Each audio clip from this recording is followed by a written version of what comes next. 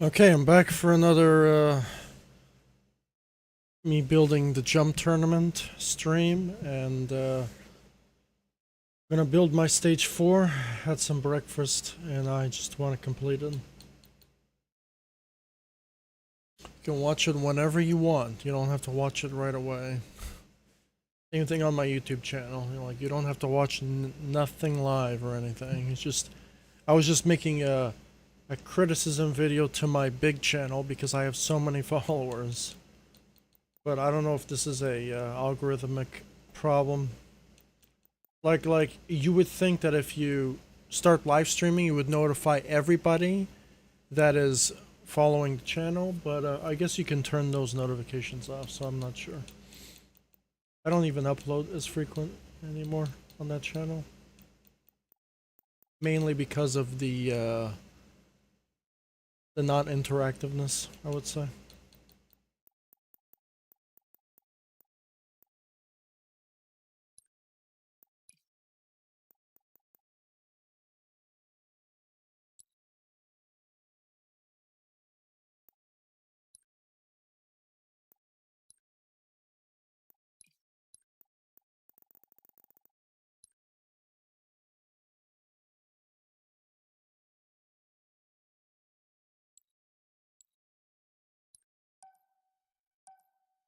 And the reason why there's a lobby thing is you can forage with your friends. Like, you could make stuff with your friends, which I think is pretty cool. I don't think a lot of games they can do that. In Minecraft, you could do that, and there's not a lot of games are like that.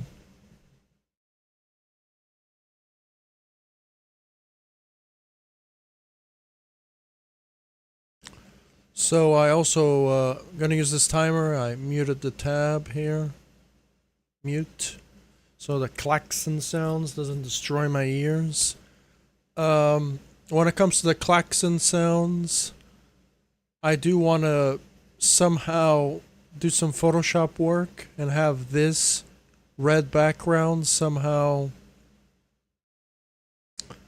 go in the background, and I think I could do that with some easily Photoshop work. Yeah. So there's going to be a little bit of some Photoshop work going to have to be done for this in order to do that. Because in the video, I'm going to have this blinking, right? So I'm going to have to script something in my video editing software. So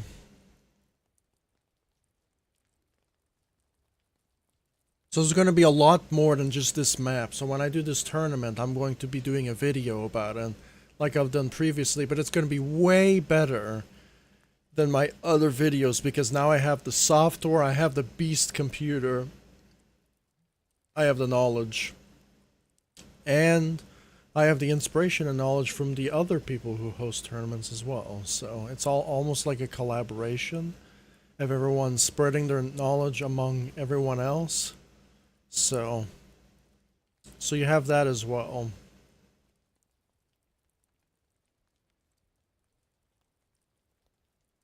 I'm probably gonna center these blue flame braziers here. The reason why it's blue frames because I don't really like the fire in this game. Not that great. So I put it the blue flame.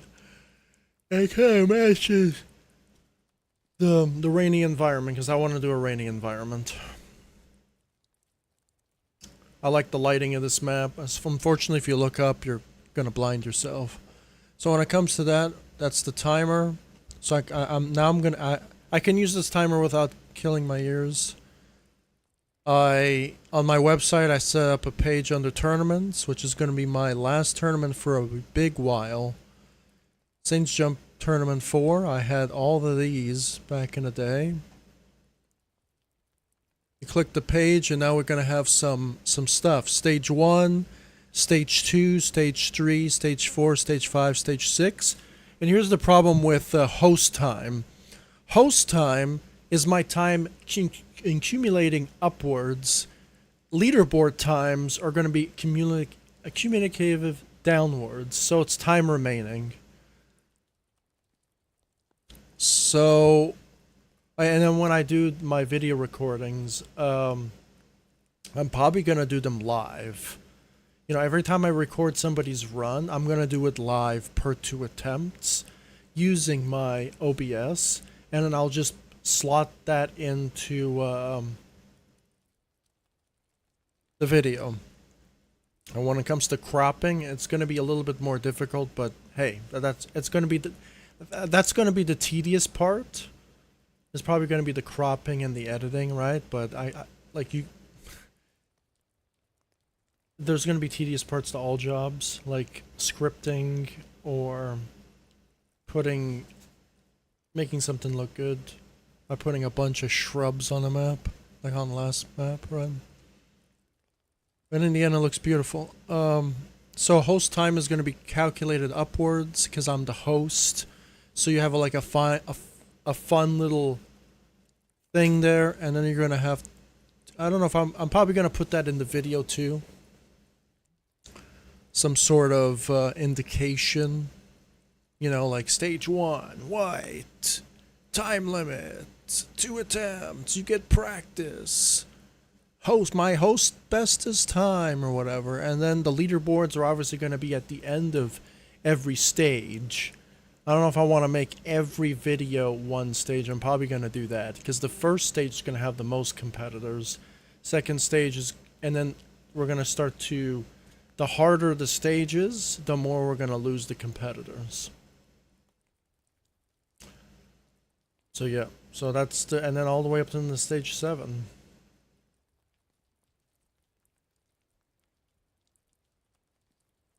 Even got a theme song for my video and everything already.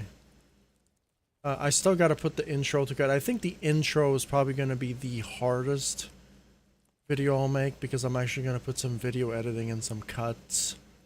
A lot of video editing. I have an idea for it, but the problem is that's going to be the most challenging part. I'm going to be doing the trailer after I built the tournament, of course. So these live streams could see how it's done and what scripting I use. Maybe that could be some knowledge to other people to use, because I am pretty good at scripting because I've come from game design background. So I understand it a little bit more, right?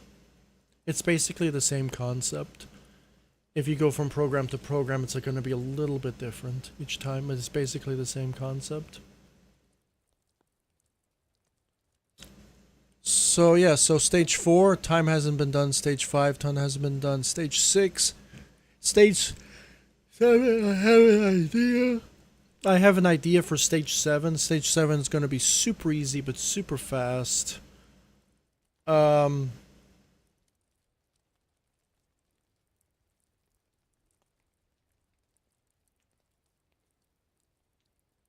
think stage 7 is just going to be like 2 basic functions. Jumping and sprint. Right.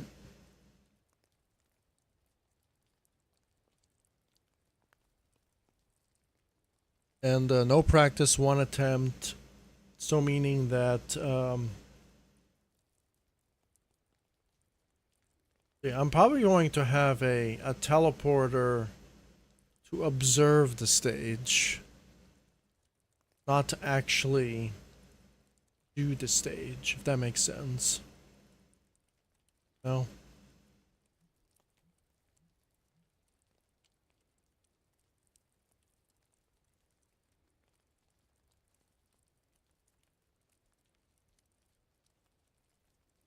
Yeah, so there's going to be 2 teleporters on stage 7. Alright, there's going to be a teleporter to the spectating platform, and then there's going to be another teleporter to the... Because no one's seen my...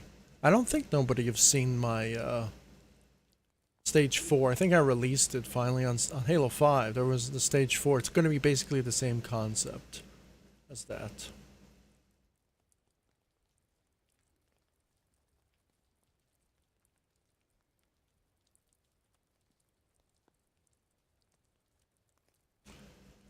Well, that's what it's going to be.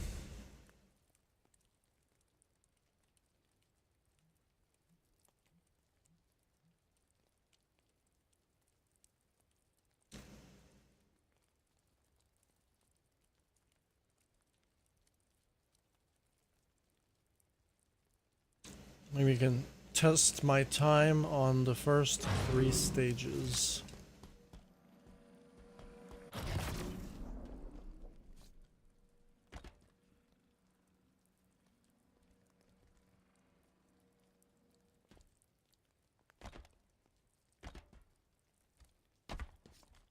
Oh, I was just on the first stage.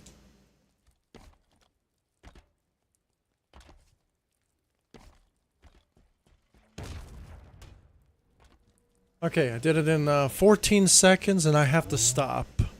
14.305 is the new time. Kinda wanna write that down actually.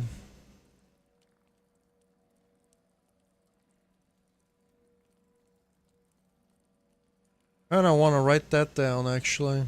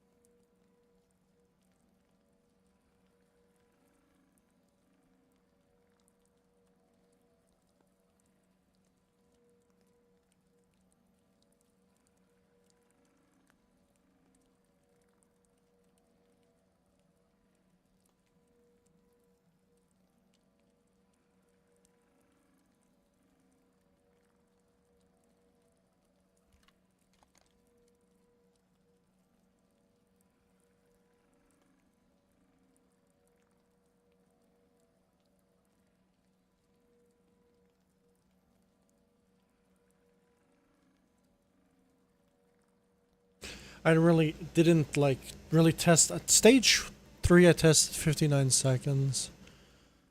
14.305. We can update that time. I'm probably not going to change it again. Oh yeah, something's going on with my texts. My number texts are all blurry. I don't know why.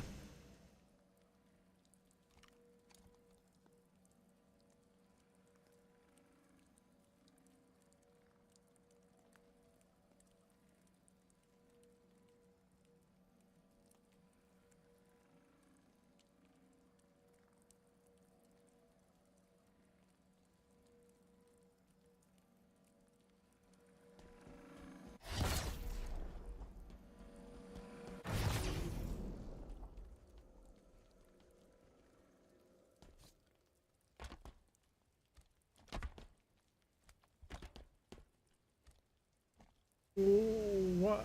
I didn't make that jump.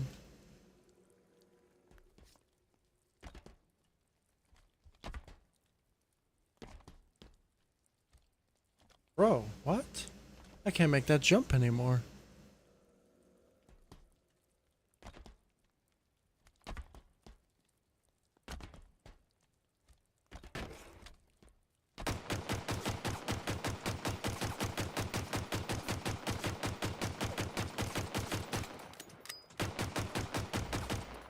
Well, that's what happens when I blindly just keep firing.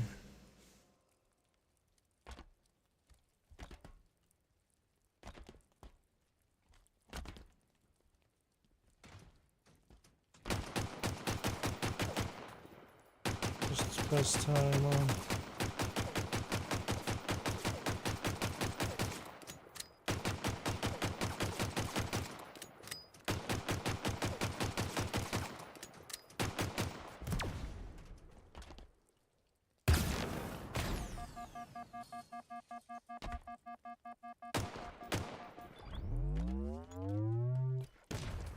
38 seconds.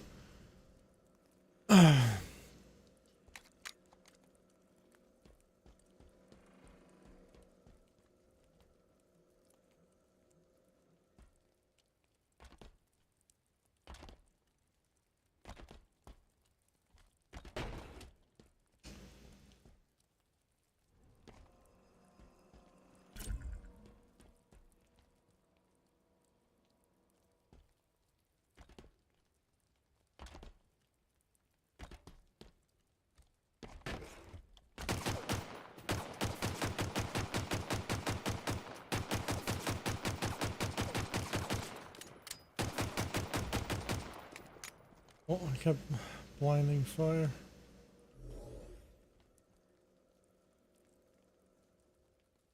Trying to go for a fast time.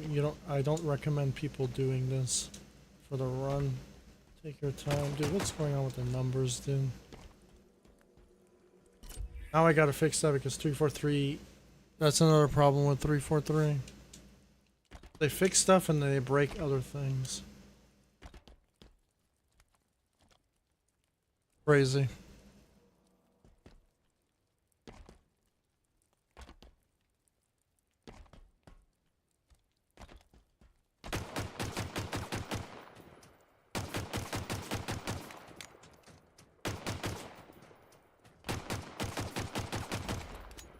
Dude. Am I supposed to know? Trying to get a fast time, an accurate fast time.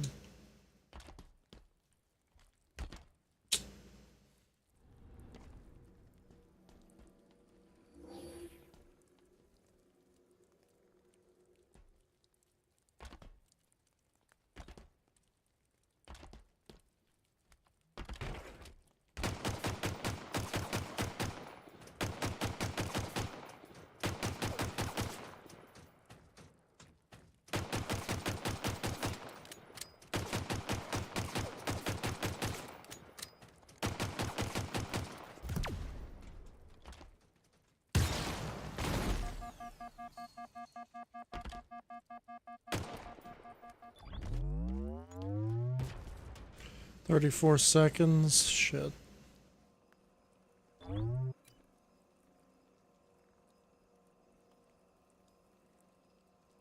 I got 33.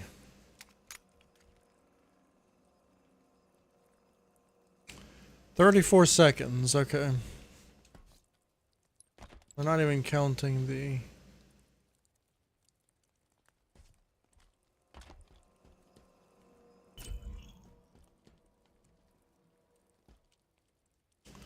It's hard to start the timer and do it at the same time.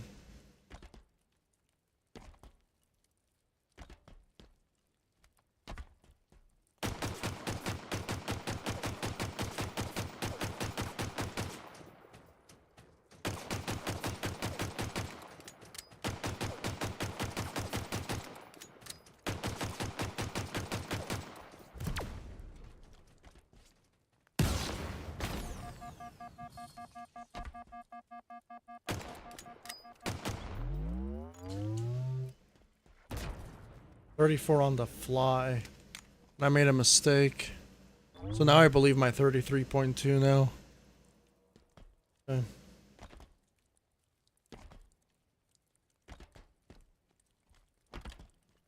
I actually do believe my 33.2 now. Okay.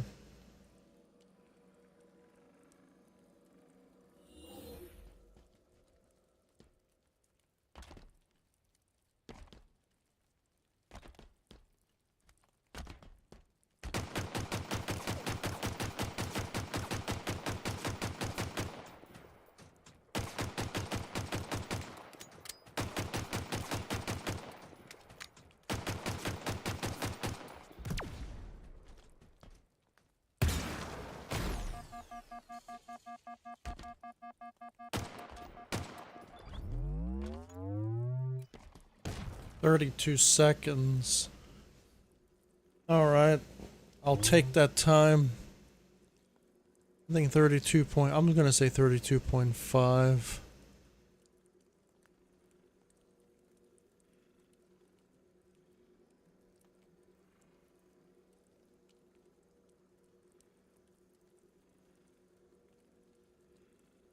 Okay, we're good.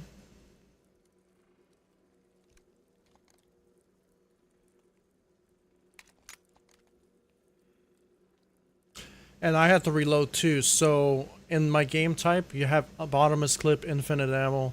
This one you have to reload because it's forage, but I do put some sort of extra scripting to refuel my ammo and to put some bottomless clip stuff in the zones as well.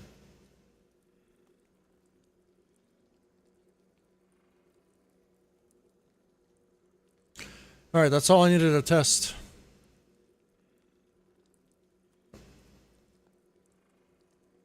We're gonna do stage 4 today.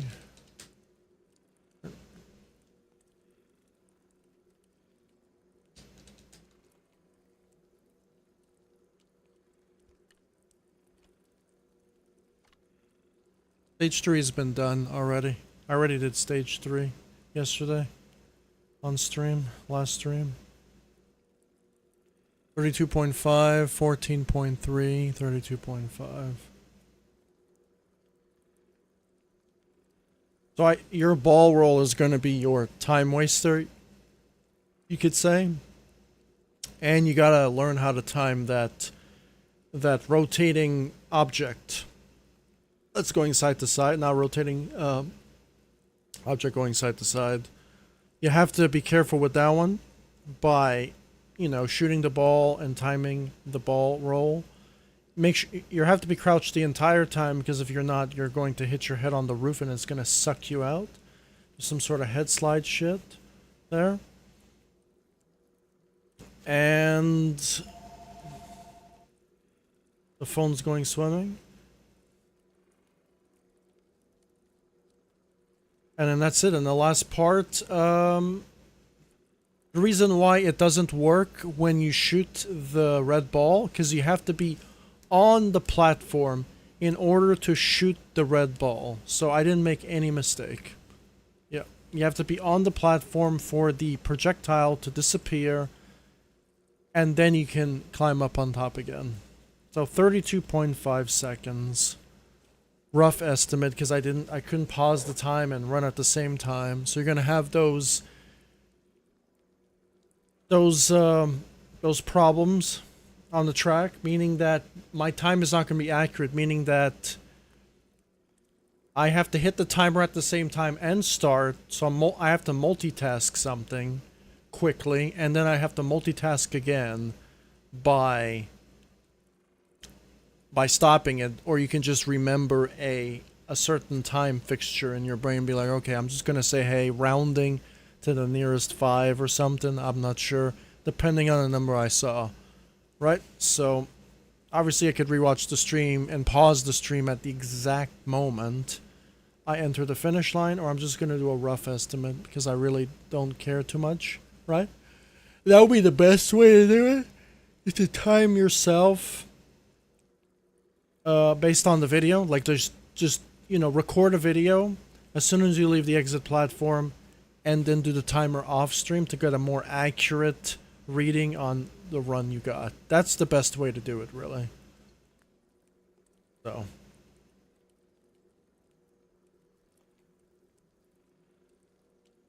I tried doing stopwatches in this game too, and when it comes to that, I think they don't work. I think they're broken, and there's no tutorials to be found on YouTube. So it means that if it was functioning, then somebody would be smart enough to make a tutorial out there, right? But the problem is you can never find it. Like, how to script the stopwatch, and you find something completely different than that. So, I mean, the stopwatch functionality would be kind, but I can never find anything on YouTube how to script the stopwatch. It's like you have a stopwatch functionality in the game, but problem is you can't see the time. Like, if I can't see the time right on my screen being constantly there, then there's no point of having a timer in the first place. You know, like, there is no point. In Trials, you can actually make a timer on the screen. With your HUD, you can program the HUD to have a timer. There's a script for that. I do it all the time on my on my maps on trials, where as soon as the game starts, the timer starts, and then when you go into the menu, the timer pauses. It pauses the time. If you had that functionality on Halo Infinite, it would be good. And guess what it is? It's only like literally one script. One script. That's it.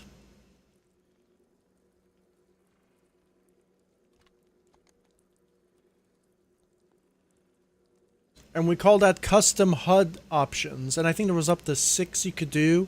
And then you can have like health bars. 2 health bars you could use for HUDs on the screen too. That's the HUDs that they gave you in trials. Like they gave you like 6 or 7 different options. I feel like if this game wants to bring out the creative concept, maybe you could use the health bar as a loading bar. And obviously you could use other things too, but I want like a visual representation. I mean, you could probably do that actually. You can probably do that, the timer thing. I'm actually going to think about doing the timer thing a different way. With a different HUD menu though. But it has to be with an equipment. The problem is, I want you to make an equipment, but you cannot use the equipment. You know what I mean? I'm actually going to think about doing a timer, actually. This is going to be challenging. I got an idea for a timer. A timer that actually works.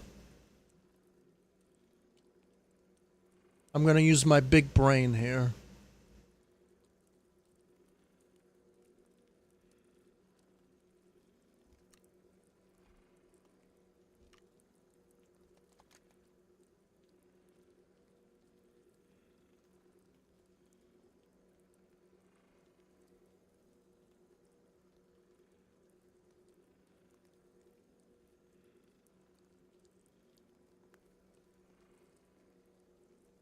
Have to update later. I have to update that thing later. I'm gonna use the. I'm gonna. Alright, so we're in Forge.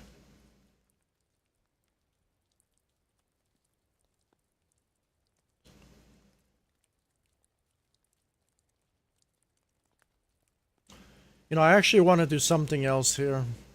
I want to do another script just to make this a little bit better. Because this is a tournament and I want things to be consistent and knowing how to do it and stuff. It would be nice to have like some sort of forecast tool here where it says like a zone, and so I can have shadows be more poignant in a certain area more than the other parts of the track. Having a shadow here with more darker shadows would give you like a third eye to tell you, okay, I don't have to look up in my surroundings. I can actually just look at the shadows of the event. Right, because you can kind of tell the shadows if you're looking down on the map. The problem is this could be a console difference, where if I'm playing on an Xbox Series X, somebody on a lower tier console won't be able to have that level of shadows or reflections based on certain objects. You could use that as an advantage, right? So that's just another tip. But I want to do something here when it comes to the ball, though.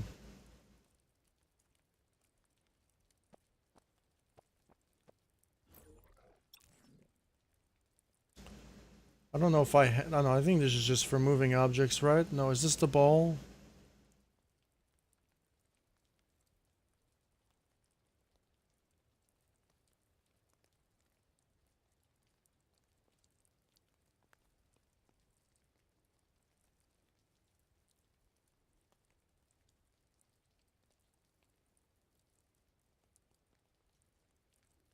So we have projectile blocker, blocker shoot, spawn, despawn.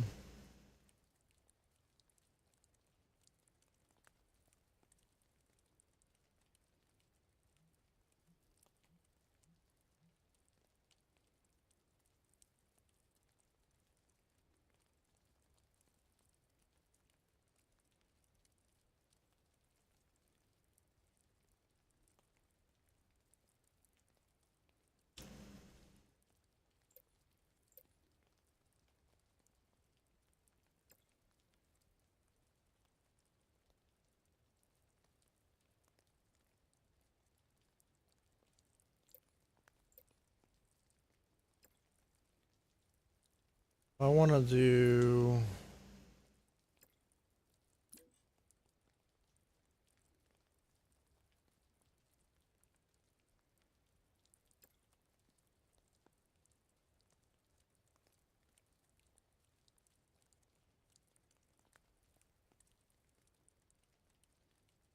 do spawn.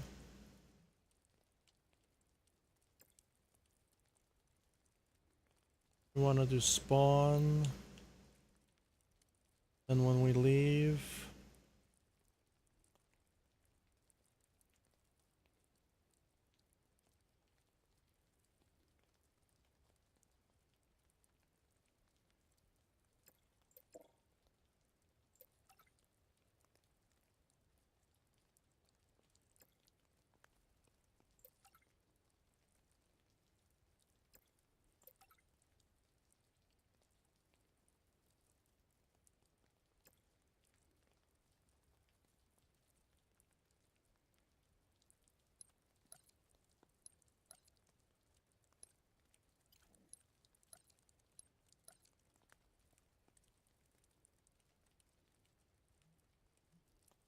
So we're going to have that, and let's look at the zone property here.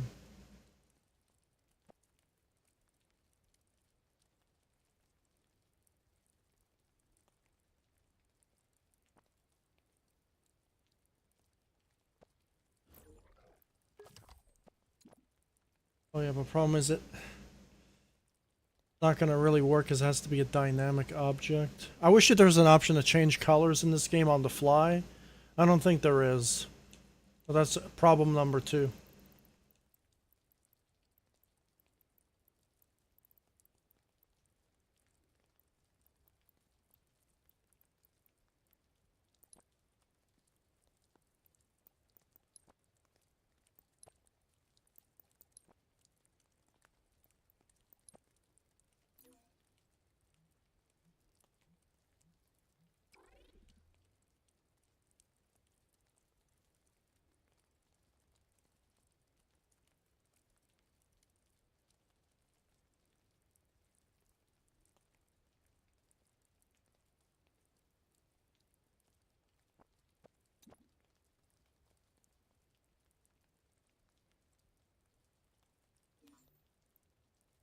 Whatever I want.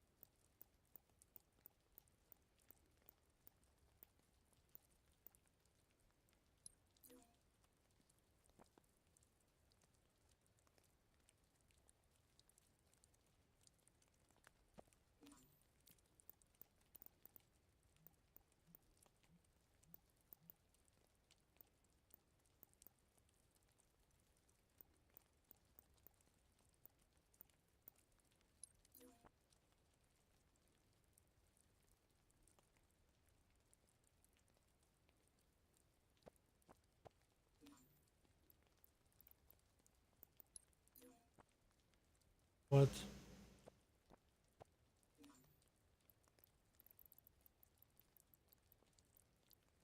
How did it change color? Or was this...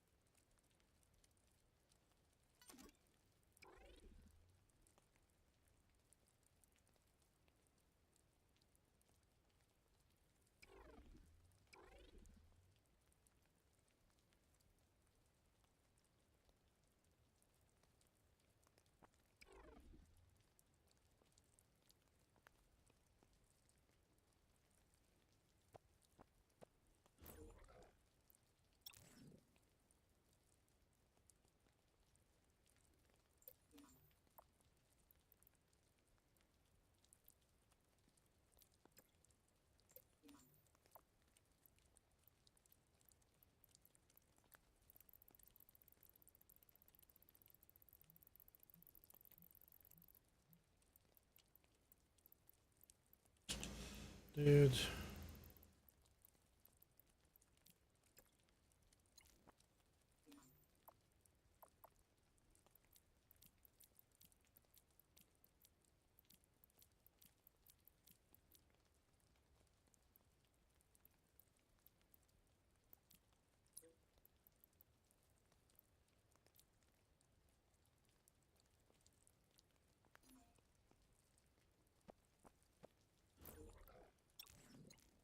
Afraid my game's gonna crash.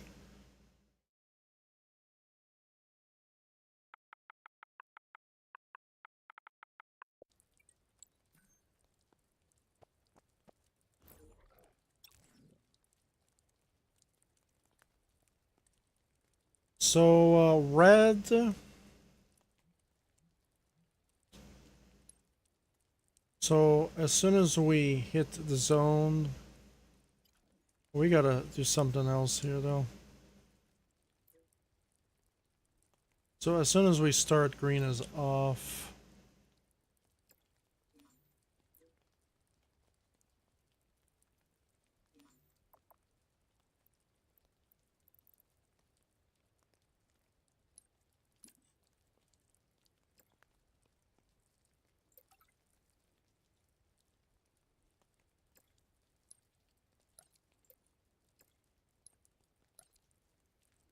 So green is off. We know that green is off. So as soon as we enter the zone, green will be on.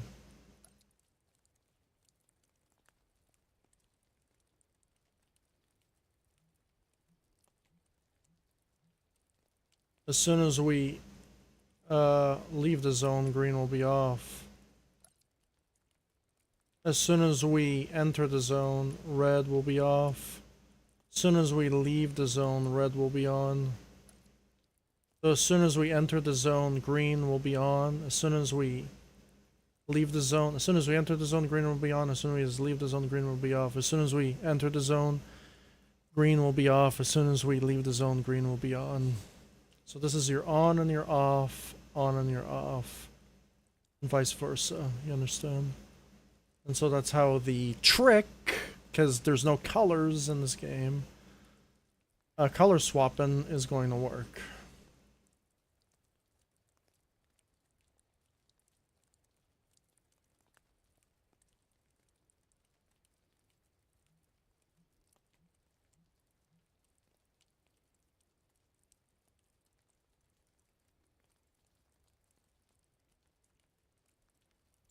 You can put this thing here to make it so it's not so conjanged.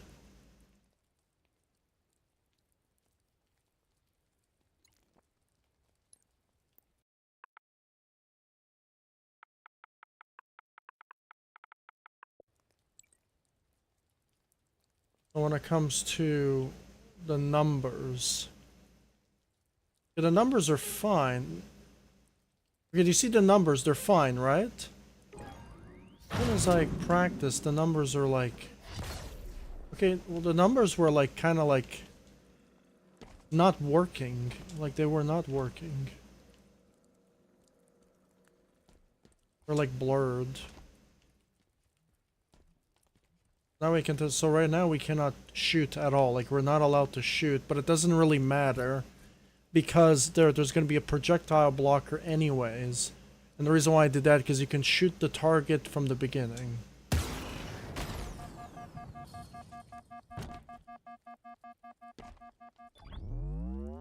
What is going on? Why is... Dude, the colors in this game are really bad, right? Are the colors in this game that bad? Huh? Bro. Why did it switch the colors? You see it's green and then it's not green. I'm gonna have to restart my forge. Because the game has a really bad bug. And that bug is called colors reset to its defaults, even though the color is set to green. So we're gonna have to like reset possibly the entire game. But we're gonna reset the map to see if that fixes the resetting problem. Because now we set colors to green. We go into the mini bar and it says the colors are green even though they're orange and white. That makes no sense. We had the same problem when we started setting up those red ball targets, where we'd say the target was red, and then it switched to green for whatever reason, which is really annoying. So we have a really bad color problem in this game.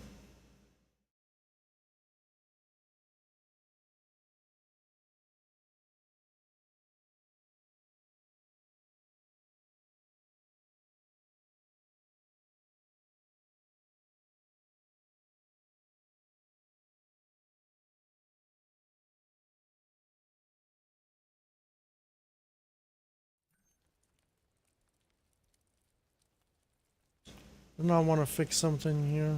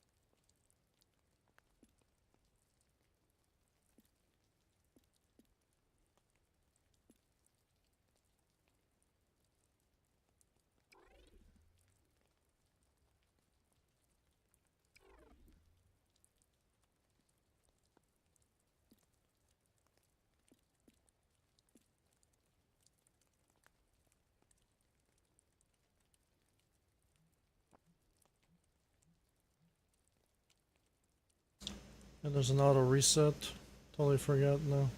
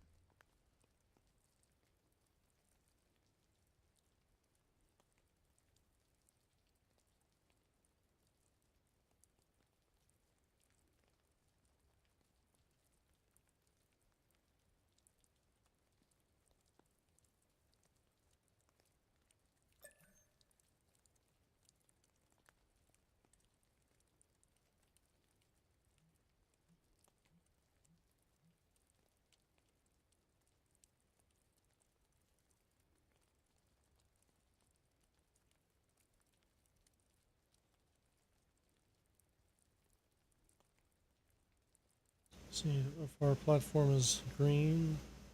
It is. Not supposed to be there though.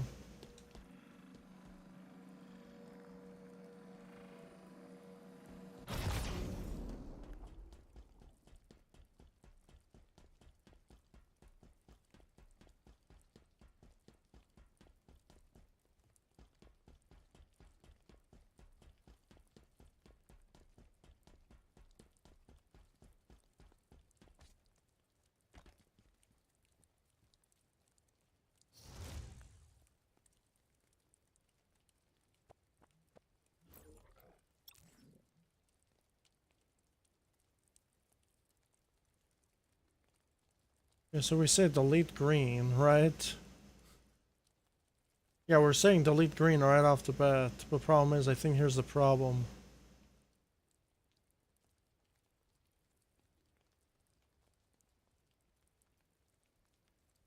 Yeah, we're spawning green. Then we're deleting green. So now I'm really confused. Yeah, I'm mega bamboozled now.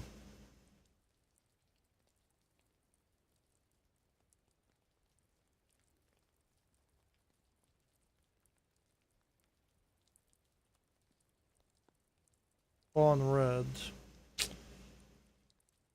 I'm really kind of confused now. Why does green... Like, we have this already on another map. That works perfectly.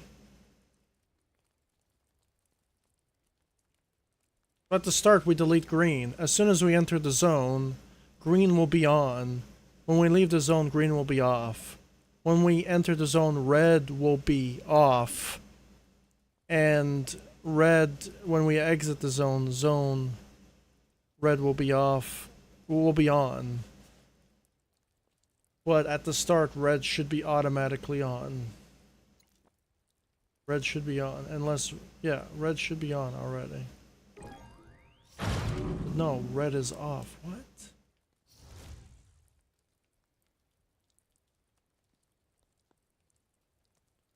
I don't get it.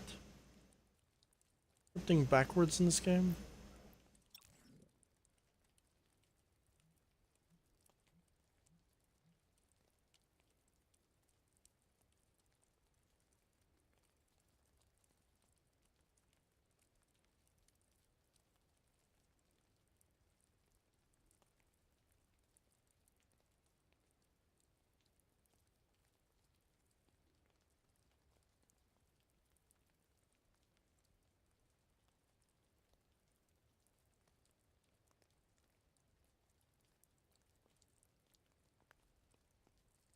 Green should not be on. Green should be off. And as soon as the game starts, green is off. Green does not exist. Red should be there. So unless there's some sort of color glitch going on again, where it didn't even... Exiting the game doesn't fix it. Oh boy, this is kind of annoying. I'm probably just going to scrap this entire script because the game's broken. You know?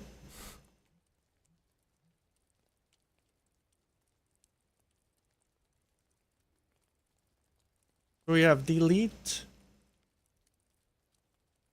We have spawn green and delete green. But at the start we delete green. And red, you know what? It doesn't hurt just to tell the game you're stupid.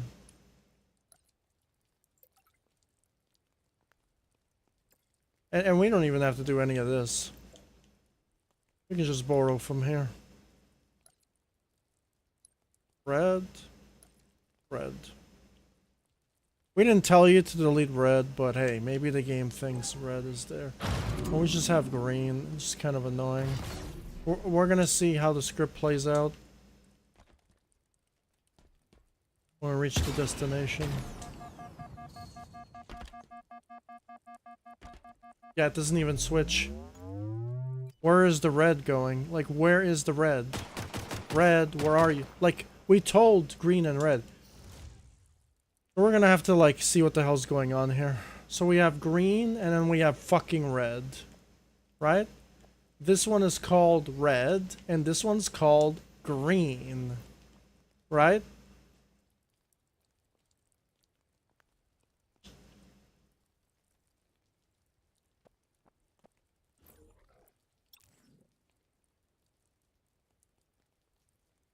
As soon as we start, we tell you to turn off green, because green only works when you're in the zone. Red is outside the zone.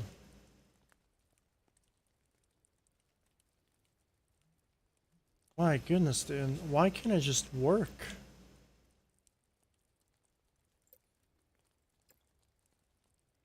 On game start, turn off green. Like, just turn off green. Green should not even be there.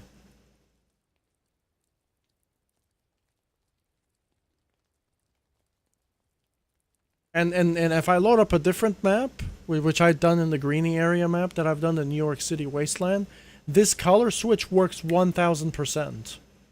And I did it the exact same way. So now I'm confused. So now we have broken scripts or broken colors. I'm not sure. I'm guessing it's broken colors, but it could be broken scripts as well. Scripts that logically make sense, but the game is so broken that the game can't just can't analyze what is a good, like, it's too stupid to know the difference.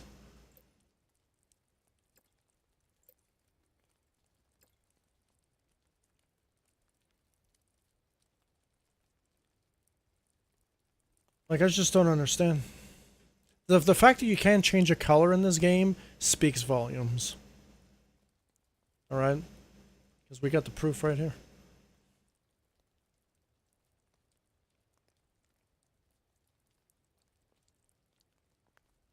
What, I guess people are too busy watching Mr. Beast drama and all this other pedophile garbage that is on the internet, so it's whatever.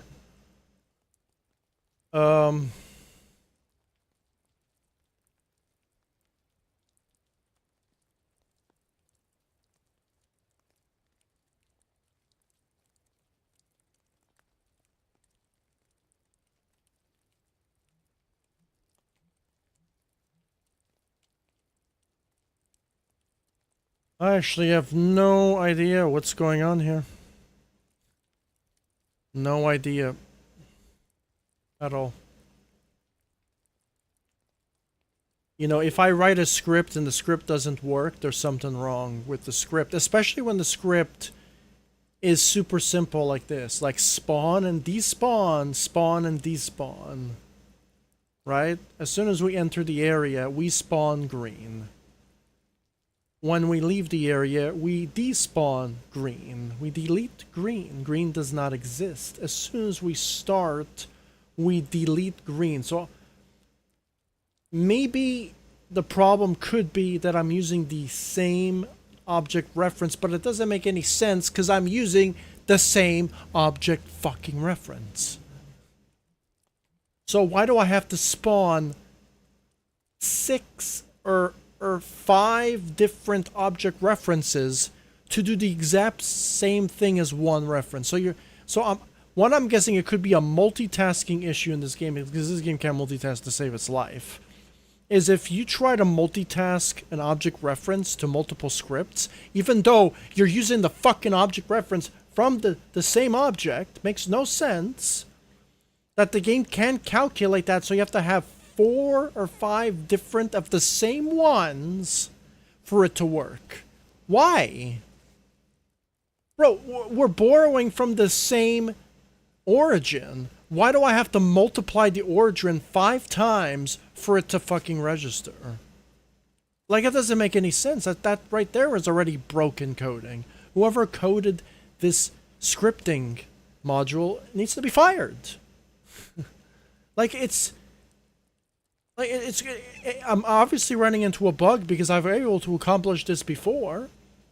Like, I just don't understand. Like this is the problem that I hate when I use these gaming editors. Like Trials, the colossal failure that it is, also had these type of catastrophic problems as well. Even worse than this editor. But at least in this one, it's much better, but then you still have problems like this. Or in Trials, where you had like a changing color script. One script, it brings up a color wheel. You can change the color. Be like, hey, as soon as I hit the zone, change the color. As soon as I leave the zone, change the color. Super simple, right? So I didn't have to do this contraption where I'm going to have to like trick the game into switching colors. But the color palette in this game is busted and it's plain. So, you know, I have to speak truth here, like criticism. That's criticism. Because now as the map editor, I'm getting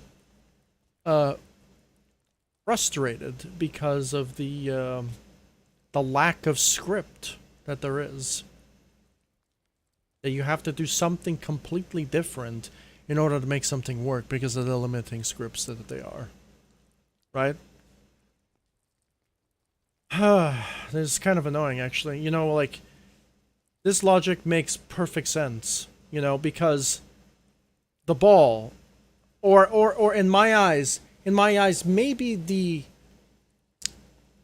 the blocks themselves are unscriptable. Even though I made them dynamic, you would think that they're scriptable, but maybe 2 streams ago, I think it was 2 streams ago, when I edited Stage 2, it was my first tournament stream, I tried to animate an object, but problem is the object would not animate. And the reason why is because the object wasn't programmed to animate, even though I made it programmable to animate. It doesn't make any sense, but there are some objects in this game that are scriptable, and they're not. Even if you set it to scriptable, the object is just bad. It's unscriptable, even though you made it scriptable. So there are certain objects in this game that just don't work. Which is horrible. Don't ask me why. They just don't work. So I think this is a object problem, because I'm now remembering about the animatable object where I chose a specific gate to animate, and I tried my best to find out what it is. So all I did was switch to a different version of a gate, and then it worked immediately. So that is the problem with this game, is 343, whoever handled Forge, overlooked the game. Like, there are certain objects that can be animatable, but then they're not animatable, even though it says that it is animatable. That's the problem. So now you're forced to use other blocks because these blocks don't work. And I think that's the problem, because the logic works. I'm not even changing colors here. I'm just spawning and despawning objects based on entering and exiting zones. That's it. That's all I'm doing. Mimicking a color change. That's all I'm doing. Like, I don't know how logical I have to be here. So as soon as I start, it looks like red is gone. Really? So as soon as I start, red is gone. But we said on start, green is gone. Not red, but green.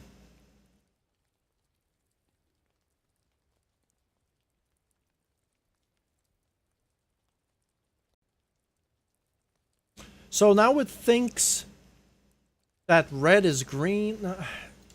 Okay, this is green, right? Yeah, this is green. This is red. Another problem again. This is the red object. This is the green object. The green object is the one outside. The red object is the one inside. I marked it red. I named it red. And I named this one green because it's green, obviously. But the game is colorblind. It's opposite thinking. Where now green is red and red is green. Like, can you make this shit up, dude?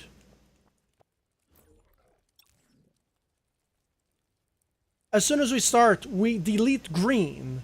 The fact that red is being deleted, even though we never told red to be deleted, is already a fucking problem. That the logic is fucking busted.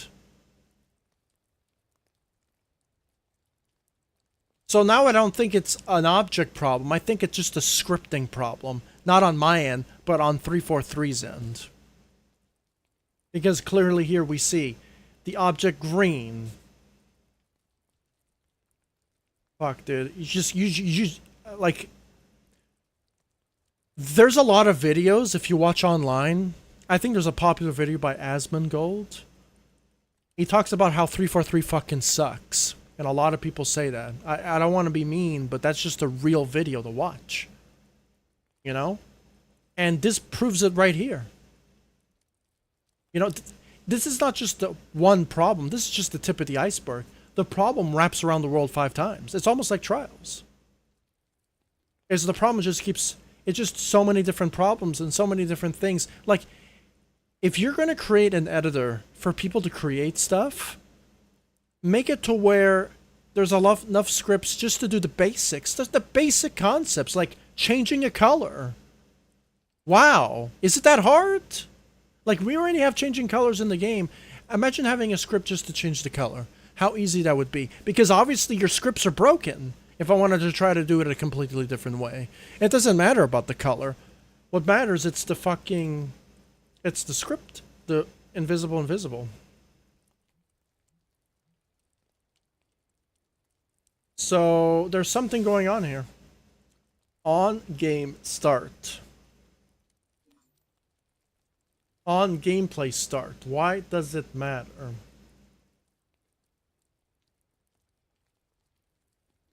On gameplay start. You know, I'm just gonna say on gameplay start because I've always used on start, but that was before the update, so maybe it broke. We're gonna see. No. Oh, dude.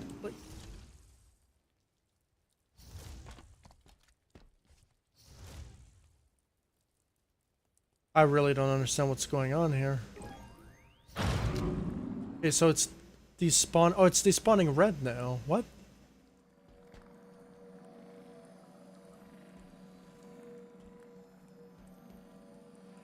So that was the problem. On game start doesn't work anymore. On gameplay start now doesn't work. So you know the difference between on game start and on gameplay start is on game start as soon as the game starts and something has to happen. On gameplay start is after the intro and the cameras, then the scripts start. It's basically the same script, but I think what it is now, the newest update did, is on games. So all of my other maps I think don't work anymore. Yeah, I think all my other maps don't... Actually, they do work, because we tested them out, but... I'm really confused now. I'm super bamboozled now.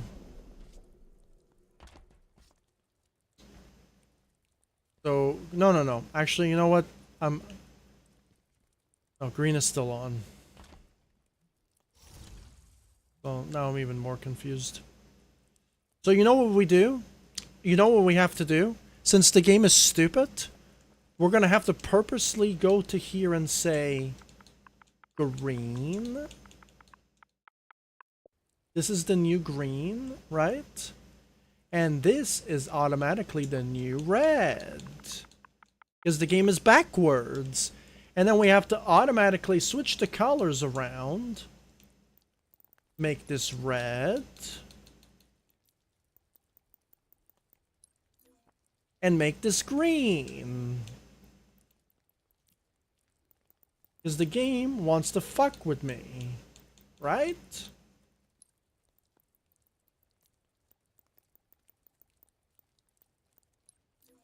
Just embarrassing.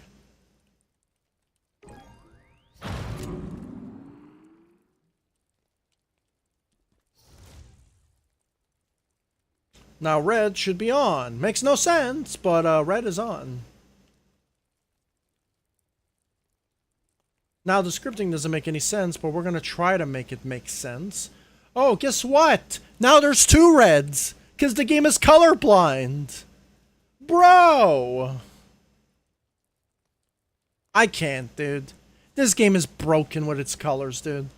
This game is absolutely a shit show, dude. I just can't do this anymore, dude.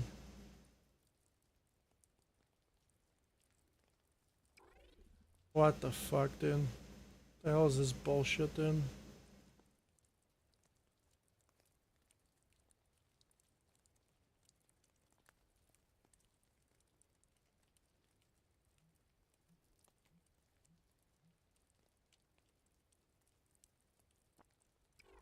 I can't. Oh boy, why are the colors messed up?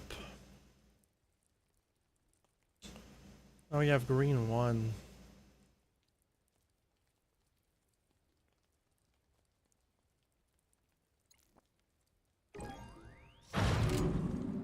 Okay, we're gonna save. Really annoying, actually.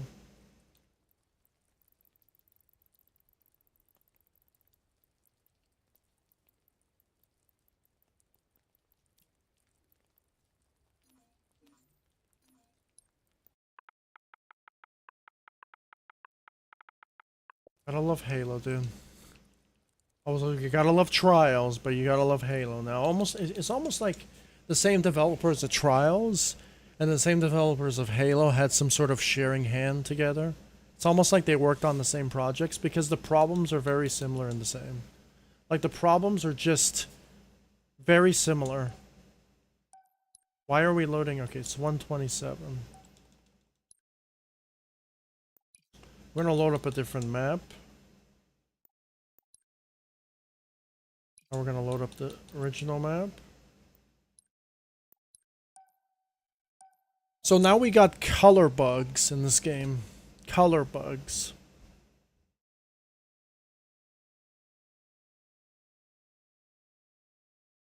And logic problems too.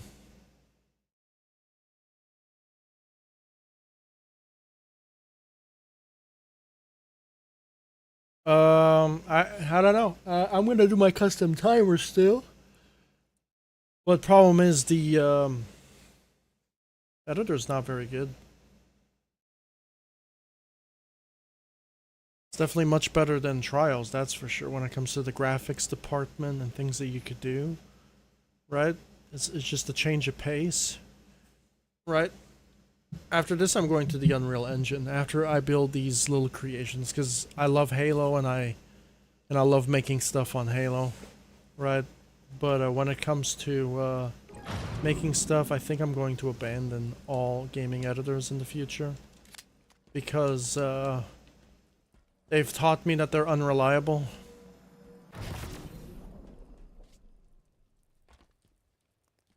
Okay, so now red is on, right?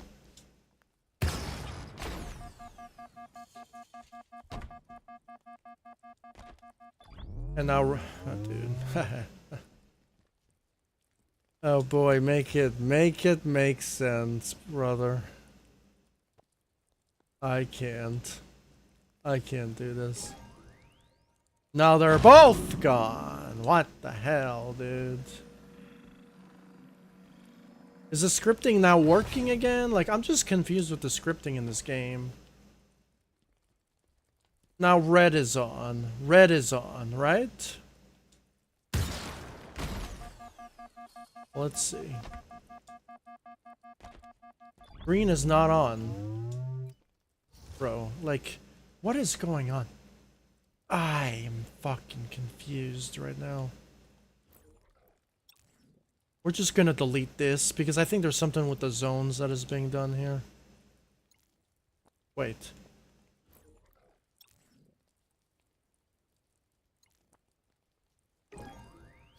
So red is on.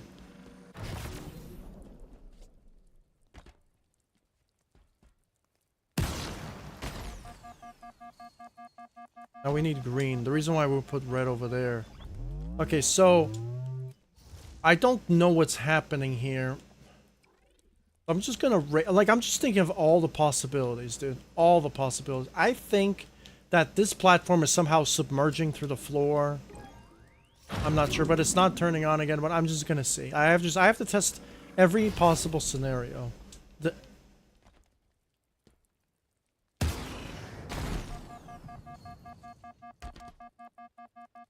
Okay, so green is not being turned on.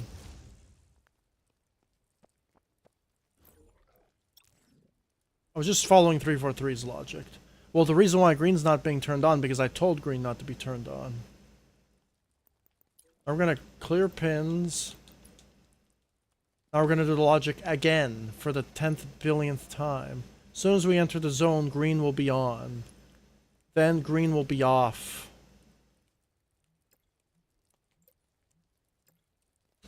As soon as we enter the zone, red will be off.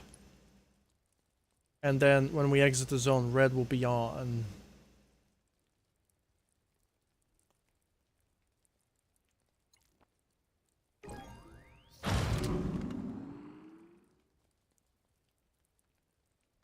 What? What's going on?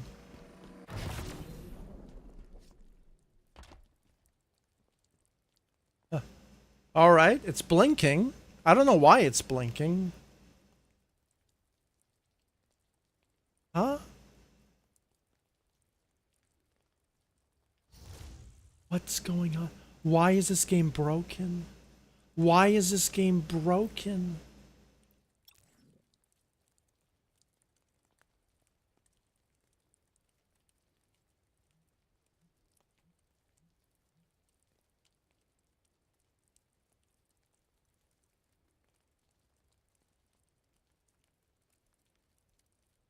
The object is obviously the player. I'm guessing. Yeah, we set the player. So we know the object is the player that triggers the zone. But now I think the update screwed it up to where the object themselves is in the zone? Bro. That is really dumb. Or we're gonna see if that's the problem now. It never used to be a problem. That is... Why?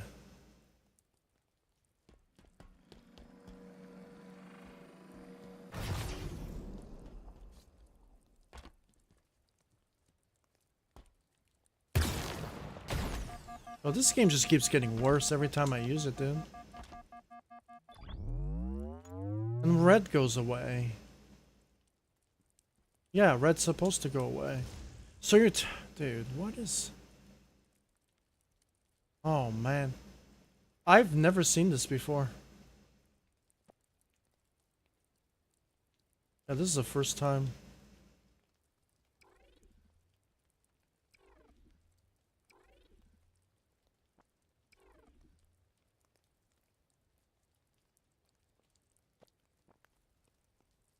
So you're telling me that if these objects are inside that zone, then they do not work. That's news to me. Because I have done this before, and I had no problem with that on my previous map. I'm actually now curious to try out my previous map to see if the logic is working. Because in my video, the one I did on YouTube, I did the same thing, and the zone is going right through these objects. But maybe they're not. Maybe they're not going through these objects, but I swear the first one was like that.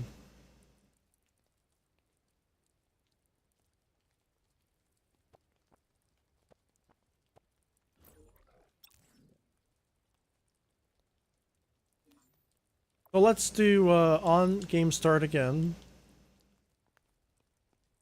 Delete object. We want to delete red, of course. No, we want to delete green. We want green to be off right at the start. It doesn't, dude. And now I'm bamboozled now. Alright, I'm gonna say, does the game start... Okay, green is off. Okay, so green is off, okay. I just have to find a billion different workarounds for things to work. Red is off and green is off. When we leave the zone, green is off and red is on.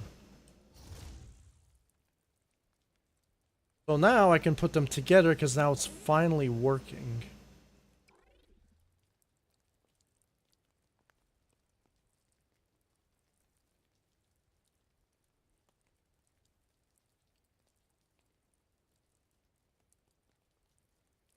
We can have our X-ray vision to align.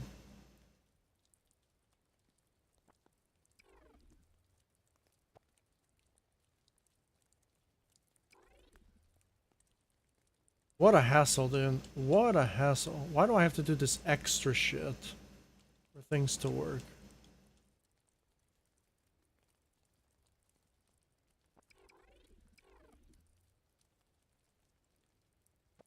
But apparently if you offer your criticism, you're mean, so...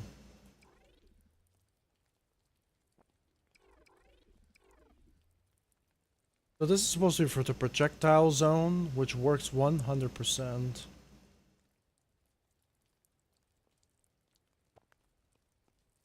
But then, I think what the update did is that they said volume the object. And then that's when I started to think, be like, okay, what happens if the zone is now interfering with the script? What happens if the zone is interfering? And the zone was interfering, and the reason why I figured that out is because volume object. This volume object did not exist before the update. Right? Because obviously the volume object is the player. So when the player in contacts with the zone, the problem is the script is so bad in this game, you can't tell what the volume object is. Is it the... Obviously it's the zone. We're interpreting that as the zone. But what triggers the zone? Well, what triggers the zone is the player. So you would think the only thing that triggers the zone is the player, not the individual objects that you're trying to script. But here's the problem. It's now the objects and the player. Anything that has interactions is now triggering with that zone. I also had this problem with navigation points as well. If I have a navigation point in a zone, it doesn't work. So that was also my second conclusion of, well, what the fuck is going on? So now it actually works. We have a color-based system with all the errors. So this is almost like the best type of tutorial, because it's not a tutorial, but like if people, I'm probably going to change the title of the stream to, you know, stage 3, or no, stage 4, color palette stuff, or color logic, and timer logic, because I'm going to do the timer logic. So we know it's 128. It's at 127. So now we got the color stuff to work. Now we have a visual presentation. The spectators won't be able to see the color, right? But the player is going to see the color. Now, if you use machinima mode, which you should be using machinima mode, then you can see all the angles you want.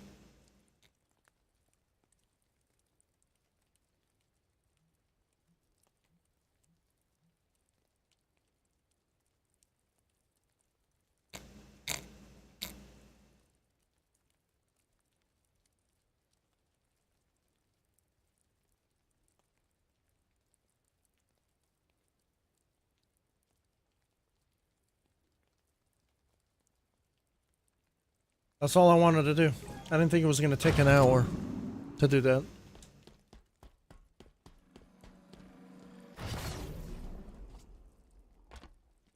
So now we know. Now we know the problems of the editor. So green, red.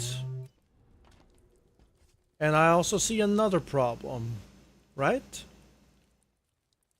The starting platform right here is floating in the air, and this is floating in the air.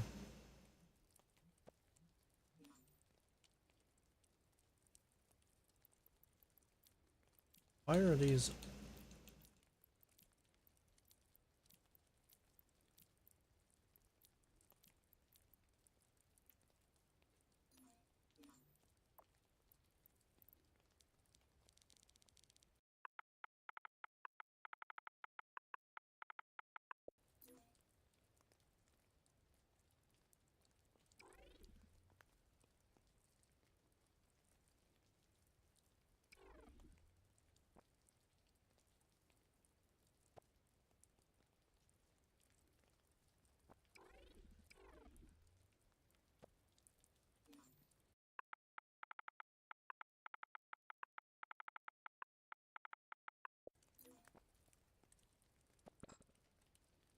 Copy it because we can multitask. Can multitask scaling. Magnets don't work. Very nice.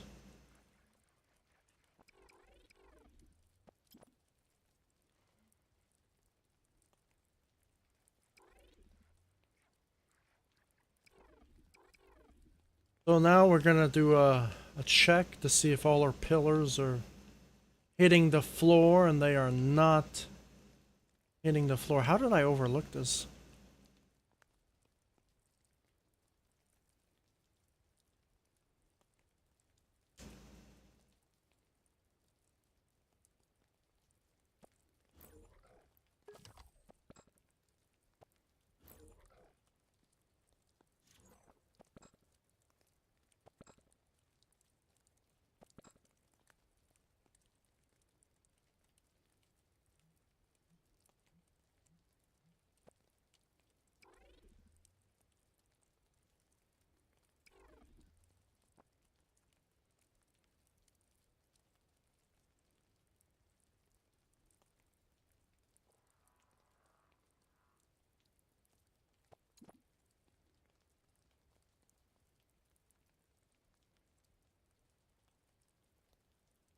We don't even have to put this in the center. We can put it in the back.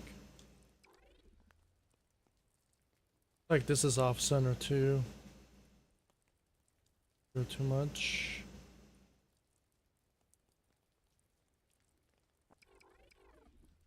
All aesthetics now.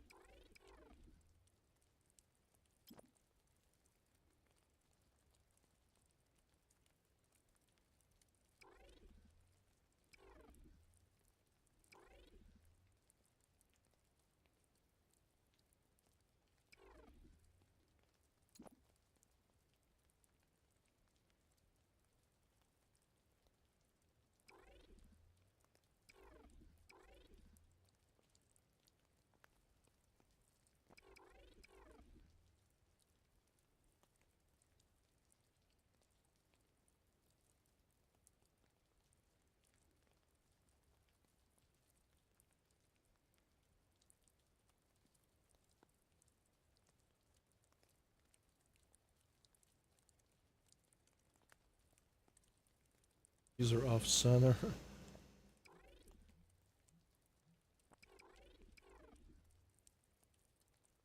Very first stage.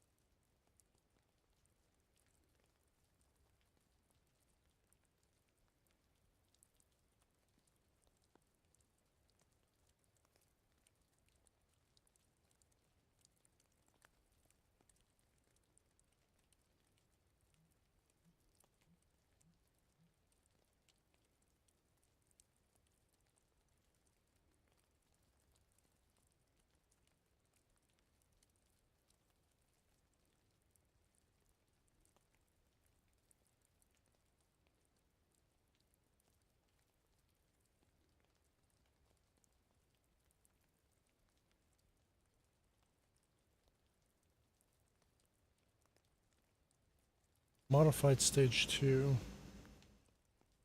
I didn't modify it, but I just made it a little bit different.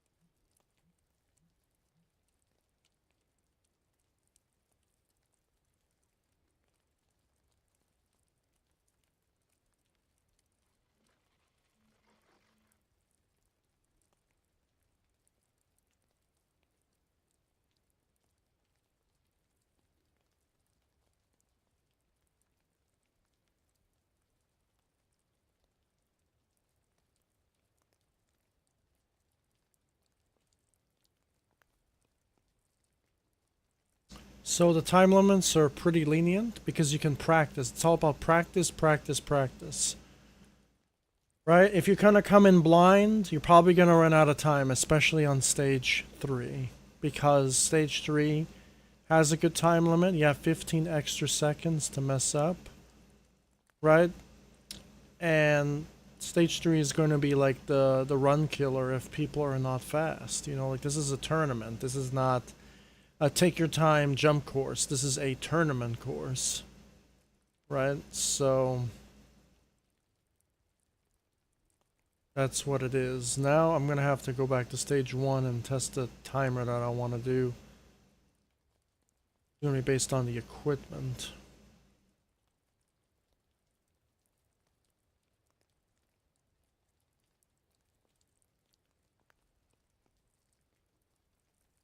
Stage CP, so what is it? Timer 1.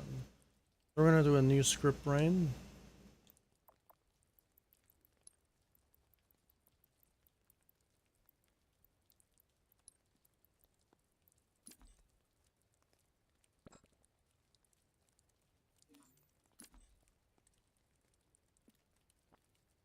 And I wish you can hide this HUD, because the reason why I keep it on, so I know my rotation snaps, right? Okay? Because the rotation movement and rotation snaps are a must. I wish you can just keep the rotation snap and delete the how to, all the buttons, you know what I mean? Because what I want is the rotation snap. Unless it tells me down here. No, it doesn't, you see? 60, 90. I'm trying to see if it tells me anywhere else. No, it doesn't. You can't see it. It's blocking my camera. But when I switch stuff, there's a rotation snap.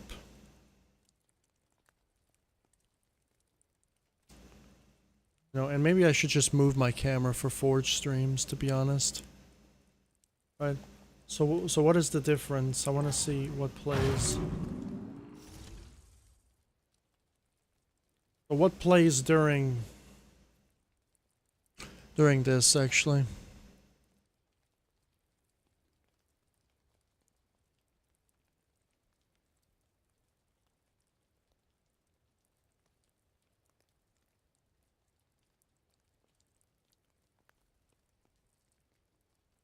So you're probably not I'm not blocking the HUD every time I'm doing rotation snap.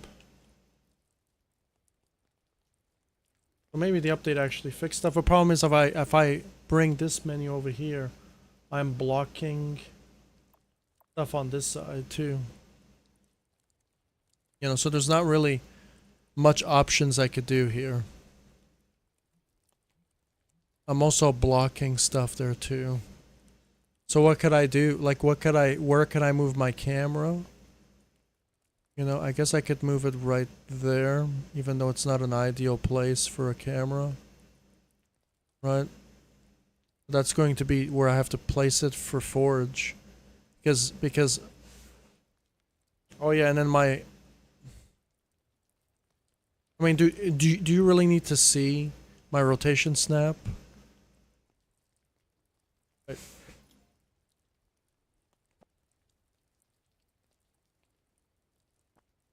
You really don't need to see my rotation snap.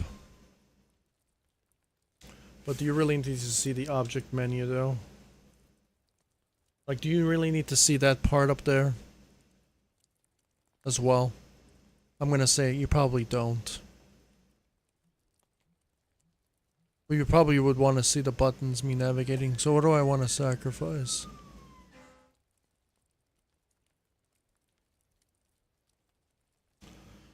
And when it comes to like the remake tab thing, what I'm remaking, I guess I could shrink this a little bit. Put it over here. Problem is, what is that gonna block? I have to go to the menu here. So we're blocking the radar.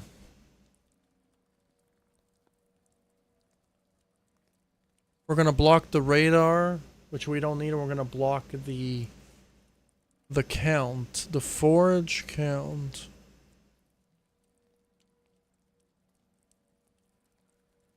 At least we have the percentage visible there.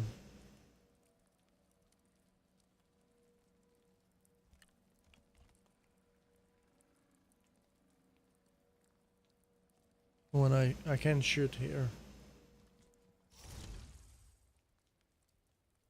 They're just doing some adjustments on OBS. Okay, so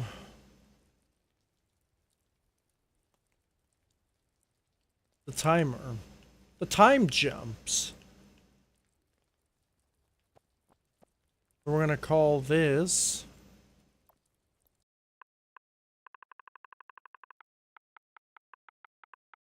S1 timer.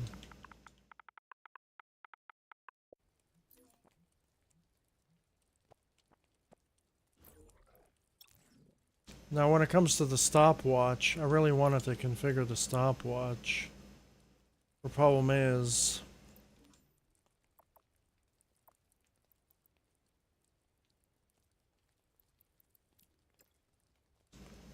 stopwatch is kind of tricky actually.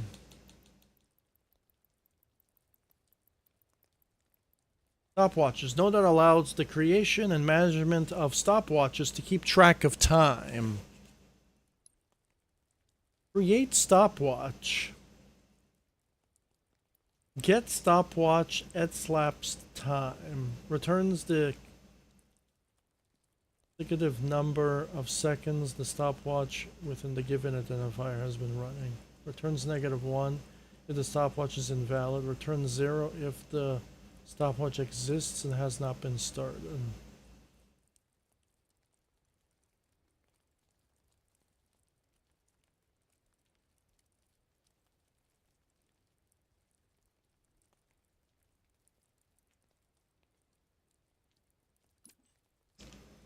So getting the stopwatch time though.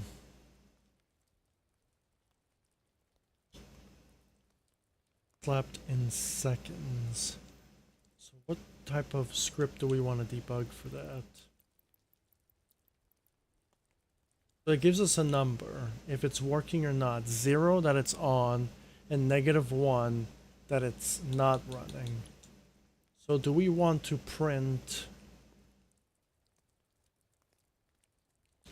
We want to print a number to the kill feed, because it's going to print a number. That's what I'm guessing.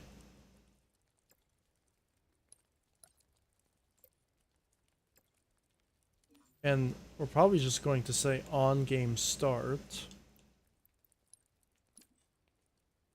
Make this work. And obviously we're going to have an identifier. An identifier is a name that matches all the scripts. So the script shares like a link between all of them. That's what the identifier does. So anything that has the same basic concept, same name will work on all fronts. So we're going to call our identifier S1 timer. But we can't do that because we already have something called that. So we gotta stay.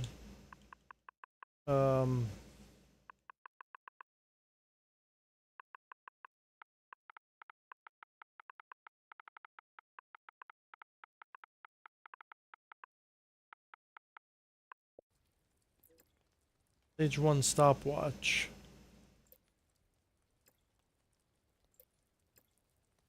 Now when we create the stopwatch though, we need to create the stopwatch first before any of this works.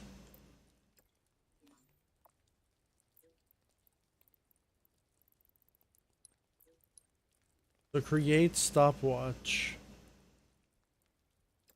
on game start. Start immediately. Yeah, just start immediately because we're testing this out. And then the identifier is going to be our identifier. So now we're printing, and we gotta print a number to see if the clock is working. The problem is, here's the problem. If this is a clock, don't you need a constant interval trigger for it to work on game start? So you probably want to do every n seconds for that.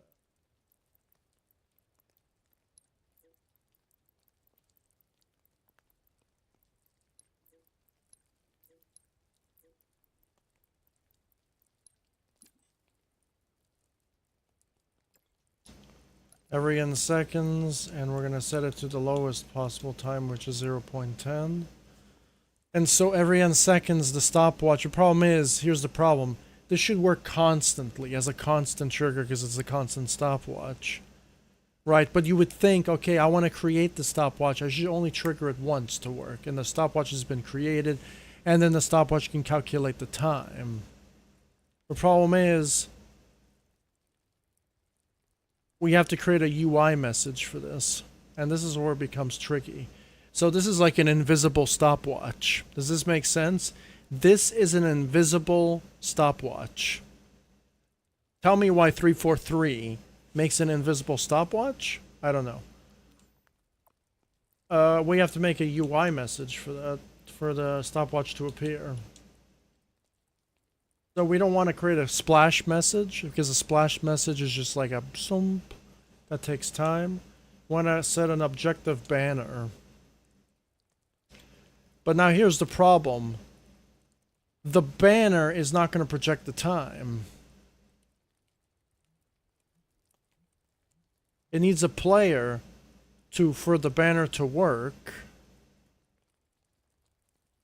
And it needs a message, and the message cannot be the timer. Does that make sense? So now we're at a crossroads here, where the stopwatch...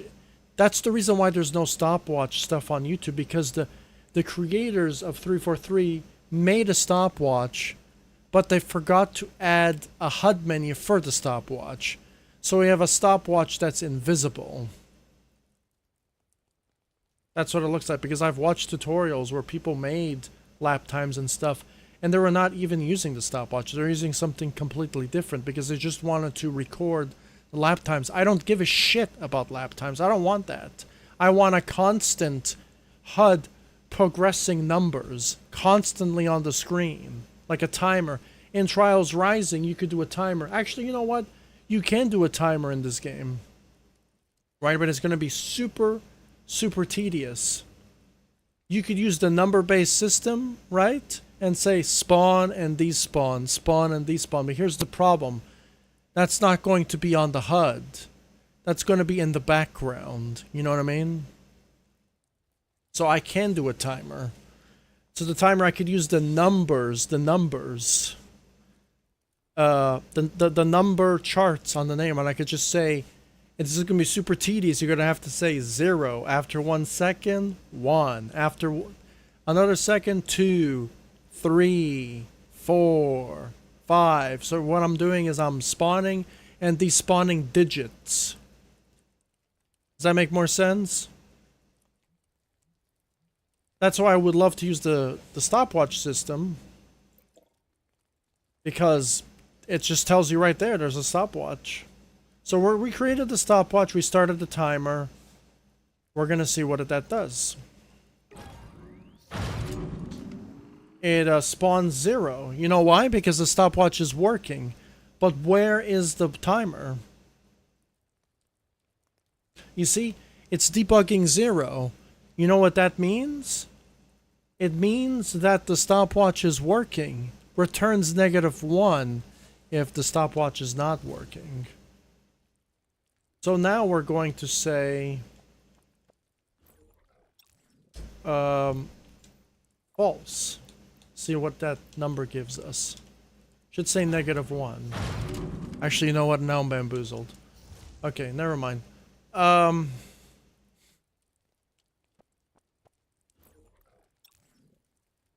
Okay, well, that's not what I wanted to do. I just wanted to test the stopwatch. So the fact that there is no stopwatch tutorial on YouTube for this tells you that the stopwatch is broken. So that's great, 343. We made a functionality that does not work. That's invisible. That it works, but we can't see it because there's no custom HUD. So the other timer thing would be acceptable is having numbers to count down. But that's gonna be so fucking hard. So stupid to do. So tedious. Like, do I really want to spend an hour trying to script a timer in the background that says, okay, it's 0, 0, right? And then we're gonna say, we're gonna despawn 0 and spawn 1. Then we're gonna despawn 1 and spawn 2. Then we're gonna despawn 3 and spawn 4. And then we're gonna despawn 3 and spawn 5. Or despawn 4 and spawn 5. And despawn 5 and spawn 6. That's how you would make a timer. And you would use every n not every n seconds, but you would use you would start and then you would have to use the wait n seconds. So wait n seconds would just be a second. So in 1 second something will spawn and despawn. After another second, spawn and despawn. After another second, spawn and despawn. And then after 1 minute you'll have the one main one to start. And then after 2 minutes, 2 will spawn. And after 3 minutes, 3 will spawn. And after 4 minutes, 4 will spawn. So that's how you create a timer. If you wanted to create a timer in Halo, that's how we'd be able to do it. And then you could probably use the follow player logic to make sure the object follows the player, and then you have to use some sort of mathematical coordinates to adjust the position of where your numbers want to be on the screen. So you can have a following timer if you want. But then that doesn't really look good because now you're going to see players with the following timers everywhere. You know what I mean? Whoever enters that zone will be looking super awkward, right? But that's one way to do it. But that's just too much work. That's the reason why I never wanted to do it in the first place, because I'm not going to script a timer for an hour and just go individually have a timer like that, right? Even coding. Like if I want to write some sort of code in a professional program, that would be easier than to do it that way. You know what I mean? But that's going to be your workaround with the timer. But I'm going to do something else that's actually even better that appears on your HUD. So I saw somebody made a jetpack tutorial on YouTube, right? And as much as I want to put that into my jumping tournament, I probably... But here's the problem. I don't want you to use... Okay, so I'm going to use it. But problem is you're probably going to have to use a button, though. But I don't want to do that. So I'm going to bring up a script here. Right? I'm going to go to my website here and go to tutorials and go to script photos. And these are all the scripts I gathered. Mainly most of them from the jumping community, from Smokey and all the other creators. And then some of them I got online and some of them I actually made. Most of them I made. So this is the script here.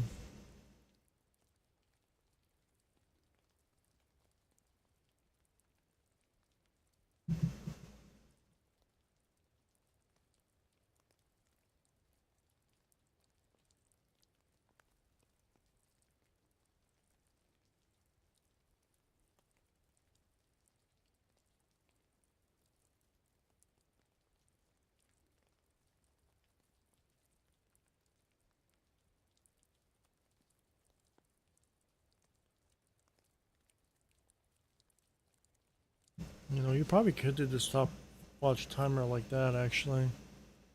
That's for each player. When you enter a zone.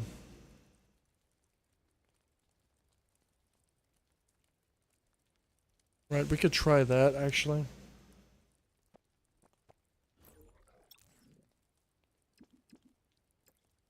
Yeah, let's just try that, actually.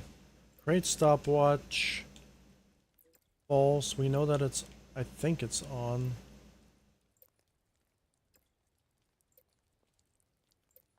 right? We're just going to write on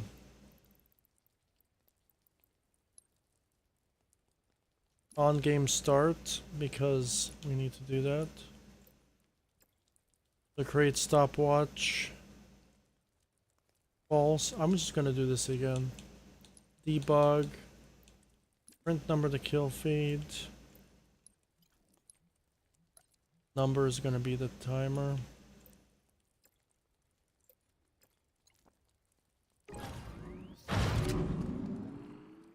Says 0. I mean that it is on, right? What it tells us, but I'm not sure. I'm just basing it off to what the script was telling me. So as soon as we get inside this event, we're just gonna say for each player, wherever the hell that is. I'll be in players. All units for each player.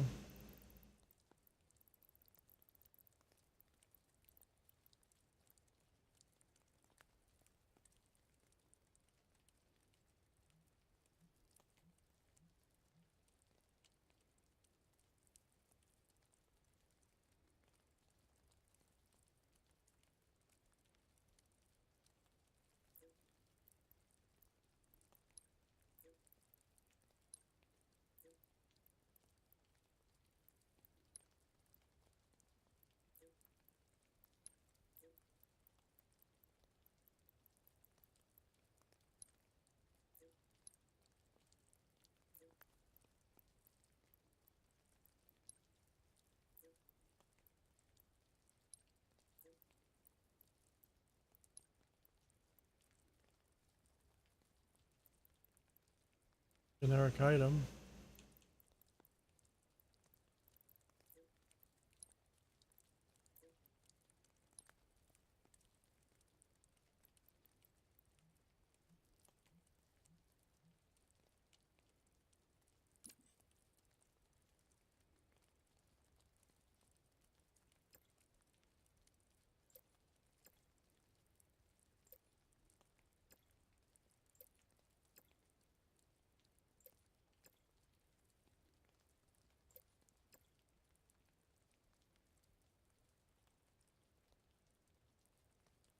We want to give the player equipment. I'm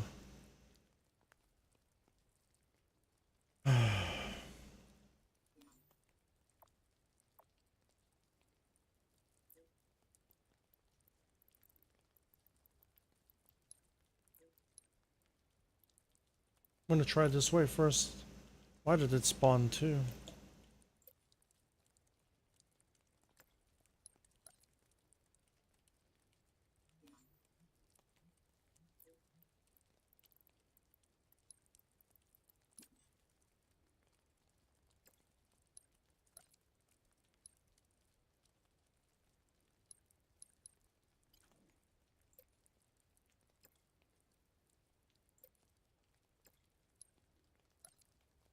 I wonder if this works though. If I can set it up like this.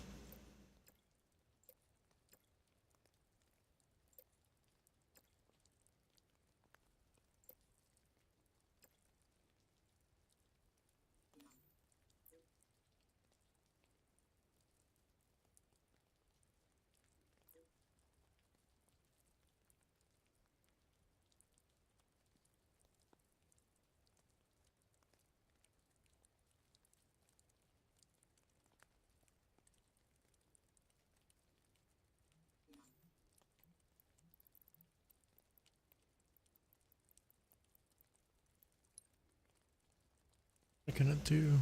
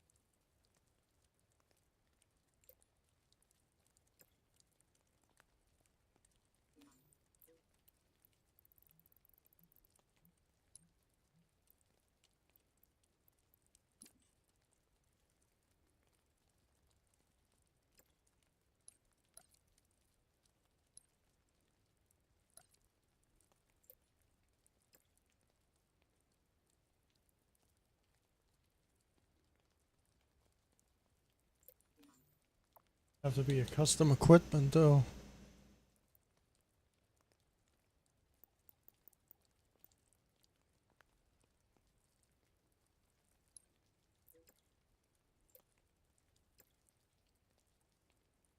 We don't know the equipment type yet.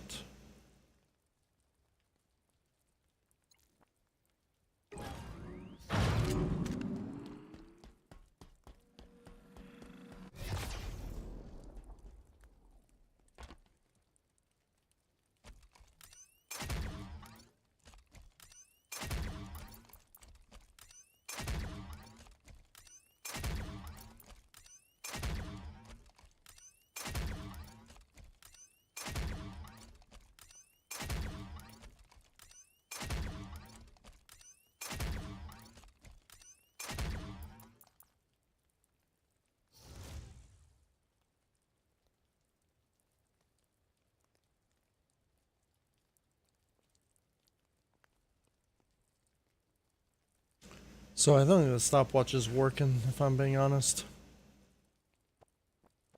Stopwatch is just not working. But that's not what I wanted to do. We're gonna do this.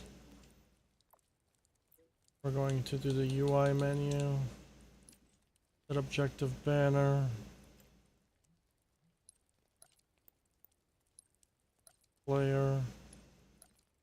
Create stopwatch.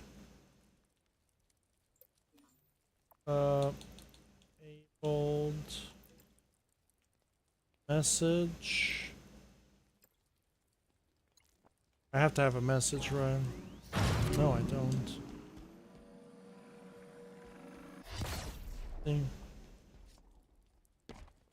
No, the message is not popping up.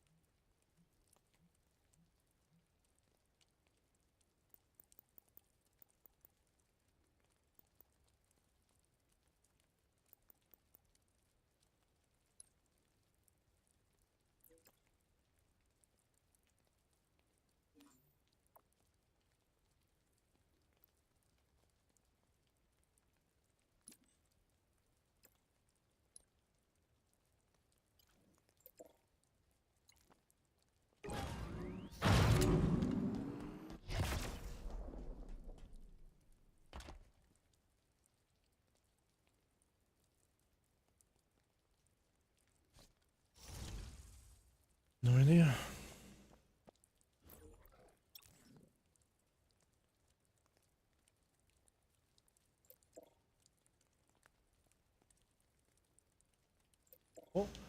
We're gonna have to scrap that. If there's no tutorial on YouTube, it means that there is something wrong with the script. What was the... Alright, so I'm just gonna do it the original way I was going to do it. That works, because I tested it out already. Okay, so when it comes to equipment, I gotta see what equipment I can be used. Alright, so we're gonna have to do certain things. Certain things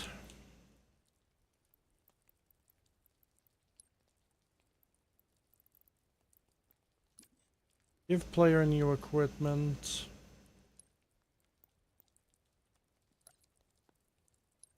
Current player. And the equipment type we want is, let's just see. Drop wall, we can have something that's like already pre-configured. Or we can have a custom equipment.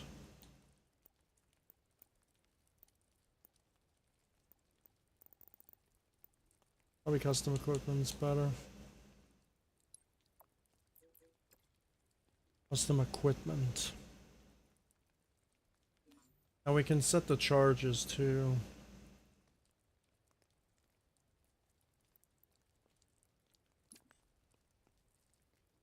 Always refill the equipment, but what does that mean?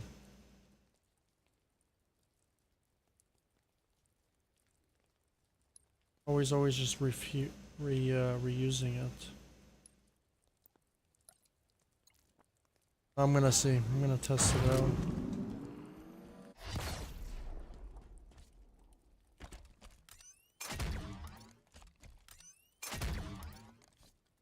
So, looks like we don't want that.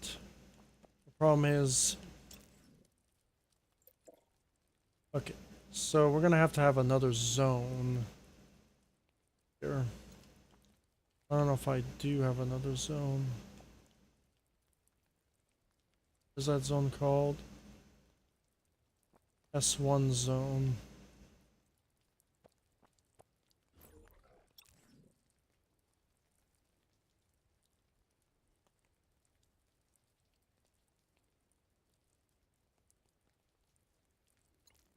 We can go to this script actually for that.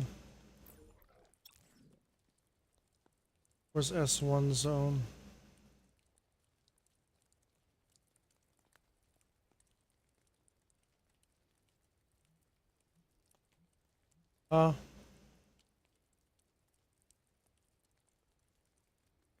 What happened to our identifier?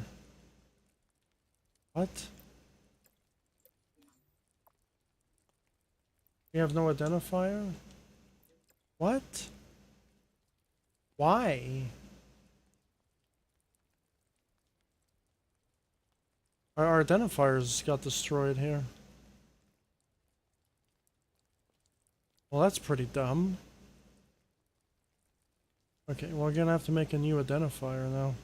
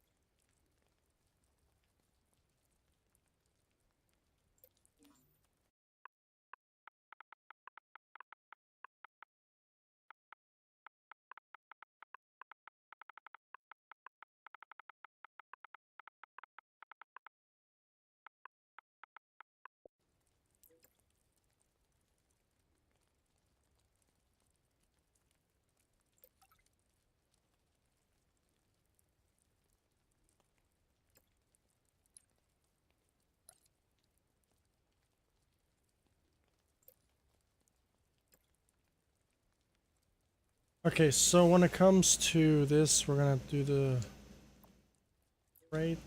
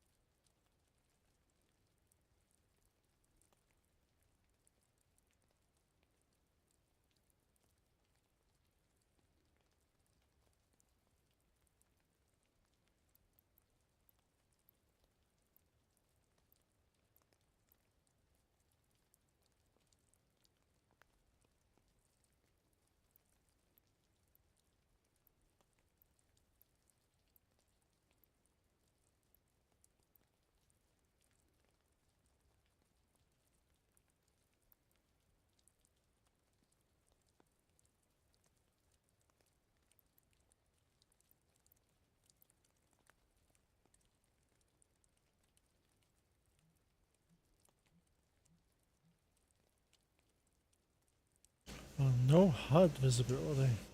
I mean, do you really need the HUD?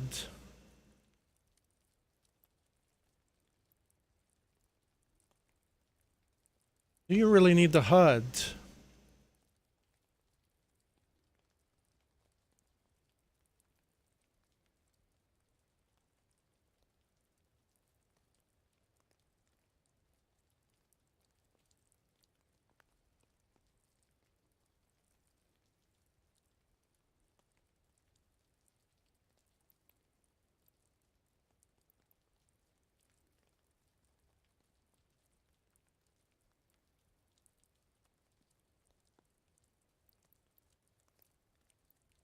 Well, this is going to be a problem because I don't see anything.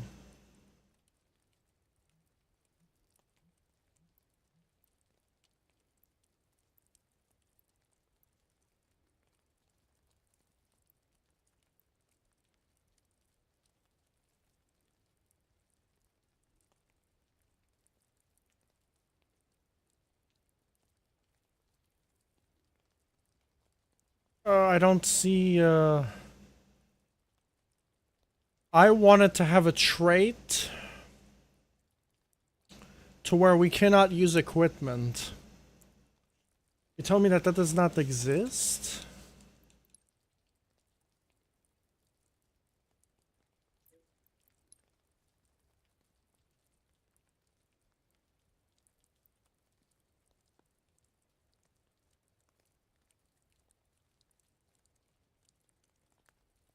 Apply player trait 4 seconds.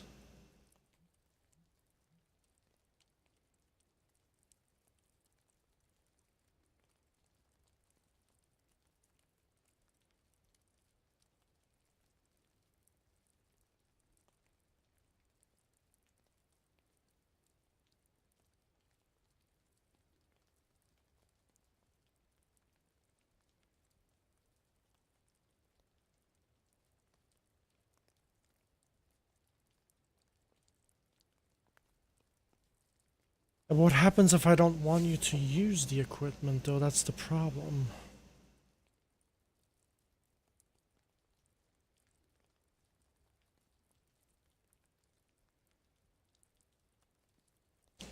So there's no option to disable the equipment. There's just good equipment pickup.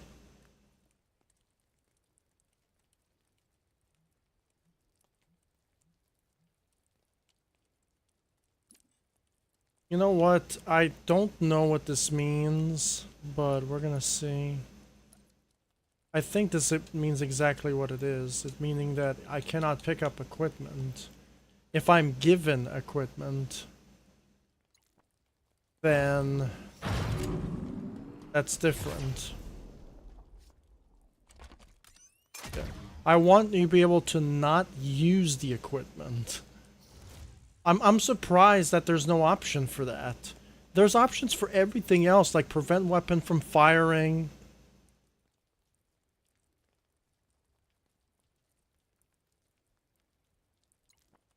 All of that stuff.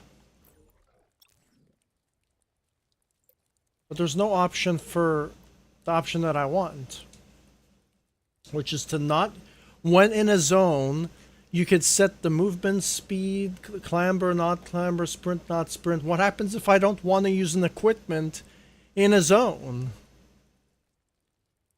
Bro, like, what happens if I don't want to use equipment in the zone? What happens if I just want to have equipment on me?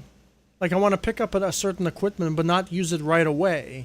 Have a zone to prevent me from using it and then using it again. Why is there no script for that? Like, there's script to turning other things off, but not that. There's even a script for hiding the damage bar. Even the motion tracker.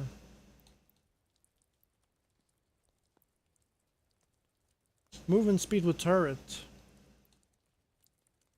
Player gravity. Okay, maybe this is the option. I'm gonna select this option. Maybe this counts as equipment. But I could be wrong, actually. Prevent, we want that to be true. Let's see. states the obvious, don't throw grenades, right? Nope. You can still use equipment. I can't throw grenades, though.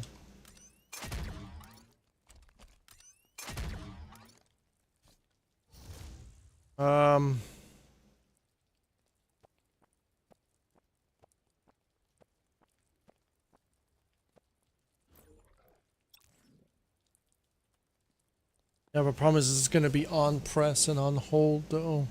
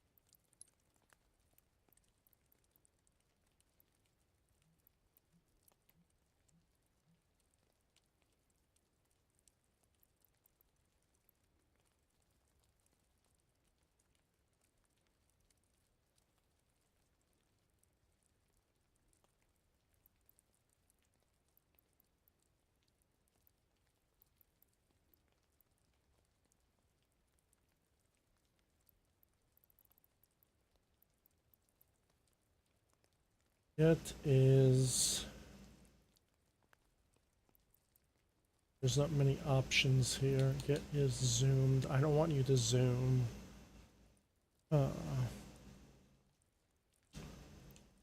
Get is overshield is on.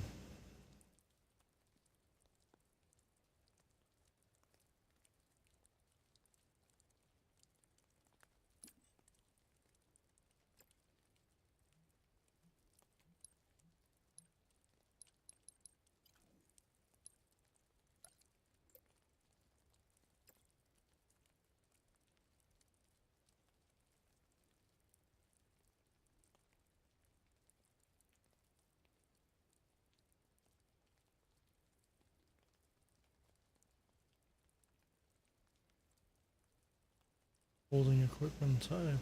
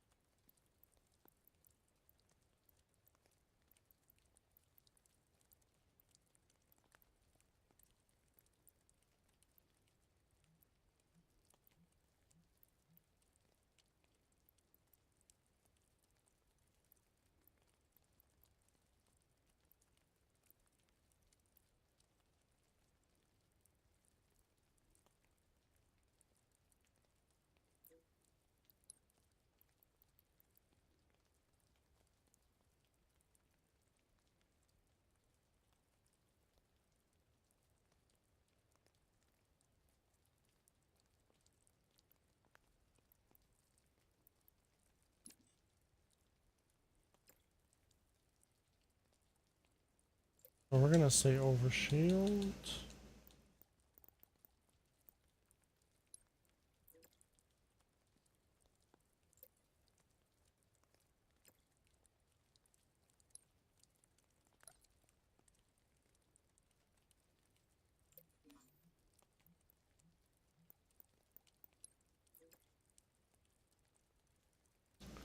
Oh, there was another option in here.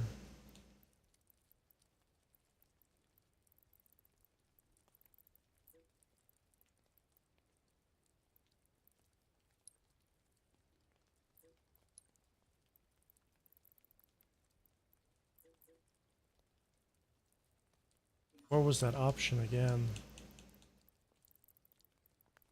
Something else that I seen.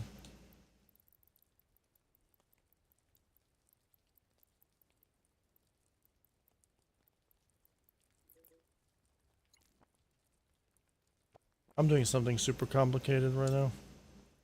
I don't even know if it's gonna work. I'm being honest.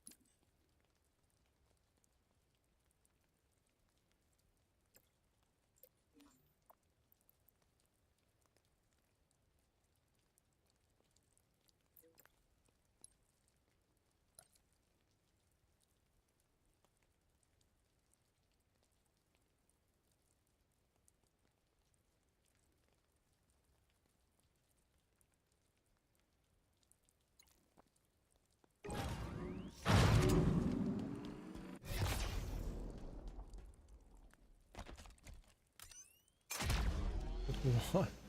We still have the fucking effect though.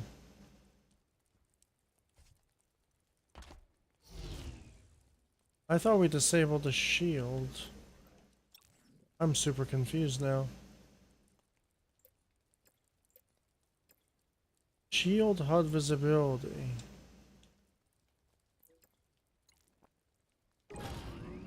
What is this? I thought it was like this health bar. Shield. What is a shield?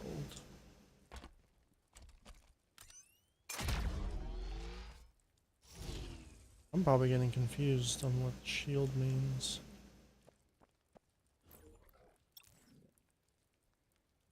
Shield HUD visibility. What is... I thought it was the shield for the visor.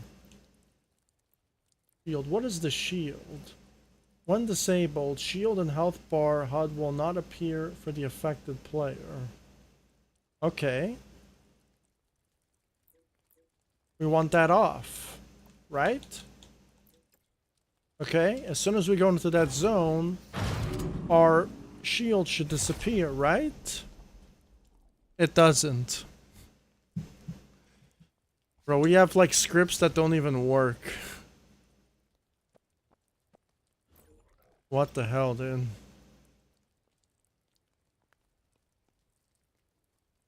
Well, that's kind of a waste if it doesn't work, right?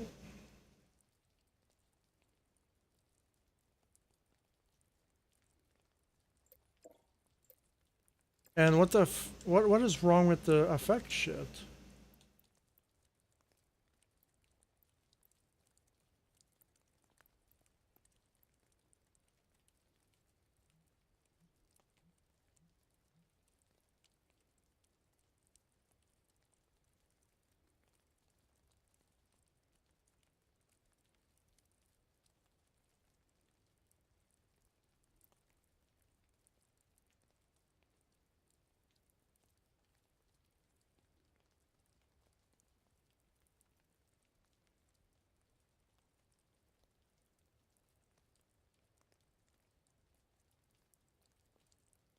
So we want that on, I'm guessing, right? I don't know. Let's see what that does. I have no idea.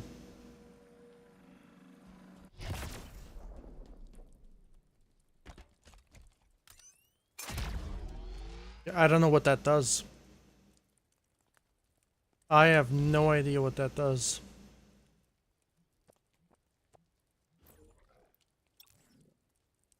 Yeah.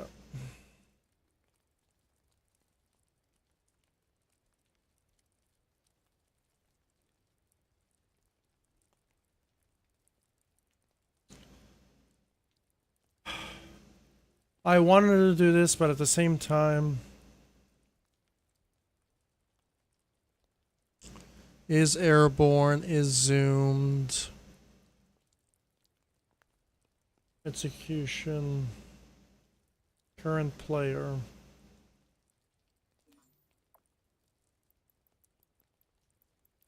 There's no other ways to calculate the player, it looks like, in this game.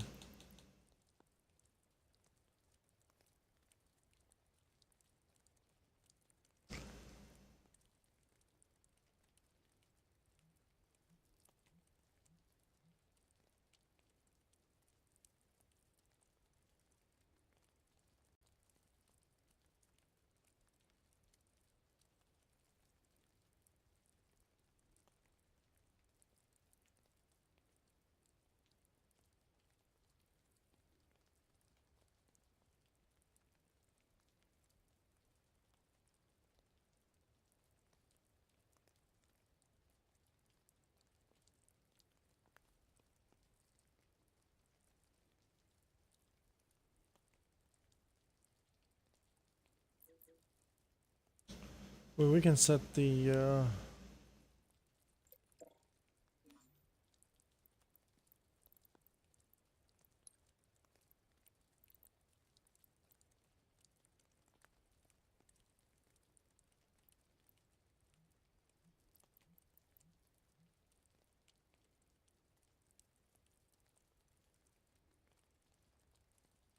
would that even would that even work? Because I'm trying to state something that works correctly. So when I'm in a zone, that even work? I'm gonna try.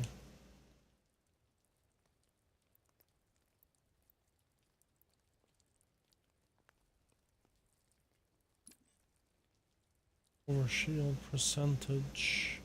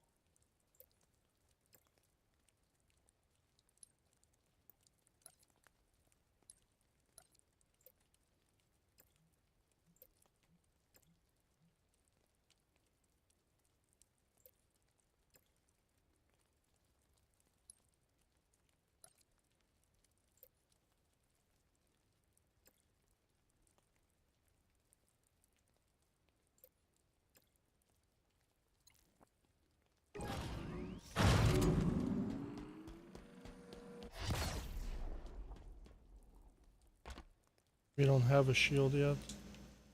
Oh, it's a set a shield. I'm just trying new things. Set player overshield. You would think that would just... It's not giving the player, just setting the overshield.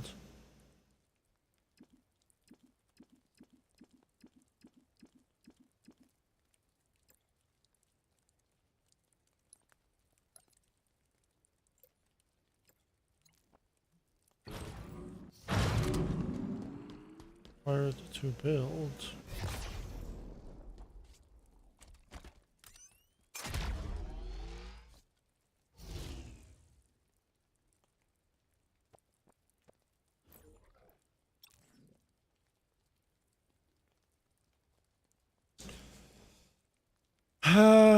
You know what? For this particular thing, it works because you're creating a custom equipment. But for what I'm trying to do, it's not gonna work. Yeah, because I have a lack of a script already.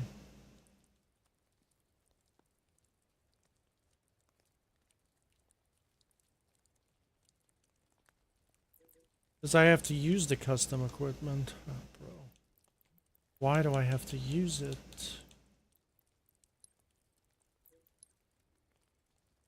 Can you just give me something? Can you just give me something that counts down?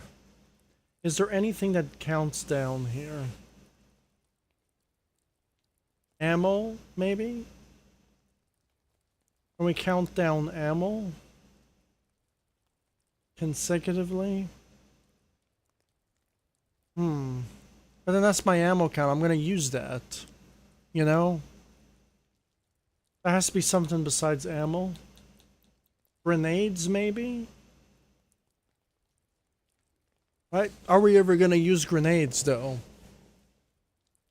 Ah, dude. It just has to be something that's not the content going to contradict my my course. What is in the HUD that I don't need? We have ammo, we have equipment, we have grenades. I'm guessing that's empty spot right there is grenades. We have our pistol, and then we have a grenade, which is that option in between the pistol and the B button signature.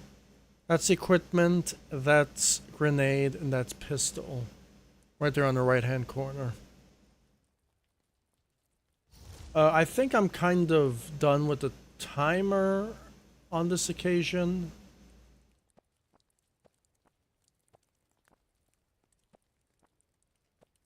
A timer. A timer.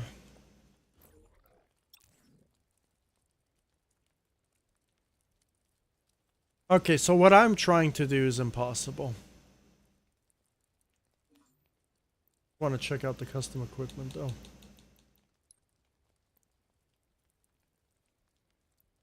On custom event.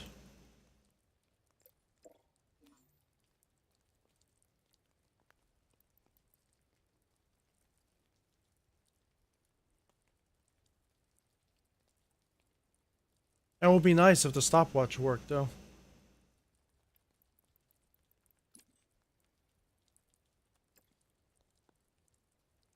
Activating player equipment type.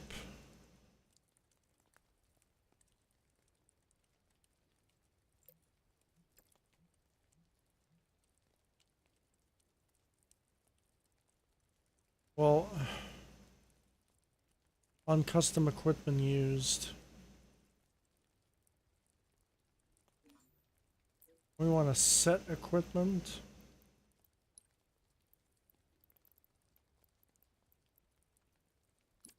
Set equipment charges, would that work?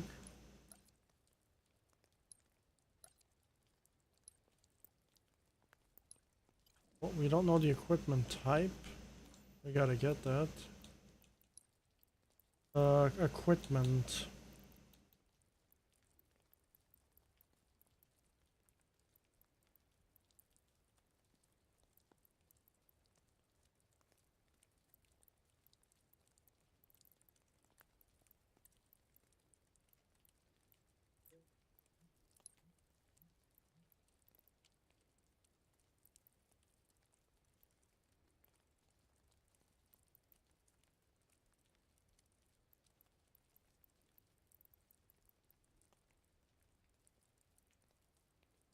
I wish there was an option not to use your equipment. You know, because then I were able to do what I want to do. You know what I'm saying? And then able to like start an equipment without me pressing start. Oh, that would be great. Just I would have done this. Get equipment type.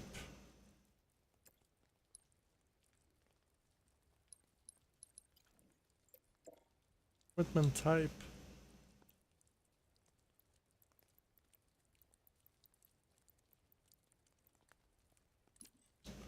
Yes, and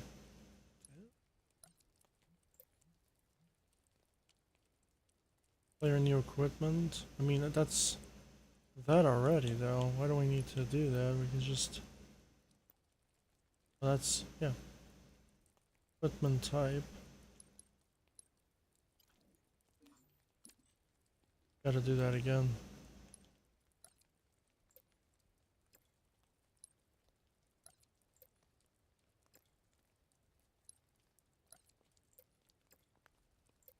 Charges. 9.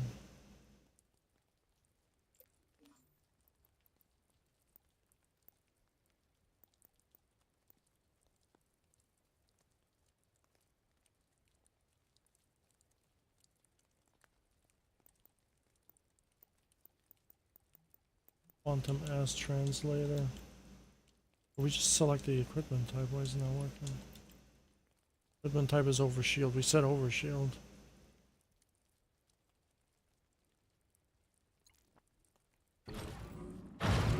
Failed. Why did it fail?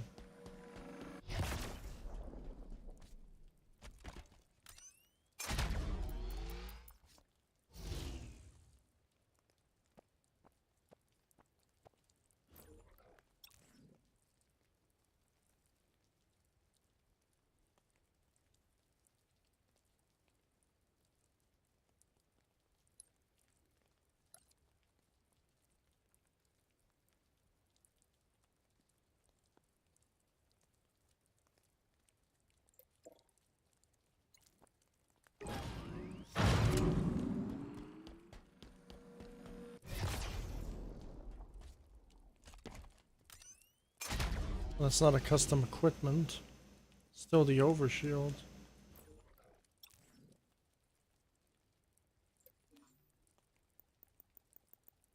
Equipment A.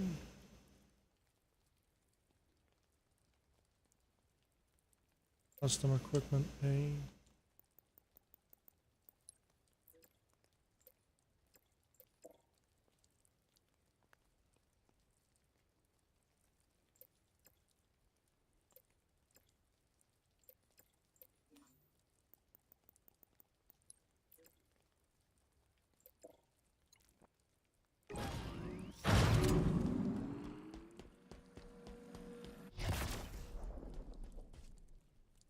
Only 10.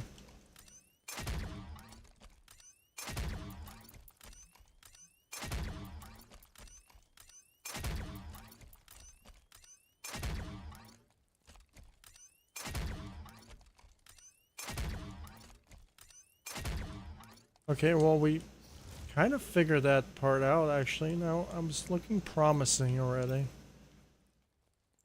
Okay.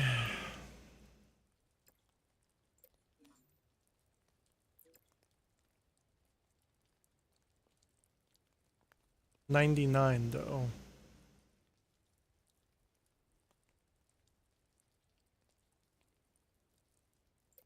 Oh, you just no.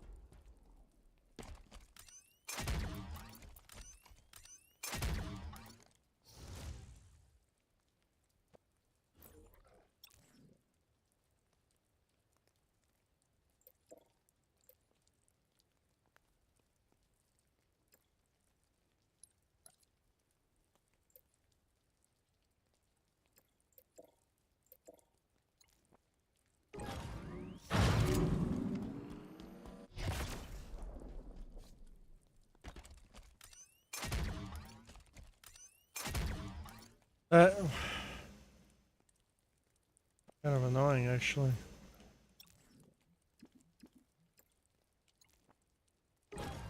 Cannot increase the number more than 90, more than 10. That's pretty dumb.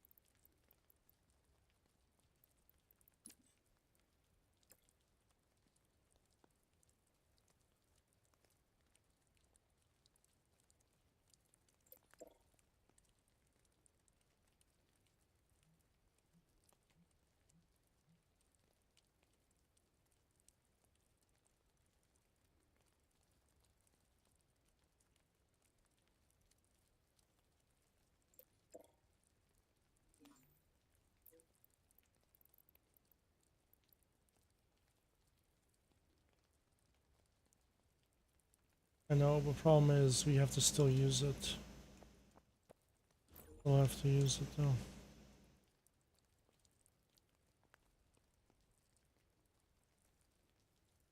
We're good though. Alright, let's just try to do something else.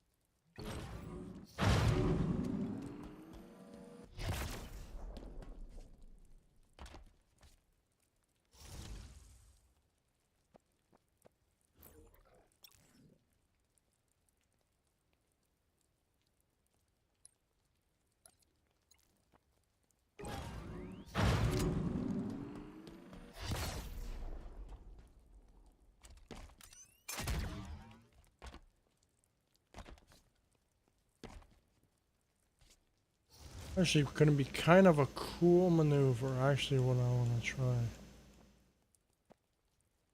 Okay, we're gonna name this something.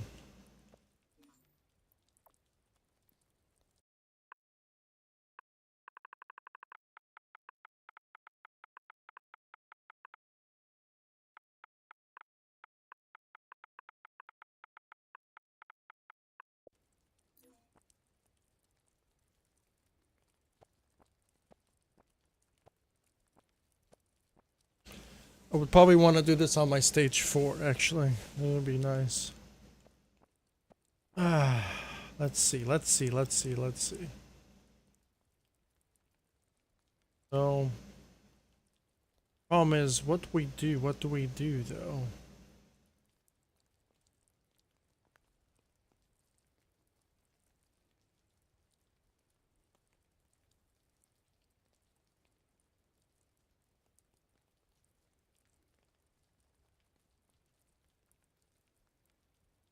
Why are we gonna do that, though?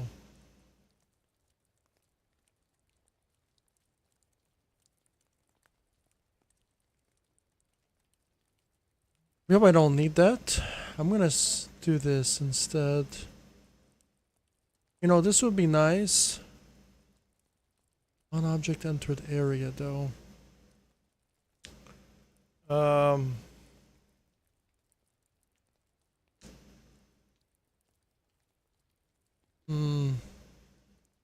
This one just does this. It's not really gonna do anything. All this does is make a platform follow you underneath your legs so you can jump again, which is nice. Right? Got a bug. Probably want to do something else here, actually. We're gonna use this one. So on equipment used instead. So we're gonna say on custom equipment used. On custom equipment used.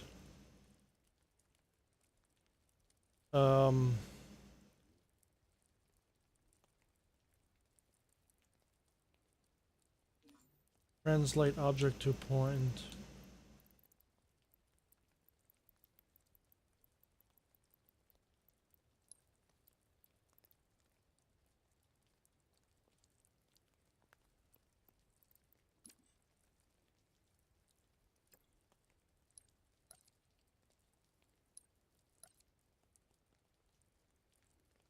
And we're gonna say, oh, the problem is we need a reference, though. There is no reference. Why do we need a reference, though? You know?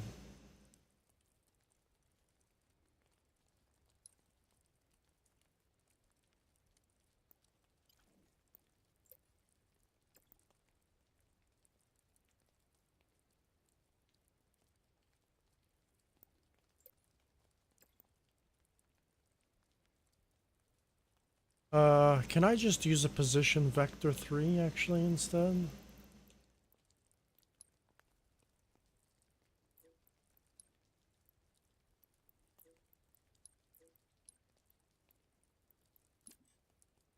Can that be my position? So it's just custom value? Yeah, okay. That makes life a lot easier. Okay, so our position is going to be, what is it, X? X is straight up, or is it Y straight up? See, I don't know.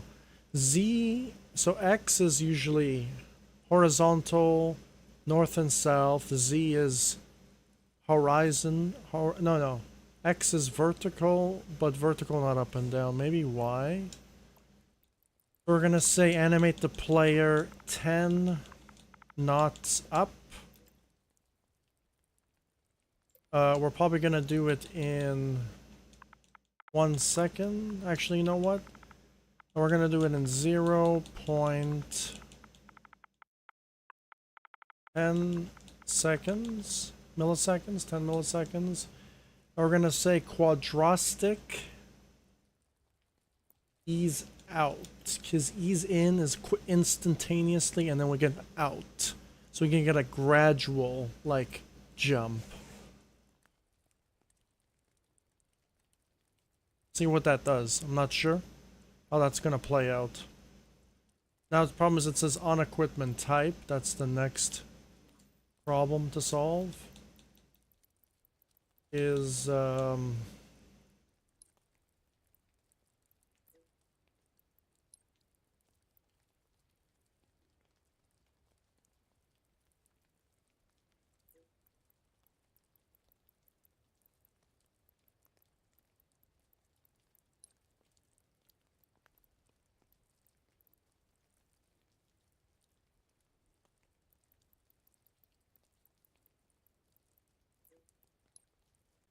Equipment type.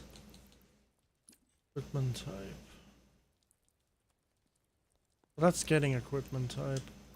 Right, I'm guessing that's true. No.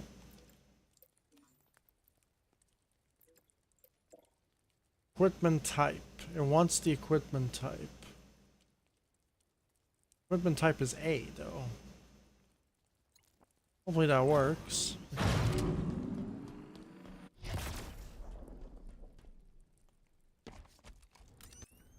Oh, well, we fucked ourselves. Alright, don't do that. You don't do that. Let's do 0.10. We just went to the next dimension. We left this world behind. Okay, looks like it's translating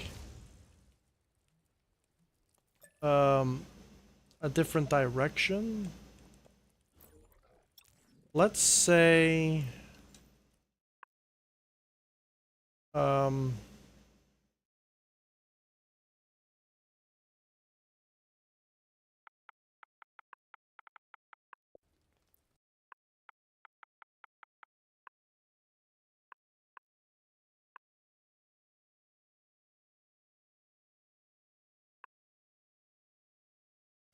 what happened to our keyboard? Our keyboard broke. Our keyboard broke. What the fuck?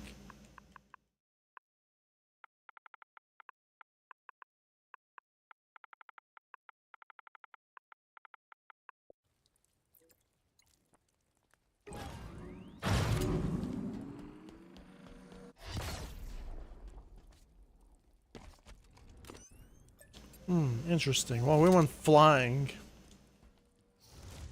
Alright, so that's doing something. Not exactly what I want to do, though. I'm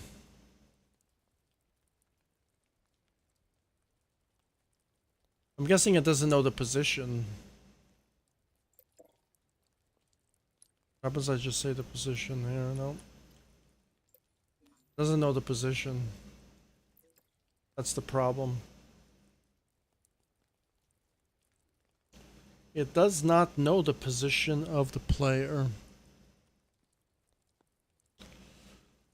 Let's just say...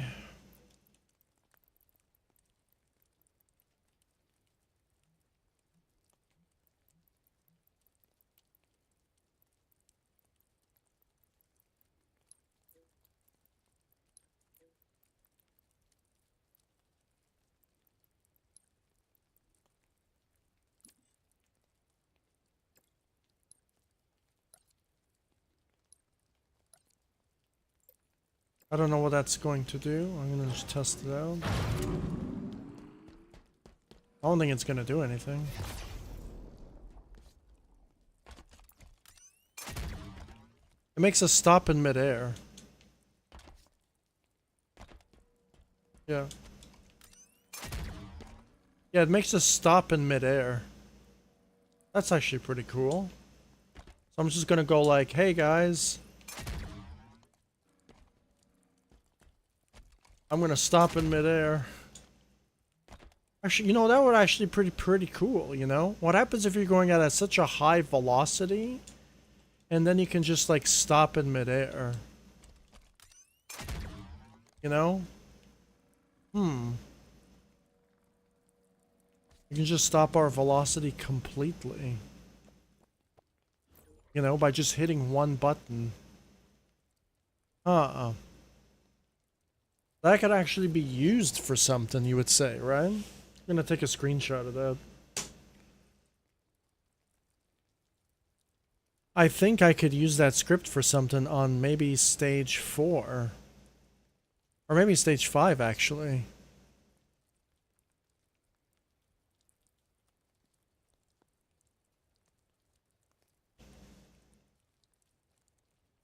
Yeah, I'm actually going to think about doing that position. It's actually a pretty cool position, too. Huh, that would actually work really nice.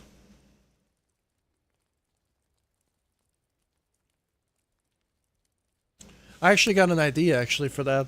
I got a super good idea. Yeah, for like, not really stage 4, but more like a stage 5 obstacle for that. That script that I just found out about.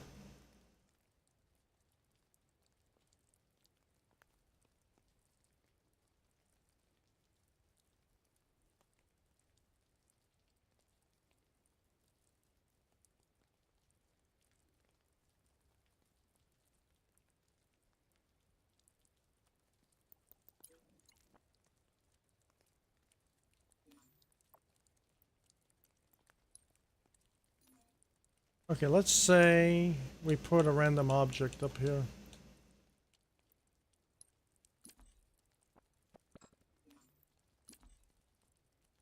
All the way up here. Random object.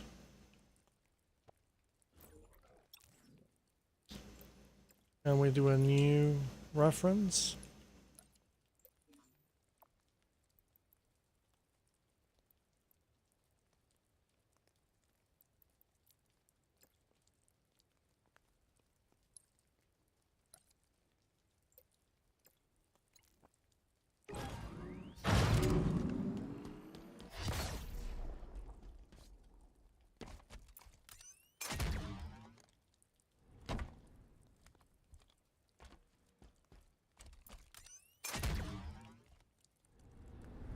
You see that?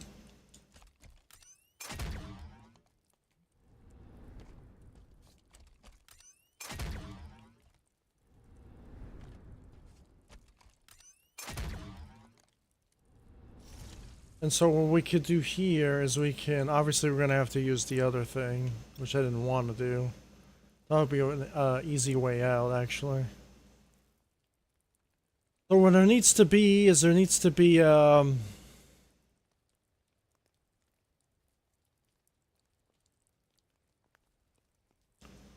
on equipment used, right? We can actually do, an intervolt, right? A timer.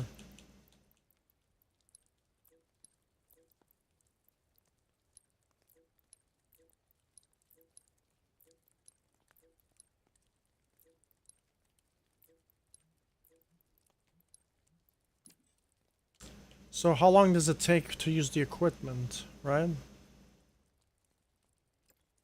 1 second? You know?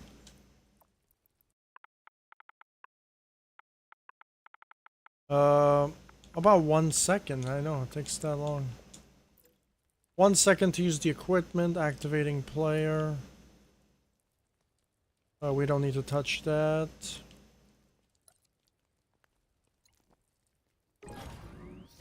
So when we hit the event...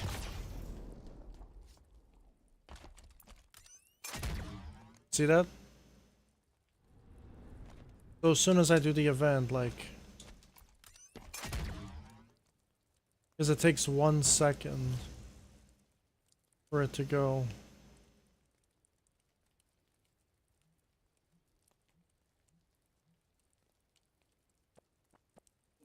We gotta make sure this object has no collision though, so we don't not go through the object.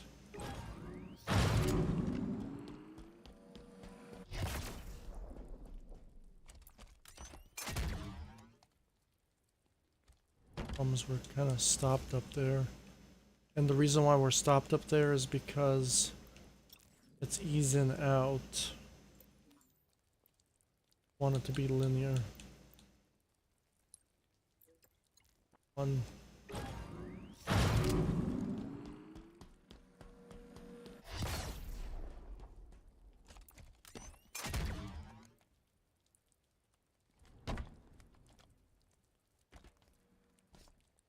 Oh, there's no leeway here.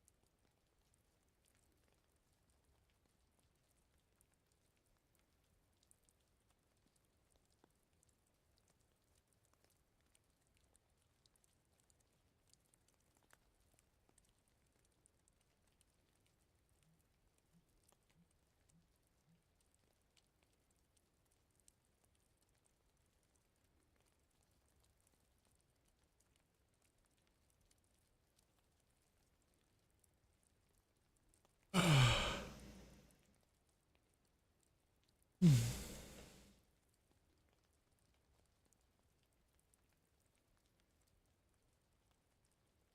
what happens if I didn't want but it wants an object though, that's the problem. It does want an object.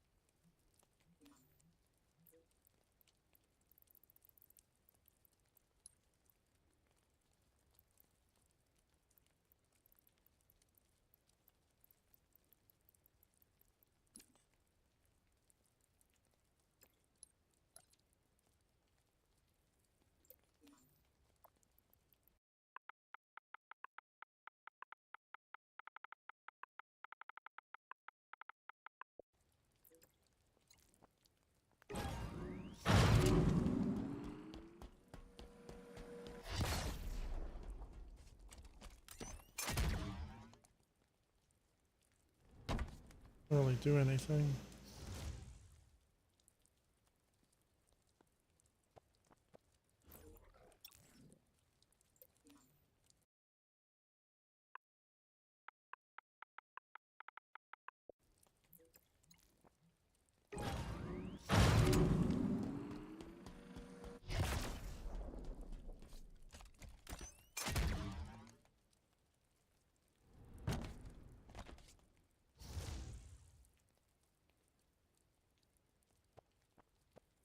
I wonder if there's a way to just to increase the velocity of the player's physics.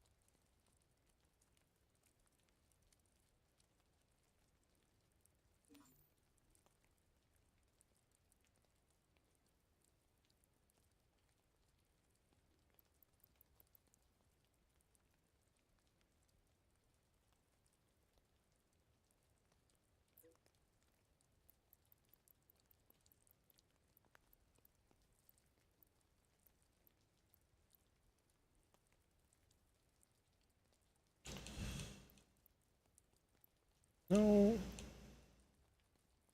options for that.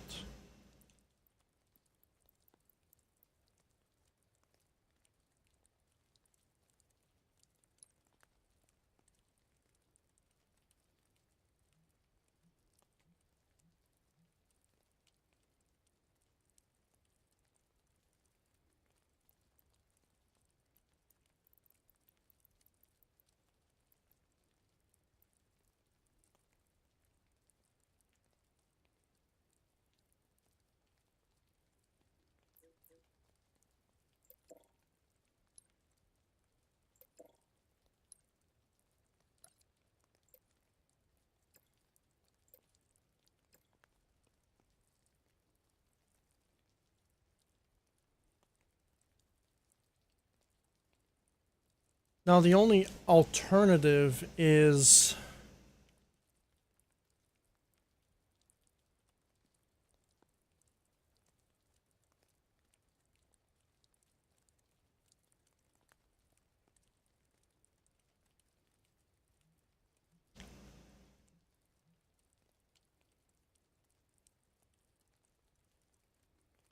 I want to be able to like equipment and then double jump.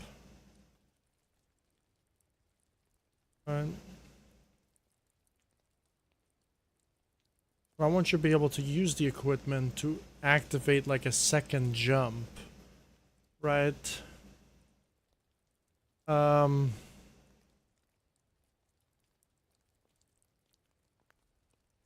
I could use the following platform and animate it above my head, or I could just use animating platform and animate it below my feet so I can just jump again. So I can just use A and then A whenever I want to again. Right? And the A only works while I'm airborne in any direction. You know what I mean?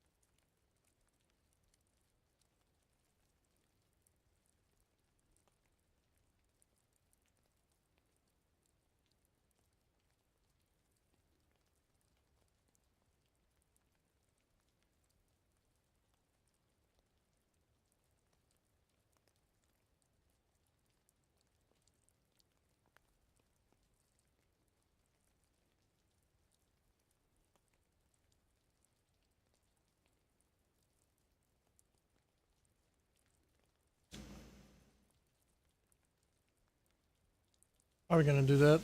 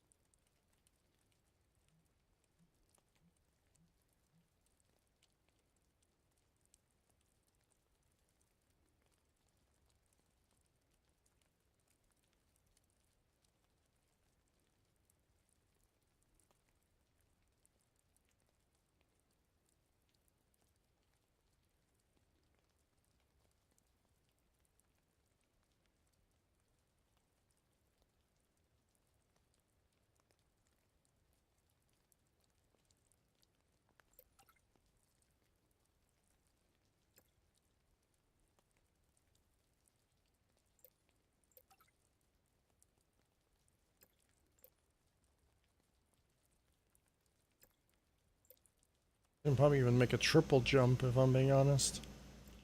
But I feel like as as cool as that one is,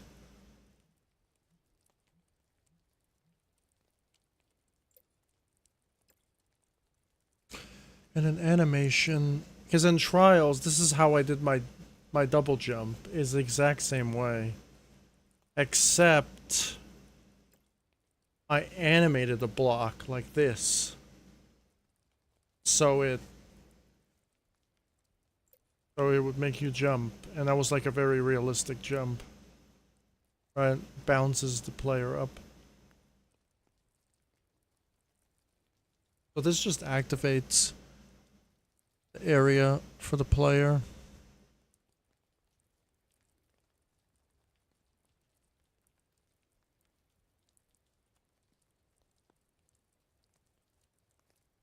I'm hoping, right? This is just a zone.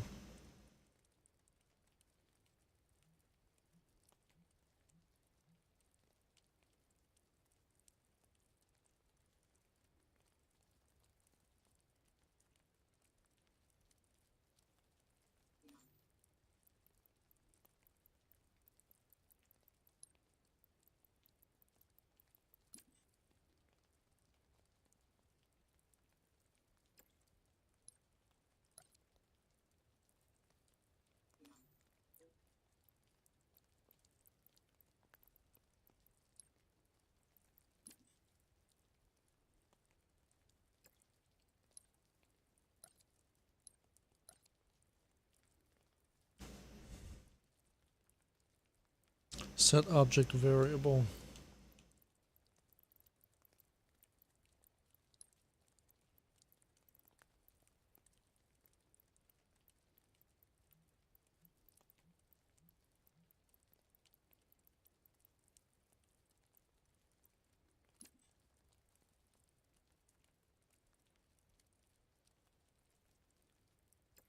Well, we have to have an identifier.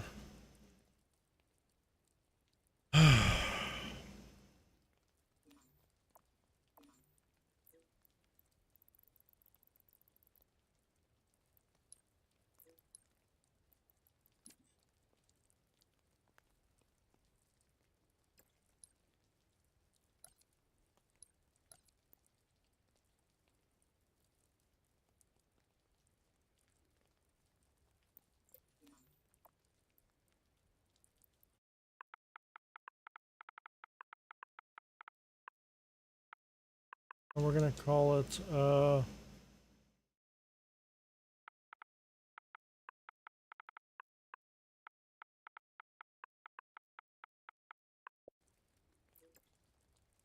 object follow player initials.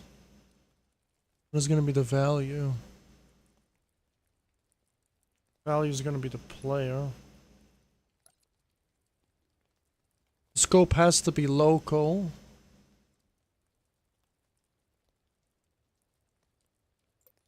Because we're editing a local value.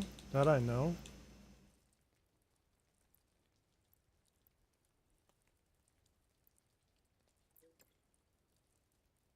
Object.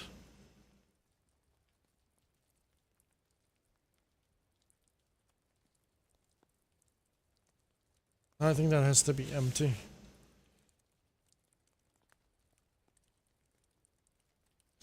So that script right there, on entered area, a new object will be assigned to the player.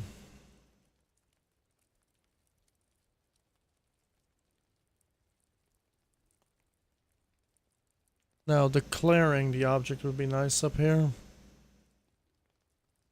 Just can't see.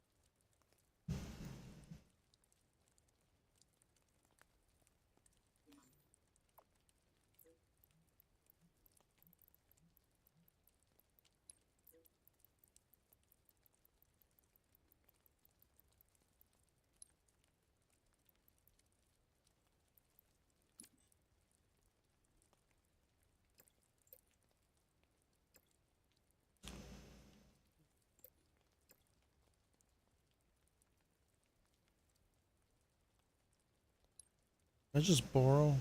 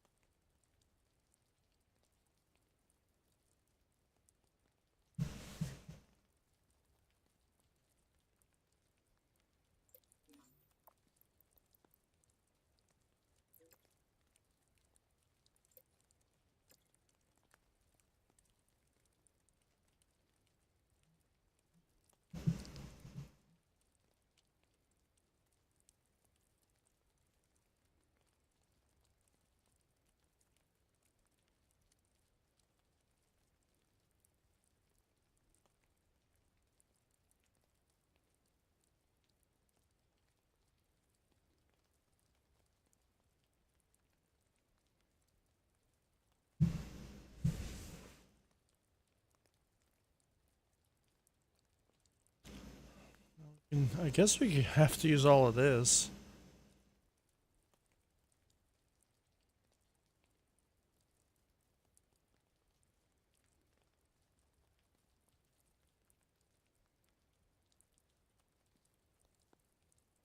So the first script is just to get the object coordinates. Right, the problem is we are telling the player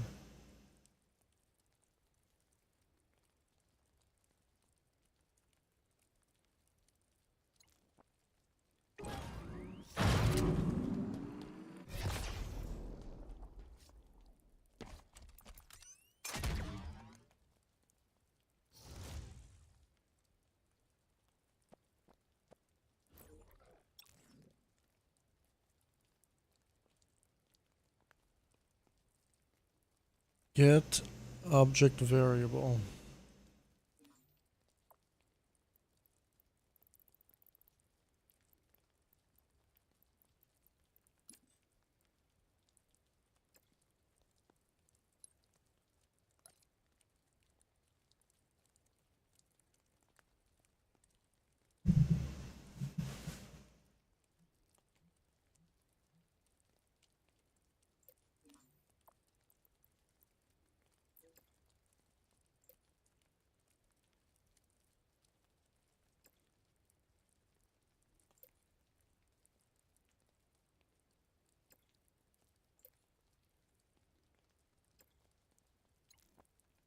Let's just give it a save. I never saved in a while.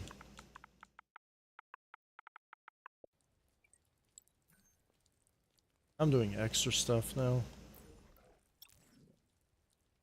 Probably gonna be using this in my tournament, you know? I'm gonna spend all this time doing this. As well as the other script. Stop a player in midair on equipment used. Become a UFO.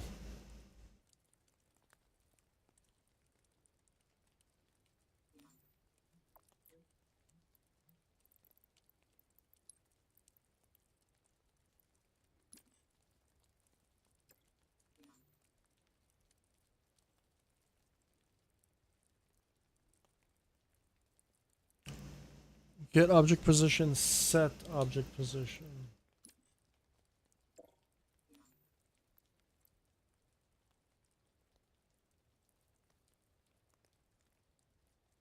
No, just get twice.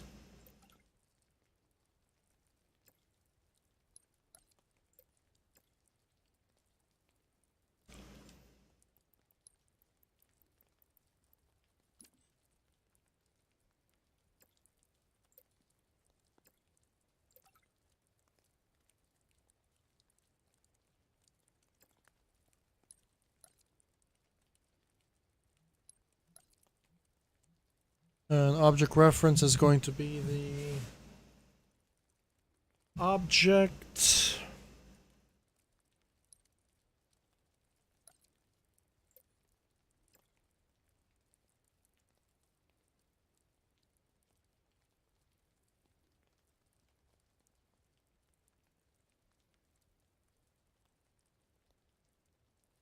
Vector 3.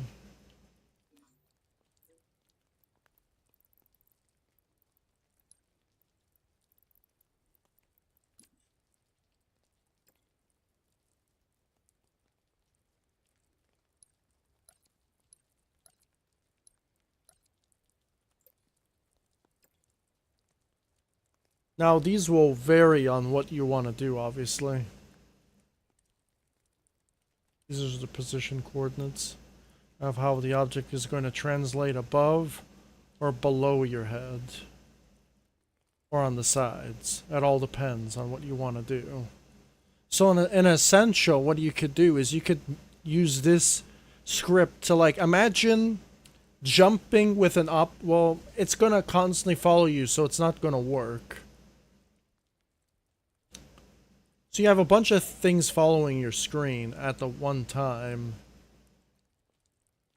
Whether that just goes to a completely different. Like, imagine having a following obstacle course underneath your feet, and you have to, like, translate from object to object. But problem is, then you would have to animate every single, like, it's crazy. And I don't think this editor doesn't have that logic capability. Sorry. It should be so much better using other pro tools instead of just using these generic tools, right? I'm gonna see what that object reference is.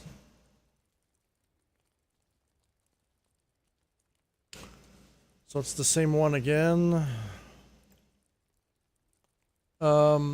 Set object position.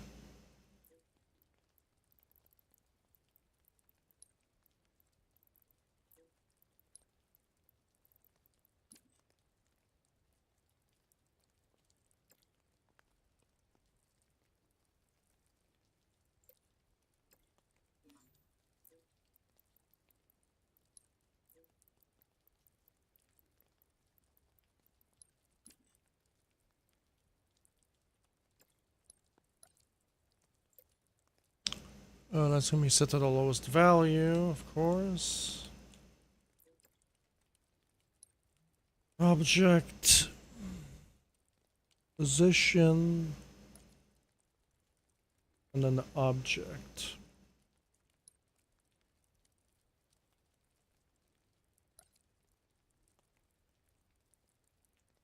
Oh, I never got to adjust the value yet.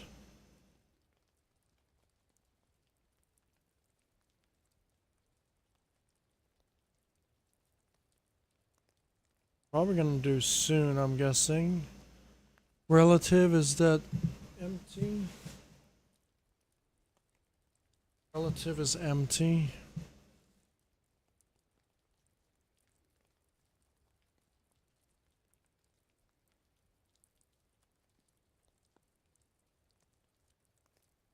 That's it.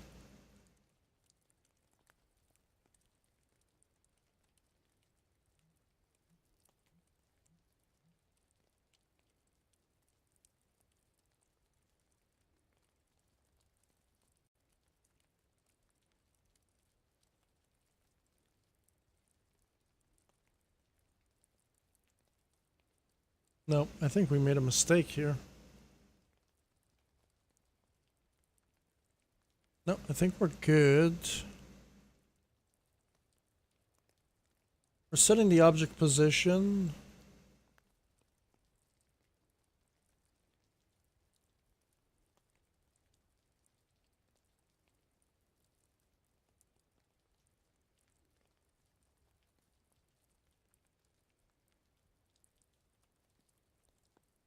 We're setting the object position, but problem is we're not... I think this script only allows the object to follow the player. I think. But we don't get to follow the player at the exact height. Yeah, you see? Now there's an object constantly following the player. We got that logic figured out.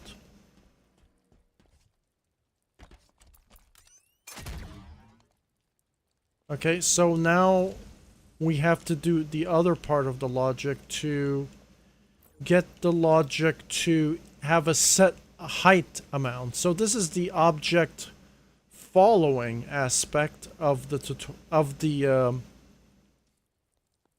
logic I'm doing. So the first logic script and is to connect the player, blah blah blah, declare it, and then this object is just to have the object coordinates locally to follow the player. So now we have an object following the player. Now the next logic script is going to be set the height amount of the player, which we cannot see down here because it's cut off.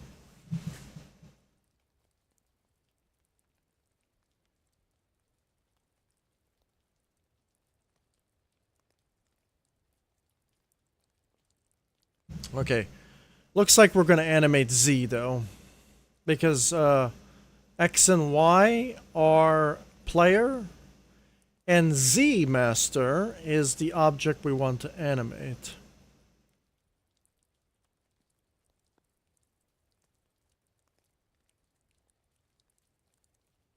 So let's do that.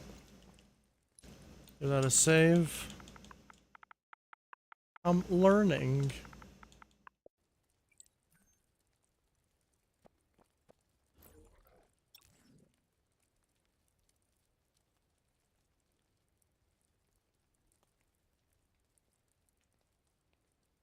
Okay, so I'm probably going to replace the screenshot with my screenshot because I think my screenshot's a little bit better. Right? It's everything's more compact and you can see what you're doing in a way. We can turn off the Lobo graph to see what the hell's going on.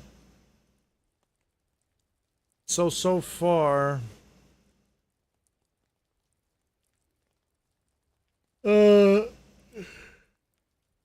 that's just what's happening.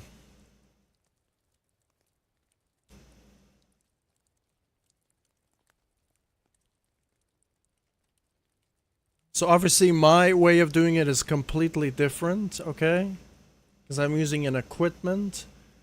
But now I can have a triple jump. I can jump, jump again, and then jump again. You know? But maybe I cannot. Because then I would have to set up a completely different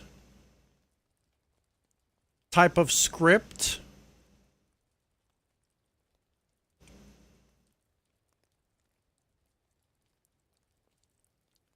But then I would probably have to set up something, a different type of script to change the height value, I hope, of the object. Because in Trials you can customize the height value. I don't know if in Halo you could do that, but maybe you can.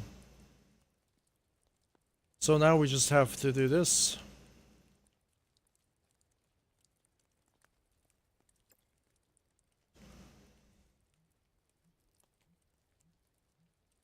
Set object position.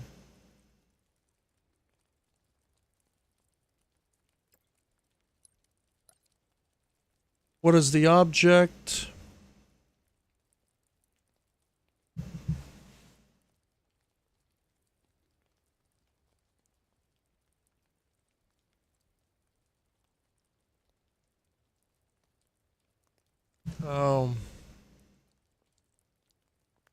Now there's another problem. Yeah, that's a problem. That is a problem. Or is it a problem?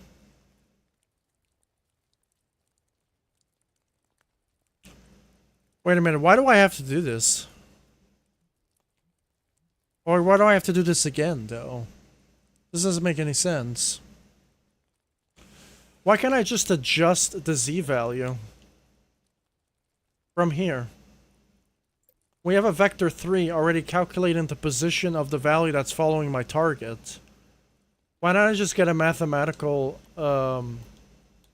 script so I can add this? I can get an add vector, right? I can turn this off. I can don't turn that off. I could say, wait, why can't I do that? Guess I gotta do it the other way around. Want to check my other script for now?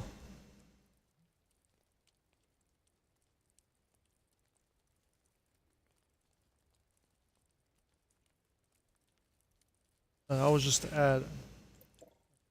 And then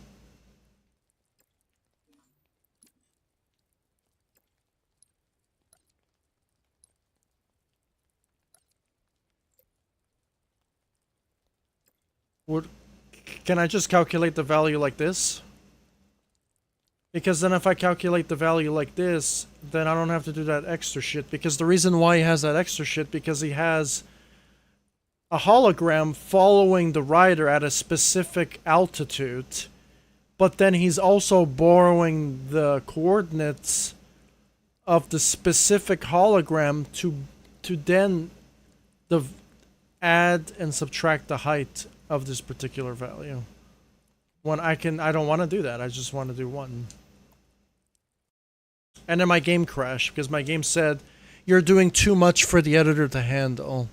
You're bamboozling 343's brain."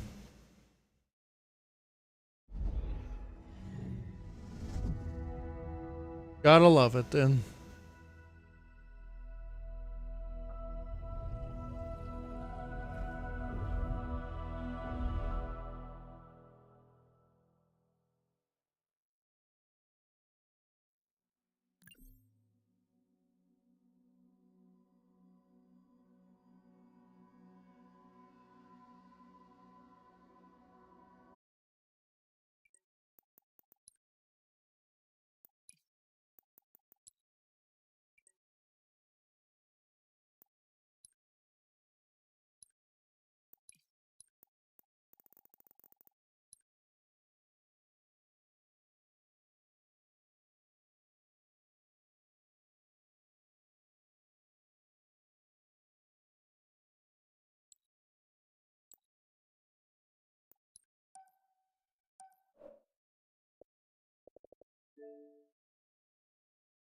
Oh, Smokey invited me.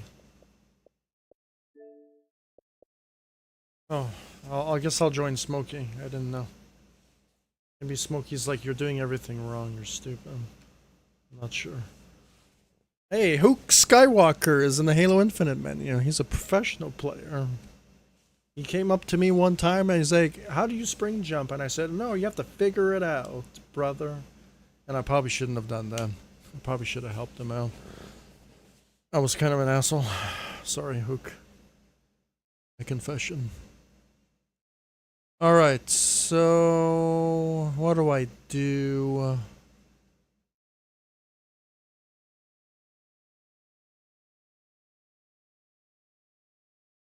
Okay.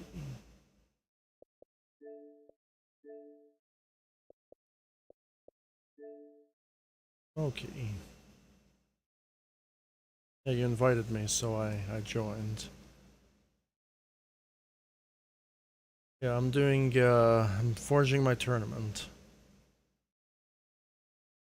Yeah, I completed the first 3 stages. Yeah. And now I'm trying to script something that's super complicated and I don't know what I'm doing. So 343 has like a stopwatch functionality in the forge mode or whatever, right? And I was trying to figure out how to activate that and I think it doesn't work. Or maybe I'm stupid. Okay, so right now I was just fiddling around with some because I want to make new stuff, right? Like new obstacles run. And I have an object that constantly follows the player now. Like underneath your feet, so wherever you go, the object follows you, you know what I mean? So I want to make like a double jump. And I also have a script to where when you use a custom equipment, you'll activate another jump, but it's only when you use the equipment. So in midair, so you kind of like have to time your jump in a way. And then I also invented a script by accident. I was trying to animate the player, and I was able to stop the player in midair for like a second before re-abling him again. So maybe I want to utilize that into an obstacle. Yeah, and also, I don't know if you know this. I wanted to ask you a question. Do you know how to make 3 targets? So when you shoot 3 targets, something will despawn, or no?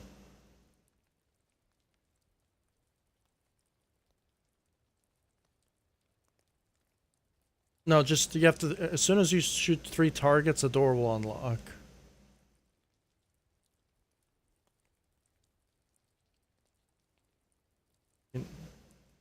No. Okay, it has to be in a specific order to be easier.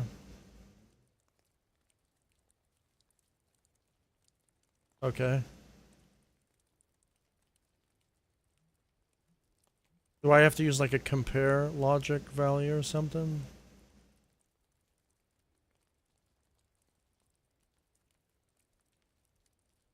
Because I could do that. I can do that in the Unreal Engine, but I haven't figured it out in Halo. Because in the Unreal Engine you can use the compare script, just that single one, and you can just connect as many targets as you want to it. But in Halo Infinite you can only just do one. You know what I mean? So you're kind of like, Buddy knew how to do that in Halo 5, but I think the Halo scripting in Halo 5 was probably a little bit better in a certain aspect, I would say. I don't know. Damn. This editor had triggers. That would actually be working too. I don't know. Does this editor have triggers? It has trigger zones, right? So what happens every time? Let's just say if you shot 3 targets, it doesn't matter what order they are, it's going to spawn a physical block, but then the physical block hits a zone, and then when all physical blocks hit the zone, something will happen. You think that would work or no?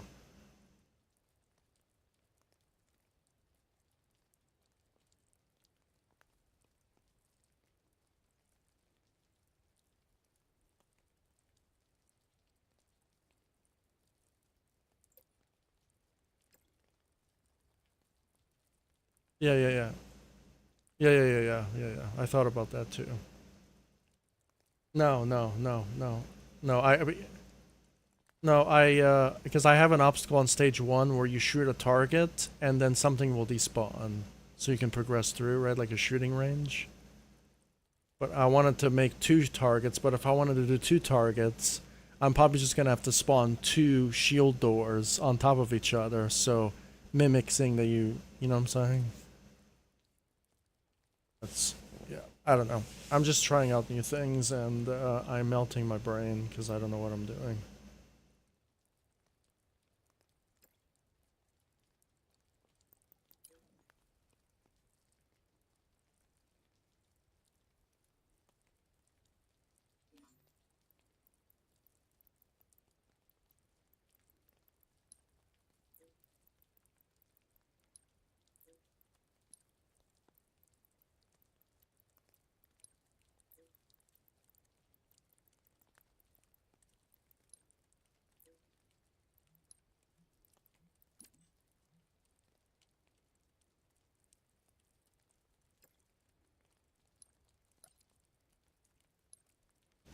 Yeah, well, I failed to put the timer on the screen. Not succeed doing that. I'm also live streaming this too, so if anyone wants to see how it's built on my art channel, people just want to see me get lost for logic for hours and hours.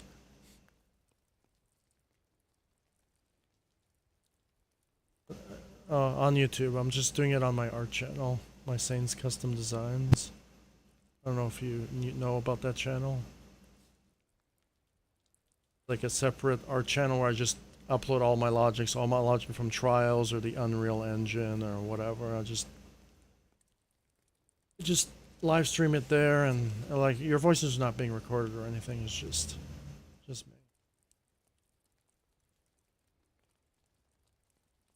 Right now I have a custom equipment, and I wanted to make a jump, and I did, and then I haven't started building stage 4 yet. Like, I've just been scripting literally for 3 hours and 52 minutes.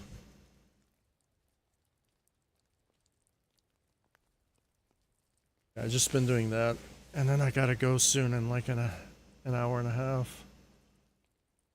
Shut. Sane's Custom Designs. I linked it in my channel. You know how it says link? Check out my other channels.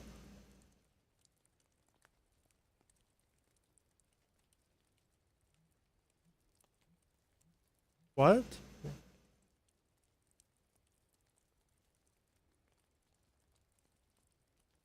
Oh, are you on the phone?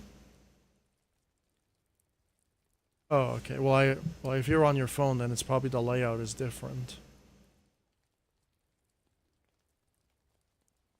So that is my art channel. I just upload all my artwork there, all my Halo maps. I abandoned Trials because Trials is broken. Halo's better now. Halo, the newest update fixed the scripting crashing that I was getting all the time. Yeah, so it doesn't, when you script, it doesn't crash anymore. I get occasional crashes every hour, but that's it. Maybe because I'm doing something that's a little ridiculous, but but it's just random crashes. So on stage 2, I have like a target to where if you get to that platform, the object below you turns green, and then you can shoot the target to activate an animation, you know? Yeah. Say it again.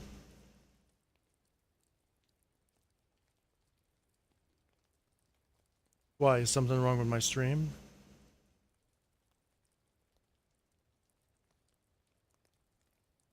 Oh, okay. Oh, okay. Just on OBS, right?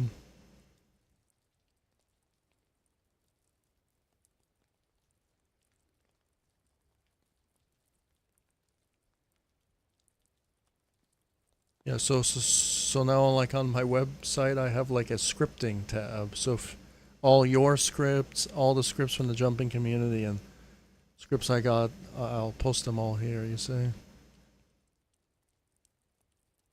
So now you can just see if you want to know how to do the navigation thing, it's all here. Lowering the weapon, whatever. Animate the player as a zipline too, you know.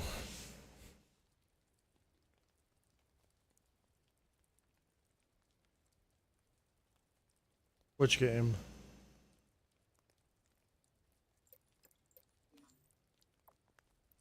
So I'm going to edit operand B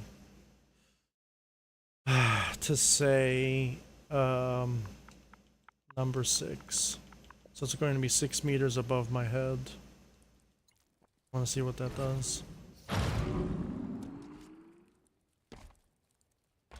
Oh, is there something wrong with my stream? I want to see. I'm going to check my... I'm going to see. I'm going to test it out.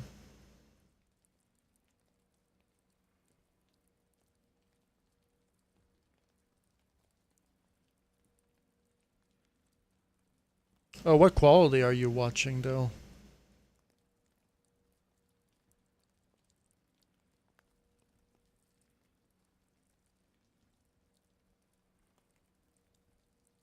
Okay.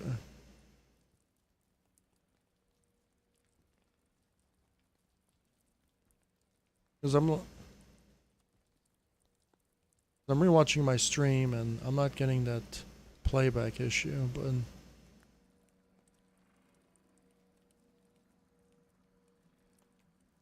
kind of annoying. Yeah, playback speed is normal. Stable. Apparently, YouTube has a stable option volume now.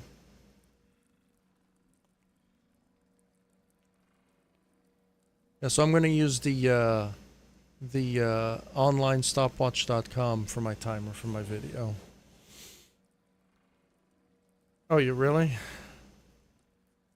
But I'm not going to. I'm gonna use it for the actual timer in the video. So I'm gonna crop it and everything. Yeah, I don't have the software to like I don't have like Adobe After Effects or anything like that, so I can't like make a timer. So I'm gonna have to figure out a different way. I have a video editing software, but I don't want to. I just want to use one timer for everything. That's it. But problem is, I want to have a klaxon sounds, and so what I have to do with the stopwatch, you know, when you reach 0, it blinks red, right? Oh, let's say it again. Oh, okay.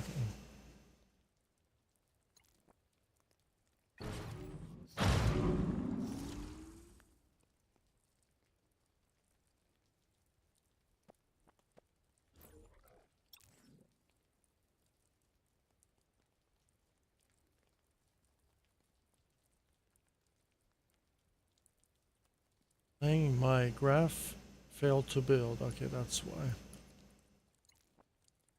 And when one script doesn't work, all the scripts don't work.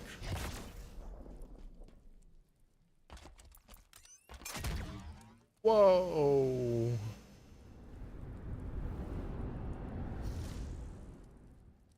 Okay, that's too much. Okay, so I'm going to abandon this script and I'm going to replace it with this script. I think this script is a little bit easier to understand, to follow along because it's shorter. Oh yeah, I was looking at some Halo scripts because I want to learn more, right? Smoking on YouTube. I was looking up on YouTube to find out more scripts, you know, like things that you could do. And I wanted to like animate like asteroids moving around in space, right? And I was bamboozled. I was dumbfounded of how complicated that is to do in Halo Infinite.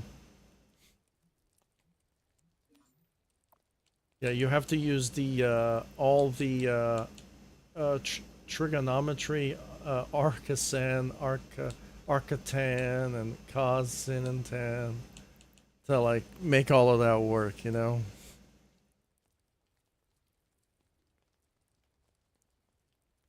Yeah, yeah, because with that option, you can get the angle of an object. And I don't even, like, I probably forgot everything from school. I don't think even high school even teaches this sort of thing, does it, or no? Convert degrees to radians and radians to degrees.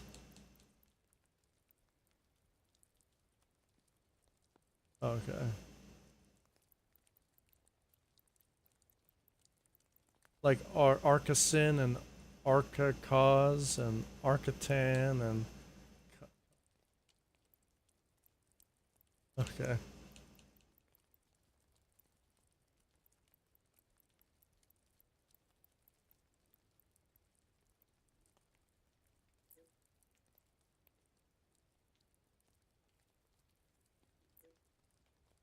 Alright, so I got that to work. Now I just gotta lower this value. I'm gonna say 2. I'm gonna see how much options that give you. So as soon as I use the custom equipment... Okay, 2 is still a lot, dude. I feel like launches you into outer space. Okay. So it looks like these are based on decimal values. So I'm gonna say 0 0.10. 0 0.20. See what that does.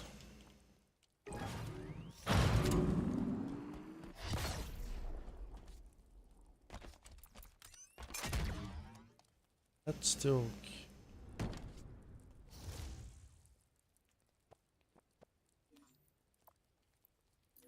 I'm guessing you can go all the way down to 0 0.02, I'm guessing. Not time. 0 0.02. How about 0 0.05? Let's see what that does.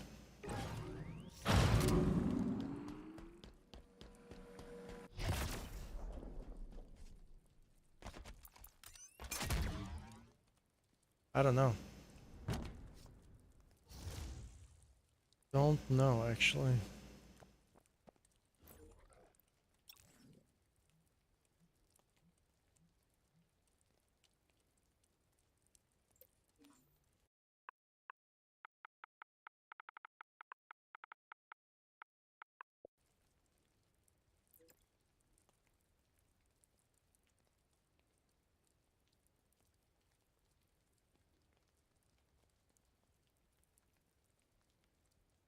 Object position. Local.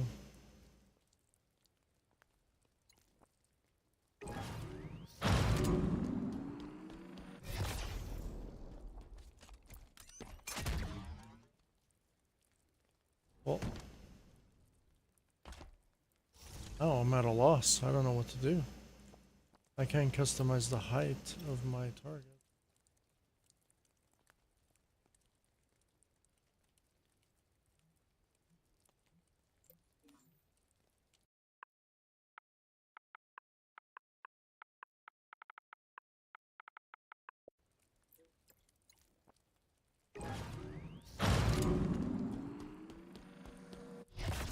Definitely got it following.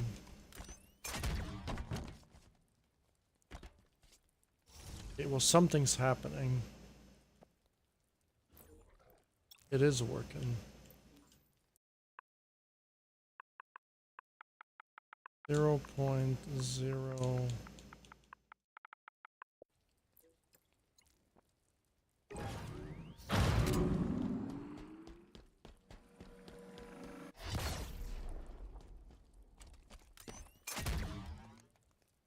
Okay, it's lower. Let's just say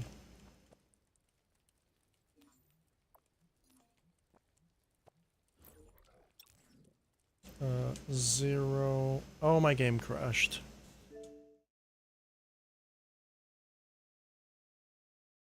I guess I'm doing too much for Halo Infinite, right?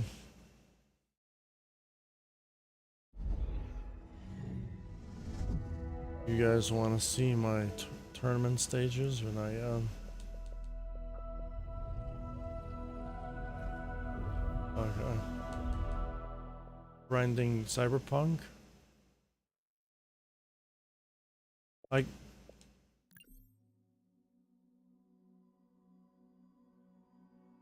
Okay. How do I say it? I got Elden Ring on sale.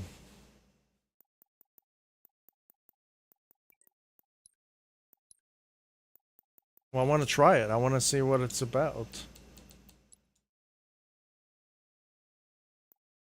Well, we're gonna see if it's difficult. I'll be the judge. Oh. Oh, okay. So it's like Darksiders 3 or Darksiders, you say? Yeah, well, Darksider. Oh, I played Dark Souls 1. I made it halfway through the game. I didn't think it was too hard. Just thought it was alright. Oh, okay. Well, on Dark Souls, I made it as far as the catacombs and I got lost because I think my TV settings were like super dark back then. So I didn't know where to go, so I just uninstalled the game. And I think the reason why I uninstalled the game because you know those messages where people tell you, they troll you, be like, jump off. This is where to go. So I jumped off and I killed myself.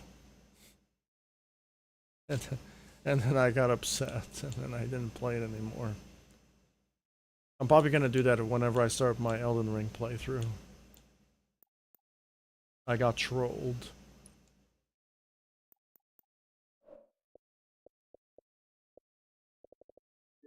Well, I don't know if I want to grind. I think I just want to... I'm one of those gamers to where I just want to just keep trying it and trying it until I succeed type of deal.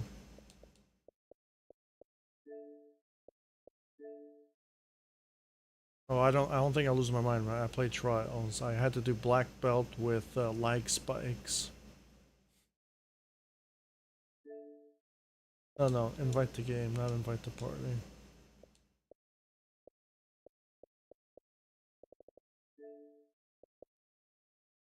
Are you on the Xbox One or Series X?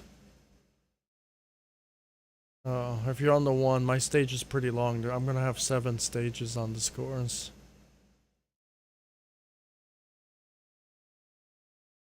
No, it's only 7. Because I set up the dice, you know. 1, 2, 3, 4, 5, 6, and I had to write the number 7 because there's no 7th dice.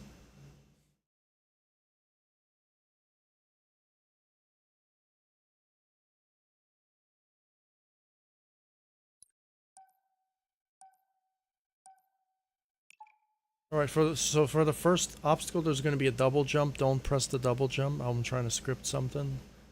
So you're going to have like a double jump that shoots you to planet Mars if you press the equipment, because I'm trying to script that. My game just crashed. Yes.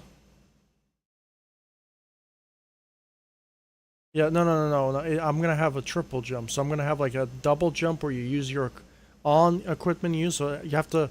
So you're gonna after one full second you can use that equipment because it takes 1 second to activate the equipment, and then you're gonna have a jump there, and then I'm gonna also have another jump to where you can just press A twice. But then for that, and then now I have to do some deleting and spawning scripting for that. While the player is airborne, or the double jump won't work, you know? No, what's hell for me, because I'm trying to test it, right? But I'm going to make it so it's consistent. Like my tournament, I want it to be consistent. I don't want it to be, it's not going to be a jump map. It's going to be a tournament. So I'm trying to make it as very consistent as possible. And if it's not consistent, then I'm just going to scrap it entirely. So in the beginning, stage 1. So stage 1 has the equipment, you see? If you press, you're going to launch the planet Mars, you see what? You just made me go flying.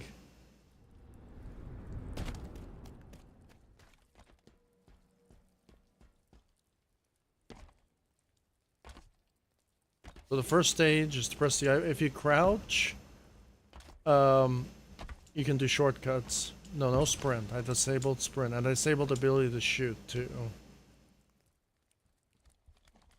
And you can't even zoom in, either.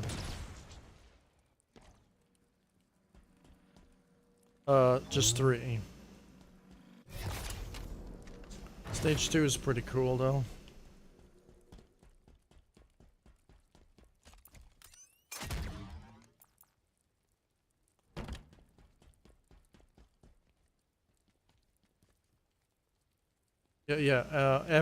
Each and then there's zones. So when you go to like a zone, it tells you 1, and then you can teleport to that zone. I just put teleporters. You have to shoot the ball to get it to move. And you have to crouch. You cannot... If you don't crouch, the first thing will knock you off. Be careful, there's a thing that's gonna kill you. Oh, you're dead. We're doing my stage if you want to try. Yeah. I did copy Rog's coil dodge, you're right. But but the coil dodge, right, is stupider on Halo Infinite. So I had to use bouncers. Thankfully bouncers came out for Halo Infinite now. You have to time it, so just be careful. Not, oh, you're gonna get killed. There you go. No, it's moving back and forth. You have to, like, look up. There's only one. No, there's only one.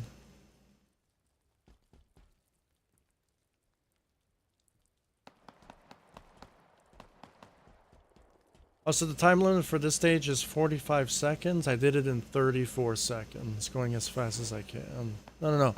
32 seconds. No, wait, how fast did I go? 34 seconds.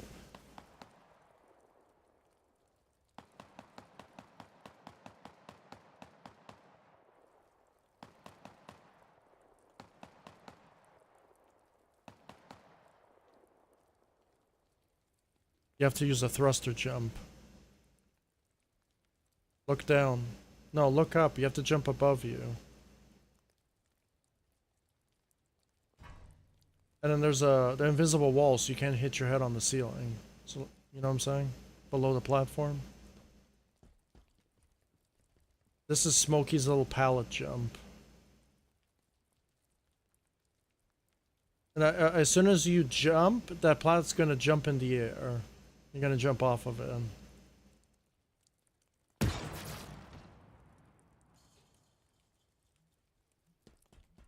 Oh yeah.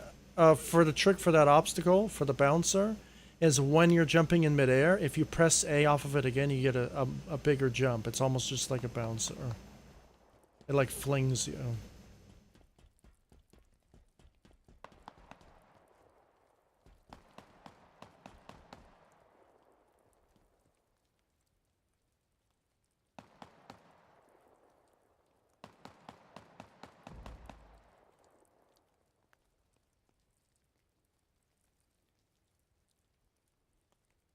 Oh no no, I made it so you can't reset it. I want you to go to the switch and try to reset it. Okay. Oh yeah, you can. Okay, never mind. I tried making a zone to where you can't reset it while someone's on the ball. Oh, you got knocked off? Try to reset it. Okay. I'll just have to rescript that again.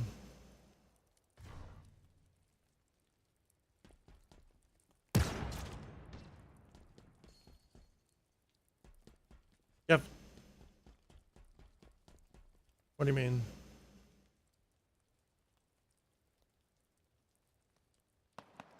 Oh no, that boost spawns. The boost spawns. You have to crouch constantly because the things are gonna blow you off. Uh oh.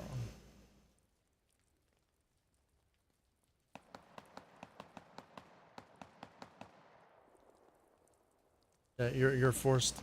You have to. You're forced to crouch.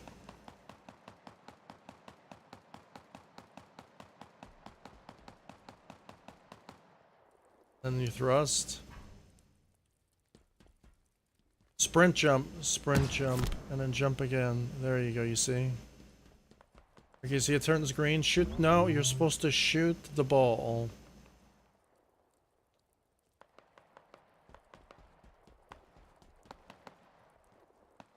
So at the end, you're supposed to shoot the ball. Maybe I have to write shoot. That'll probably be better. But problem is, you do have to practice this. Oh, what the hell? That's not supposed to happen. Well, I'm glad you guys are testing it so I can fine-tune the course now.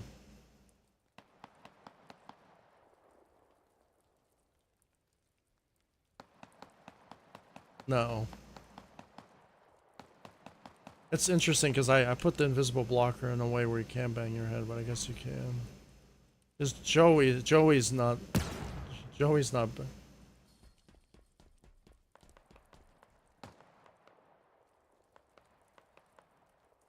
You just jump. It made a platform come out like a balcony.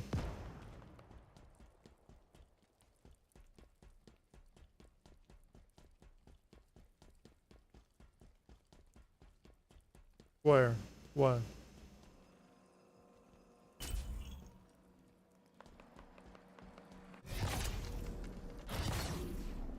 You have a bunch of time jumps on this course. Yep.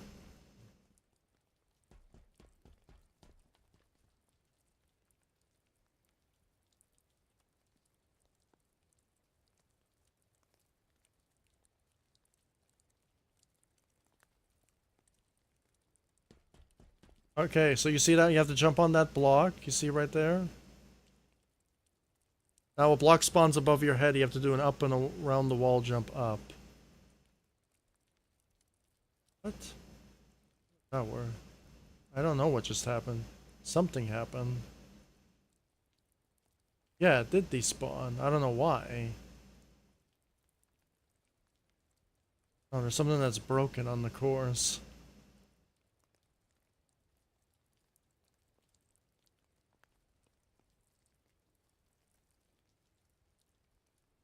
Oh, why did it why did it despawn though? Like, how did you do that?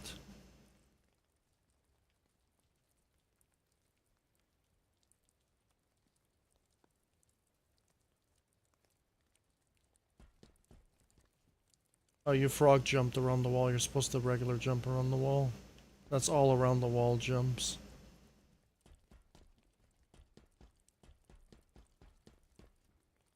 You just have to time it.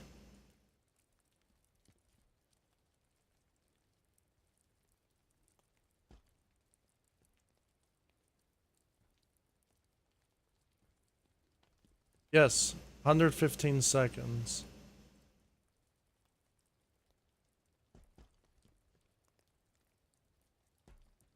No, no, that's why I put an arrow there.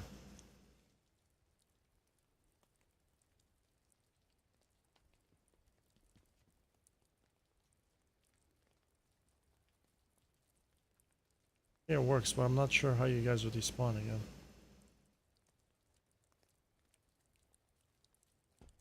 This is a really good around the wall jump. Really good one.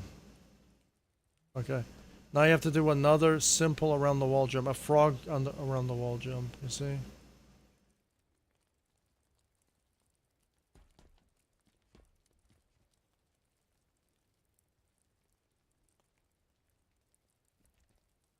Uh, the time limit for stage 3 is a little bit strict.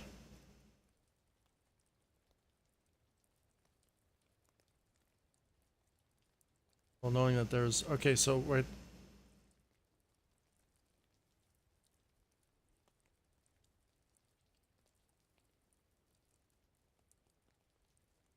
Up and above. The arrow tells you. Look at the arrow.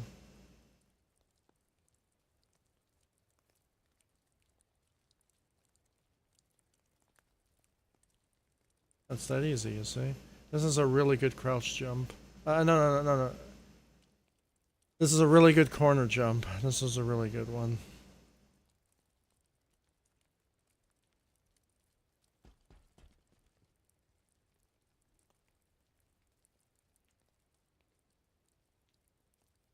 It's not too hard. It's not Halo 5. You have to do another corner jump, but a frog jump, corner jump.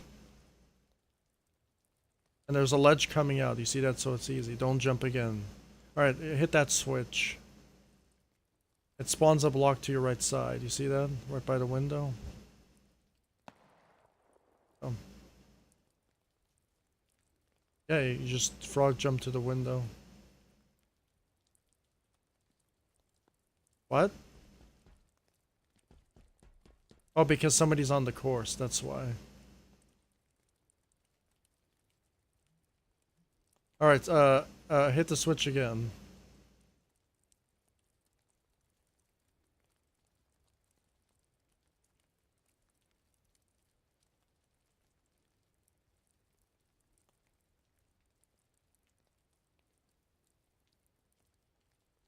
No, he's not there yet.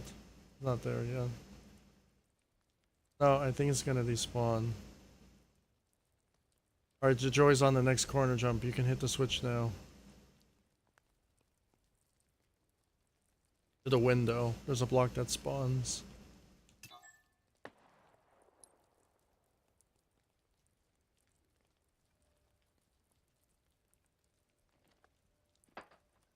Do a regular jump up there. Now this is just a simple jump. You have to... Oh, what? If somebody dies, it despawns.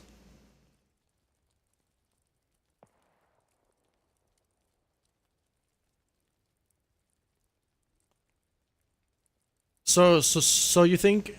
So you think I should put a waypoint so people know where to go on that part, or no? Because it's practiced, right? Yeah, you can practice as much as you want, yeah. As much as you want. No limit. Practice as much as you want.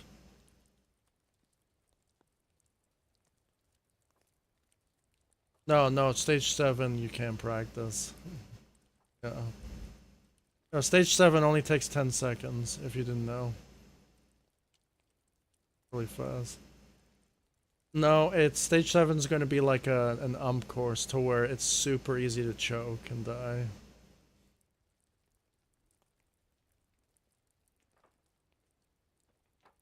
Oh yeah, and if you guys you guys don't have to do the entire... I'm stuttering. You guys don't have to do the entire course again if you die. You know that, right? You can start from a position. So you see number 2, there's a teleporter number 2, so you can jump. You don't have to do the time jumps again if you don't want to. You can go straight to 1, 2, 3, and 4. There's like 3 obstacles.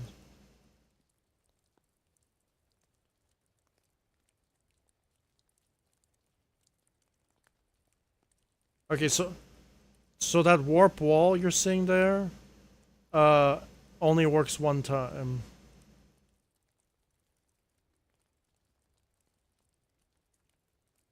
The teleporters are at the start. It says 1. It says 1, 2, 3, and 4, you see?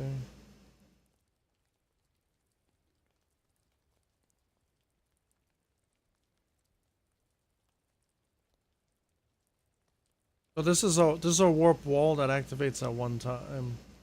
And as soon as Joey makes the next jump, the block will spawn. Okay, you have to jump over. No. You see that red ball? You have to shoot it as you jump over the thing, and you have to time your orientation. That's it. That's all you have to do. If you touch the red line, you instantly die. By the way. Yes.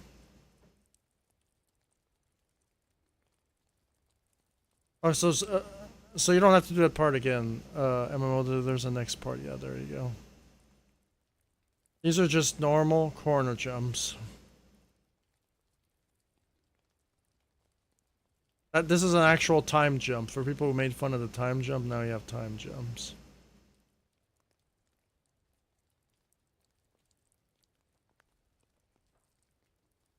Alright, see, this is a time jump, right? You have to time it, and then you have to time all the animations. That one pushes you off. Oh.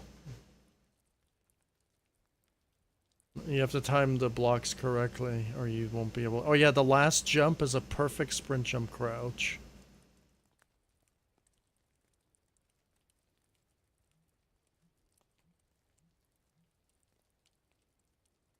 The time limit in this course is 1 minute and 15 seconds.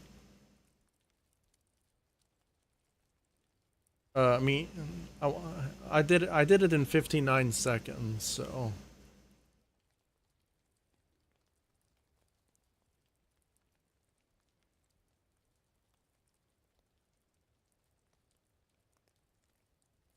You have to restart. You're not allowed to use...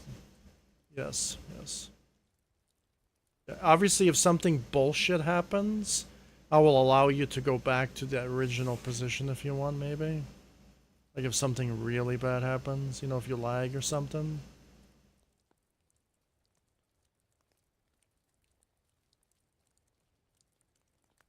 I don't think it's gonna work, but I think the problem right now is the first spawning block. There's something wrong with it. Joey found the problem.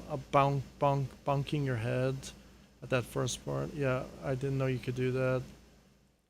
The warp wall you have to do in one. I think is pretty cool. The second obstacle. So here's the problem with the drop down. If you play on 1 sensitivity, you won't be able to beat my course. I'm playing on 6, because I was playing on 3 and I couldn't do it.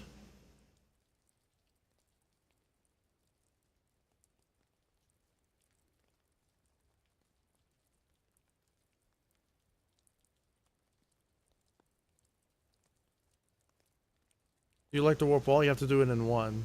Like if you stop on it, it despawns.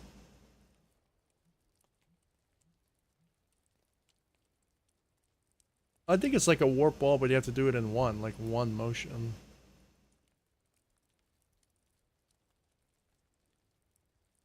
Yeah, he's doing good.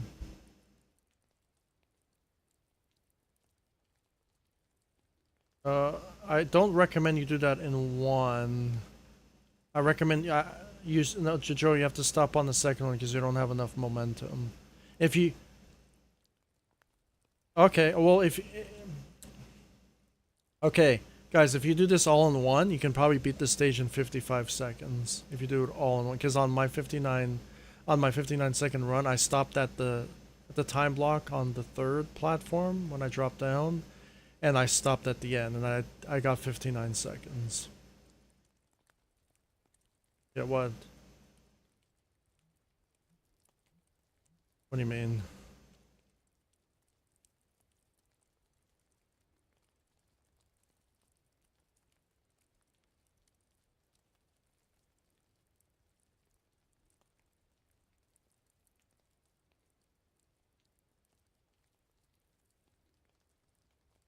Well, I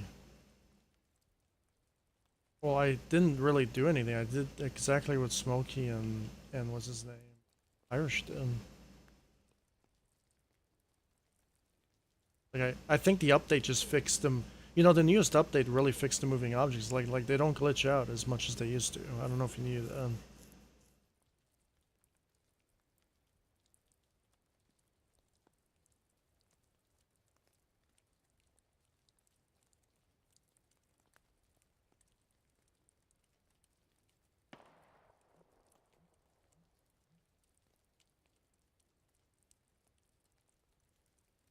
I think this is a pretty good course. I don't know how strict the time limit is. It's pretty strict, but like the time limit, because if you do it fast, you're probably gonna finish within 1 minute 5, right?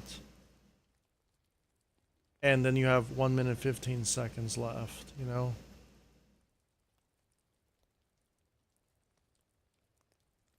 Oh, stage 3 is pretty cool. It's the same length as like stage 1, right?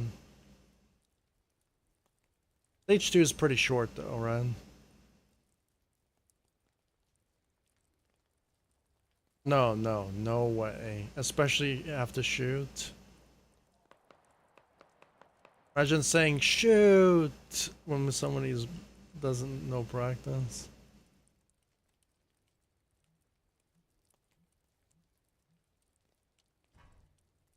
Oh, but at least you could do it again if you hit your head, right? All right, for stage 1, there are like checkpoints. You don't have to redo the whole thing again if you don't want to. You can practice from a specific area.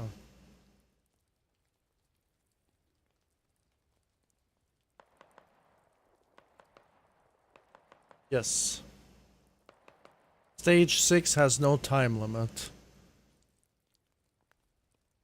That's like the stage 3 of regular courses. Stage 5 is going to be interesting because, you know, stage 5 is going to be like a stage 3 with a time limit, you know that? And then stage 4 is going to be a bonus stage. It's all going to be about speed. Yeah. Stage 4 is all about speed and slide jumping. Slide jumping and super jumps. No, it's consecutive slide jumping. And then well, here's the funny thing. Since you can power slide in this game, if you know how to power slide, you can beat the stage within like 10 seconds if you wanted to. It's going to be like a Sonic course. You know, the reason why I'm doing that because I watched my previous tournament, which was pretty garbage because it's so ancient, and there was like an obstacle where because Apex Reflex did my tournament, and I think there was like 3 paths. So if you knew how to slide, you take the bottom path. If you know how to power slide, then you'll take the secondary path. If you know how to power slide and super jump, then you take the top path, and meaning that the top path will make you clear faster, you know?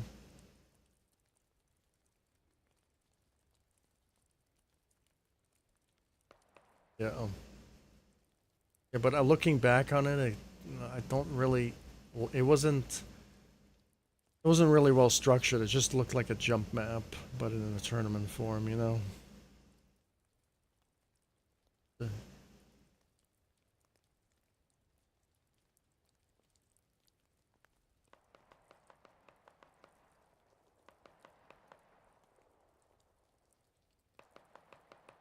Well, that one was like that, but that one you could respawn. There was actually checkpoints that tournament.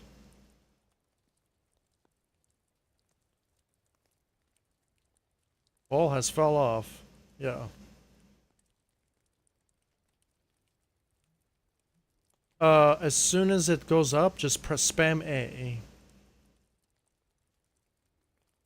Yeah.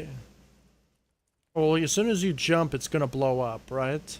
And the platform animates up in the air, right? And then as soon as you're in the air, jumping, just spam jump. And it should launch you. You have to sprint jump, though. You see how you get a bigger jump? I know, but problem is you're not supposed to... No. You did that correctly. You're just supposed to wait on that moving platform. You can stand on moving platform. You don't have to jump immediately. All the moving platforms, you don't have to like jump immediately. You can just stay on it for as much as you want. You know, they're not moving that fast. No. Which you're not going to like the fifth stage and the sixth stage though.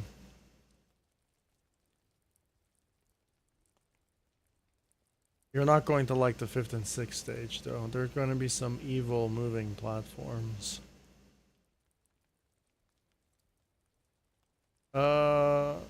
Maybe. The has to be consistent though. How do I say it? The pillar path is going to come back on stage 6, I think.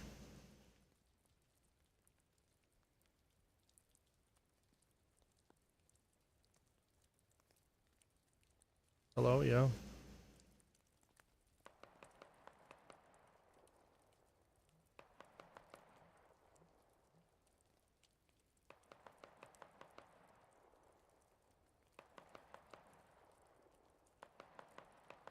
Oh. Almost overshot that jump.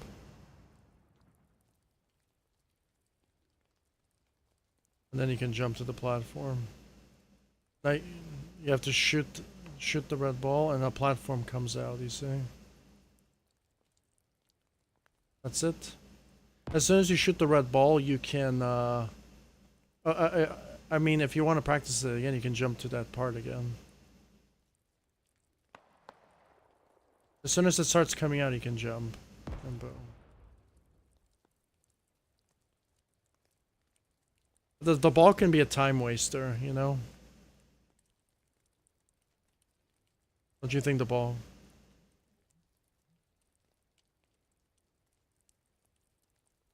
Yeah, that's it. Oh yeah, and if you don't crouch, the second, no, the first one and the third one, there's a gravity lift that pushes you off on the ceiling. Yeah. Want to try out stage 2 and stage 3?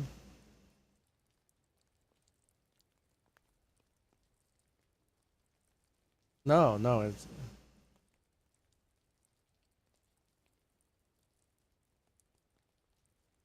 Well, you're...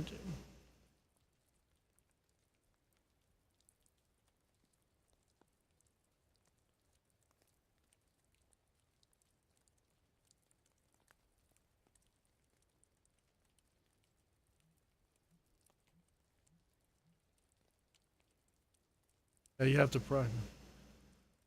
Yeah, you have to practice. You have to know where things are.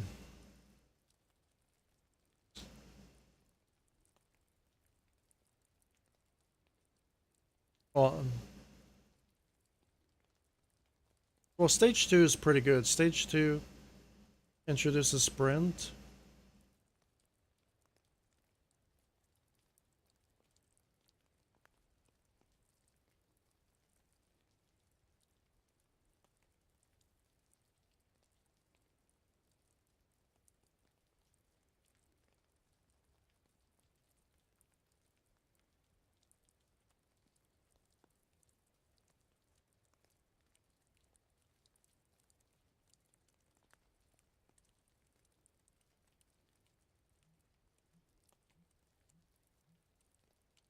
On my big toe.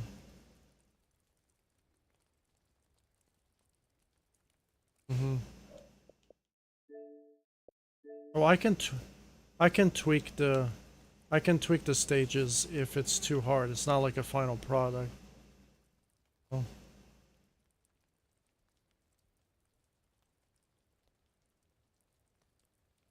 Well, I wanted to.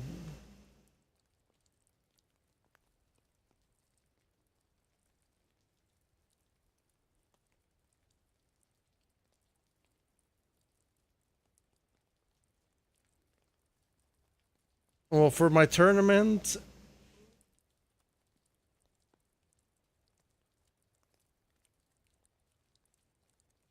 that. Well, obviously stage 6 is going to be the hardest course, right? So, no, well, the seventh stage is all time based.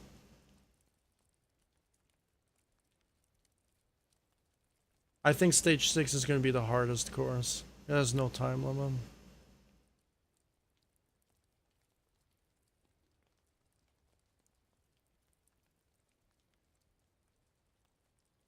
Stage 2 introduces sprint jumping, uh, ball rolling, and then a time jump, 2 time jumps, and you just have to shoot an object at the end.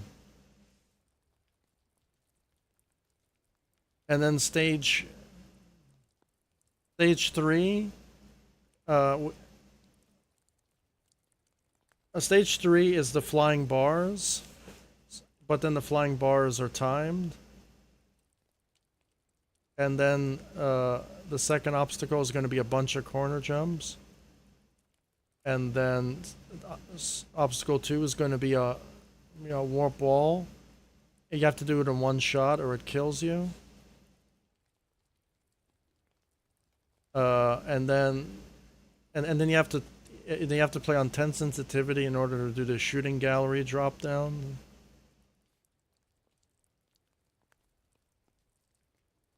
Yes, 45 seconds.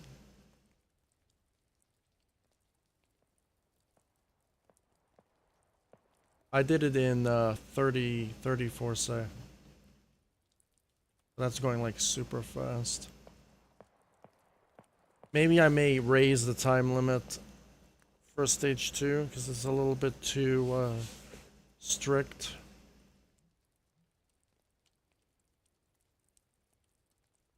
Oh, really? There's a equipment that spawn. You have to thruster jump up. Look down and thruster jump.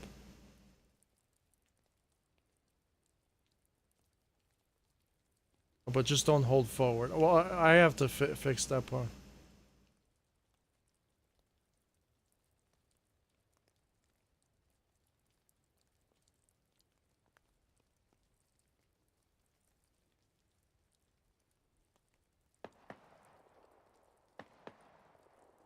Okay, so you just have to remain crouched the entire time on the ball. You have to figure out how to dodge that.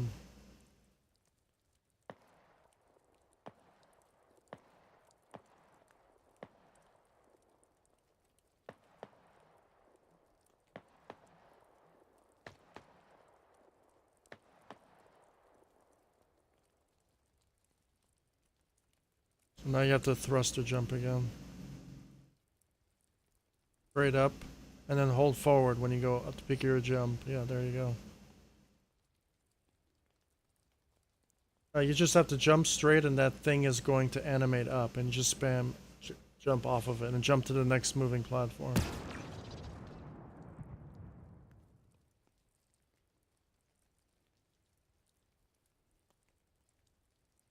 No, you didn't. Yeah, you have to. Oh, you don't have to do that whole thing again, Snoz. There's a checkpoint if you want to do the next part again. You practice. There's numbers at the start, you see? See the numbers there? Look. Look, right here. Jump and you see them. You see where the switch is at? Alright, turn around. Jump up. Look at the numbers. You see the numbers there? That's back to the ball.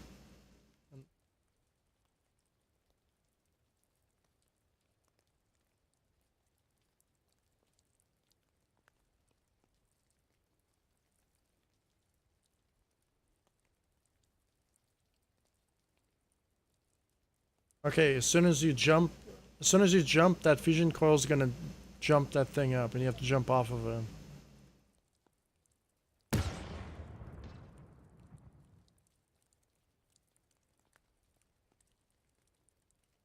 You can stay on the next one as much as you want. It's just, you have to balance yourself on it. And then when you're ready, you can make the next jump.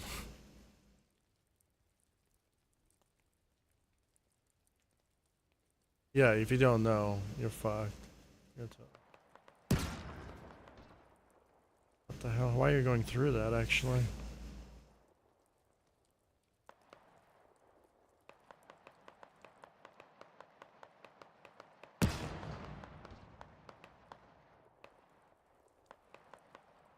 You have to shoot that red ball.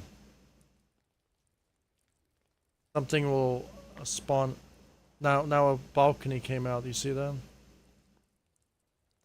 Jump on top of it. You can make that high. Crouch jump, yeah, that's it. So do you like stage 2 or no?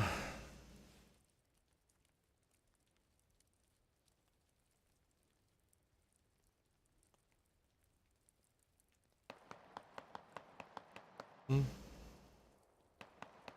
No. You can stop the ball and then stop and look.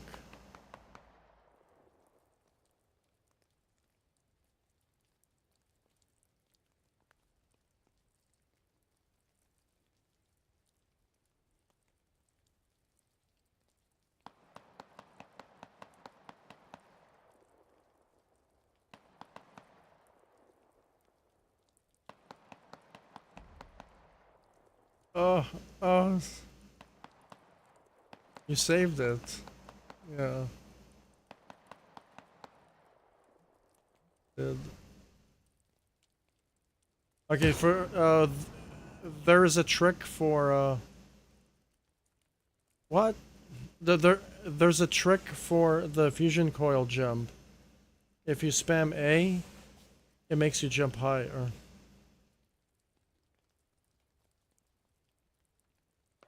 Yeah, you just have to spam it.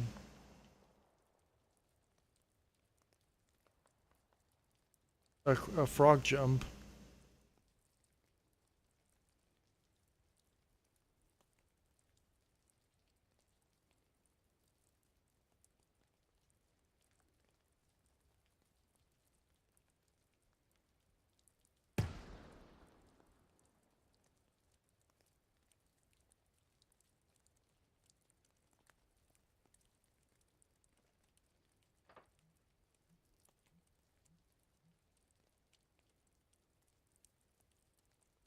Uh,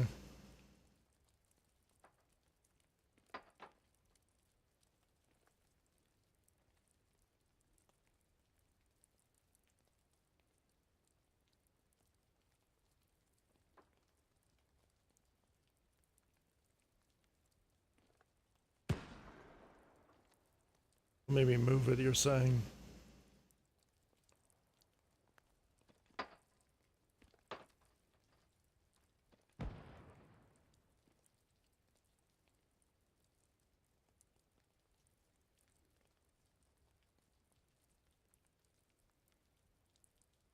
I didn't think it was that hard.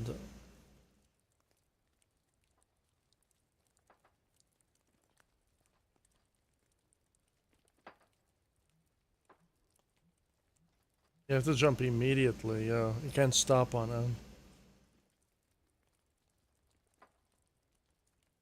Alright, I'll make an adjustment for that if you want.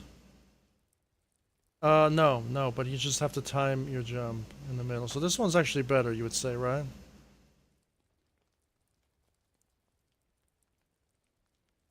No, I don't want to make it too hard.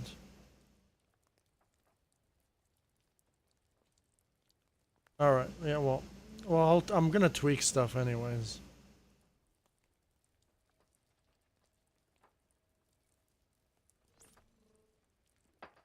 Platform spawned above your head, Sna.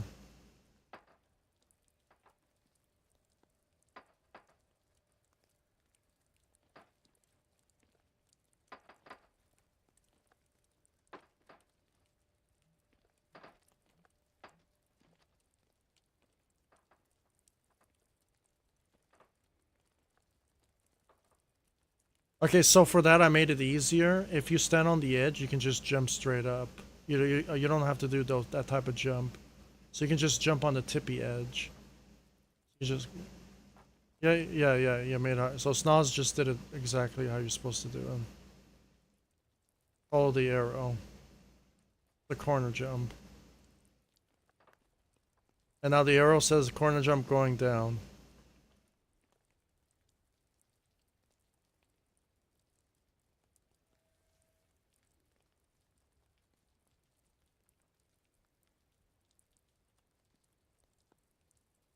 The I'll make the swing a bit easier.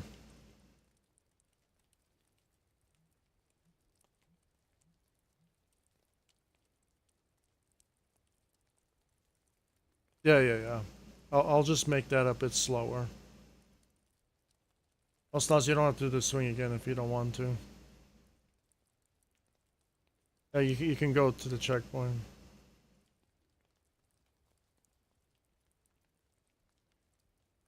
I think Snoz wants to do the corner jumps. Oh yeah, is Snoz? I want you to go to 2.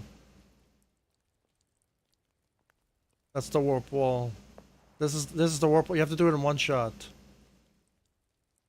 Yes.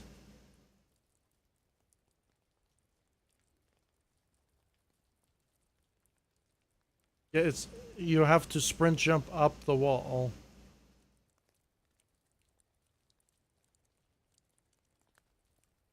You have to do it all in one.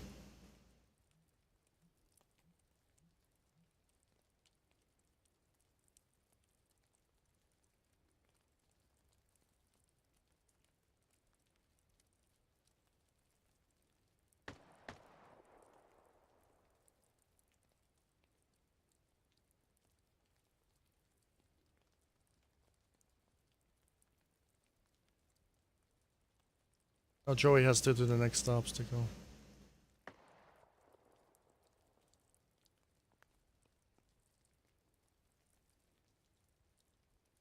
Because you're jumping too late. Jump a little earlier. There you go. Did it. No.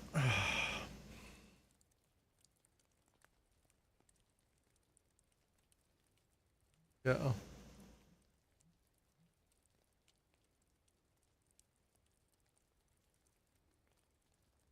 Do you like the warp wall, Snoz, or no?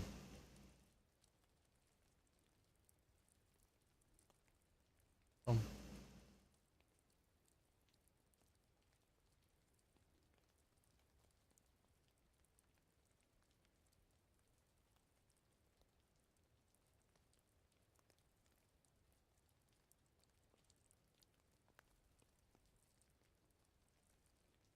okay, Snoz, for this, you see that number 3 down there? You have to. Okay, so you see that red bar above you. You can't touch any of those red lines. You have to crouch jump over it, but as you know, you have to tell me. I have to let you know. You jumped before I could. No. Okay. So the demo is, Snoz, you have to jump over the red line. All right, while falling down, you have to land on number 3, but you have to turn to the side and shoot that red ball. You see that red ball? As you're falling.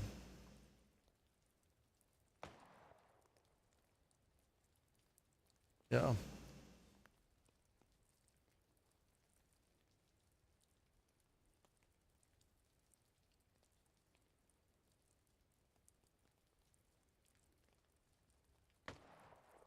Oh, I'll fix that. I'll fix it to where you don't have to do it.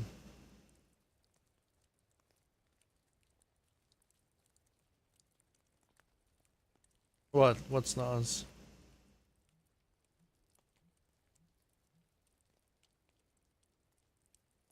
Oh, damn. Okay.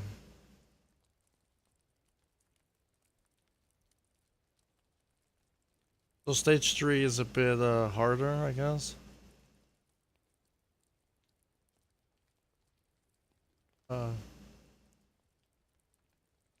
So the warp wall is harder?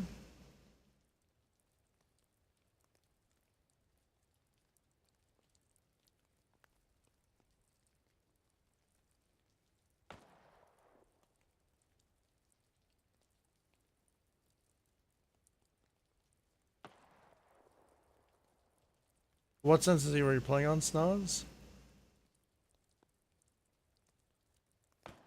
Oh, you did it. But so, okay, so what you have to do is you have to jump straight. Don't turn your orientation, just turn your, you know what I mean? No, well, don't move. Like, just.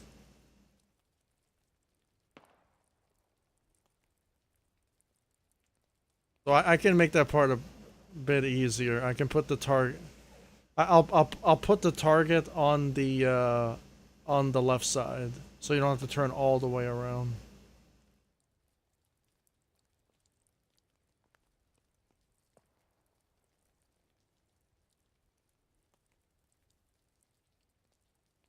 So you want to jump to the right, but how do you jump to the right? Like you can't touch the red lines. You'll teleport.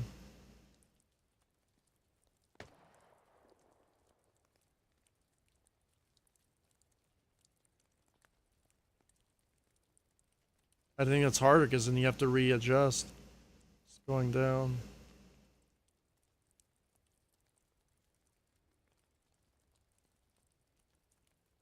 So you think the shooting range is a cool obstacle?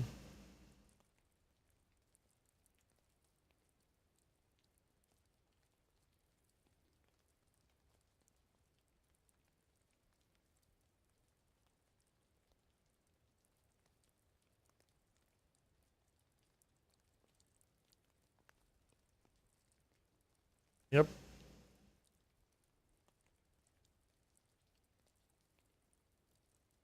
Okay, so you know what I'm gonna do, Joey? I'm going to put the ball on the left side of the pole.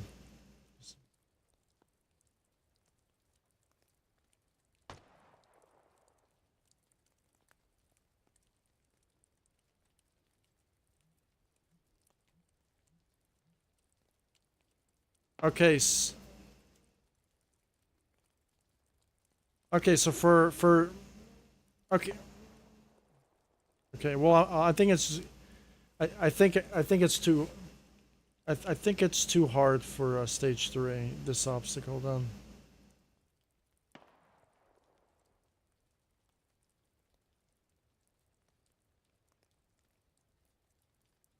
No, but but that's the problem with Halo Infinite with the dynamic objects. You can't adjust it just by a little. Yeah, limited size. So, yeah. Yep, it's bad. Because, I don't know.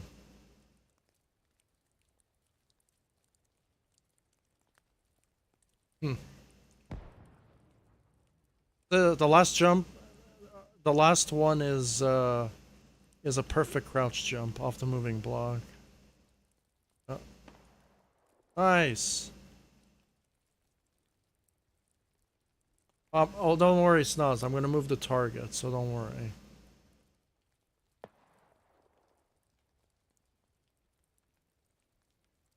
No, but problem is you can't because of the size limit, like the target.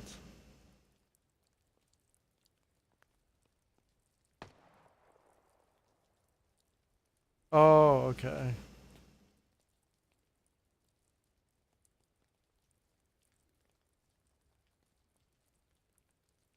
Oh, okay.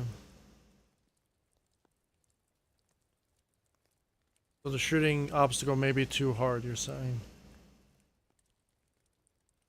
Okay, so the platform make it bigger. I could do that, right? I can make it bigger. I'm probably just gonna move the ball because I don't want to, because this is the first time, because on a jump course people are not gonna expect to shoot targets, right? You know what I mean? Anyone who is not expecting to be shooting in a jump course.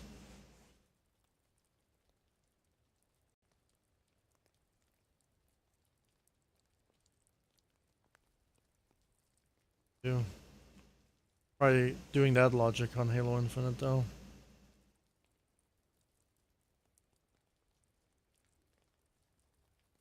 Well, if you shoot them in a specific order, as Smokey said, you could do it, but in random order. I don't think you can do it because it's so limiting. It's the scripting is better, but at the same time, there could have been a little bit better scripts for certain things. But you know, like a color change option. Did you know there's no script to change the color of an object? Yep. I know you can't do that in Halo Infinite. You have to like spawn and despawn an object on a to change a color.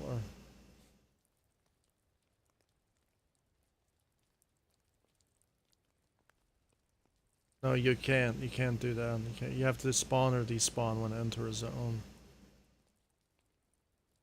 And then when you wanna, oh, and here's the stupid part: dynamic objects can only be turned on and off, and animatable, and it can only be specific sizes. This also includes invisible blockers and stuff. So anything you want to animate, or I would say, oh yeah, and welding fucking sucks in Halo Infinite. Never try using welding. It's not like Halo 5. So yeah. So the Halo 5 has a lot better features. So you remember Smokey's Porcupine obstacle? Yeah, yeah. Good luck doing that in Halo 5. Can't do it because you can't script prefabs anymore.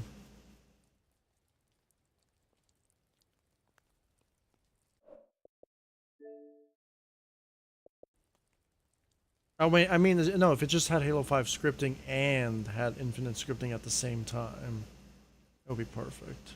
Yeah. Yeah, yeah. Some things you could do in Halo Infinite you can't do in Halo 5, which is kind of annoying, right? The trait zones. Remember Halo 2 Anniversary where you had that zone where it was like the trait zone where you can pretty much do whatever you want? We need. No, MCC has a trait zone where it's just a zone, and it worked exactly like a game type, you know, from the game. And you can change whatever you want in that zone. Literally, it was so easy. It was so easy, and it would completely destroy the scripting because you wouldn't need the scripting anymore. It would be obsolete. I think that's better.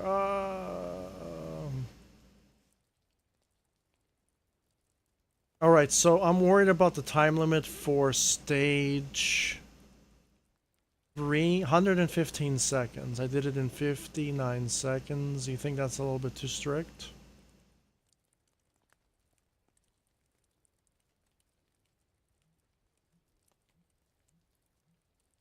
Think it's pretty good. How about MMO? MMO, you think having 16 seconds left to do mistakes is good on stage 3 or no? No, no, no. So perfectly you... Okay, so I did it in 59 seconds and I made a few mistakes. I probably could have done it in 56 seconds. So maybe about almost 17 seconds worth of mistakes.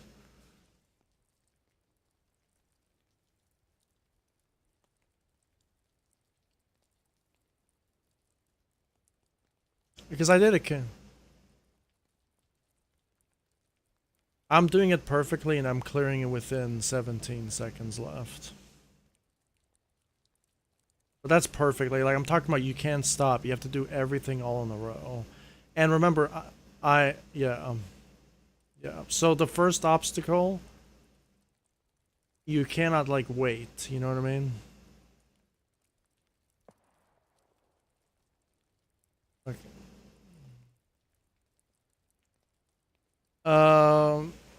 Okay, maybe I'm just gonna I'm gonna be a little bit more lenient for so I think the stage, since I am gonna fix the first obstacle and the shooting range, I'm gonna have to retime myself. And then I'm gonna make the time limit 1 minute and 30 seconds.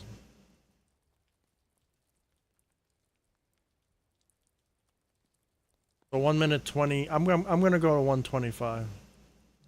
125. I think 1 minute 25 second is good. You can have a little bit more time on the stage 2. I'm gonna add the time limit to 55 seconds. I'm gonna add 10 extra seconds.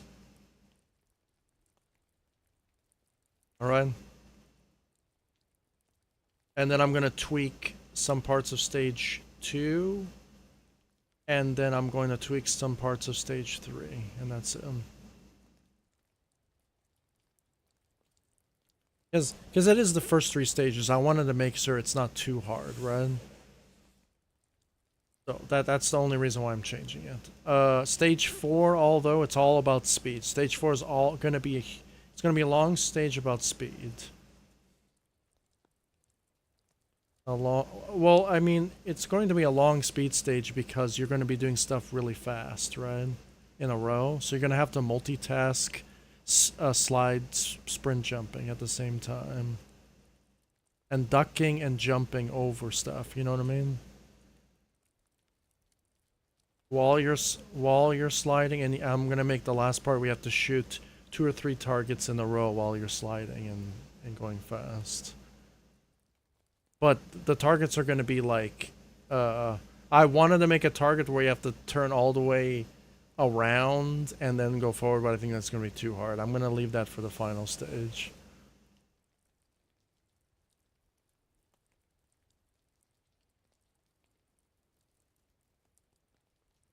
Well, it's all because it's because of the stage that I had on Halo MCC or Halo 4, the 6-stage obstacle course.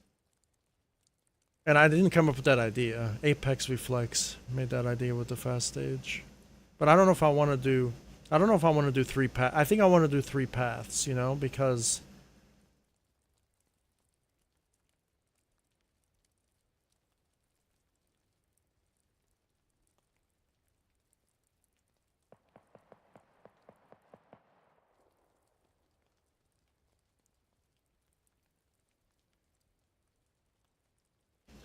yeah, so that's what it's going to be, and I'm live streaming all of this too, so yeah, I'm live streaming everything so people can see all the beta testing and everything that's done on the tournament course. But okay, so Snoz was having trouble seeing the numbers, you know. So do I have? So you know when you go up to the platforms, you can't really see where the numbers are. So I'm probably gonna have to put a small number there, another couple of numbers there, because you can't really see where the checkpoints are at, you know? Yeah. Yeah, yeah, because Snoz was having trouble seeing that. Yes, yes. Okay.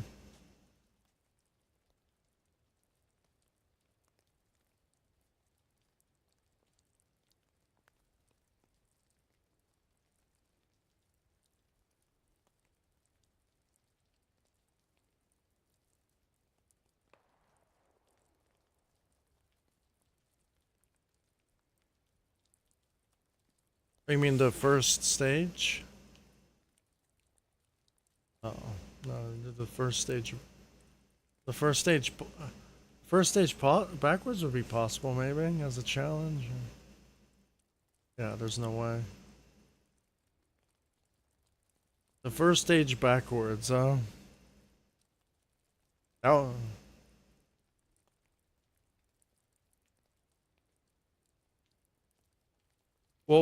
Well, not backwards, like backwards, doing the stage backwards, like just doing, you're facing backwards, doing the stage.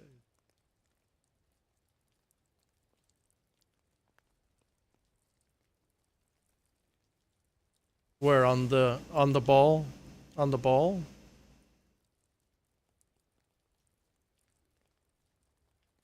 Which one?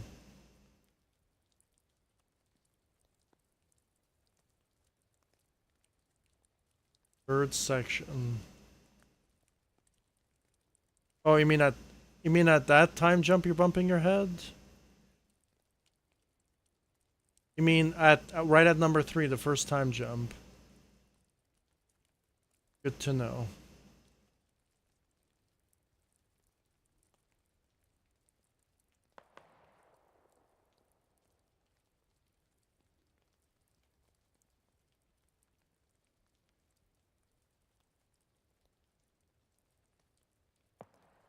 Yeah, but I also wanted to worry. It locks your aim, so you can't look left and right. I don't. Yeah, lock your aim. You can do that. You can do that scripting, but I don't think you could do it in Halo Infinite.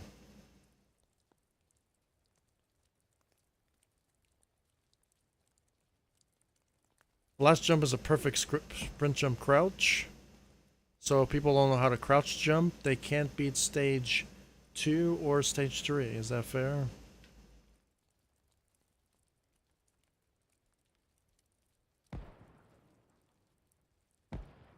Yeah, well, you have to know how to crouch jump for stage 2.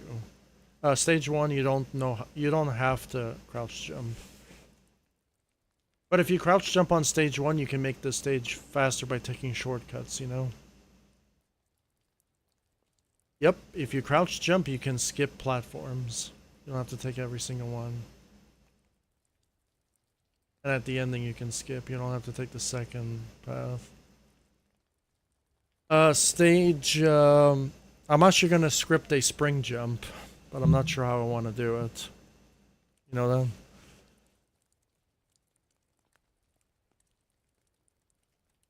Is there a script out there for spring jumps?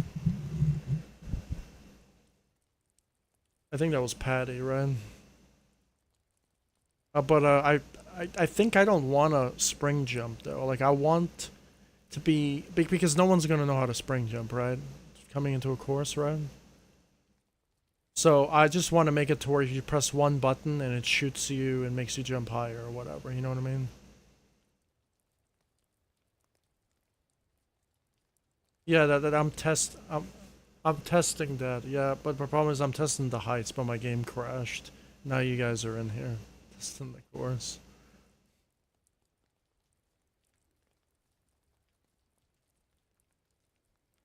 I'm I'm trying I'm trying to script that. The problem is the numbers are kind of bugged in this game with that sort of functionality. Like I saw a script on YouTube that I copied, right, to make the object follow the player around. Right, I got the script. It's super easy to do that. The problem is, it's just to adjust the height. It's becoming a little bit more difficult, or at least the way I'm trying to do it. So, what?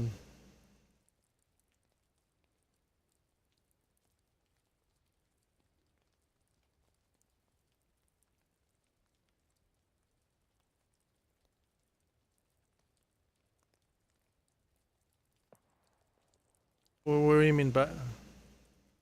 You mean back? You mean back to the beginning? Okay. Oh, it's fine. If that happens, it means that you guys are not supposed to do the course at the same time.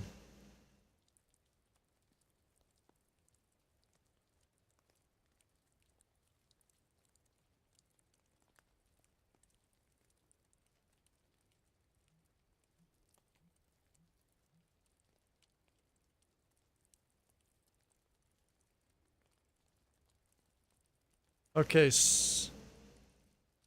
Oh. So I have the rules and everything on my webpage. I set up a webpage on my website. I link to the Discord server that shows all the times, right? And it shows my best time, and it shows the attempts, practice, all the stages. You can practice as much as you want. Right, if somebody's gonna come into this blind and you fail stage 2, that's your own fault.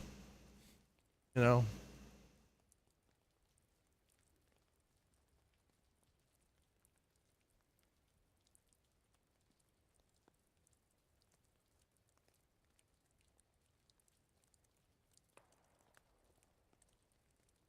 I don't know if Snoz did that obstacle, actually. The last one. Oh.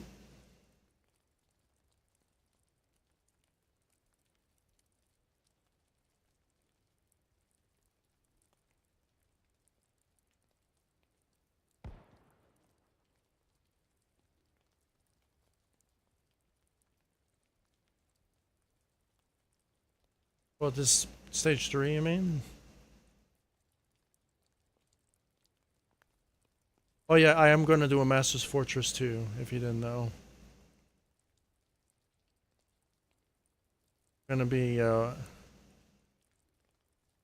really, really hard though. I wanted to make it to where you have like an oddball, and your oddball is your light source, and so you can't see where you're going, and in order to see the oddball with the light source. You know what I mean?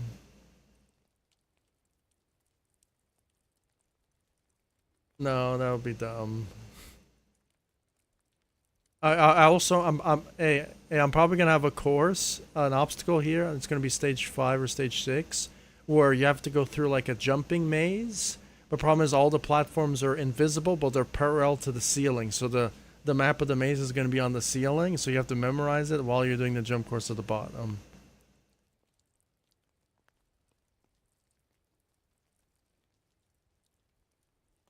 Oh really? A hunter can check out my tournament, eh? First 3 stages. It's in beta form.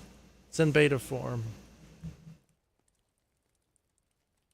No, no, no, no, no.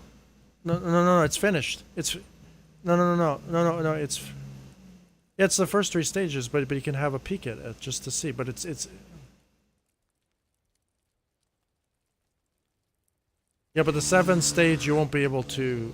You'll see it, but you won't be able to practice it. I'm gonna lock a teleporter. All right, but I'm gonna do stage 4 today. But problem is, I tried scripting a timer and I failed miserably in the Halo Infinite editor, right? And I made a double and a triple jump like Metroid Prime, you know, Hunter. Yeah, so I'm gonna have that on my course. I also made it to where I made it so you can stop in midair. Imagine going at full velocity and then stopping in midair completely.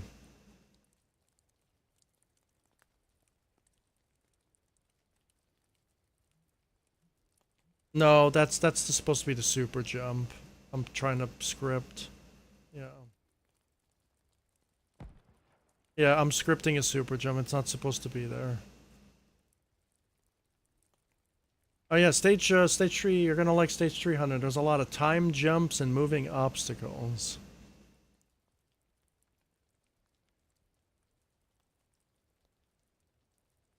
Yeah, it's like Wipeout, I would say. It I know, but I got this stage idea from that course. Remember that game, Doritos Crash Course, that indie game or whatever? That's where I got this stage idea from. It's so good, Doritos Crash Course. It's such a good game. It uses your avatar character or your original avatar character. So I'm going to make the target range easier for people who play on 0 sensitivity. So I'm going to have to do that. And see how it goes from there. But I have to go, and I'll be back in like half an hour, right? Alright, see you.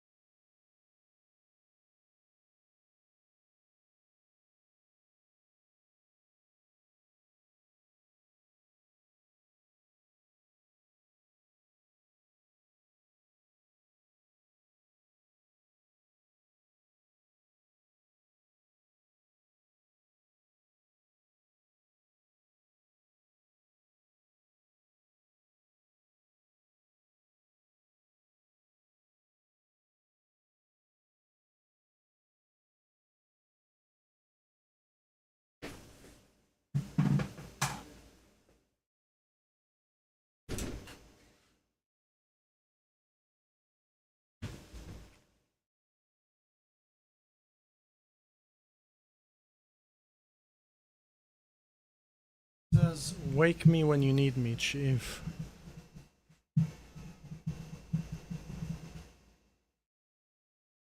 For my own custom game.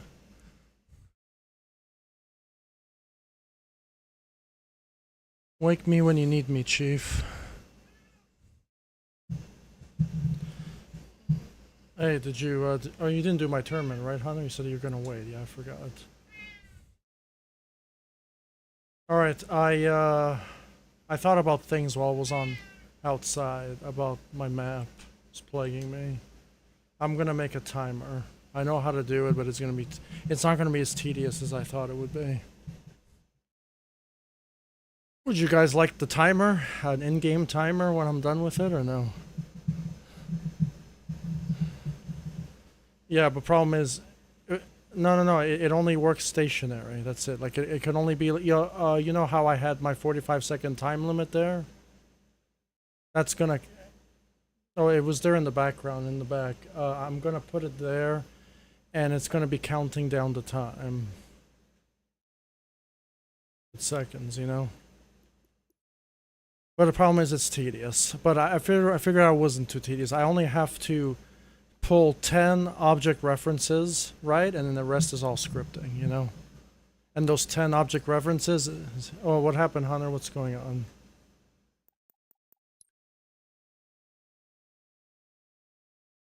Oh, that's the problem, Hunter. 343 doesn't know how to make lights or colors or anything like that.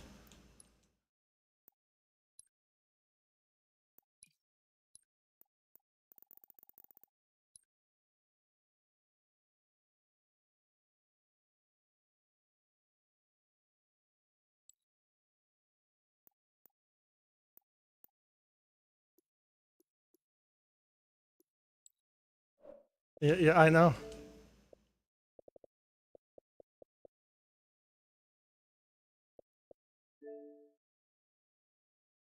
And the...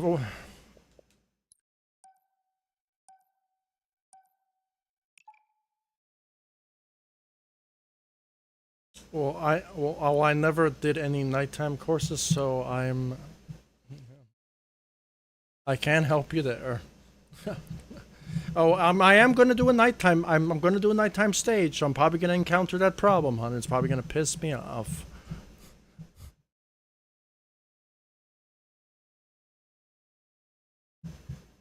Well,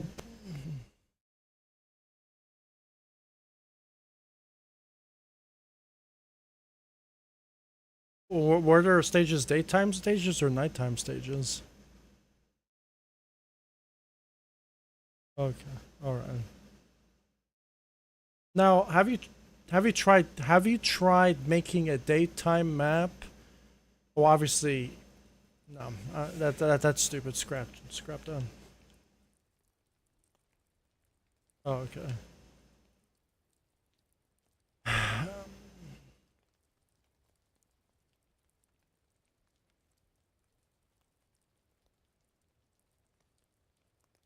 But does it fix itself in customs?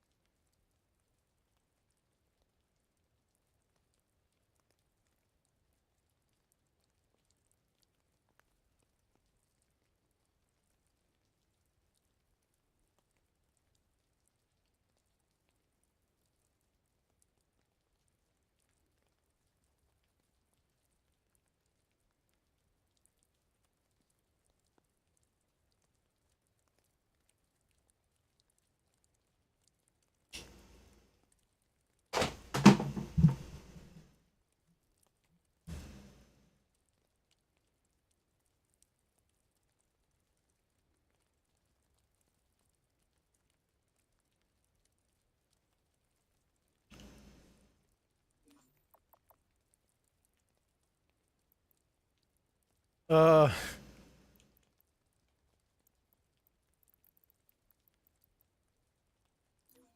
hey, sorry to cut.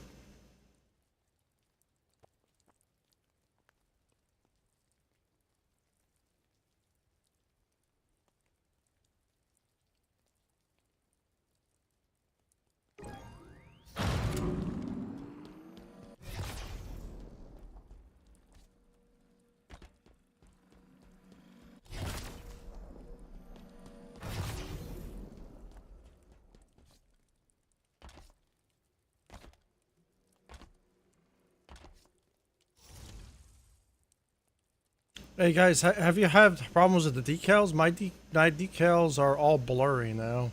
The numbers. No, it's a blurry. My blocks are what the fuck? Oh, now it works. What? Yo, this editor's buggy as shit. No, no. The texture started working as soon as I copied an object. All the textures weren't blurry anymore.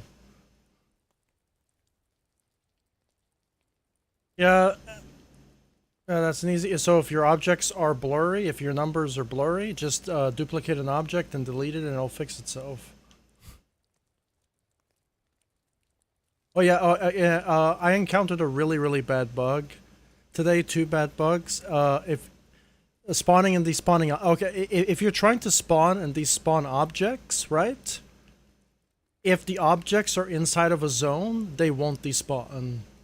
They have to be outside of the zone for them to despawn. And that problem started happening after the newest update. If you guys didn't know.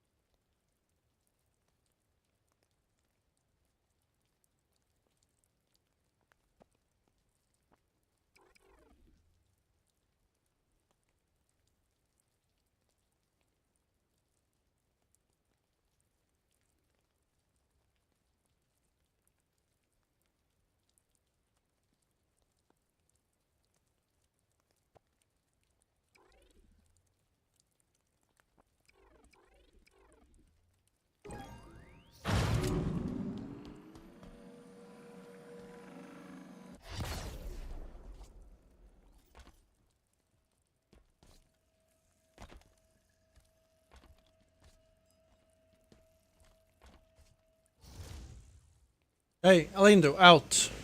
Out. Sorry.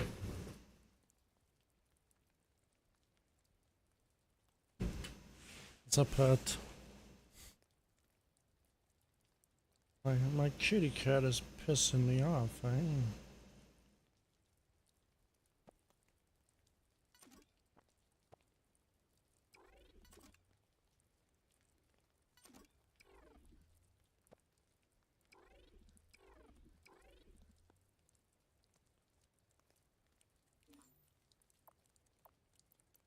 What? I bought chicken. Okay. You hear that?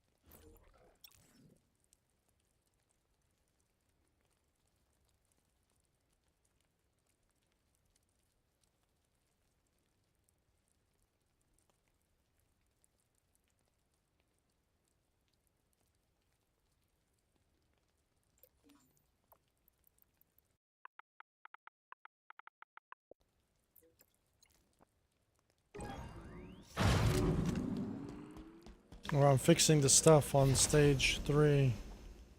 Oh, that's so much better, Snaz. I made it easier. It actually stops now. So, oh, actually, wait, wait. Does it stop?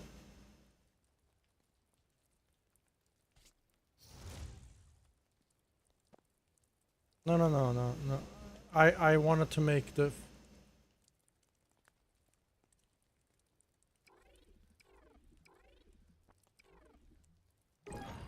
Well, yeah, yeah, well, that's what I'm changing, because I...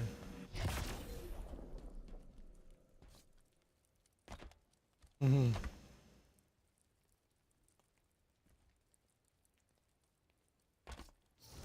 Okay, so I'm gonna make... Alright, so,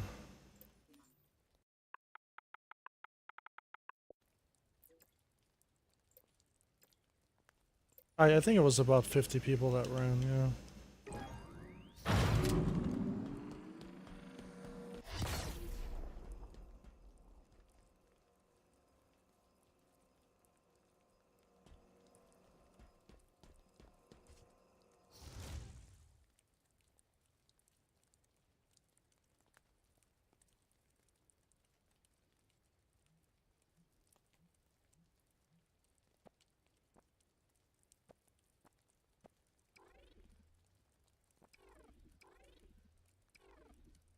I think the reason why I failed stage 5 because the...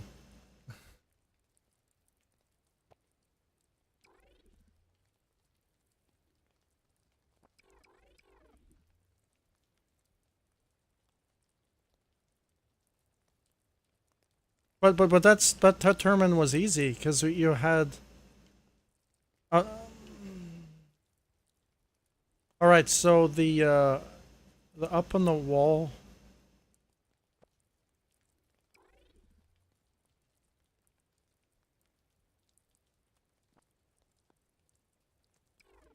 Okay, so I even made that easier. I put more signals to know where to go so people don't get lost. If people are brain dead, we have to incorporate that.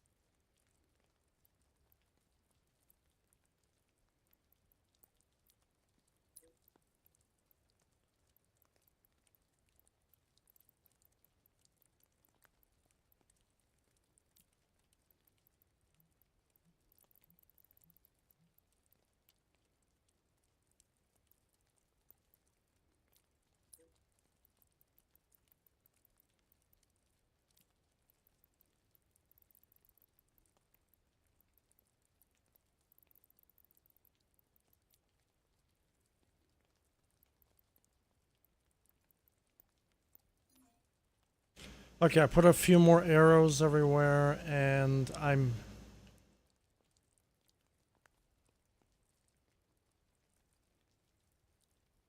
made a lot of adjustments. Now I gotta patch the bonking your head. Okay.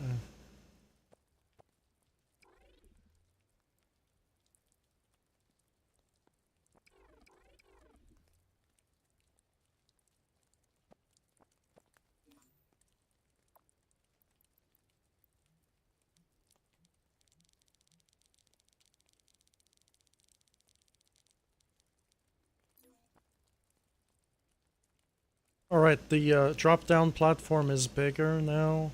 I moved the target to the left side. You can't bonk your head at obstacle 3. Added more arrows. I made the first pillar path easier. Not the pillar path, but the beams, I mean. Yes, there's lots of time jumps on stage 3.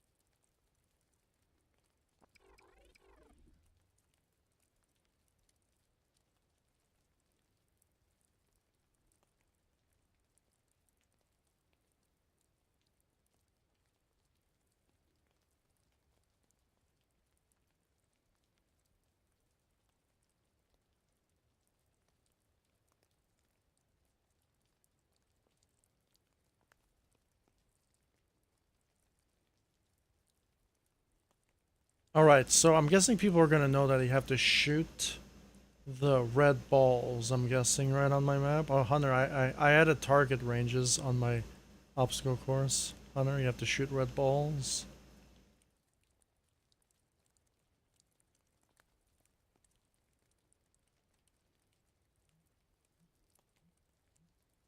Oh.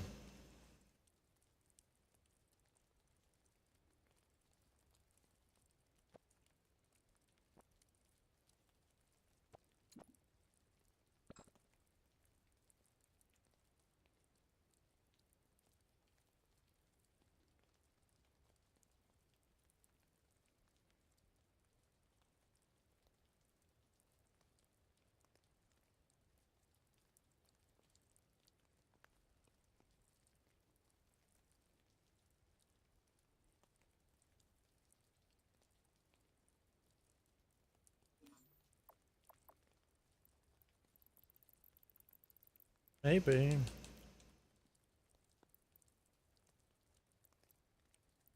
Okay, so we have to add numbers there so Snoz can see.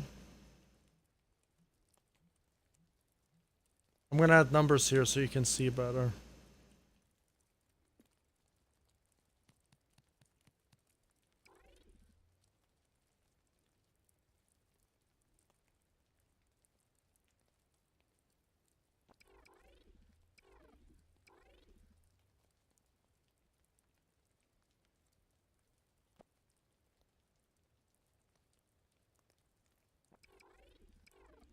Things. Oh, okay, so the problem with the lights, Hunter, are you having a problem where if you go too far away, they're despawning?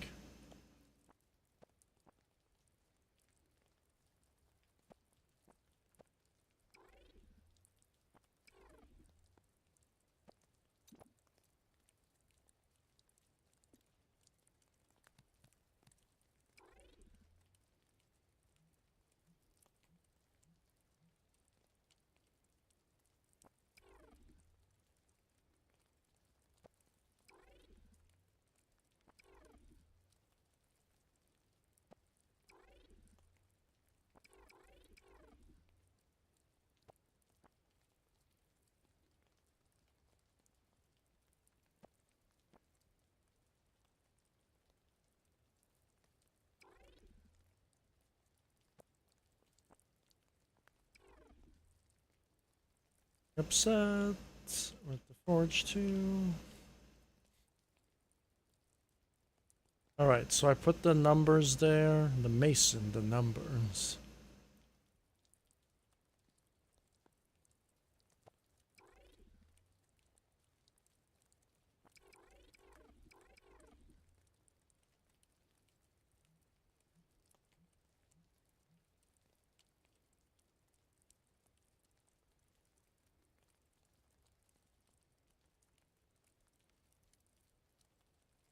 Oh yeah, well, I thought about this. Are the courses on the same forge map variant you guys are forging on? It could be. I mean, this is 343 we're talking about here.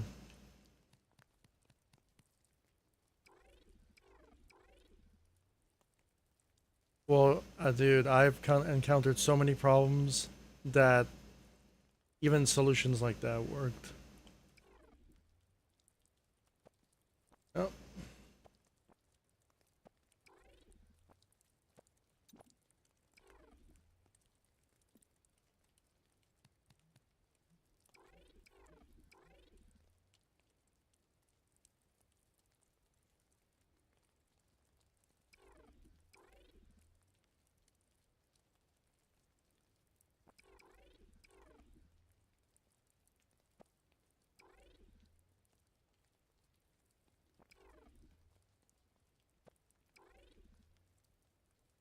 me too.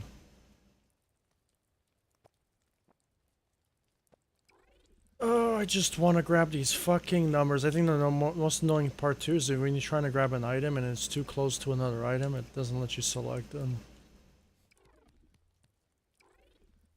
Also, when you're copying an object, Spawns it across the entire universe.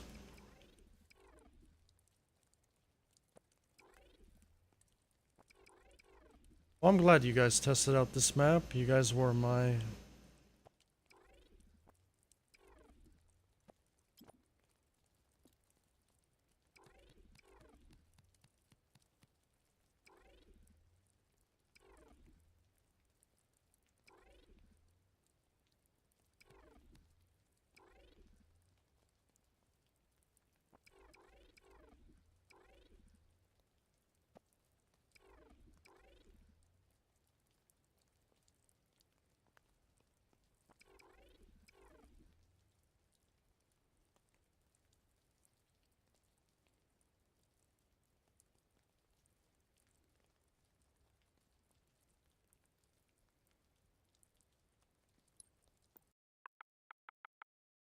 Good game.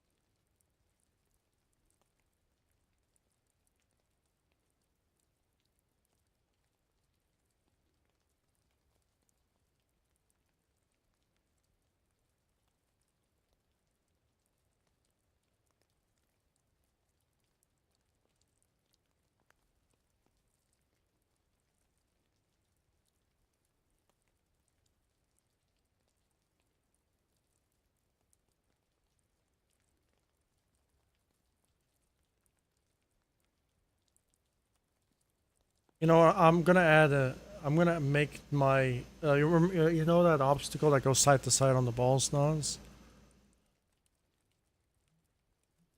I'm gonna put like a red line that follows you so you know when the indication is. To make it easier on the floor.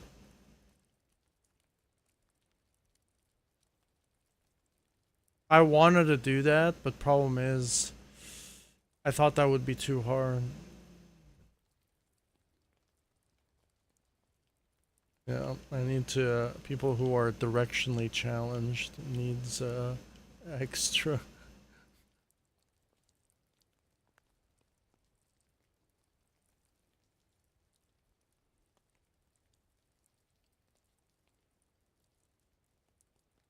No, no.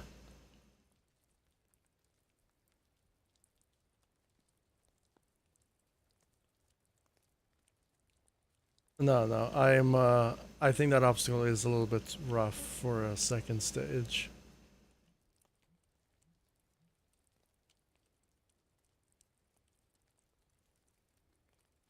Hmm. 7, you could say, right?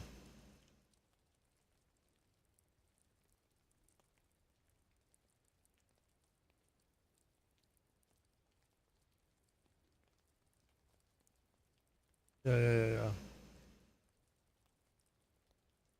No, no. Okay, so when it comes to that, I have to make like a...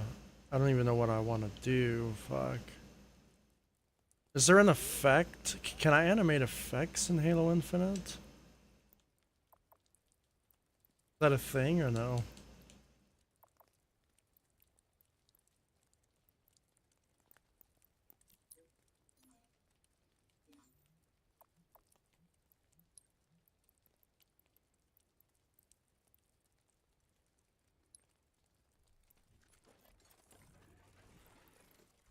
Well, it's not just it's complicated. It's very limiting too when you get into the scripting.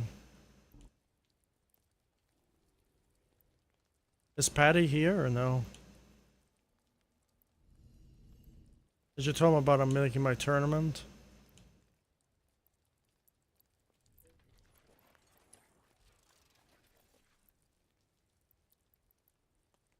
He probably knows. He's in the jumping Discord, right?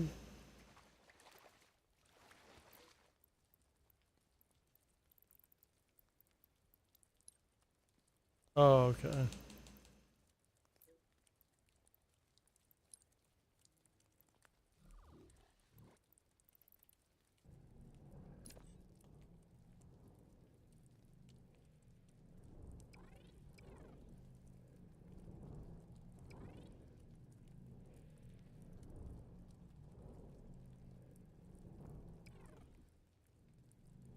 I'm adding a beam of light. Can I... Okay, so object mode... Oh, I don't know if I...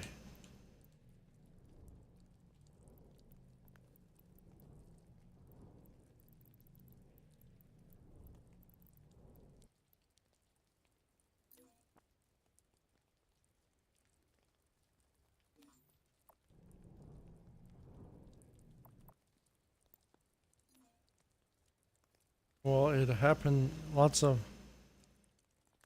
Oh, I complain about other issues. My forge kept crashing.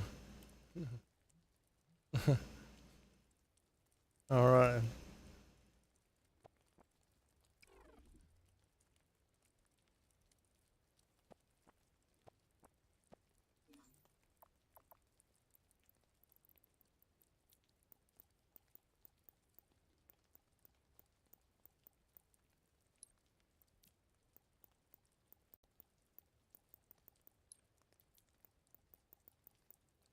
It made stuff, certain stuff better.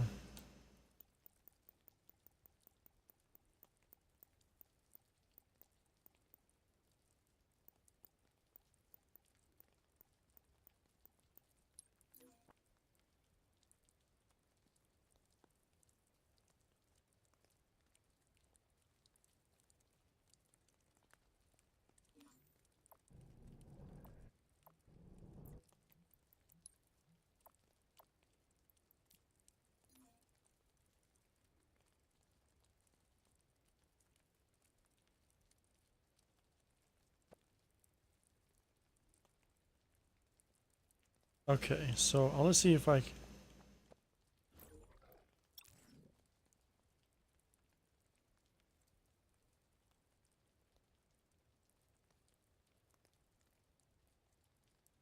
So you know what you need to do is you go to Smokey's Light and see and copy down all the information that he has on it, and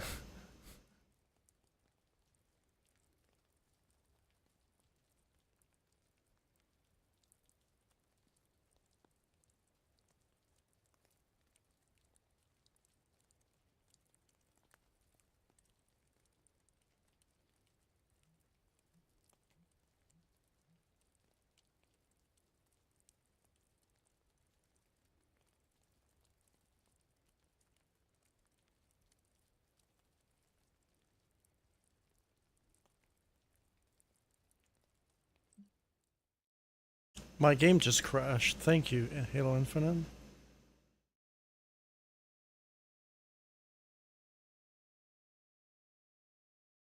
Connection lost.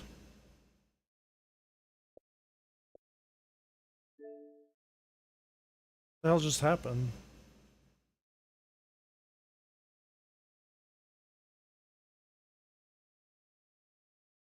My connection just lost completely, and it says I'm connecting in the party.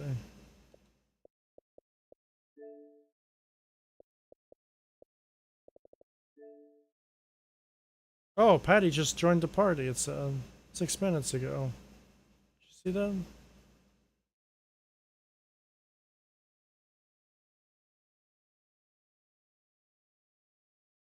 What do you mean? That's what my notifications say, though.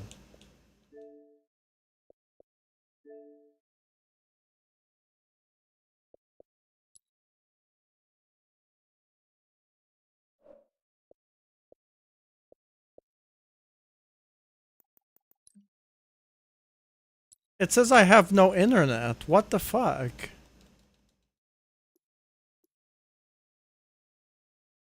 Okay, no, I'm live streaming this so people can see this bullshit of Halo. I can document. Well, Halo Infinite says I don't have internet, but I clearly do.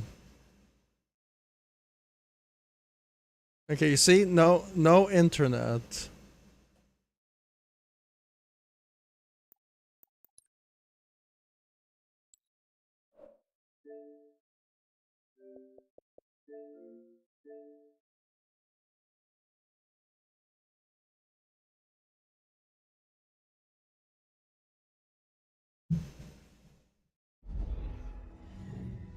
You know what? I was giving Hunter a tough time, and 343 smacked me with a big fat bullshit reset.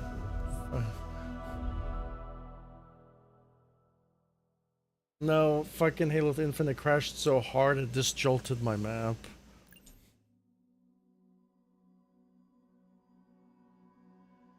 Yeah. Imagine spawning into a map. Okay, I'll tell you what would be really bad. Imagine getting an update from a Halo game, and all your pieces were disaligned by 1 inch.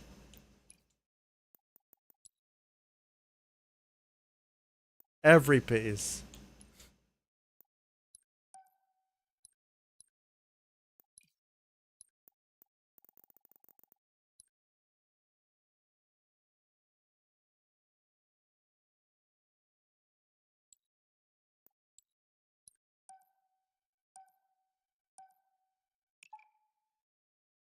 The days of bullet in your brain jump maps, right?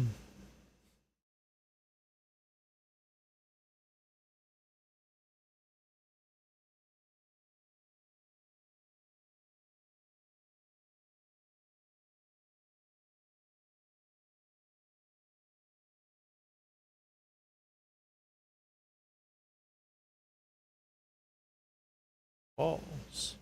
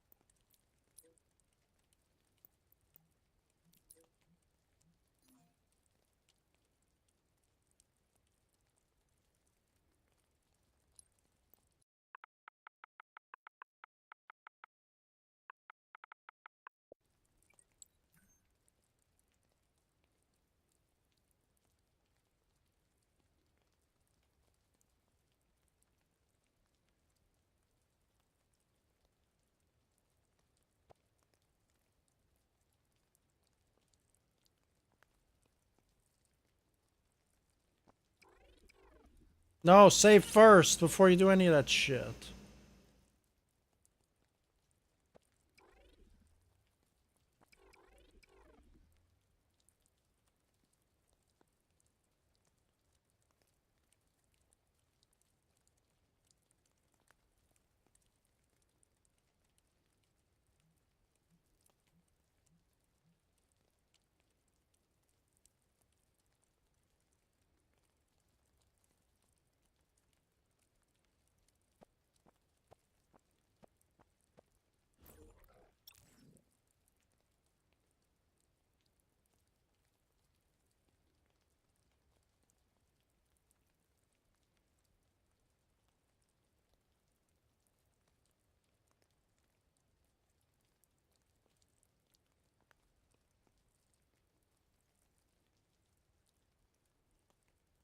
What's stasis?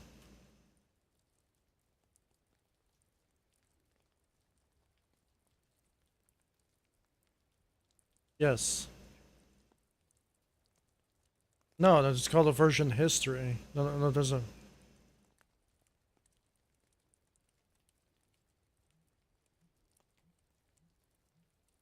Yeah. Oh, you haven't been doing that?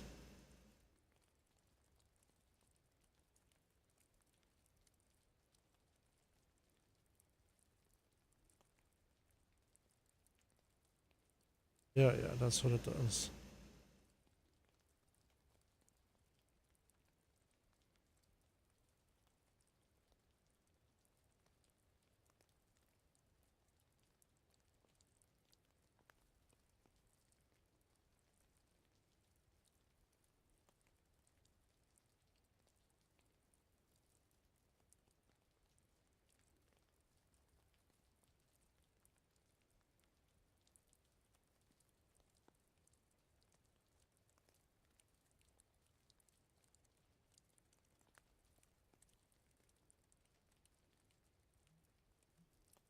Okay, so on object enter, delete switch. On object exit spawn switch. This does not work. I don't know why.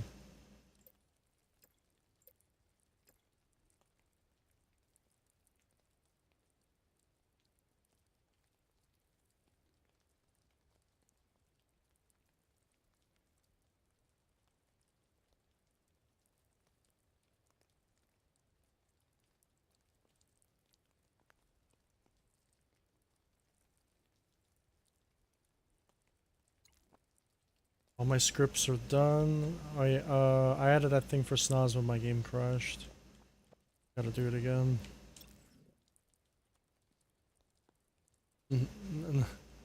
No, it's Snoz proof. Snoz, you already fixed the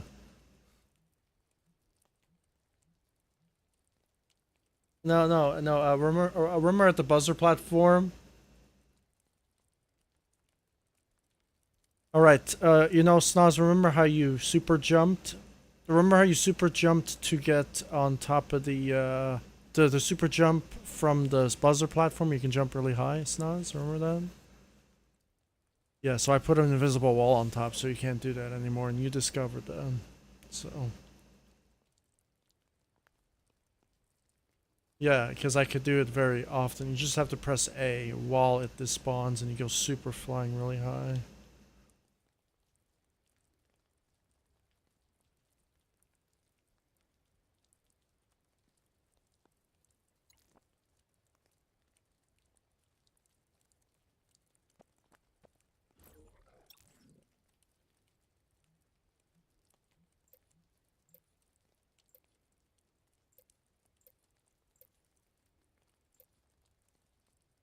Wait, am I dumb? I want to see if I'm stupid.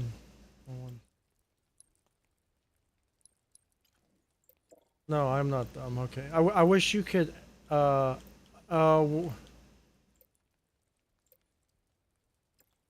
I was doing something with the script.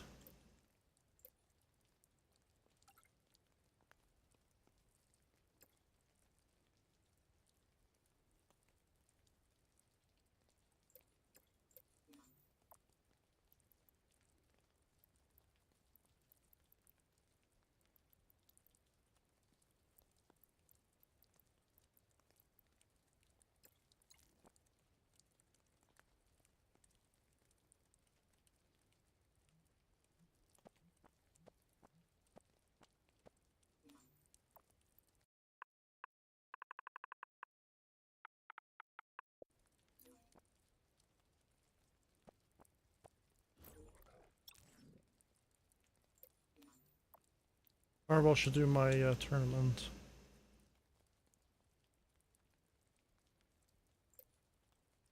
Fireball should, Fireball should do my tournament drunk.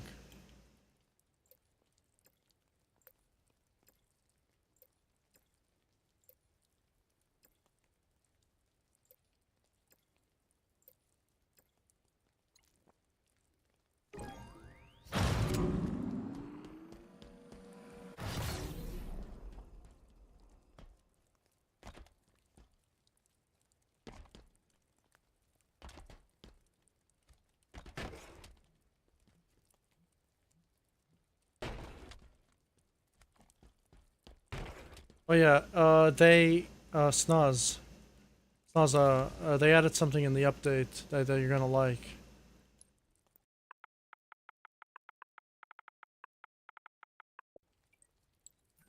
Okay, so you know how we all complained about when we like jump and slide and there's like a little slide thing, right? Yeah, they fixed it.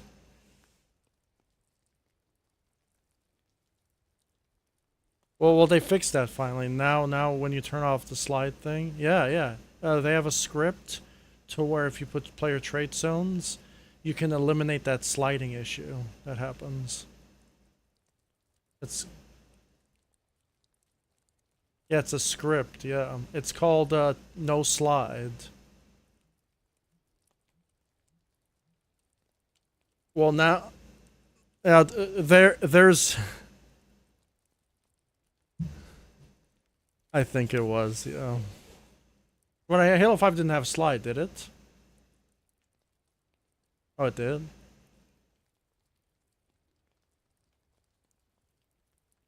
Yeah.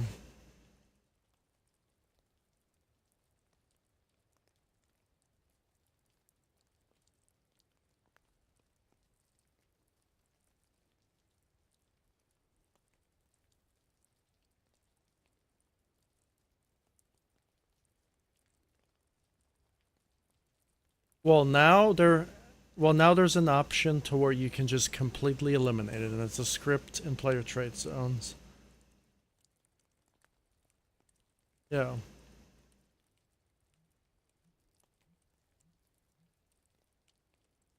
No.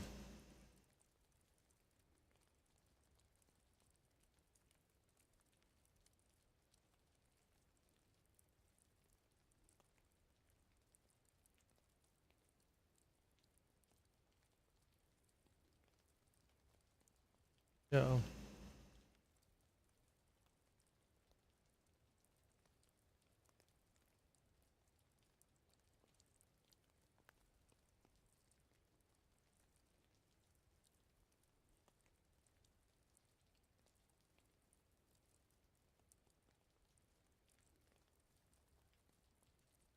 Well, now, yeah.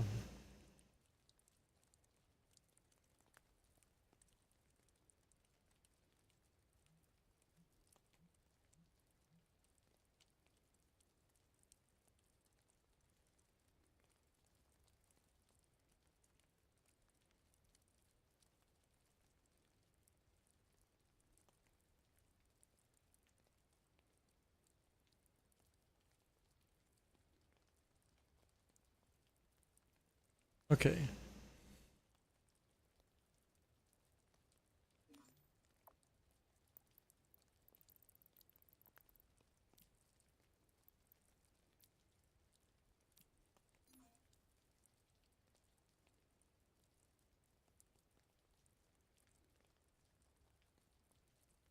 They have a script now like that where we have a percentage on how far you can scale, which Snod just said now.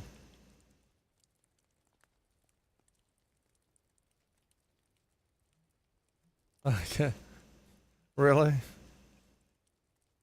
No, it is in there. It is in there. Yes, there's an option now to scale the slide. Yeah, yeah. There's an option to turn off and turn on the sliding trait now, and there's an option to edit the how fast and how slow it is now. Yeah. Oh, it has?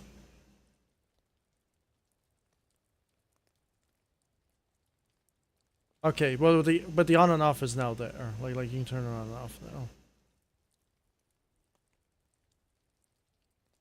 No, no. It's in the scripting only. It's in like you have to go to player traits. No, you just have to put like a custom zone and then assign the custom zone to say player traits and select the trait. Yeah. Yeah, well, you have to set the zone to cover the entire map. But I don't think it goes that far.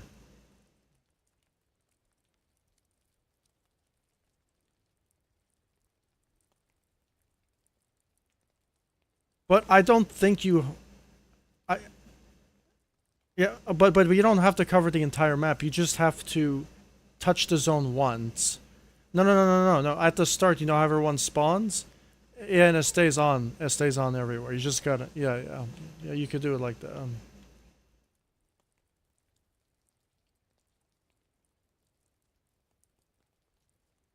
Oh, and also in the scripting, I also made it to where if you're on the spectator platform, it prevents the players from firing at the players. I put that script as well. Yeah, so you can't shoot at the competitors anymore. Maybe you guys could add that, right? Probably make it less annoying. Yeah, it just makes it a little bit less annoying, yeah. I added that because there's certain sections where you don't use... I turned off the sprint for my first stage. I wanted to make it easy. Alright, the second stage has been fixed. I added more, I added the bumps people were experiencing. I tried doing the thing from HMCC, you know, the Smokey or little obstacle where there's a fusion coil that jumps and make up. Yeah. Remember remember that scripting in Halo H2A where you have a fusion coil and it launches an item into the air? I I, I tried doing that in Halo Infinite. Yeah, I tried doing that in Halo Infinite. It doesn't really work, so I had to animate it.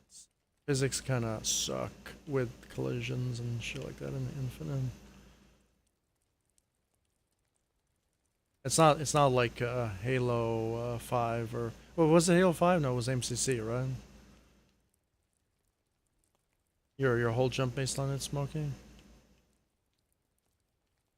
H2A, yeah, H2A was really good. H2A, remember guys, H2A had that zone, that player trait zone where you walk in, it's like a game type within a zone. You guys remember that? I game types, right? That's your grand champion that never came back. Loki's grand champion. Oh no. Oh no.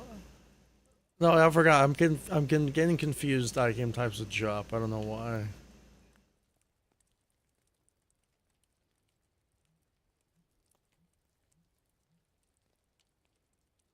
Oh yes, Hunter. I don't know if you want this tip too, but you could actually make teleporters without teleporters.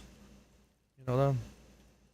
No. It's really good. Like it's not hard. Like it's only like 2 or 3 scripts, right? Or two, 5 tool cards. Uh huh. It's not hard. It's basic. I'm just saying, because on my stage, right? I think it would be good for your stages too if you could have like you know how every obstacle. Let's say somebody wanted to practice an obstacle on your stage. Yeah.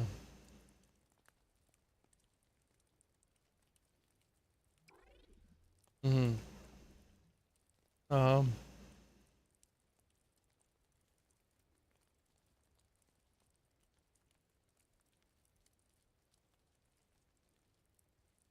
Mhm.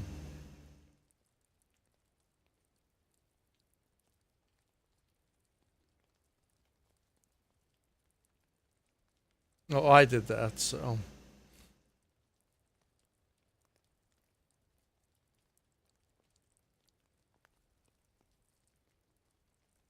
Well, I did.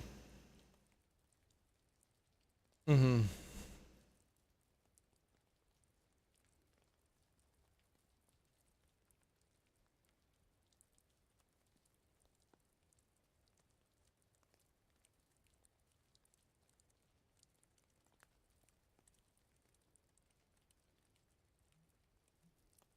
Okay. Yeah. So on my course, well, well. Mhm. Oh yeah. Yeah, because Irish. Yeah, because Irish has something like that where you can just go to individual, but I wanted to make it to where it was just teleporters.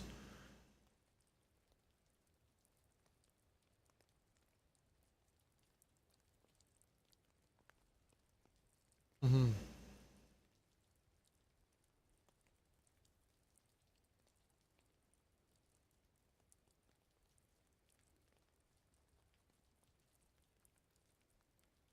Oh, okay.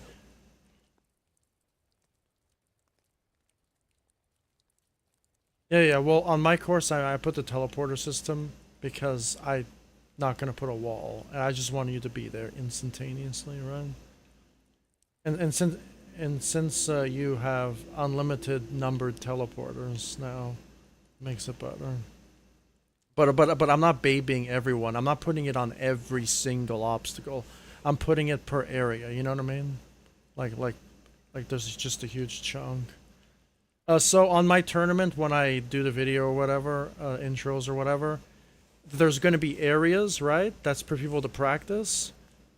And then the areas are numbered, right? And then there's going to be actual obstacles. You know what I mean? And some areas could have 2 or 3 obstacles per area. You know? Yeah, but Joey liked my tournament though. He said it was really fun apparently, and free MMO as well. Yeah, stage 1. Yeah, he was really happy. He was really happy. Yeah, I know. He was actually murdering my stage 3. He was beating my fastest time.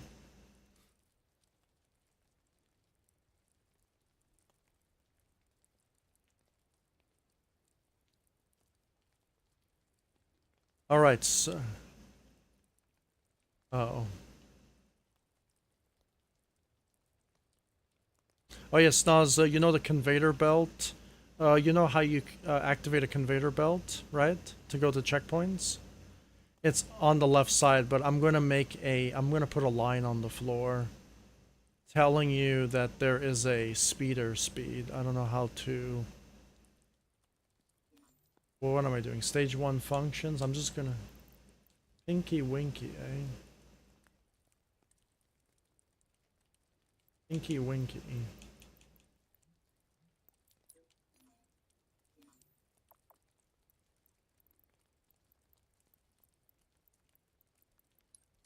So decals.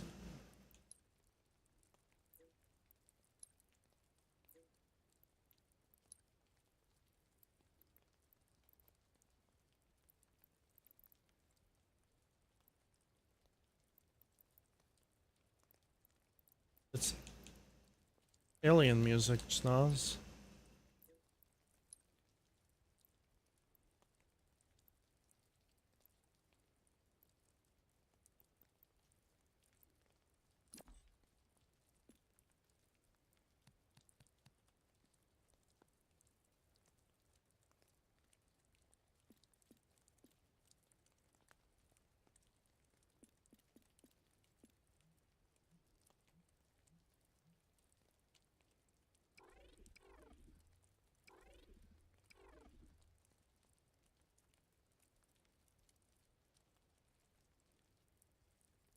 Well, thanks to COVID, I don't need to go to the gym anymore.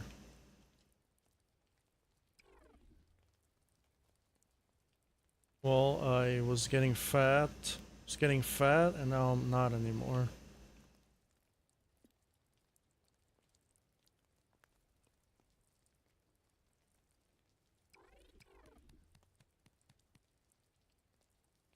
No, no, I mean,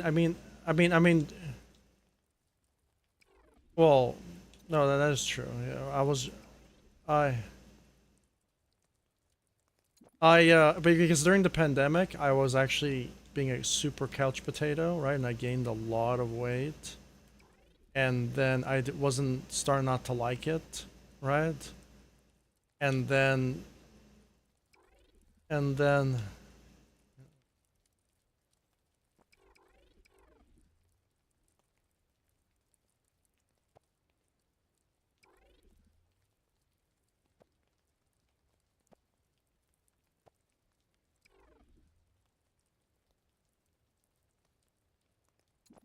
yeah, I was starting to grow.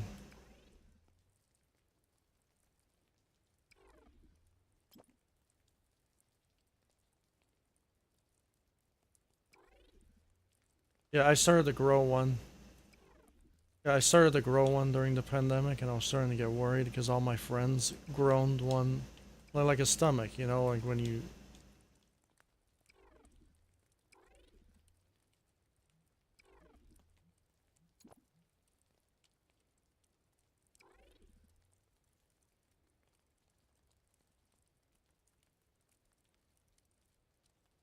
Yeah, because that was the first time I got.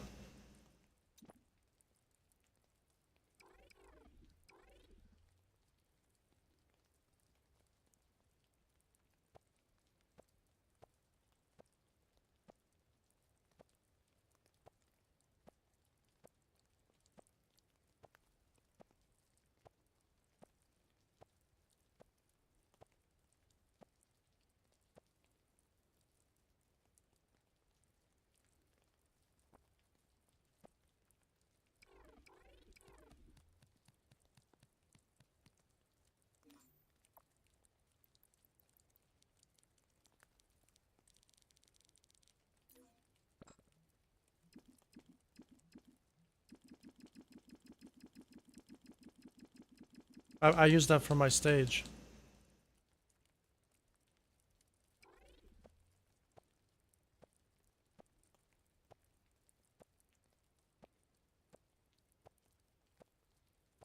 No, but okay. All right, all right. Smoking. Now there's actual head slides now, actual ones without script. Um, they suck.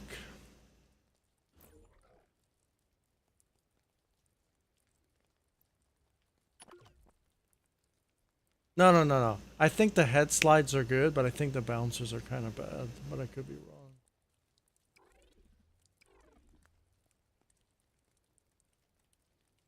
I think they may be better than your current bouncers, but I can't be the judge of them.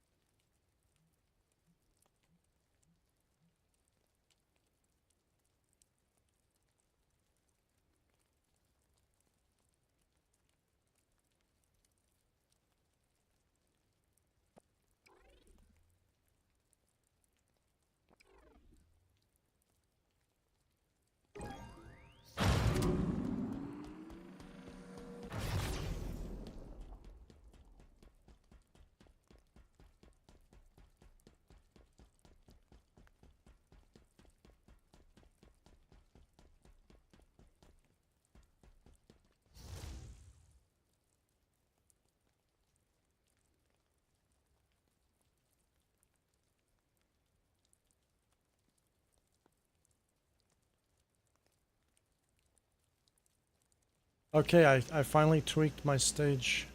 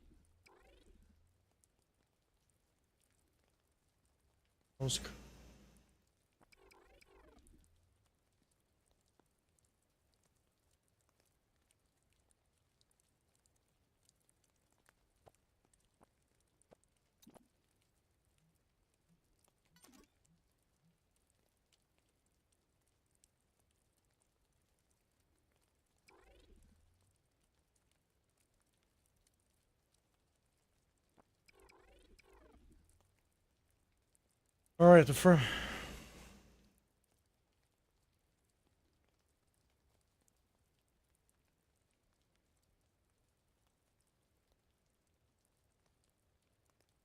Okay, so the first obstacle's time limit is going to be.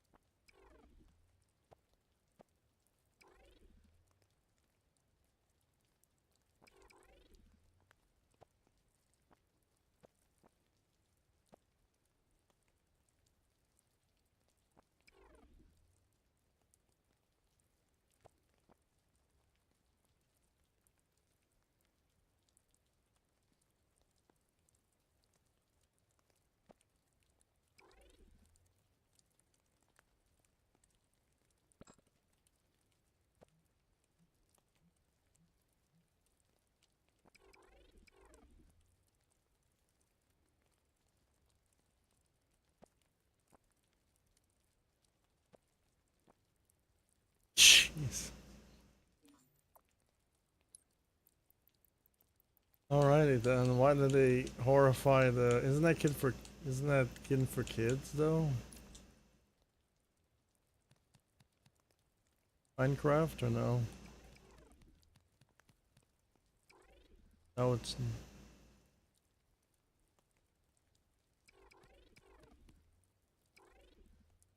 like, Mom, I just suffocated a horse today.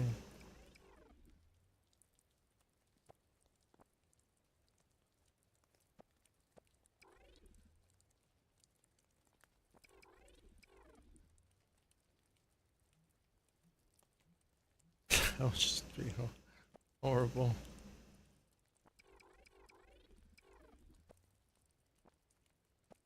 I'm taking that game away from you.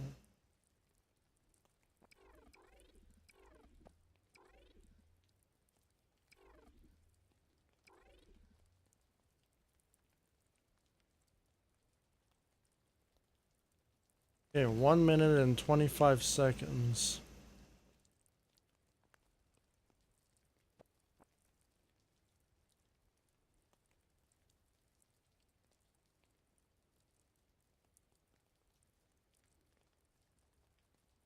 One minute and 25 seconds for stage 3.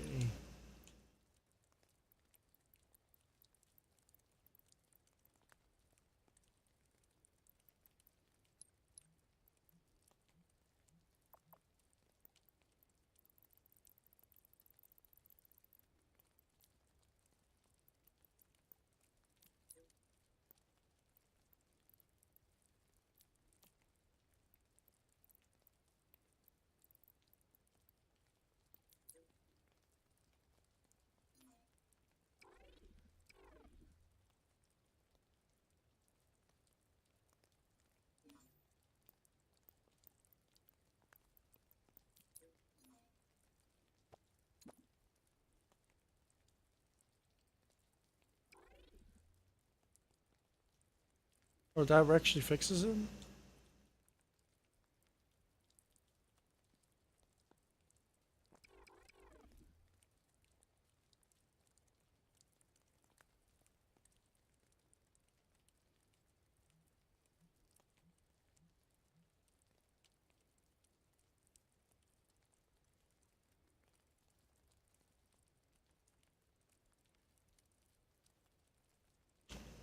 Oh, wait. I won't be able to put a timer on. The timer will be too small, right?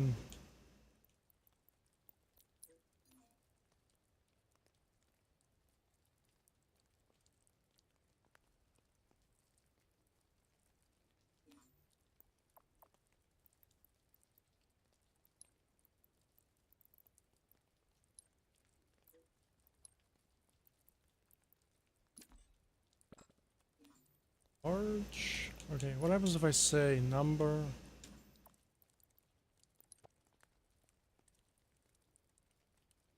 Why can you scale dynamic objects?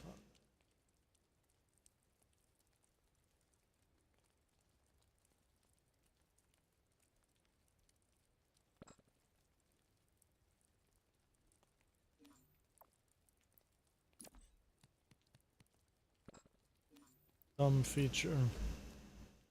Like okay, so but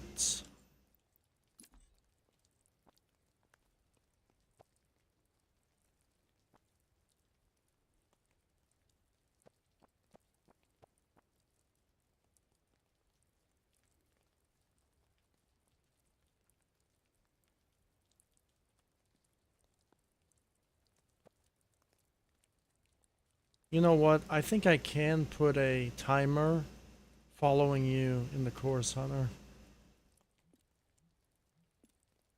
Yeah.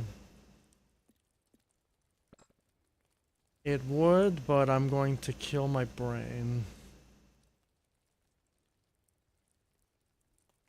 No, I mean, because I made it to platform, Hunter, where it follows you around.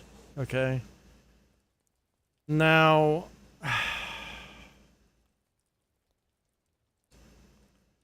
This is the part where I don't know that type of math. You know? Okay. It's the math from Halo Infinite. Okay, so you... Okay, so there's a math tab, and then there's something called trigonometry. Okay.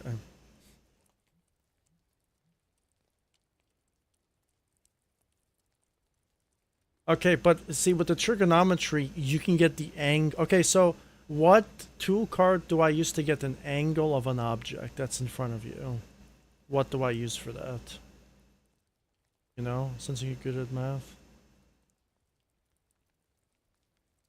I need to get an angle of an object. So I need to get the object in front of me. I already know how to do that, but how do I get the angle of it? Yeah, because there's like scale vectors, vector dot product. Oh, it's not, but it says math, and they have all these.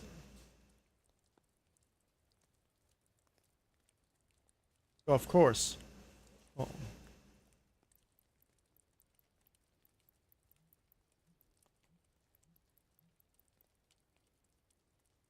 Okay, well, I think I would know how to do this because I have. Oh, dude, if I'm gonna print the script after, right? The timer script is easy, Hunter. Hunter, if you saw the timer script, it's easy. Like you'll be able to understand it. Okay, you know, the timer script itself, it's super easy to do, right? Just getting it to follow the player is gonna be fucking stupidly hard. That's the hard part.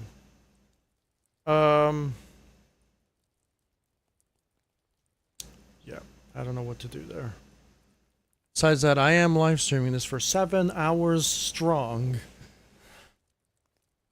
Yeah. No, no, your audio's not in this, but you, no, no, no. No, but you guys are in the live stream. It just shows that I'm connecting in the party, great. Buddy's forging right now.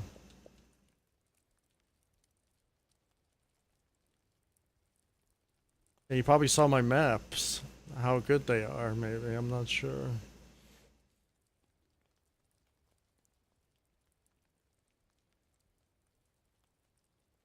Okay. I can prefab a script brain and put it in my prefab forge things you guys could download, right?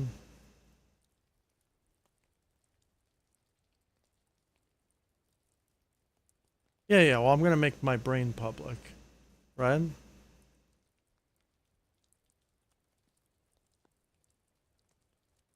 Okay. Because Smokey told me that you can like script something, a brain, and then make it like a prefab and then publish it, but I could be wrong. Like if not, I'll just do like a screenshot. That works too, you know. I was thinking about doing tutorials on my art channel for like Halo Infinite, but I really gotta get my A game on how to do a tutorial. You know, like it has to be to the point, no jibbery jatter, nothing. I just gotta say it, and that's it. You know, that's how you make it the best tutorial.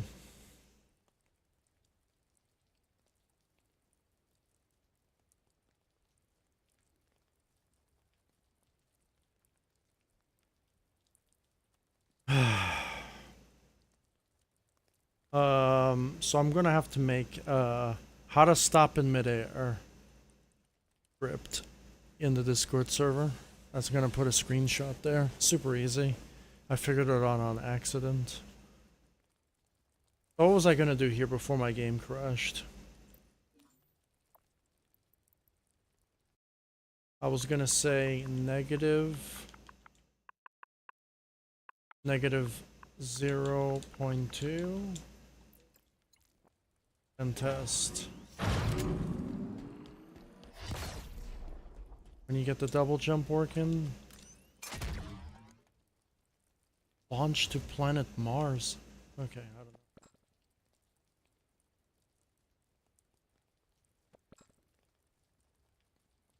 know. Okay, so I can't do a big timer because Halo Infinite sucks with scaling when it comes to dynamic objects.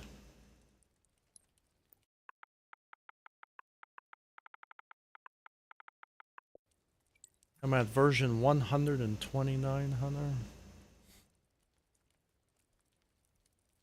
Well, I'm glad Snoz came in here and FreeMMO and Joey, because they kind of like broke my tournament, Hunter.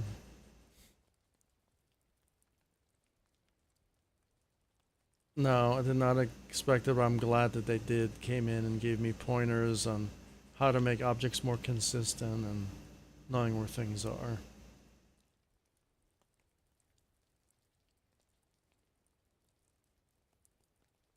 Yeah, I even tweaked a bunch of stuff. Okay, so now I made this course a lot easier now. And there's not so much of a strict time limit anymore.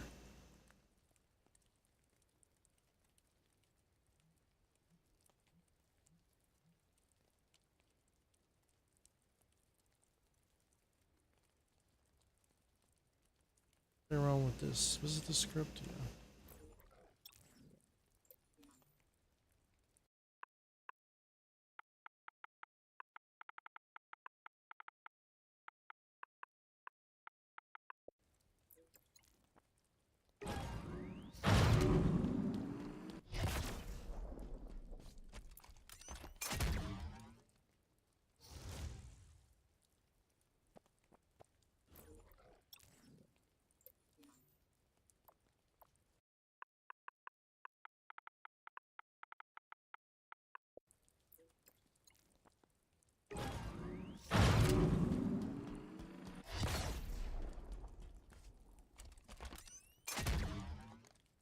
Oh, that's actually better.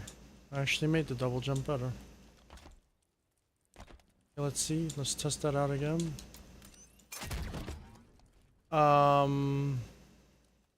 That's not good. I just broke my map. Gotta love it. No, no, no, no. It's just like I'm trying to make a double jump, but okay, so if I do it in midair, how about I no? How about doing it on a platform?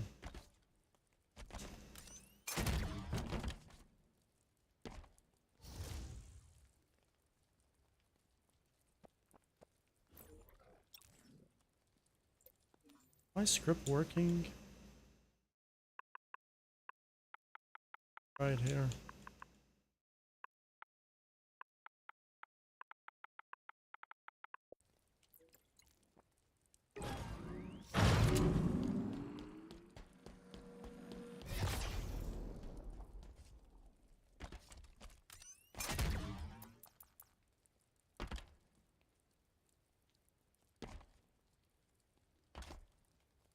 Alright, Hunter, I think that's how big my jump's gonna be. Wait, how am I doing that? I'm not understanding this. What? Okay, so you're telling me that it works the first time? Huh? Well, now I ran into a problem, Hunter. What the hell? My jump works? Huh?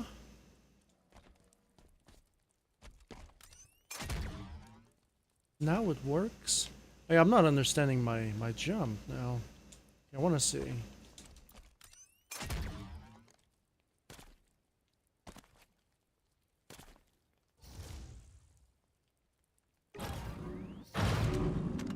Damn, while you're doing equipment, zones don't work. That's not good. Is it...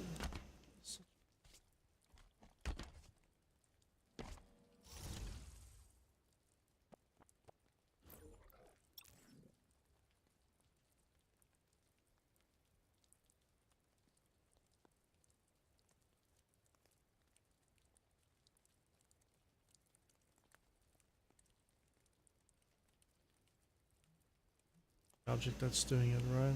Okay. 0.10 seconds.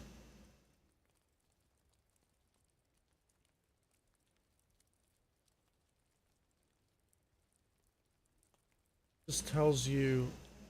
Okay, this... well, what am I doing with this? This is the height, right? Yeah, yeah. So 1 second.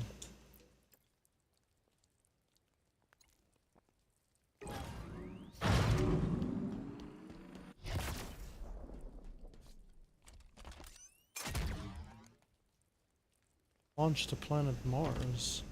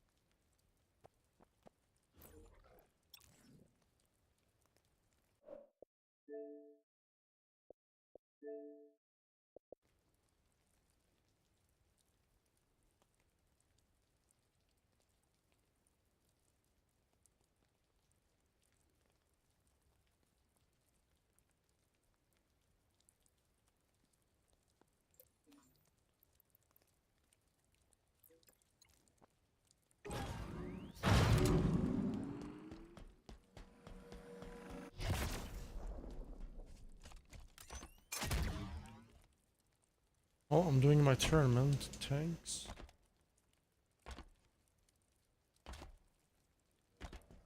Trying to get scripting to work.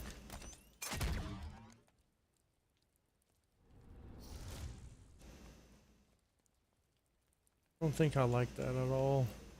I like that jump, it's so good. The problem is it launches you to the moon.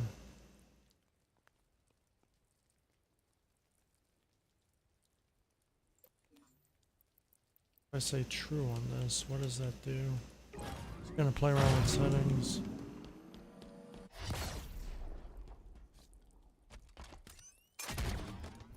Well, if you do that, you get launched to the next universe, so don't do that.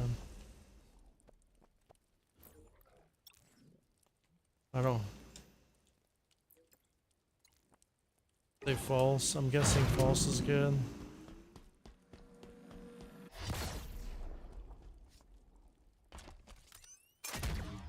Box. Okay, so... Oh, Hunter, this is driving me insane.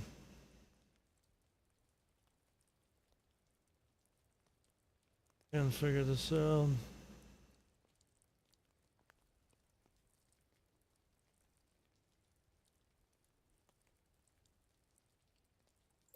Can I translate to point 0.01? Does that work?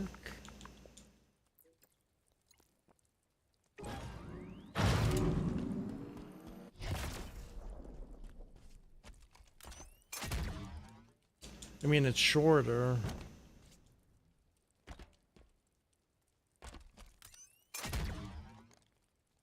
Okay, it is shorter, but problem is you can't control your fucking movement.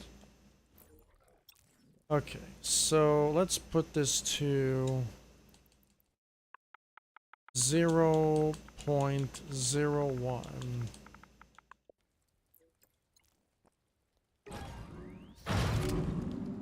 You know, I said I was gonna make stage 4 today, and I didn't do anything.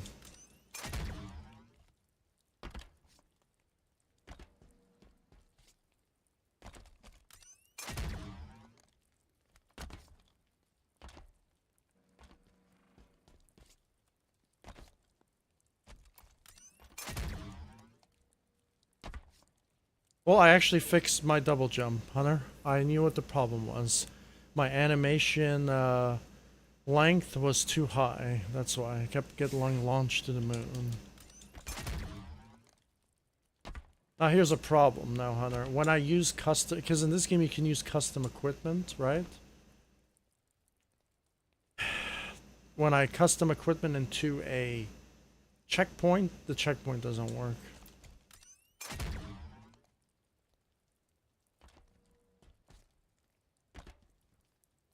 So how do I solve that problem, I wonder? Well, you know how you solve that problem? I have to make my... Wait a minute. It's already at the floor. I actually have no idea. I think the only way to solve that problem, I would say, is to put a teleporter so you can manually teleport back to the starting line again. Or I wish you can script when set player touches the floor you die. But I don't know if you could do that. I'm not sure. You know what I could do too? I could just put a kill barrier down on the bottom. So if you hit it, you'll automatically die. So I'll be good.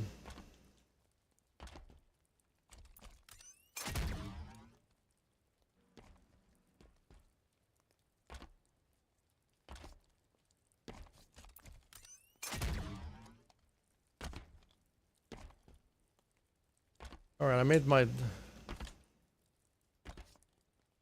Oh, Hunter, I fixed everything. I mean, not Hunter, I mean, Snaz fixed everything.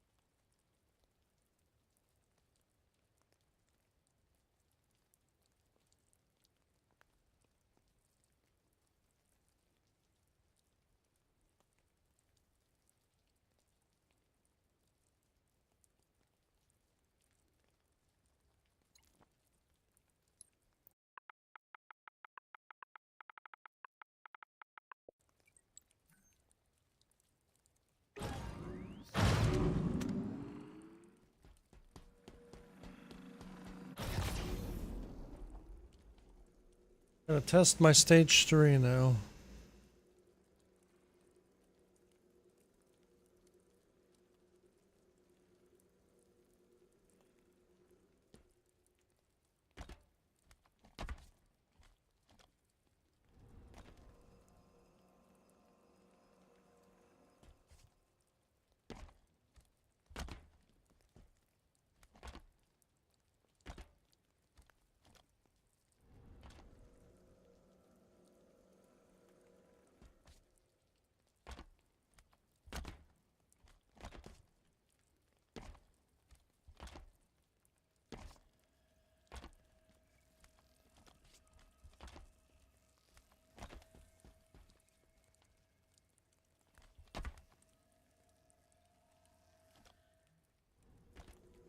Choked.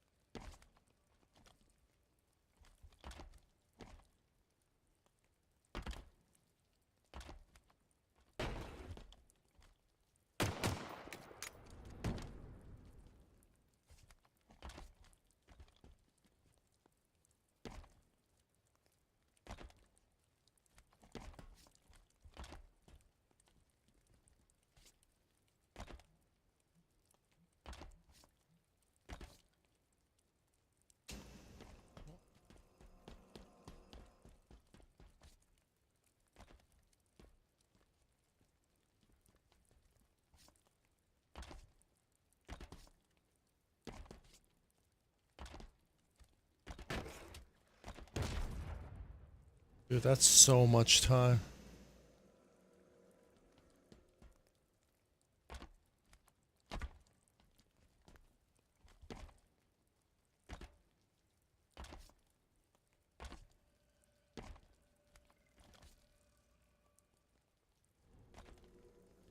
On the ceiling.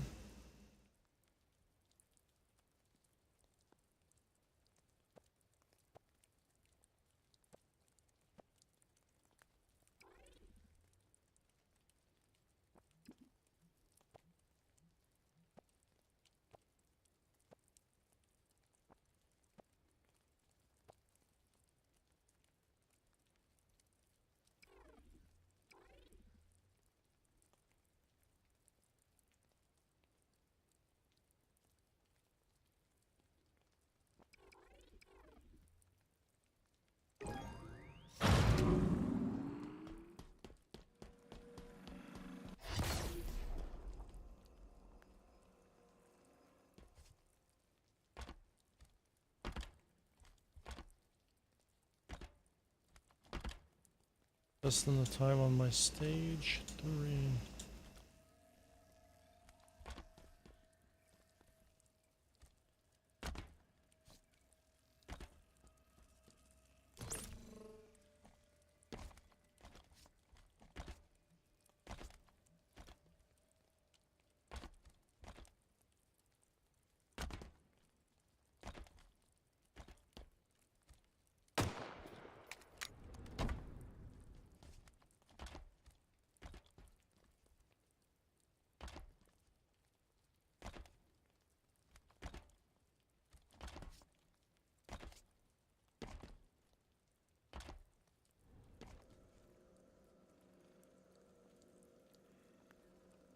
Wow.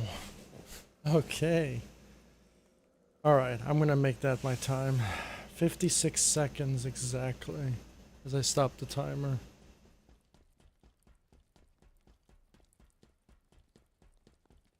Well, that's plenty of time. Plenty of time. 1 minute and 25 seconds, so you got what? 5, 10, 15, 20, 25. 30 seconds? I don't know. I'm gonna say that's a little bit too much time.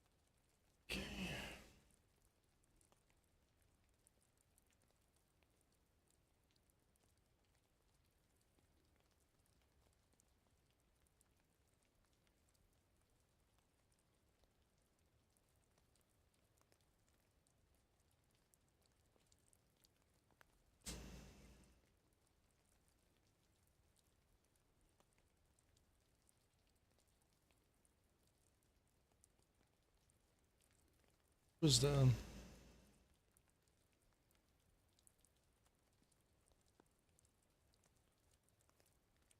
All right, stage 3. Fixed it and I did it in 56 seconds. Exactly.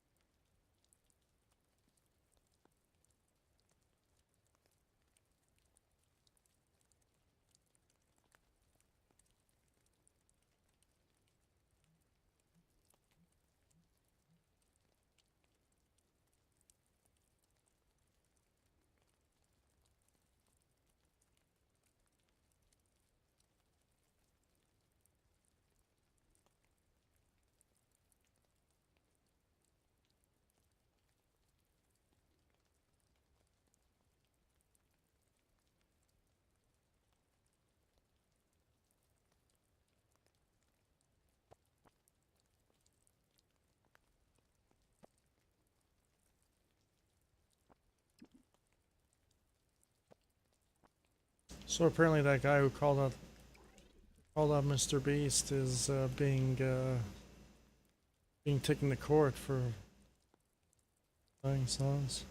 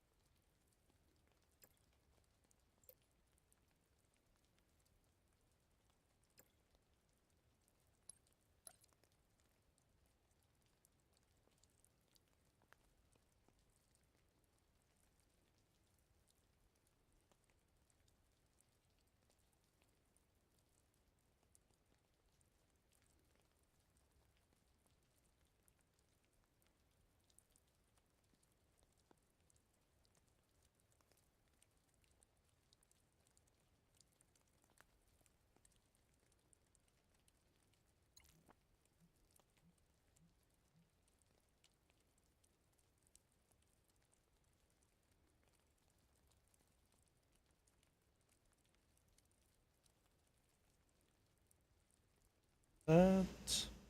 Just fixing so much stuff on the courses now, tweaking it, making it better.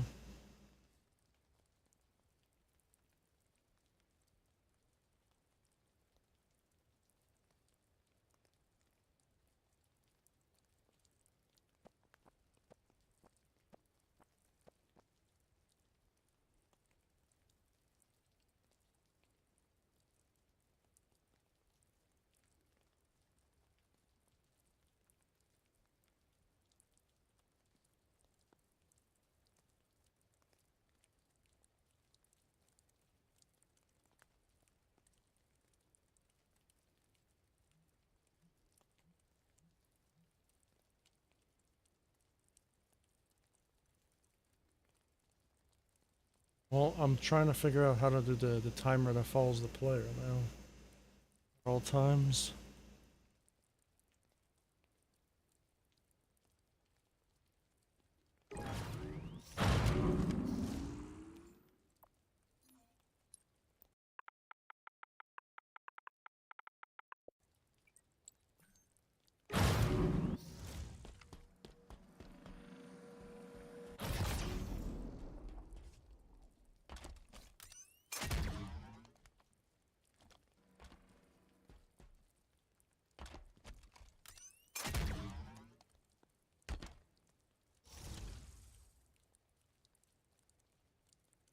Okay, so the double jump works, but it's bad.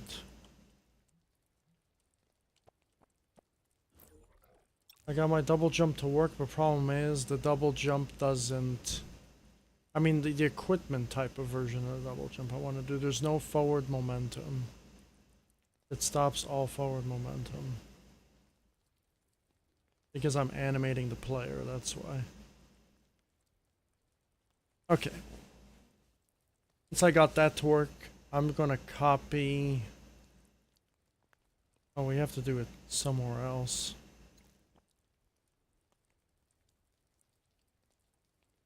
Gotta do the...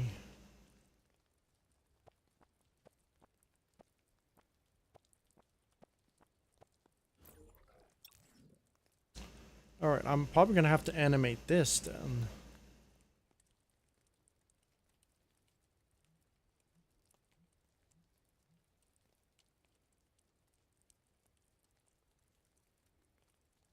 For my other script to try to work.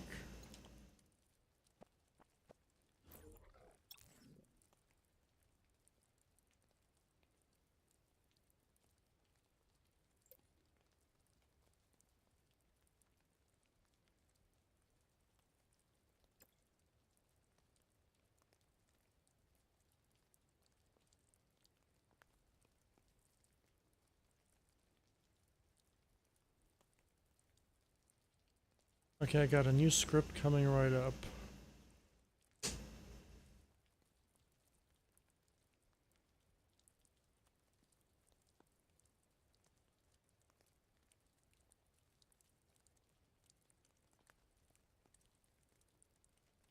Down.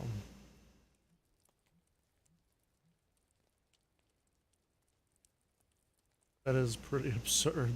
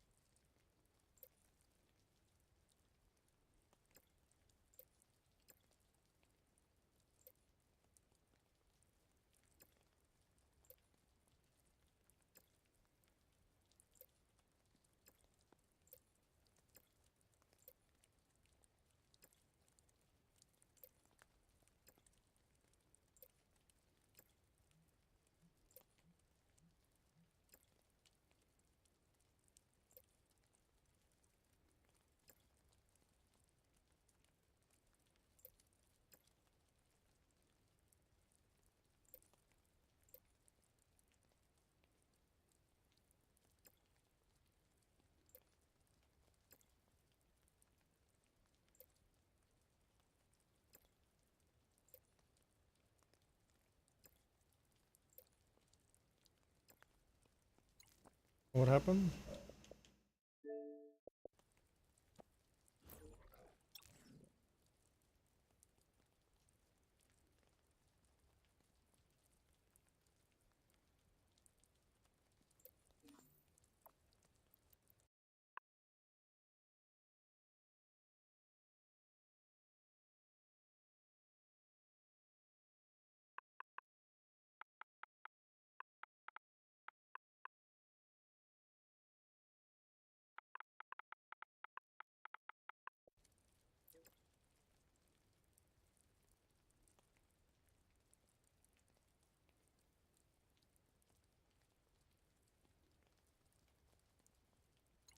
You have to spot a new blocker.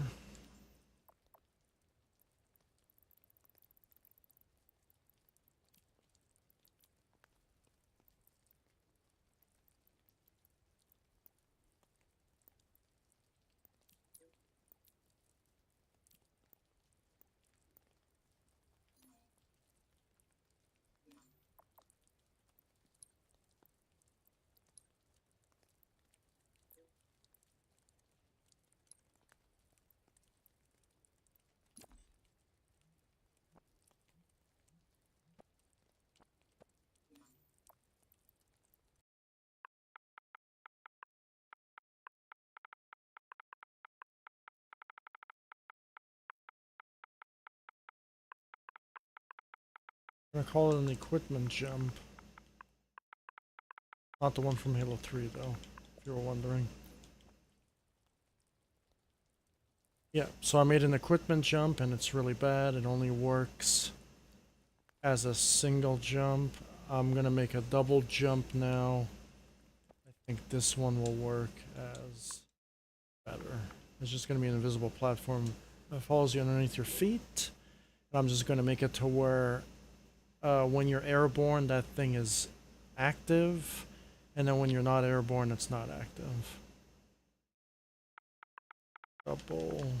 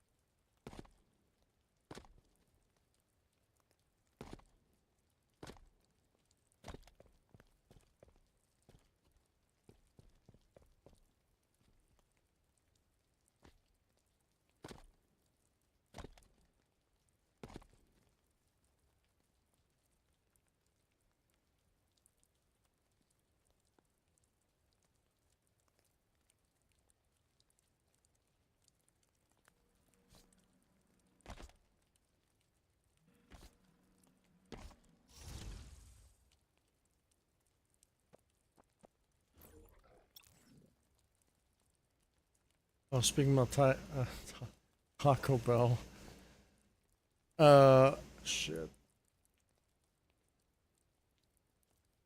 Yeah, thinking about taking a shit and Taco Bell diarrhea or whatever it is, right? Uh, you know that level for Metroid Prime, the very last level, Impact Crater? Yeah, that reminds me of tacos and shit. I don't know why. The way it looks. I don't know why. I don't know why that came to my mind.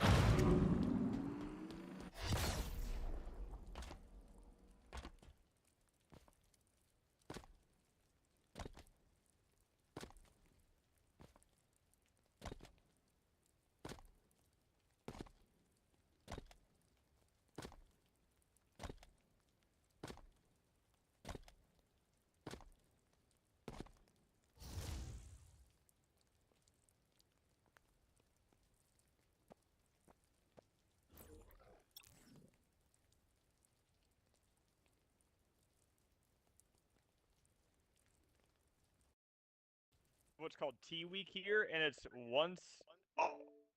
once every 1 week out of the month you're allowed to drink, and you get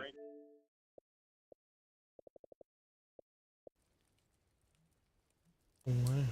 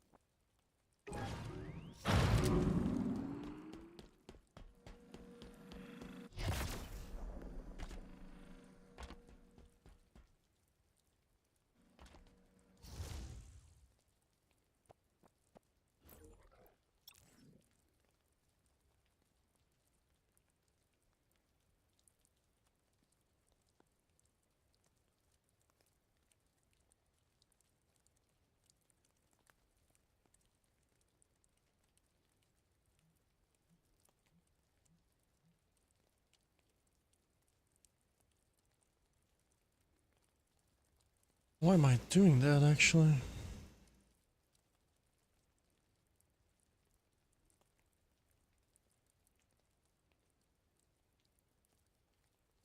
Why I have to do that? Where's-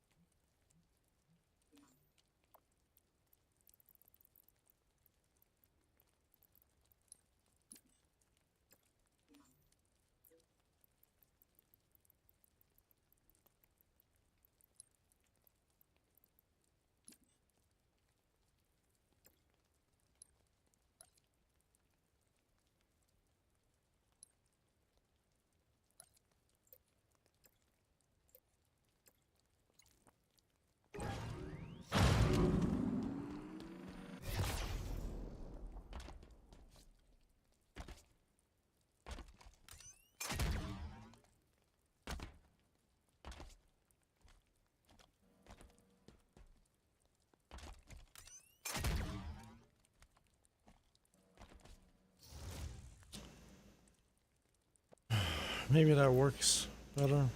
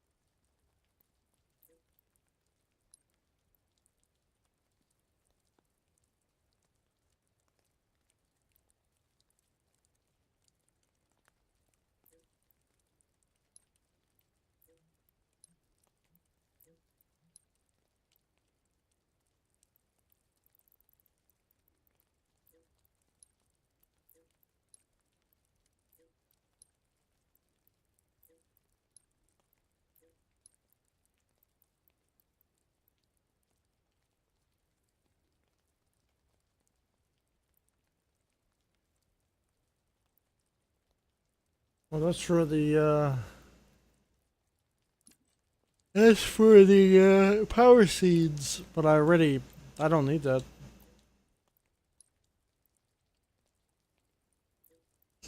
Dude, why can I never find the things that I want to find?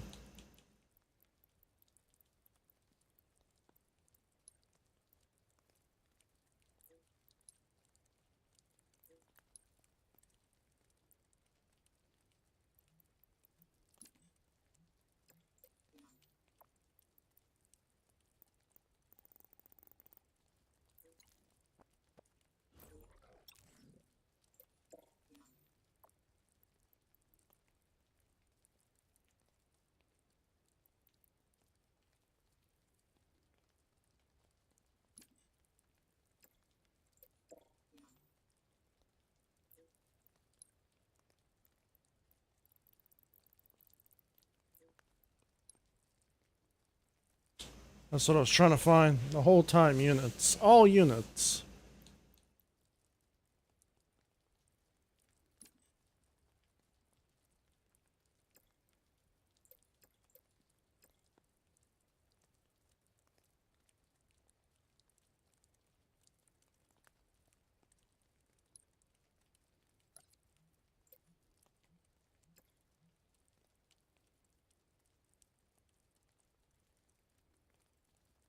Oh, that's it. That's kind of dumb.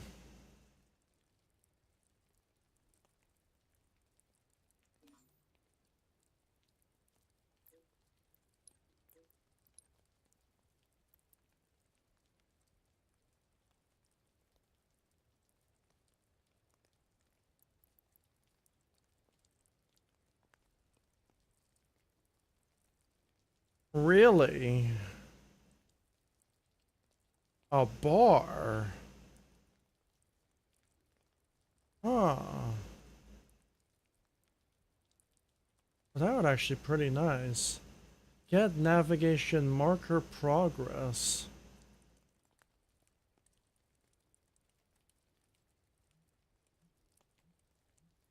I think about that one.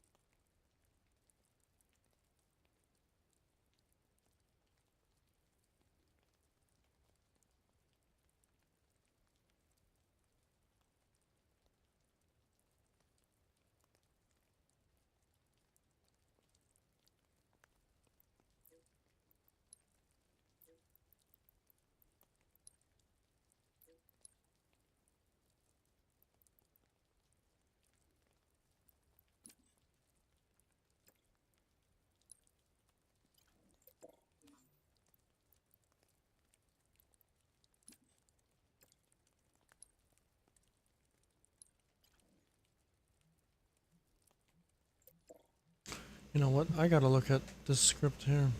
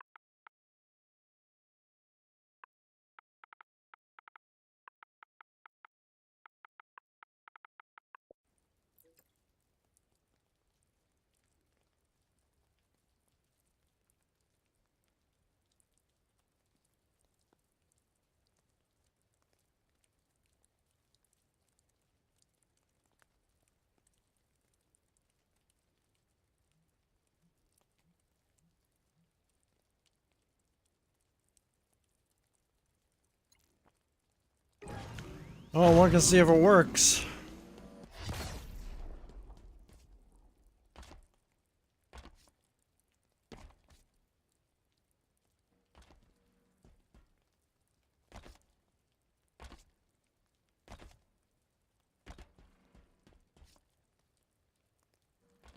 It's not working.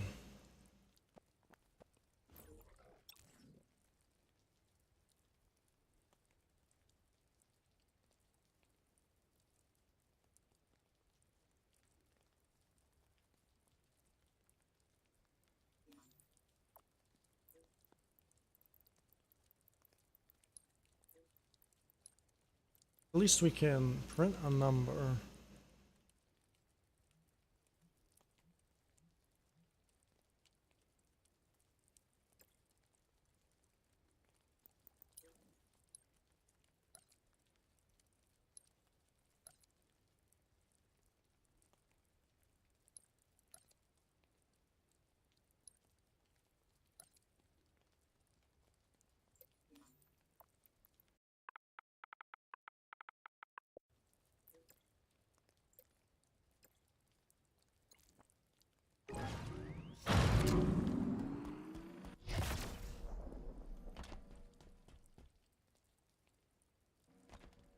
Not working? It would work.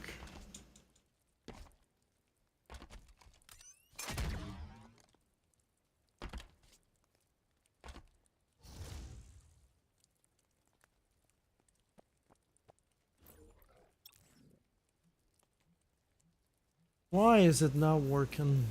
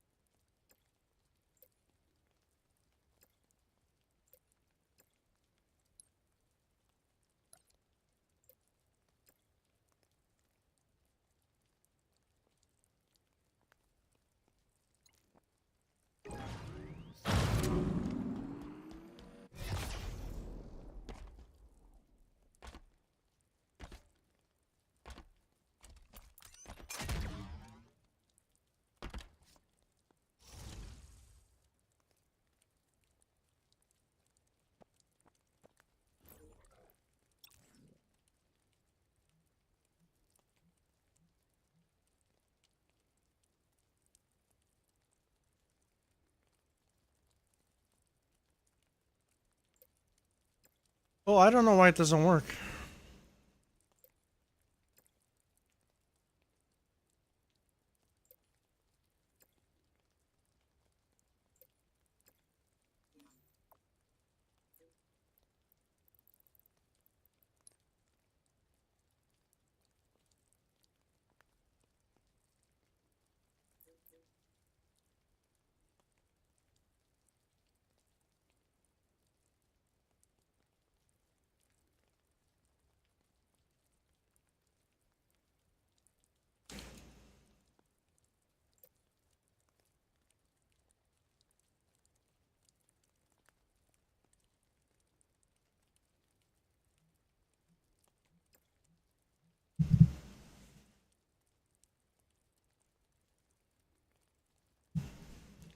Player. The player version of him.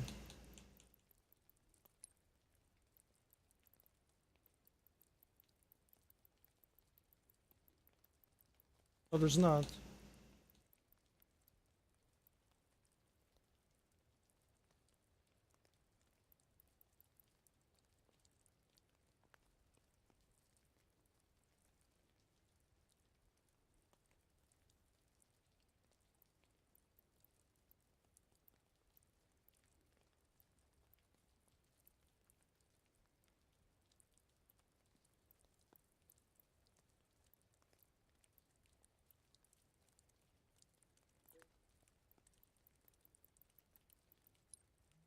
I mean, a unit is the same. It's a player or not, it works the same way. Teleport unit. So.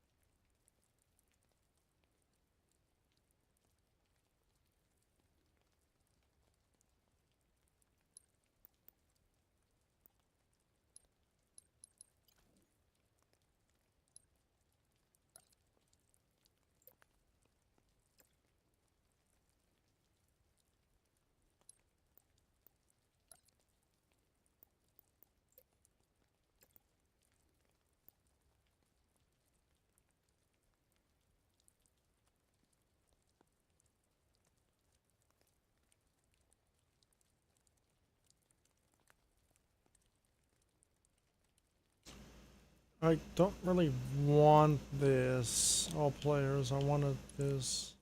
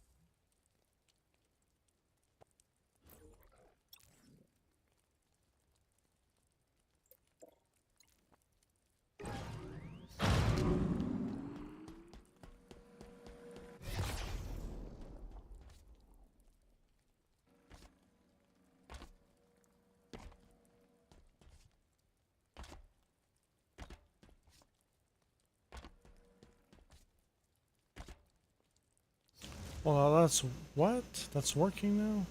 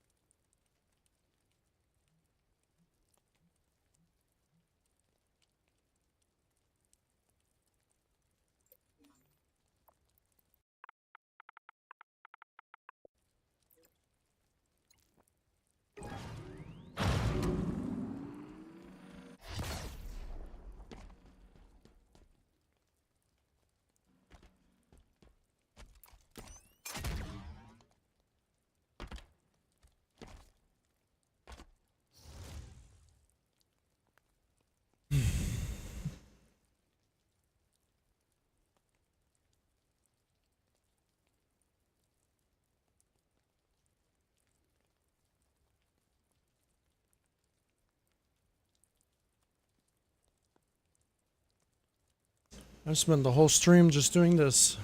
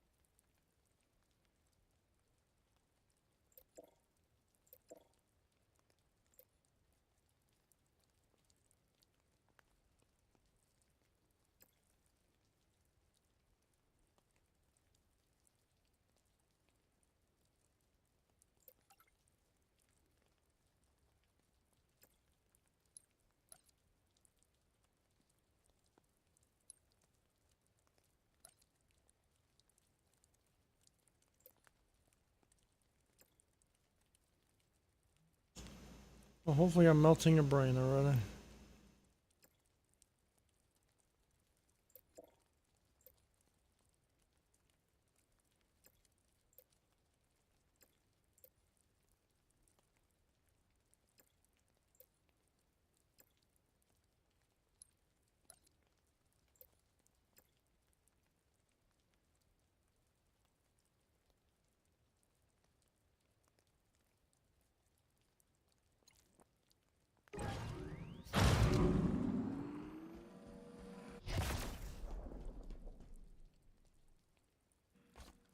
Yeah, but that doesn't make any sense.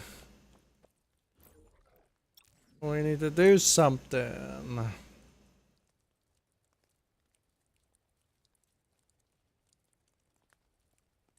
Not gonna make any sense to do that.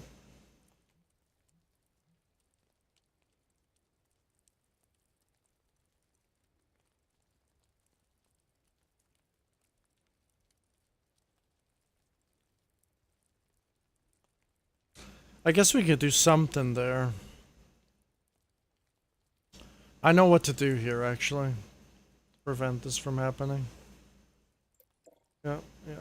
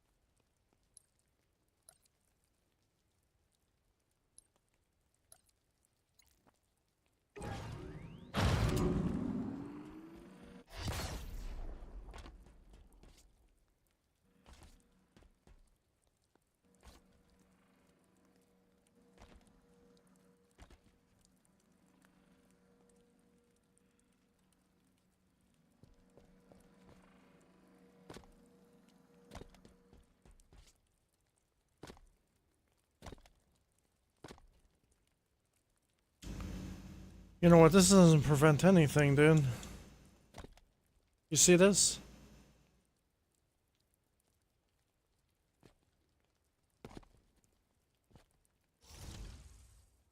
Dude, I almost want to scrap that. That doesn't do anything for me.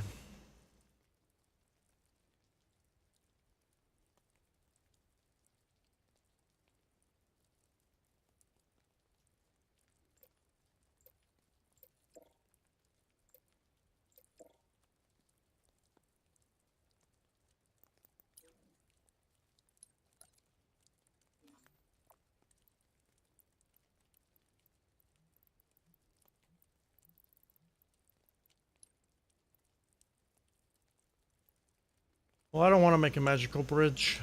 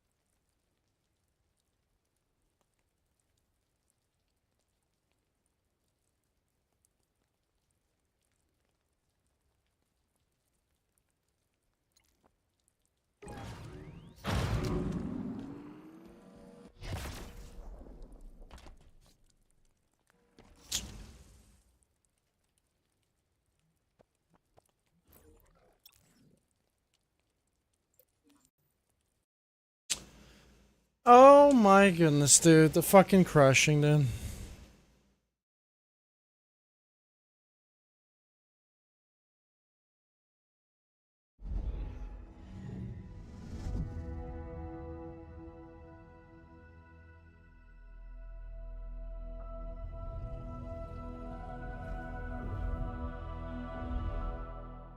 The crashing is real.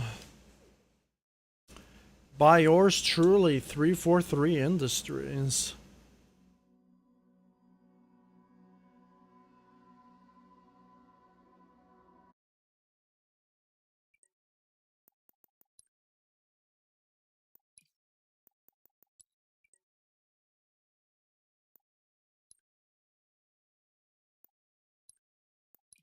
I'm getting tired, but I don't want to finish this.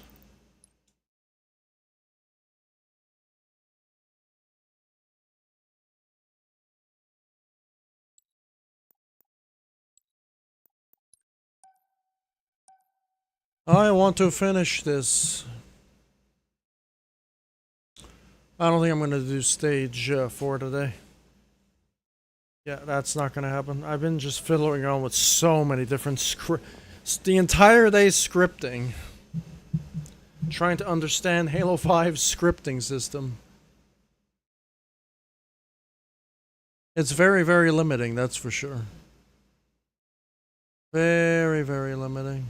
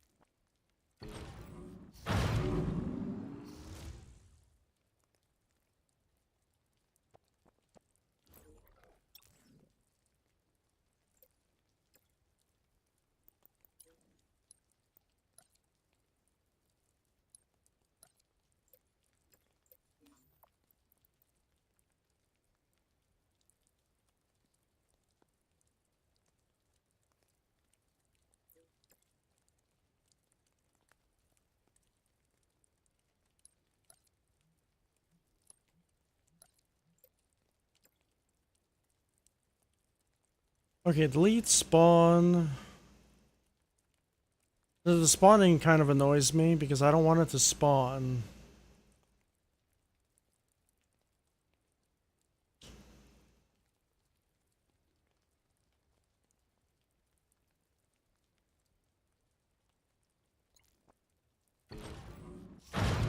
What is causing it to fuck up?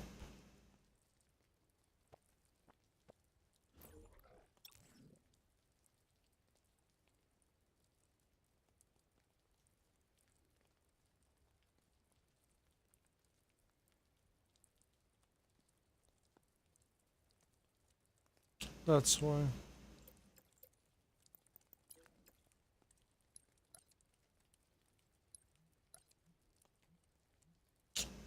Did it again.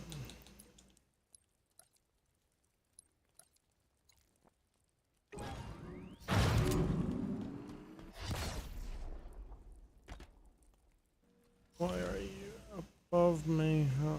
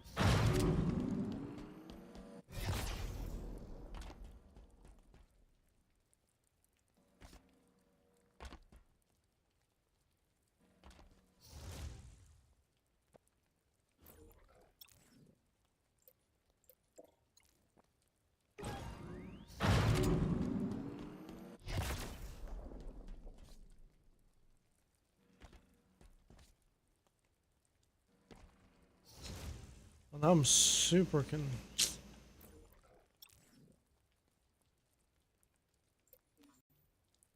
Why are you crashing? Fuck off, game. Are we gonna start the crashing again? Like, it's never crashed before. It's never crashed before. I thought the update fixed this.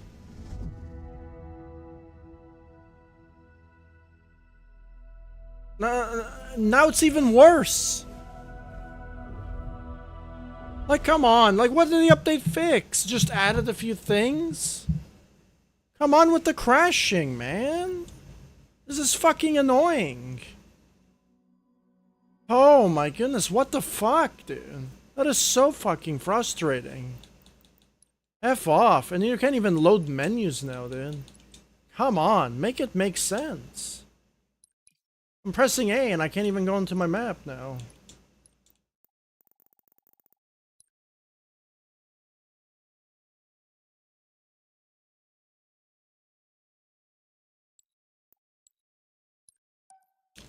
Like 2 crashes in a row just trying to do something, dude. Like, I'm just adjusting numbers. That's it. Can't do that, apparently. Man, I get so annoyed, dude.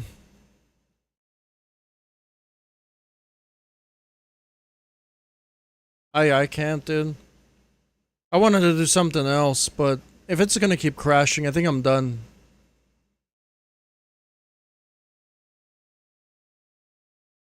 I think I'm done.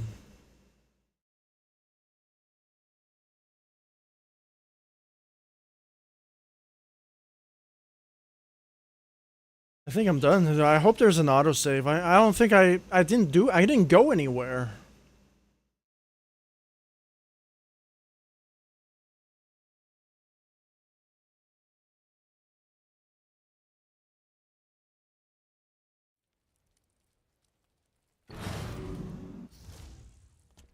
I think why do I have to rebuild the data, dude? This is not PlayStation, dude. My goodness, dude.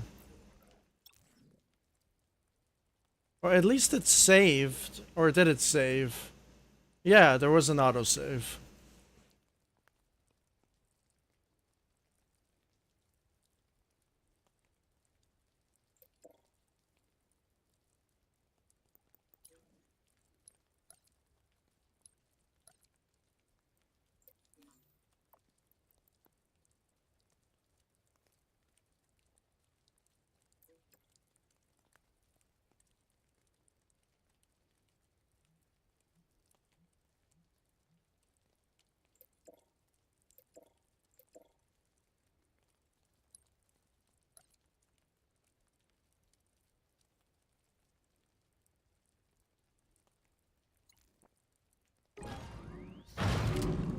I'm just gonna save again.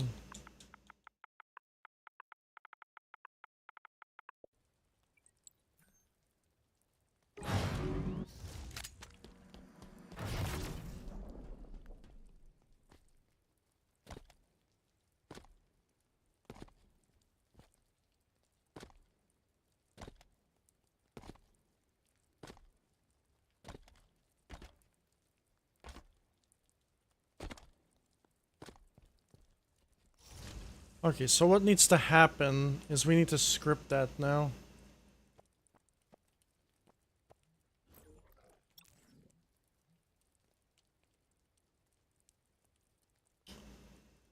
After that happens, after we jump, but how do we know? Like how do we see? I think that's the problem with this stupid scripting is we don't know. We don't know what's gonna happen.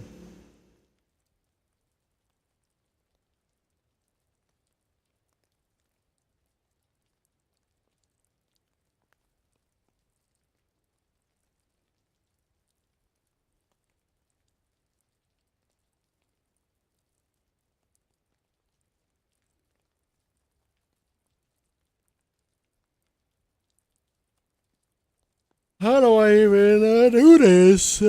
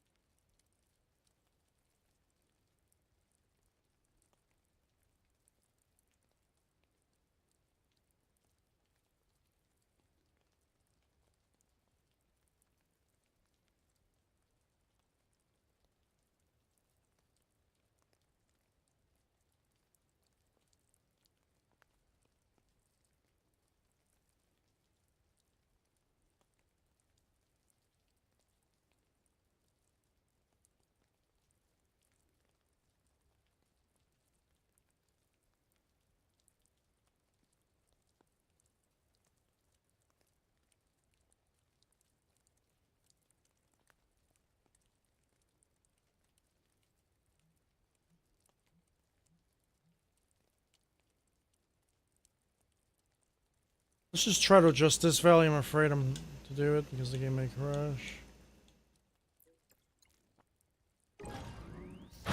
Oh, we don't want to do that. We're not going to be able to jump now.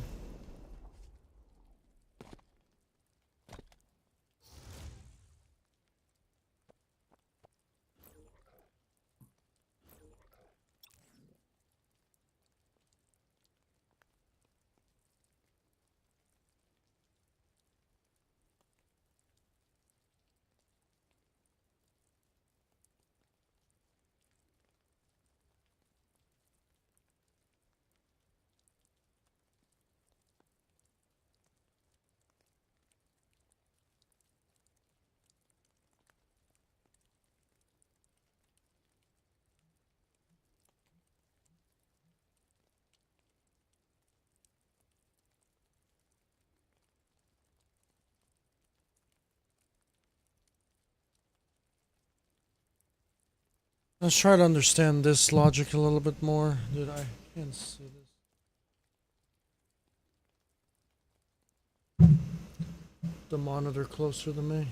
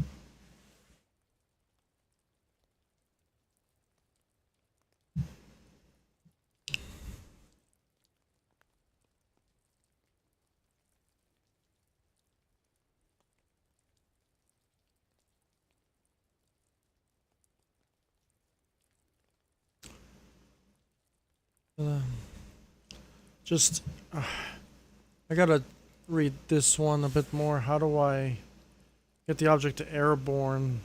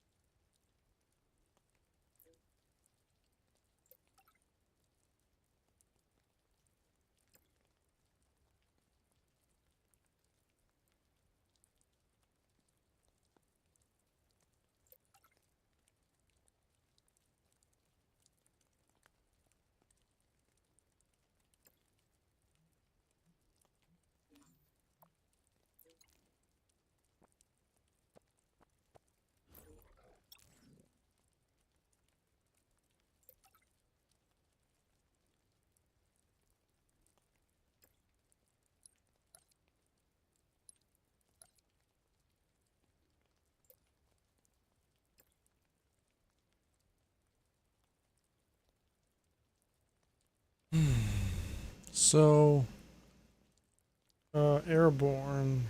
I don't have it here anymore.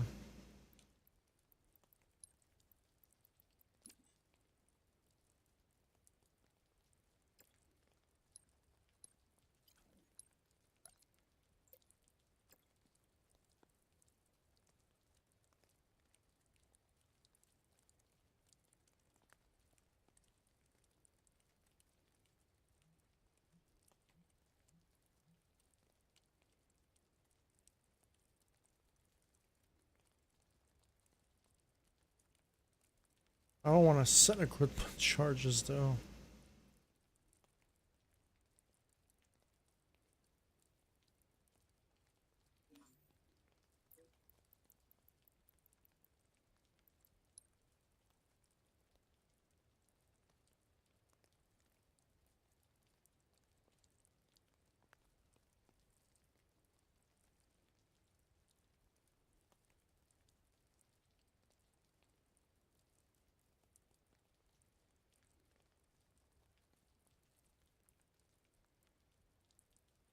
I gotta get something. Gotta get something, I guess.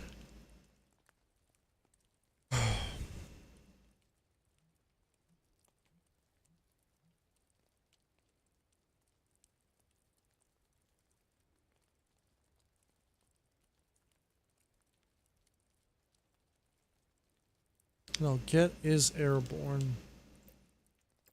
Let's just skip all that and say get is airborne. Boolean logic. Boolean or whatever. You have to go to logic.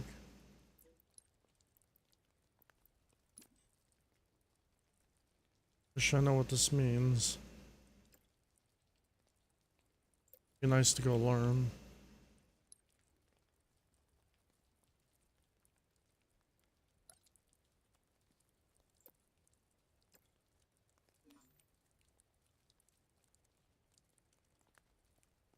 I don't know what the number is.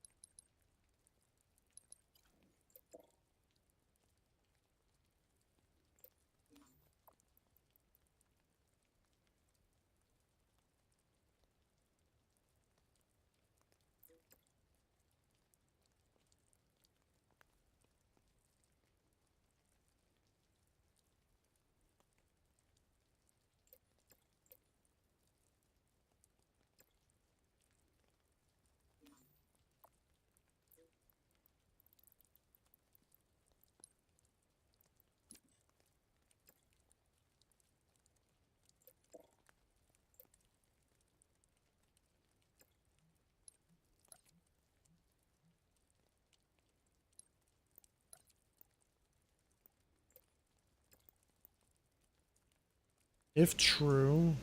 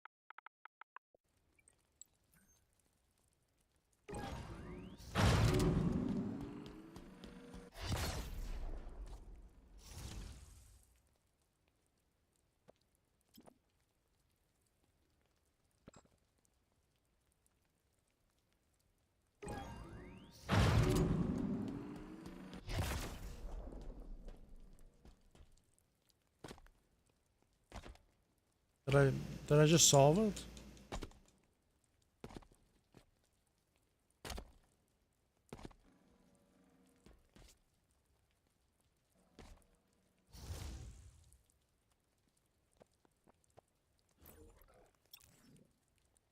I think I did. I think I did solve them.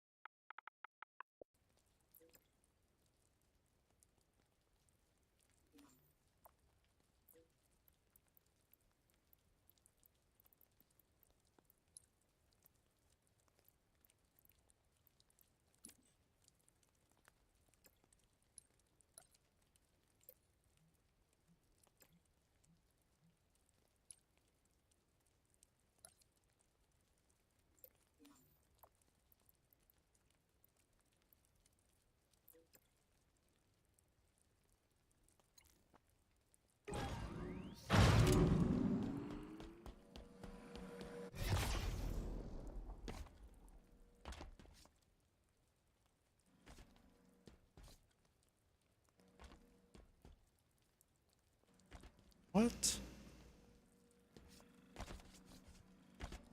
Why is it? What's the delete? I don't get this game at all, though.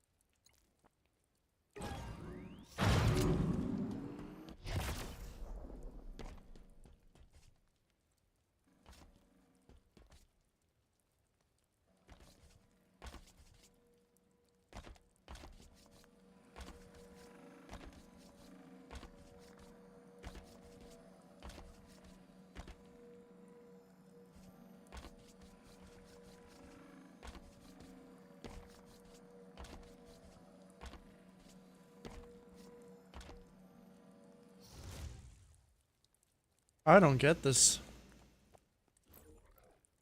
At all, at all. So when you reset the object, it should reset to 0.30, right? And it doesn't.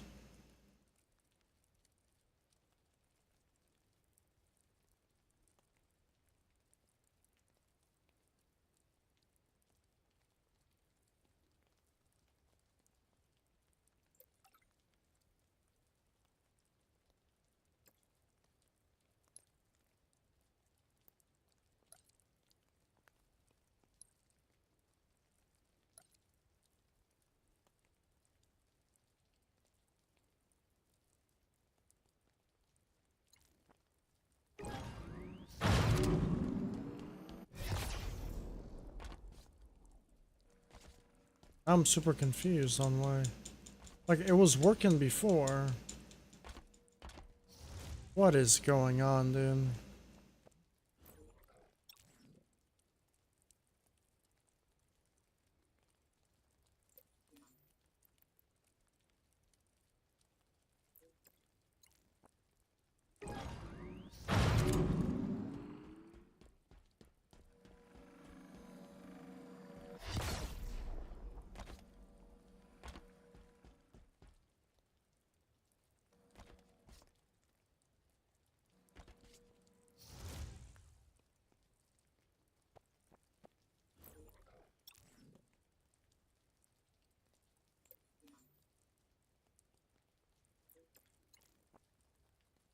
The problem is like we can't see what we're doing, and that's like really bad.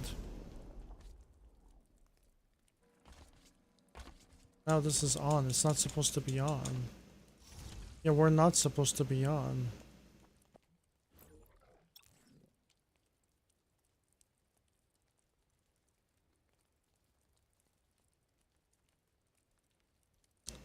We are not supposed to be on. It's killing me right now. It's really killing me. It was working.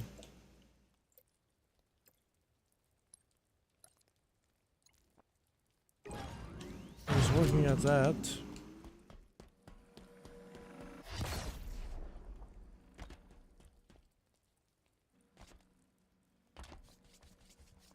It's like phasing me through the floor.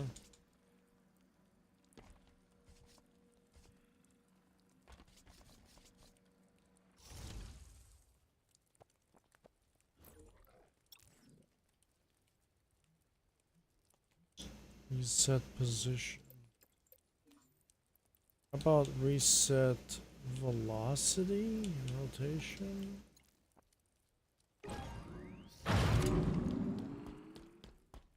I don't know.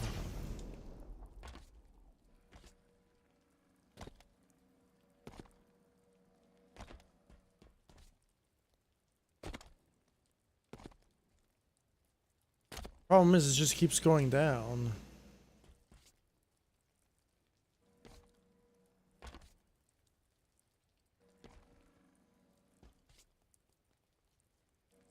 I would think. Alright, I got the other one to work. I'm good. I got the other one to work, but what this one is really bad. Really, really bad. It does not work whatsoever.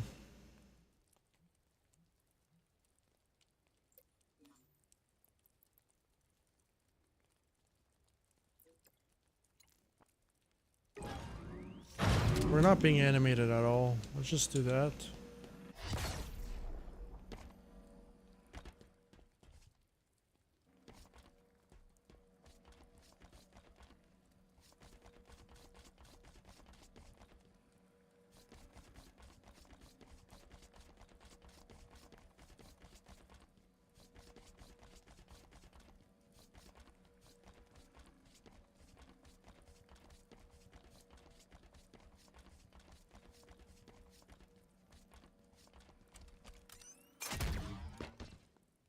Well, we just launched the planet Mars, baby. That's how we do it.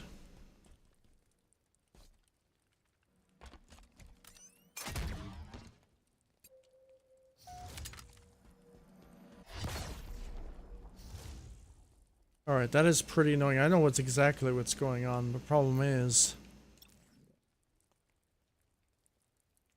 I know exactly what is going on there.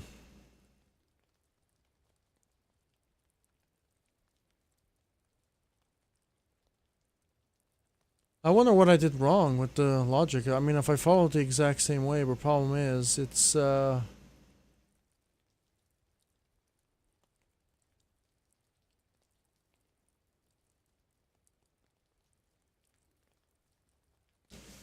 could follow it the exact same way.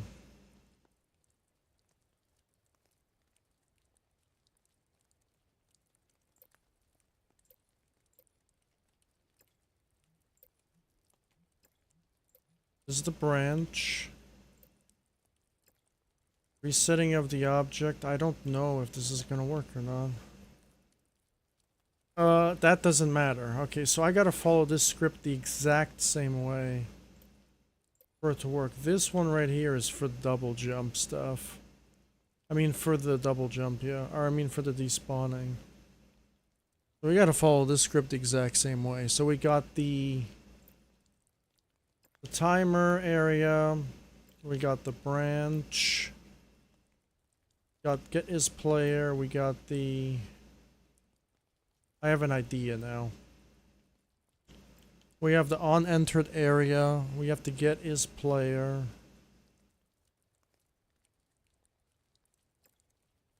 We have the on branch.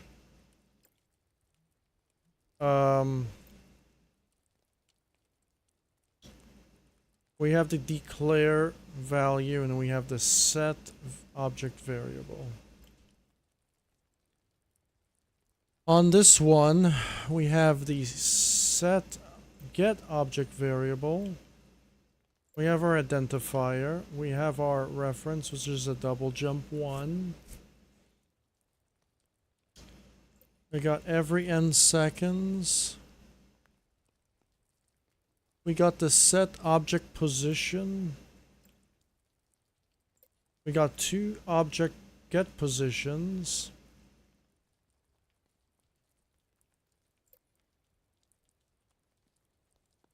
One is for the identifier and one is for the object. Same thing with the axes, the custom axes. Gonna get rid of that and just put it to here.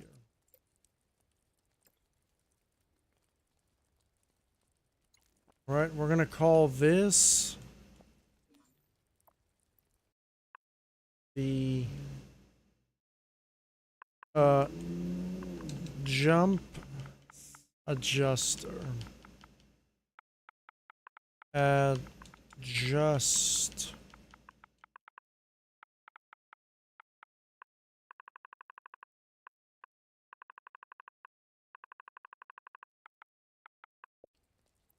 I'm gonna set this to no collision.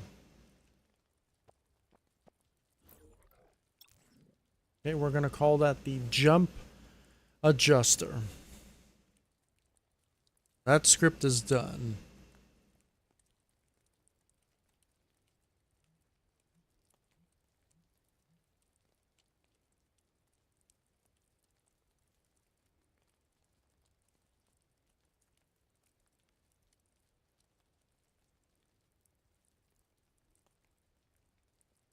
No, actually now I'm dumbfounded. We have the zone, then we have the metal pallet.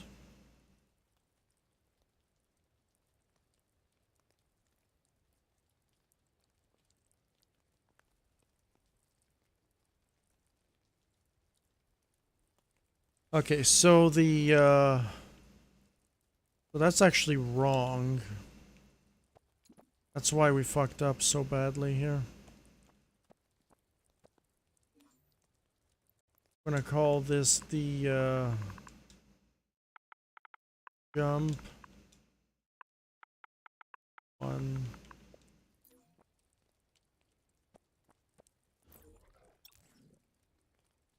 Okay, so the jump adjuster is totally different than the jump add 1.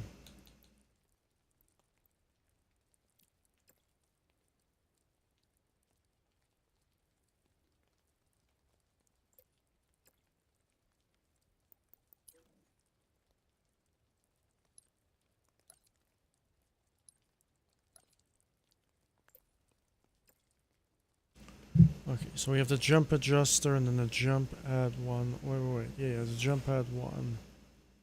Wait, what? Yeah, so we have the jump adjuster, the jump add 1.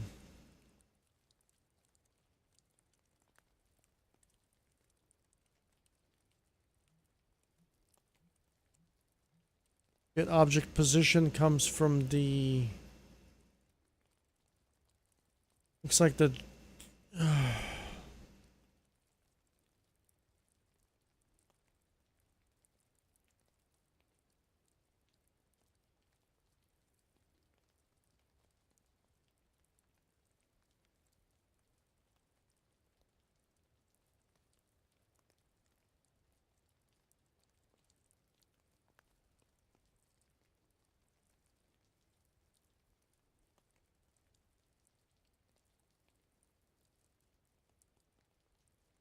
the part where we want the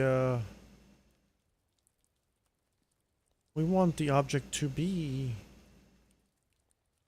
jump adjuster, right? Because the declare object variable is going to get the value from the get object variable.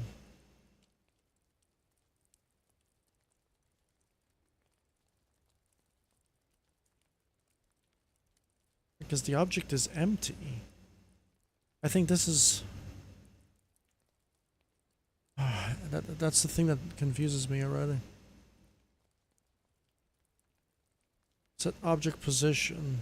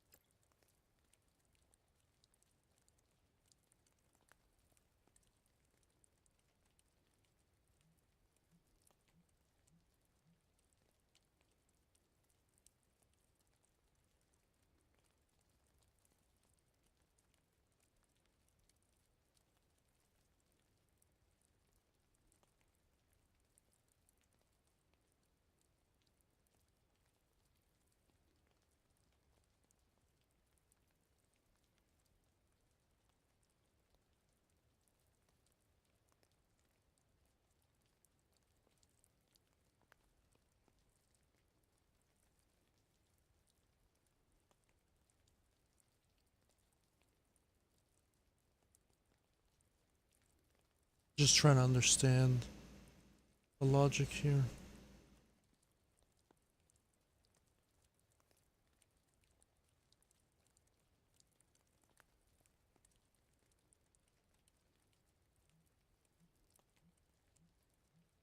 So we're going to have to create another one for the object variable.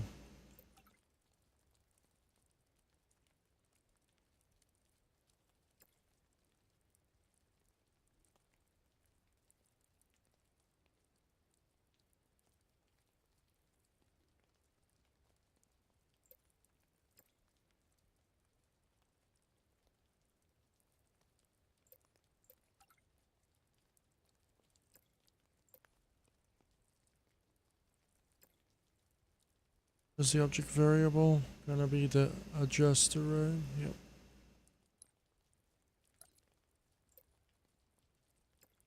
Going to be the adjuster. The adjuster is gonna have a branch.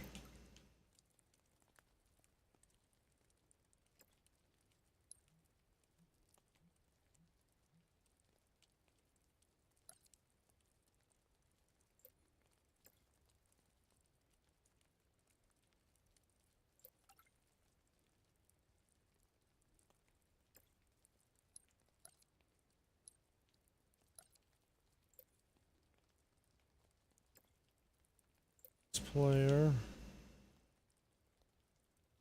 Gonna set an object variable again.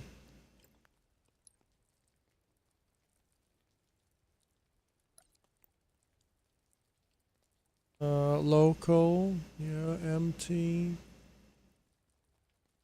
And then it's this again.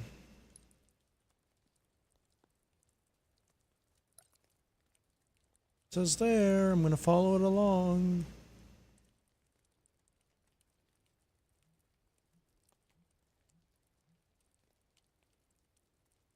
Now we're gonna get one of these again.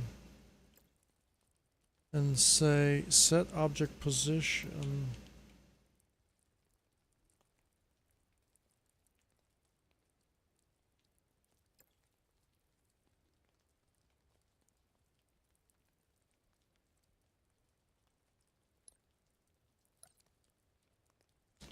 Then we're gonna get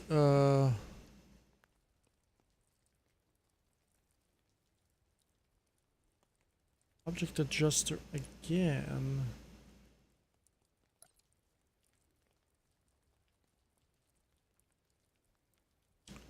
Get object position.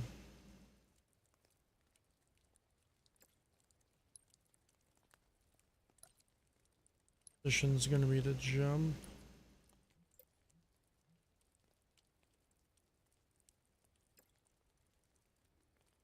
And then we're gonna do, no, we did that wrong already.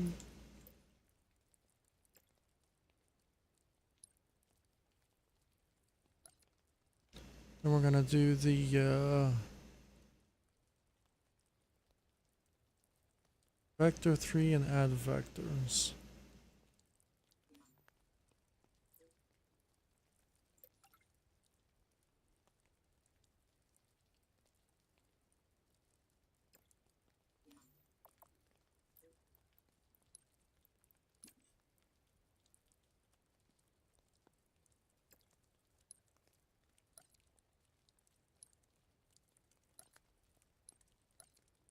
I don't know what the ending vector is gonna be because we can't see it.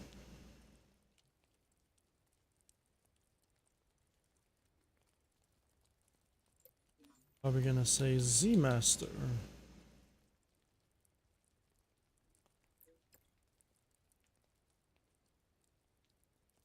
Well, we know that -10 is good.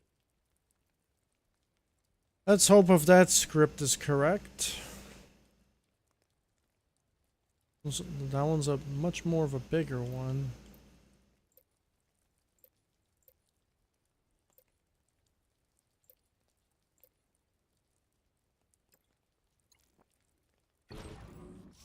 It's saying that something's not working. Something is undeclared.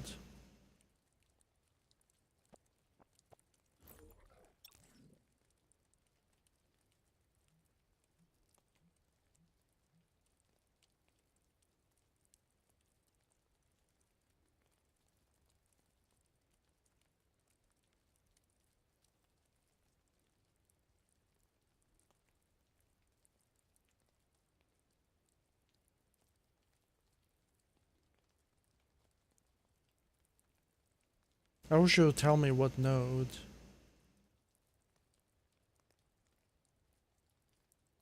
Oh.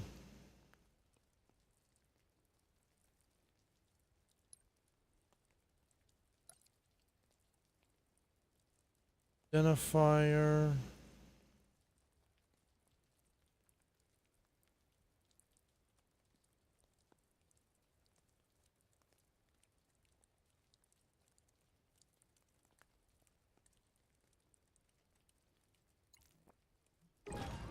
That's it? That's all? You told me there was 2 problems. Come on, game.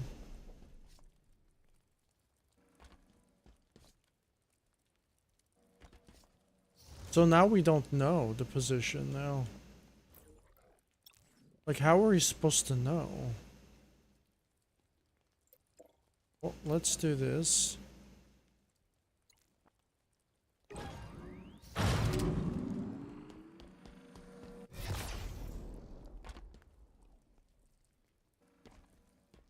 How do we know? Like, how do we know the value? That's the problem with the game, is we don't know. It's an invisible block, so we don't know.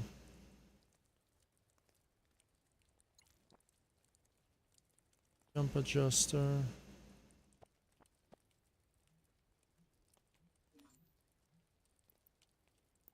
We have to make that phased, and this one. I think that was the problem. I think it works now.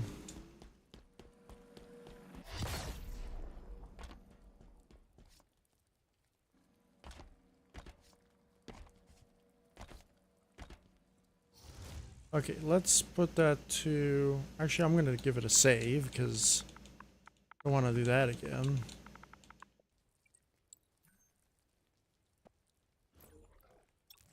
And...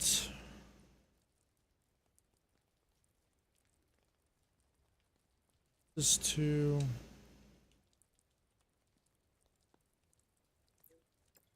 -50, see if that works.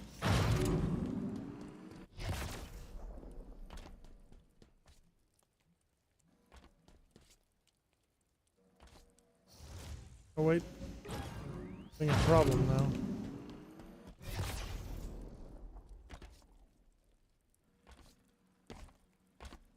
Jump is lower.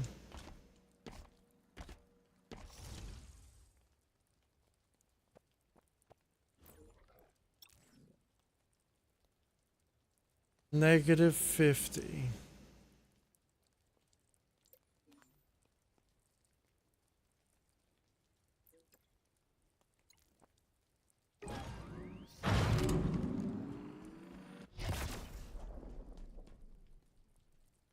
Dude, what is going... It's the same fucking length.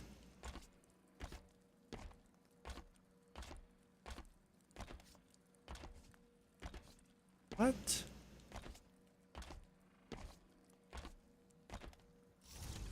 I don't get it.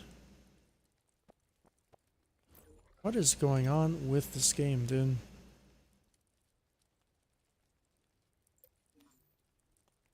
We can put it all the way to see what happens. Guessing it's backwards.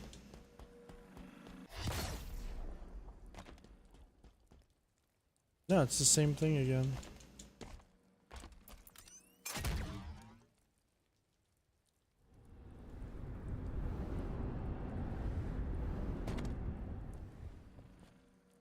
Well, now we're jumping on top of it.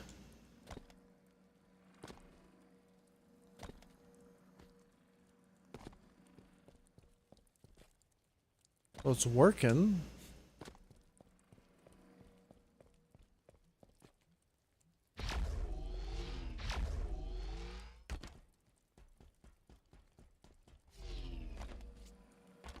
Okay, so it's working exactly as I wanted it. The problem is it's too high. How do I adjust the height of it? So maybe it's not Z. Yeah, maybe it's Y, actually.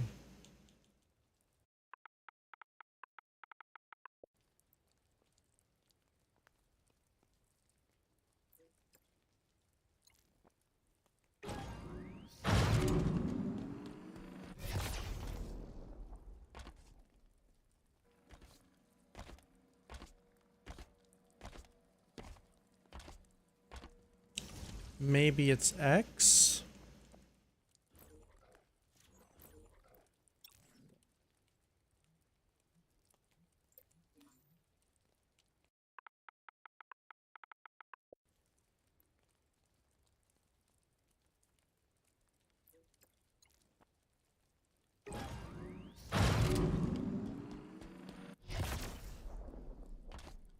Well, now I'm bamboozled, dude.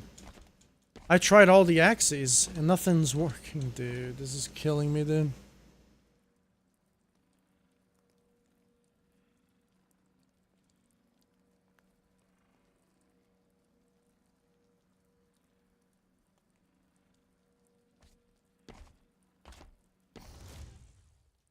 This is jump adjuster. This is jump.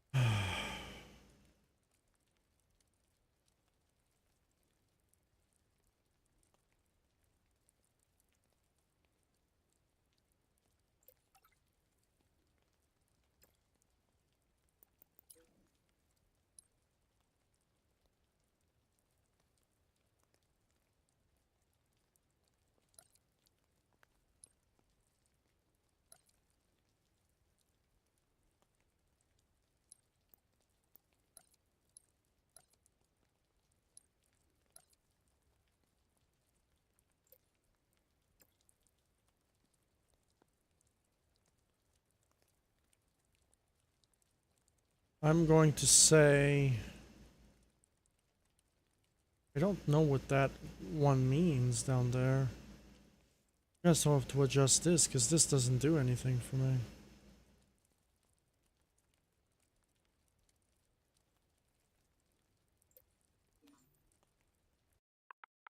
Yeah, I don't know what this does. I tried editing the number, all the values up and down, and nothing.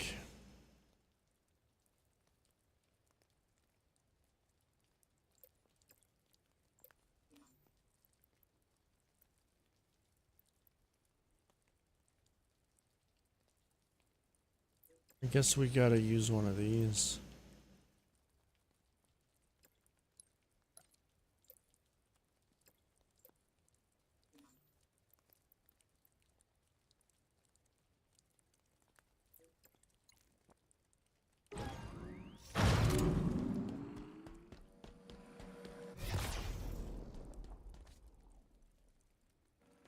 Something's working. Let's see.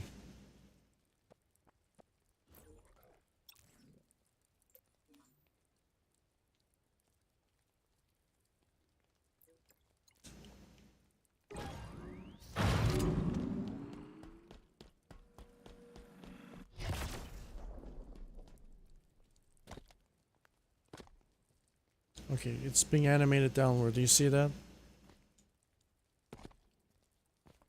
We don't want that.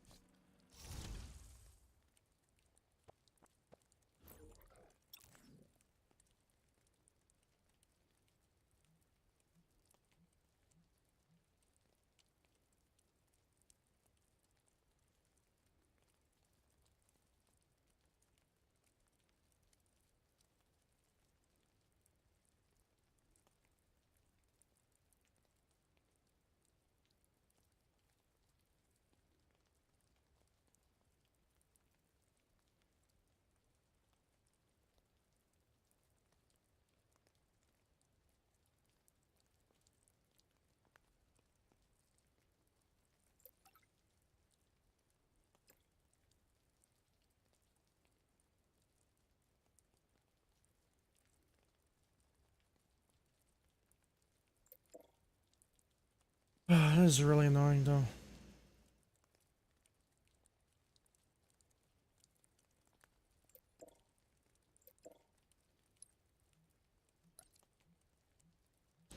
So this is not working properly. Add vectors. Now, do we really need to add a vector though there? Something is not right. I'm gonna add something. To be a vector, that's why.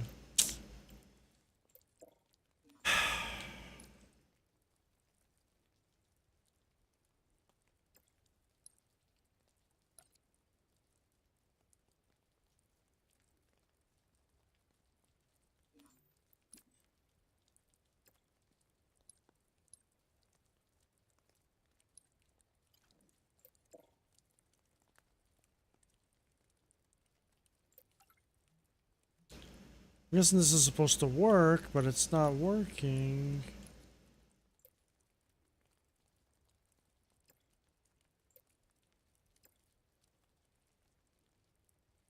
Oh man, dude.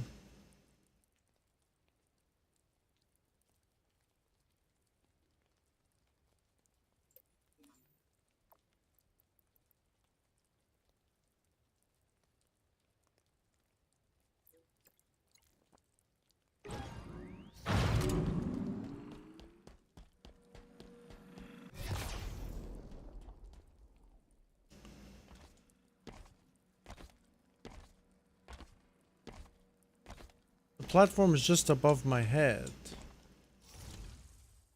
Do I have to adjust all of them? Like, I'm at a loss right now.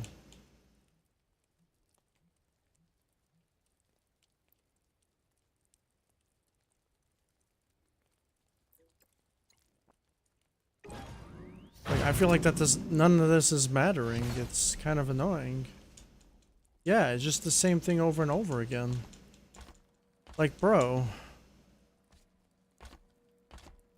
What is going on with this game, dude? Fuck, dude. That is so annoying.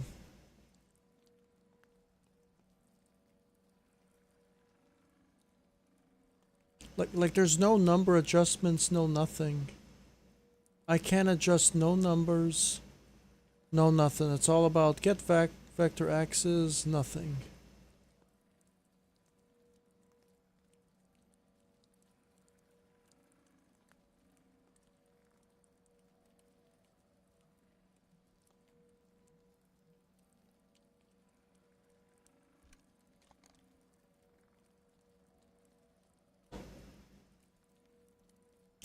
I got it to work exactly.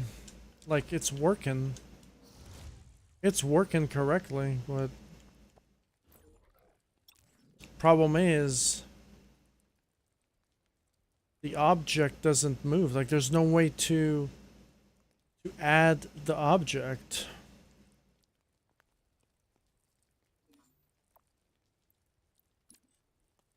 I add the object. Problem is the operand is not being added.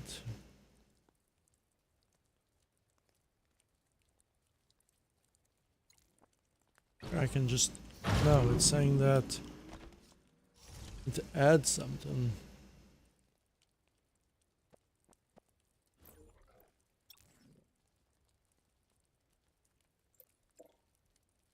I don't know why it gives me like 5 indicators. Should have just given me 1.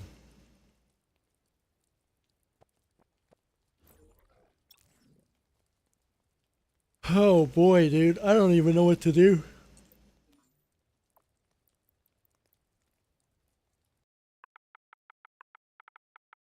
I'm lost. I'm following a tutorial and the tutorial doesn't work.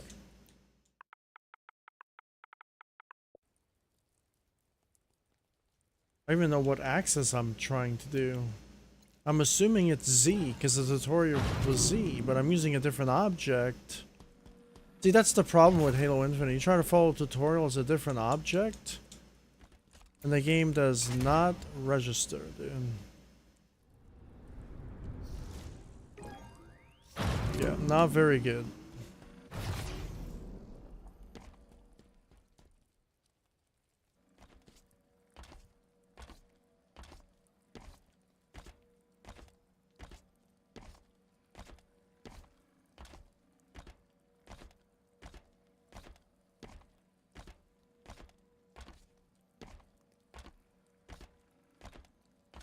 Kind of defeats the whole purpose of that.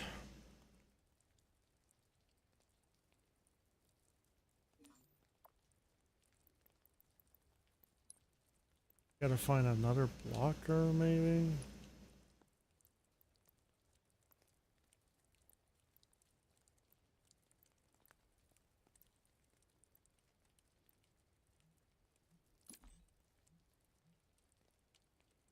Too big, though. I got a smaller one of those. You don't have a smaller one of those? This is kind of perfect, but problem is it's so damn big, you know? That is perfect. Problem is we can't scale them, and there's not one that small. Oh boy, dude.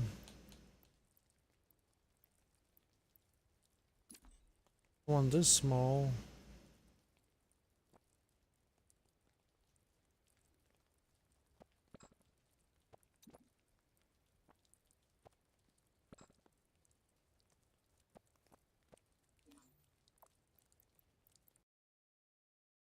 Call it the...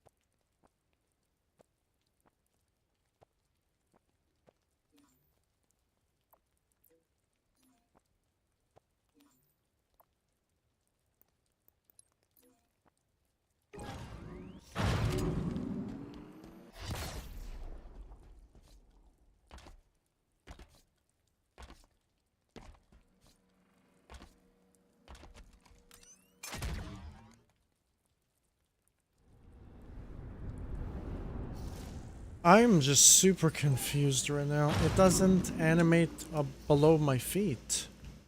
That's the problem. Why? These objects do not animate below my feet.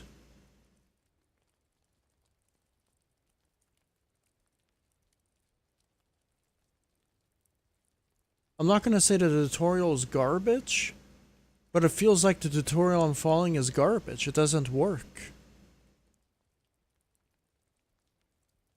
Like, I'm following it exactly as it is, and nothing is happening.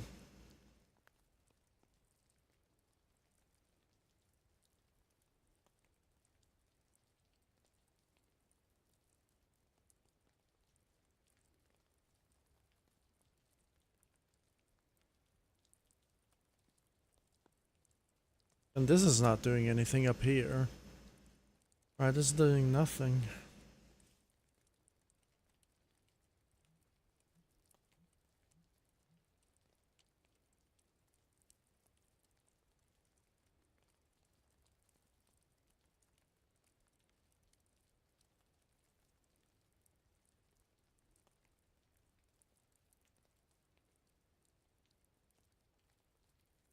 I may scrap it. I actually may scrap it, actually.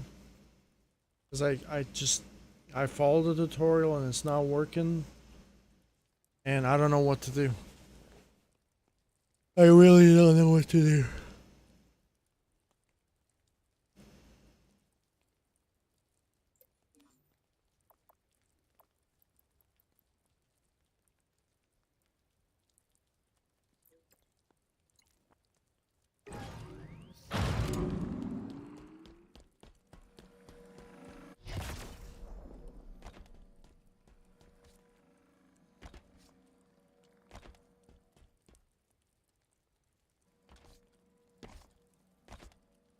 Objects are still there. Doesn't spawn like below my feet. That's the problem. It worked before, like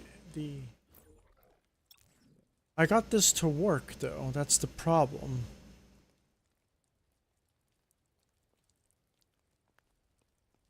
I'm not doing this correctly.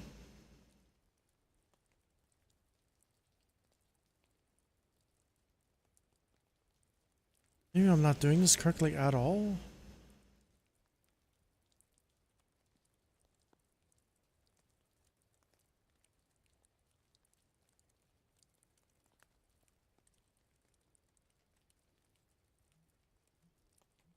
That correctly. The get object variable comes from the declare object variable. So something is not adding up here.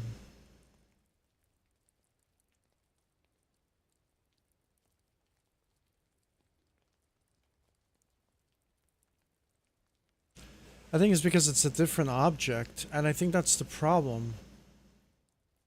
It's a different object.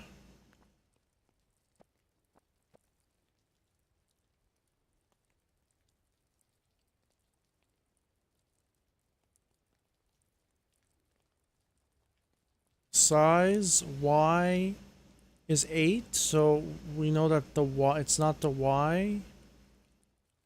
It's this definitely the Z, right?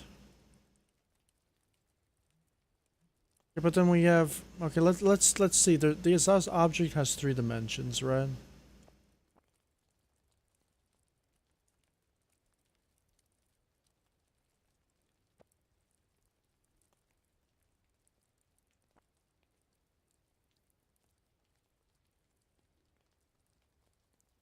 Here. This object has 3 dimensions.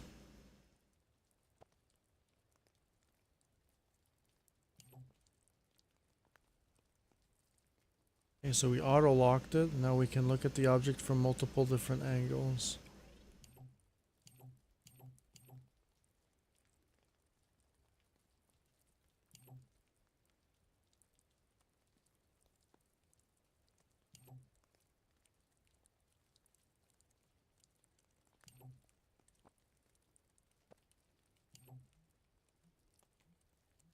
Okay, so 8 is Y, and the problem is this Z is 2, that's up and down, I'm guessing. This Y is side to side. And X is 4, which I don't understand. They tell me that the up and down is north and south, but east and west is 8. Yeah, this is the part that's confusing me. You know? We'll never know. We'll never know.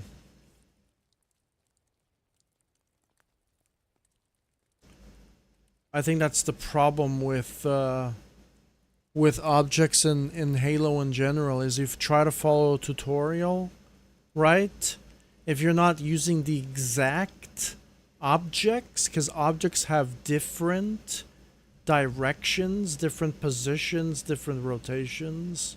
I would just say different position and sizes, and the axes are not the same.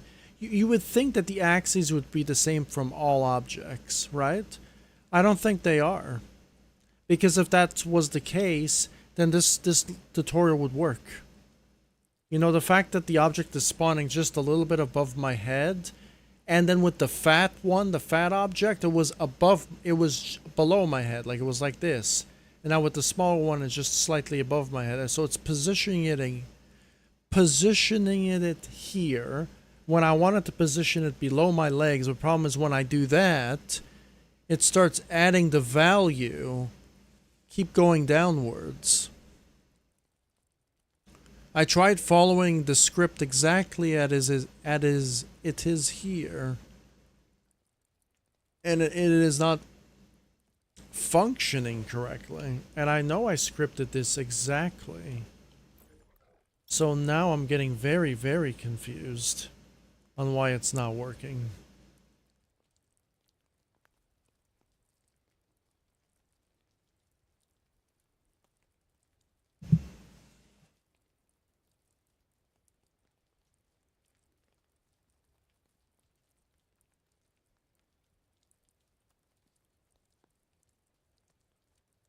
Or maybe I'm doing something completely incorrect, I would say.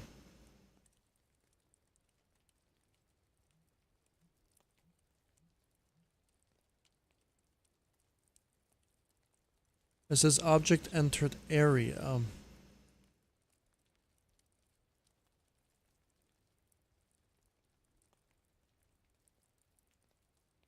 Hmm.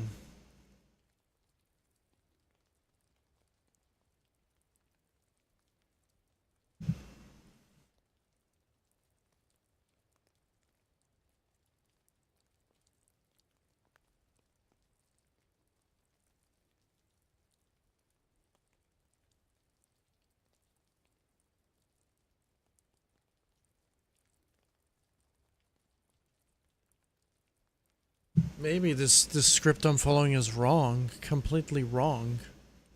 Maybe it's completely wrong. Maybe I screenshotted it where it was incomplete. Because I see another object reference called Smart Floor. And it's not being assigned to anything.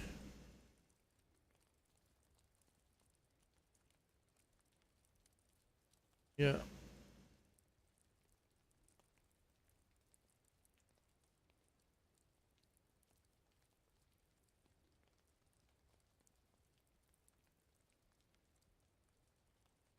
I'm super duper confused.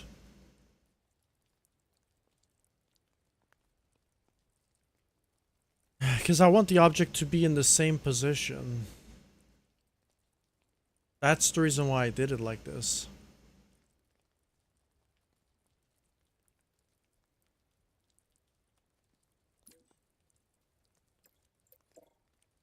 No. Object is constantly in the same position, but problem is I can't edit the position. That's the problem. There's no way for me to edit the position. You would think that this vector 3 customize the position of my object, but it doesn't. That's the problem. Like, it doesn't calculate the position. Obviously, something wrong with the update that happened that caused this not to function. Because,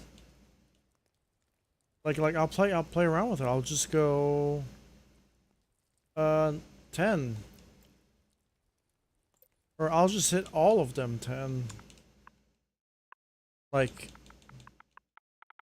12. 12. Like that matters, you know? And I'll hit it again.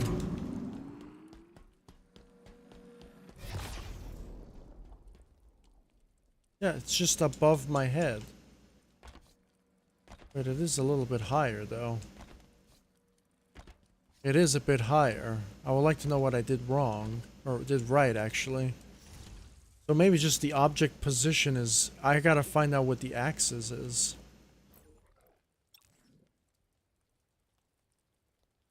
Let's see how much time I have. I have almost 10 hours. Okay, so I'm gonna just play around with the values more. I'm gonna say 50. 50. 50. See what that does.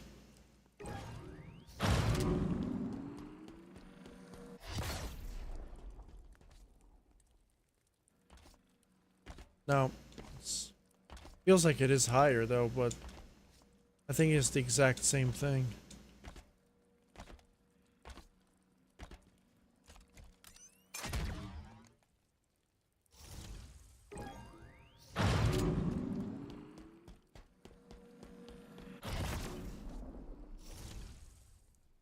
I mean, I got this to work, but problem is it kept animating downwards. Oh boy, this is really annoying actually.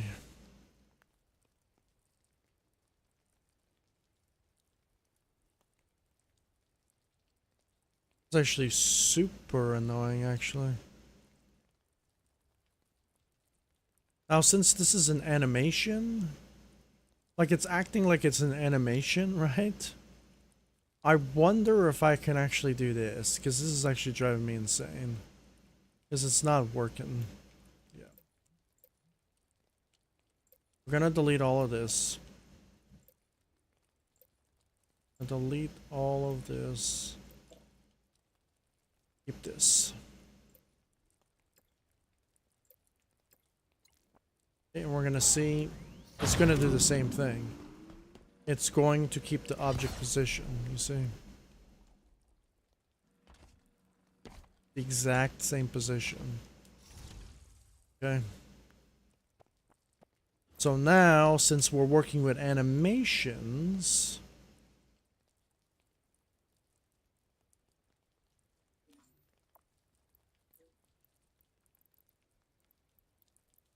let's see if I just transform animation.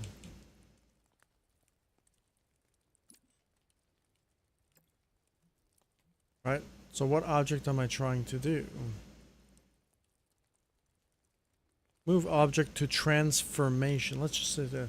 Translate and rotates the object to match the position and rotation of the destination object over the duration in seconds.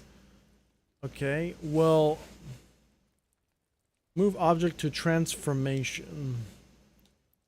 Move object to translate object to point. Translate the object to the desired position over the duration of seconds. So what is the difference between transformation and to point? It almost feels like it's doing the exact same thing.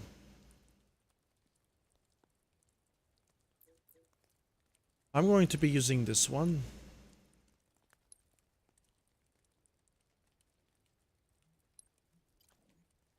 Now the object is obviously going to be this object right here. Or this object. You know what, we're using a different object here. Why do we have to use that object? I'm just going to, out of curiosity, I'm just going to use that same one to see what that does. Yeah, it's giving me an error. I don't know why, though. Giving me an error because I didn't do anything here.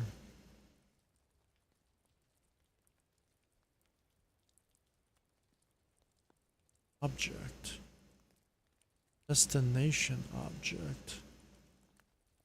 We don't want that to be the destination.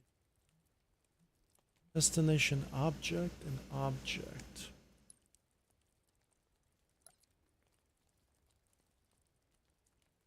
Destination object.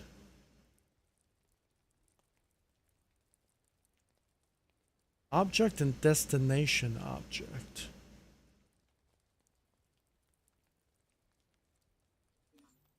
We got two options there now.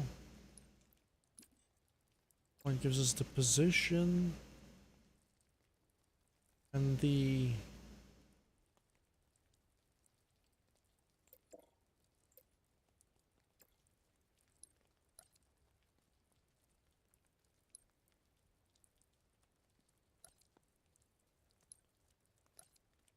position.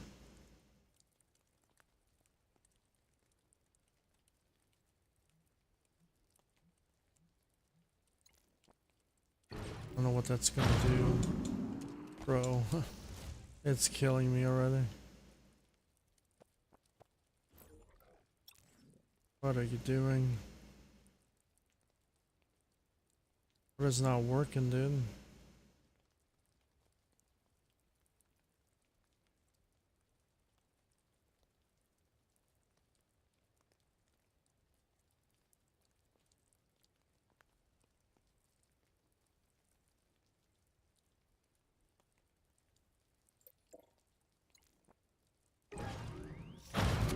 Probably telling me something to do with the animation.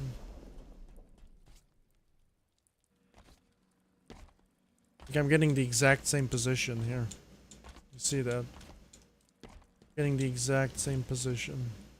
So I didn't do anything.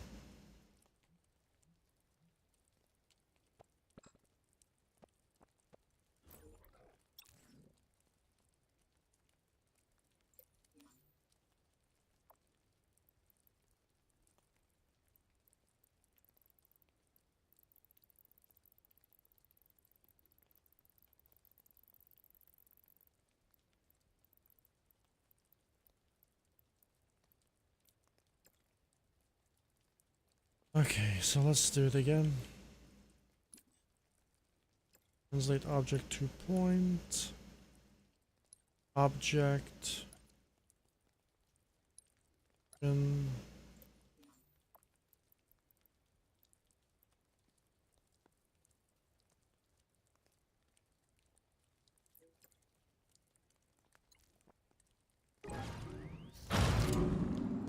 because you know what I'm trying to do here.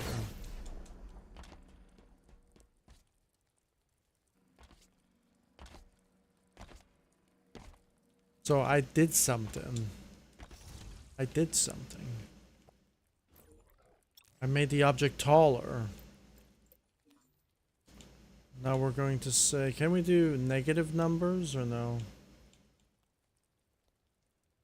No, I don't think it allows us to do negative numbers. Oh, that's so annoying.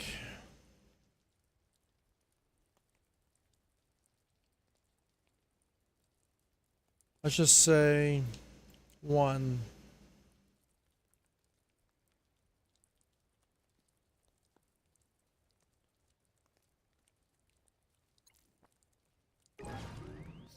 Maybe I didn't do nothing. I'm actually talking out of my ass here. Yeah, I don't think I did anything. Yeah. Did nothing. Never mind.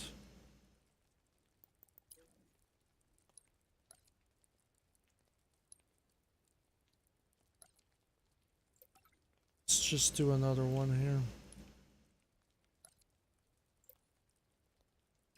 I made this 1 at 0.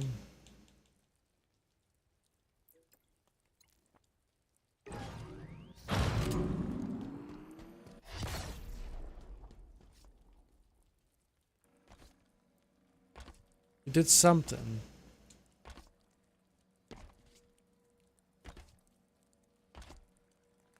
I would like to know what I did though. You did something. Something did happen. Let's say negative 0.10.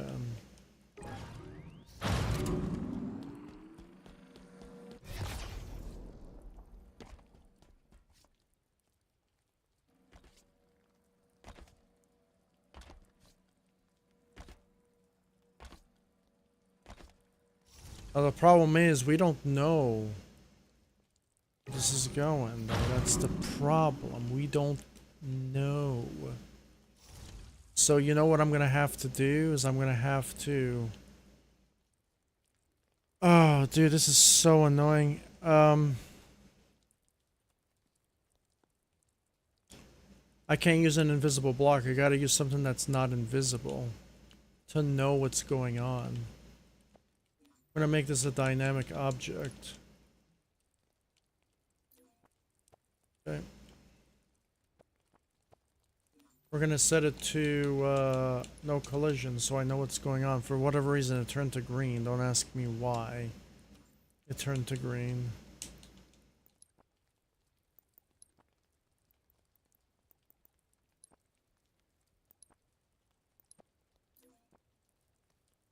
Of properties that are screwed up.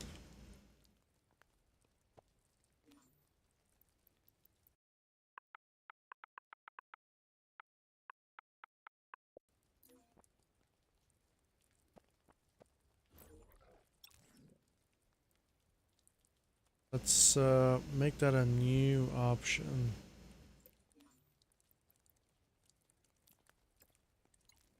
Jew.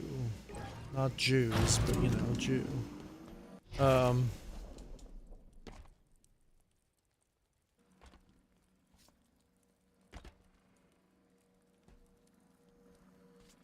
So gotta see where this block is at. I don't know where this block is going. I don't know where it is. Can't see it. Somewhere. I can't see where this block is at.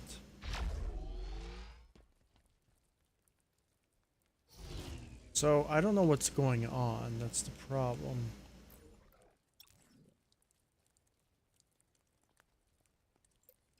Okay, let's delete all of it to see where the block is actually at.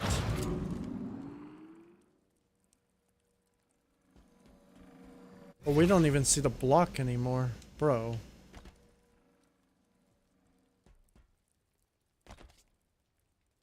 It's right here. Block is above me. Do you see? It's following me. Or it's trying to follow me.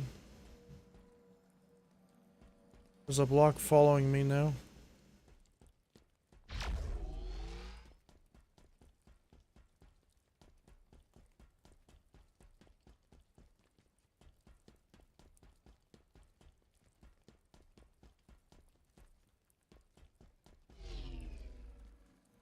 Okay, so the block is following me. The block only stays in that position. I want to try to animate that position to get it underneath me.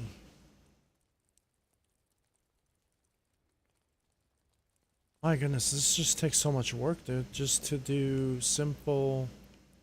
Well, since this is not simple, but...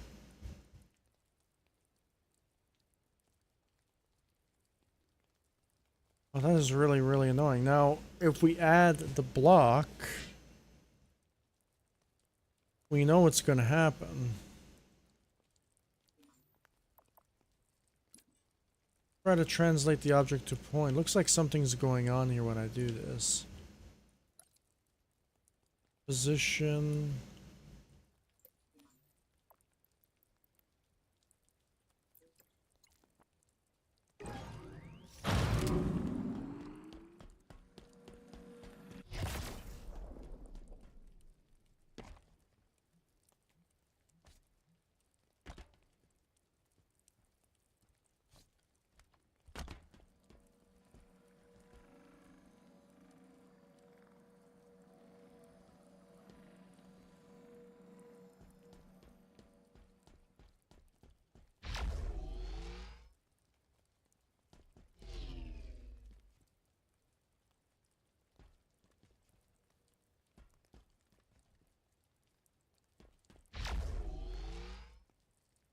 Well, that is happening.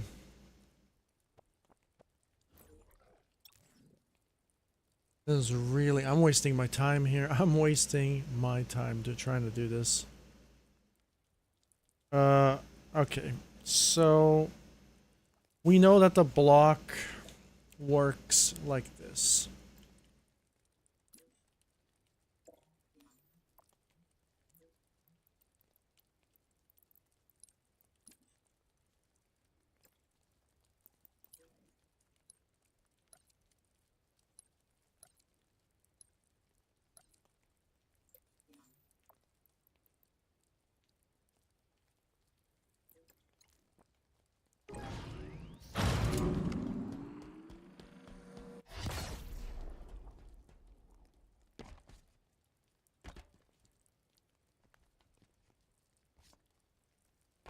Like a block following us around.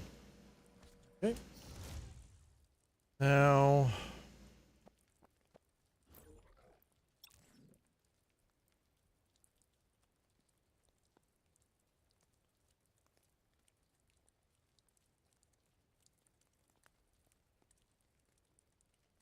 the object is empty.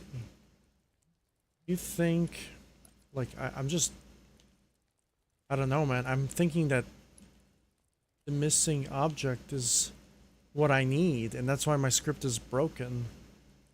But I have no idea. I'm just going to just give it a shot to see what's going on here. No.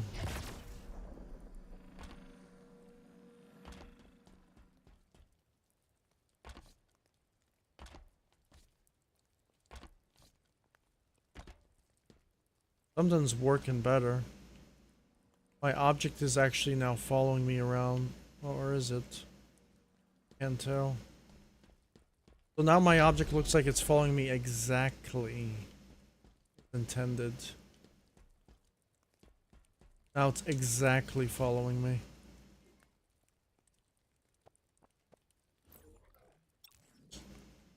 Alright, so I got the object to follow me exactly.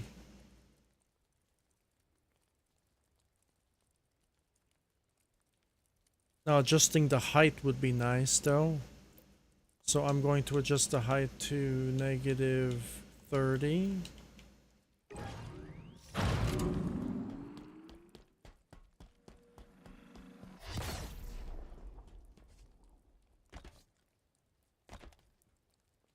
I don't know where the block is at anymore. Below my feet. We have disappeared. Okay, and that's the problem.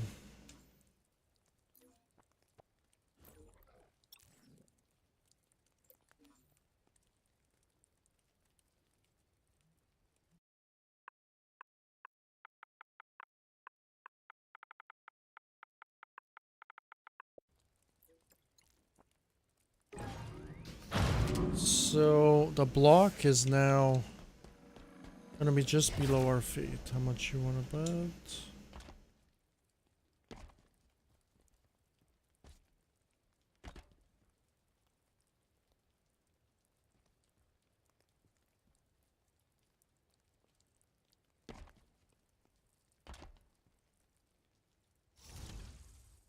So you probably wanted that.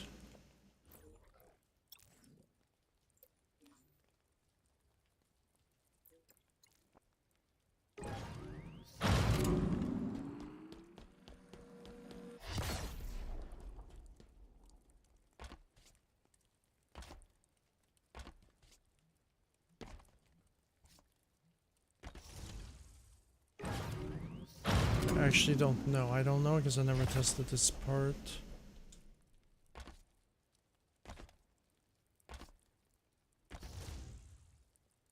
Let's start it at -15.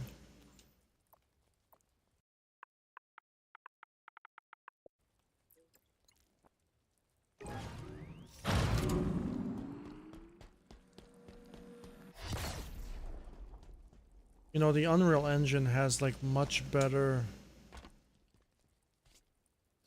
Okay, so I know what's exactly going on here now. the higher value we go, the more it starts descending. And then my game crashed. That's a quality game design, buddy. Fuck, 343 should get the prize nominee. Fuck, dude. This is so annoying, dude.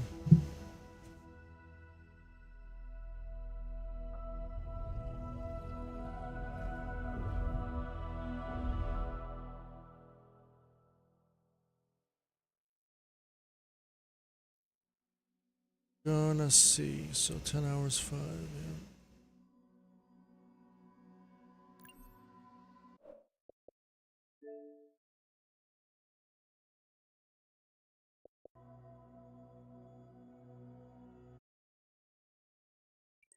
Oh, dude, it's so annoying.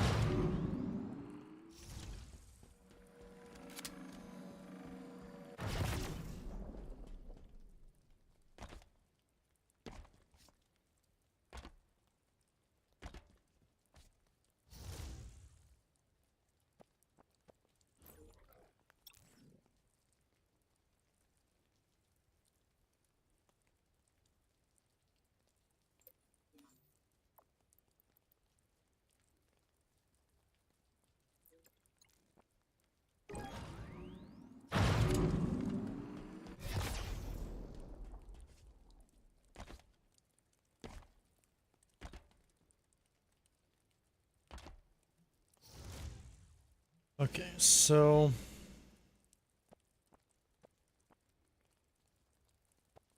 oh,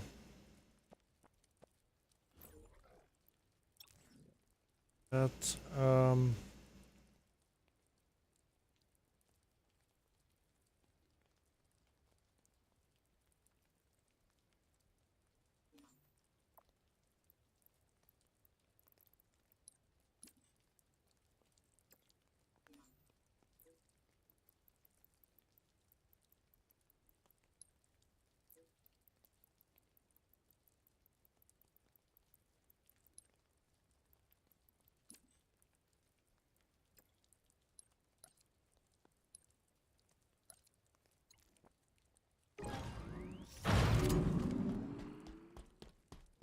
I'm starving.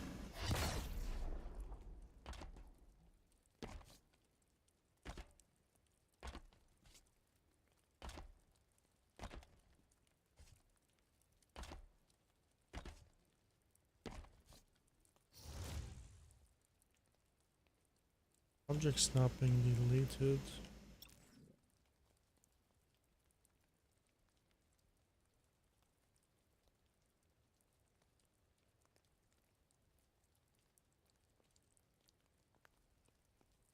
On, and then we're gonna say wait in seconds.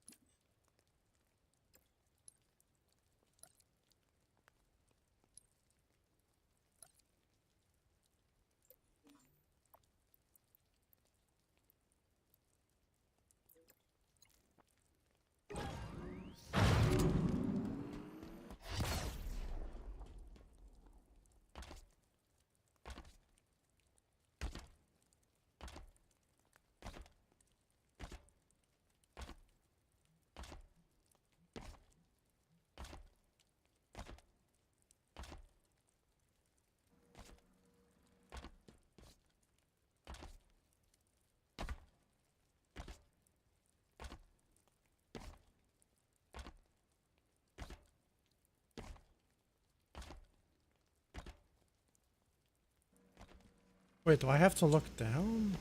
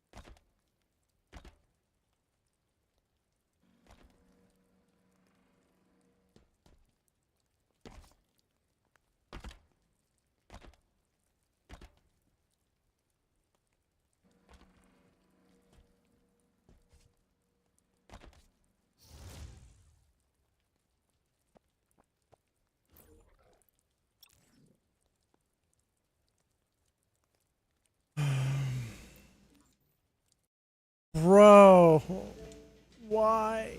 Why do you crash? Oh my goodness, it's doing the same thing again. I don't even know if the update fixed it. I feel like the more logic scripts you have on a map, the more it crashes. I feel like the more objects you got on the map, the more it crashes. I don't know why. Like, why do we have limits then?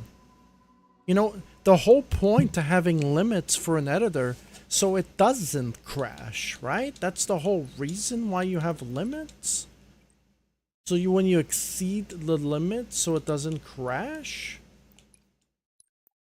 But even with the limits, it crashes.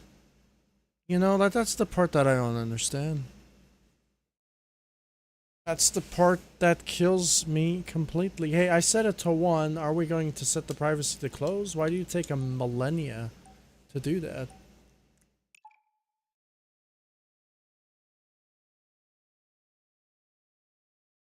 Dude, that is really annoying. I got another an hour and a half, and then I gotta go.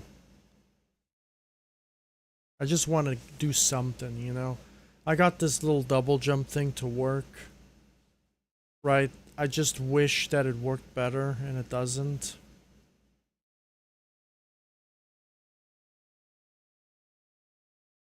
So that jump that I have there, that script that I have there is broken. It's not broken. It's intended. I'm gonna get rid of it because it doesn't really do anything. Right? I mean, I guess you could say that it does something, right? Like, it works. It really does work. You know, it really, really, really does work. But I guess it doesn't work with any object you choose, which is annoying.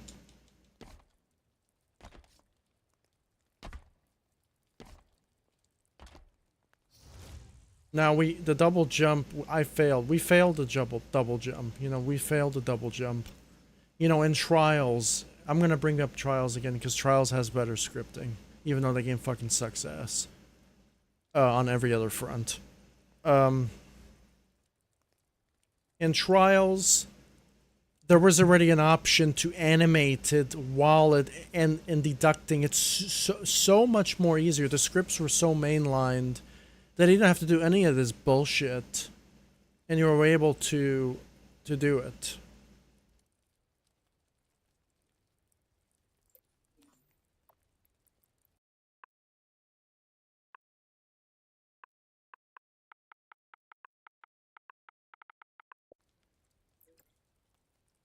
So, initial delay.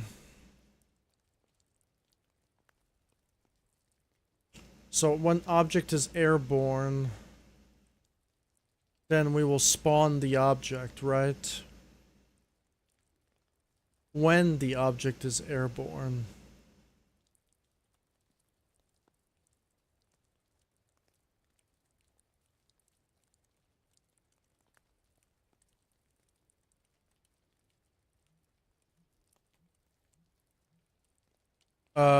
I actually probably just don't even want to do this right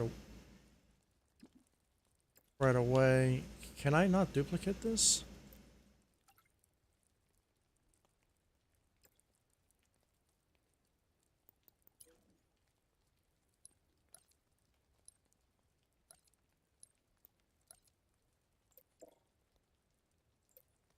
I want to do this immediately, actually.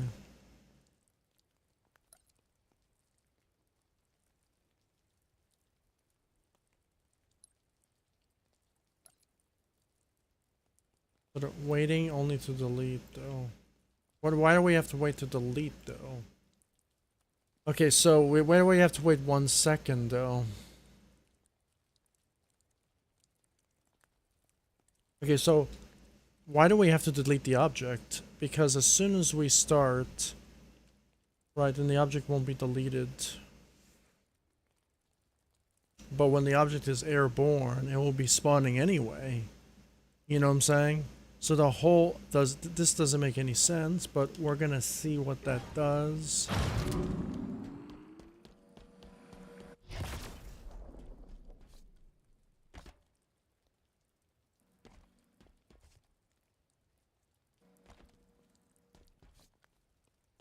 Well, it's not spawning, which is good.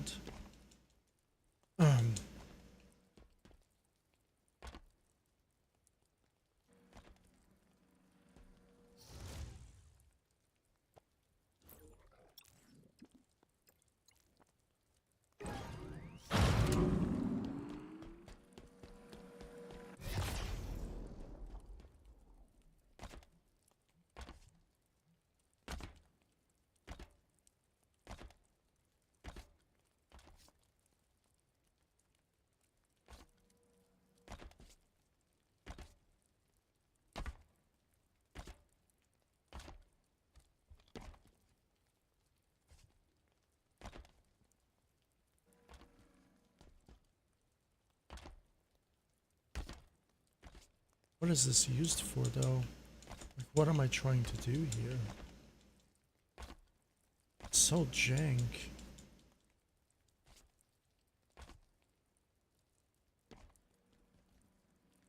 What is that even used for? Like, what am I going to use this for? Like, what am I going to use this for, though? No?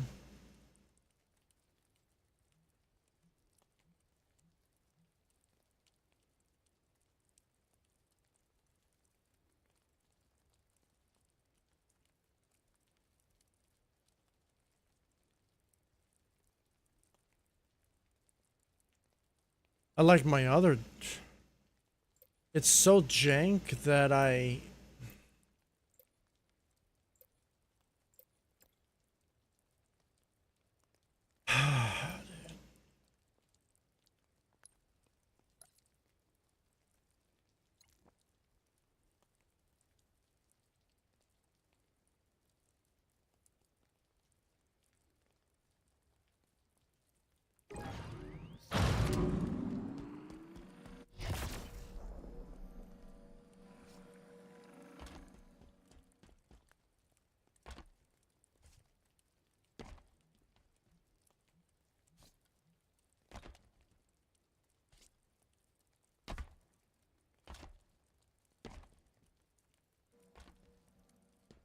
Got it to wait a minute, I got it to work. Do you see that?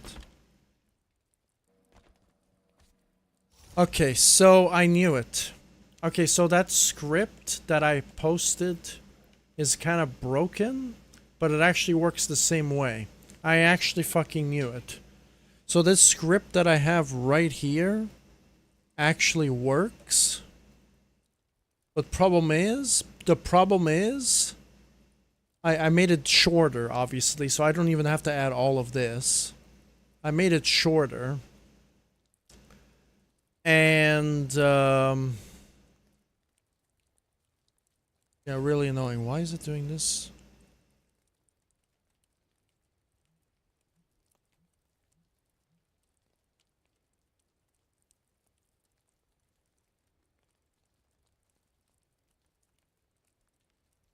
I really don't get it.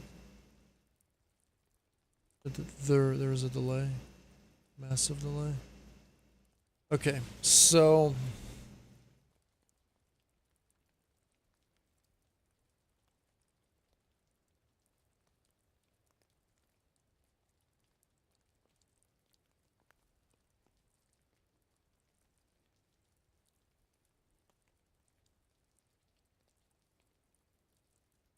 Okay, so I figured it out. Finally, but... I did figure it out finally. So might as well just give it a save now.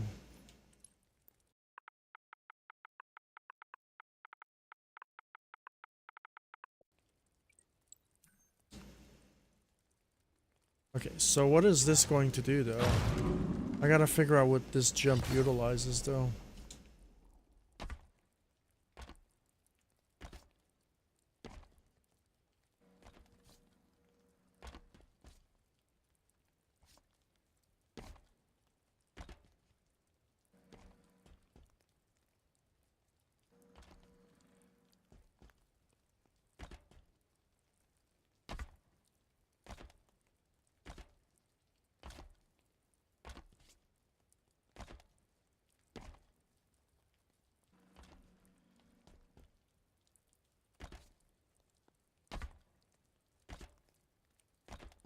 I don't know why it does that.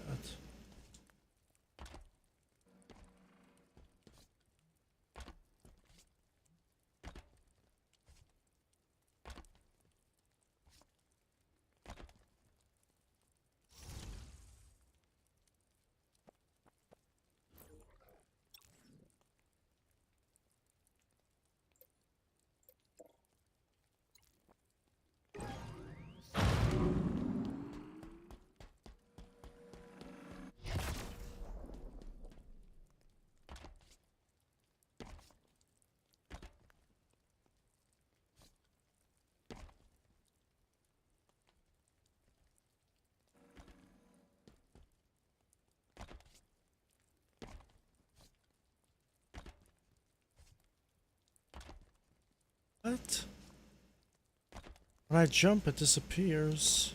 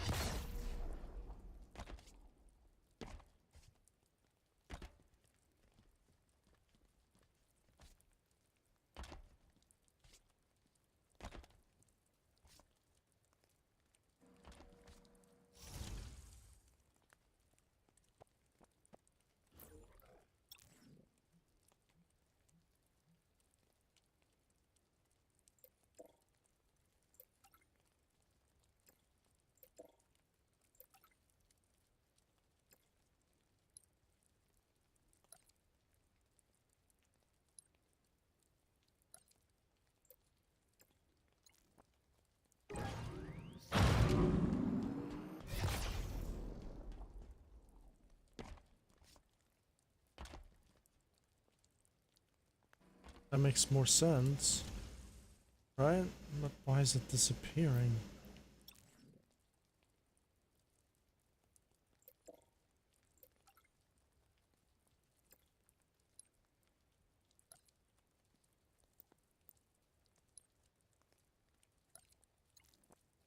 I'm trying to understand this game's logic now.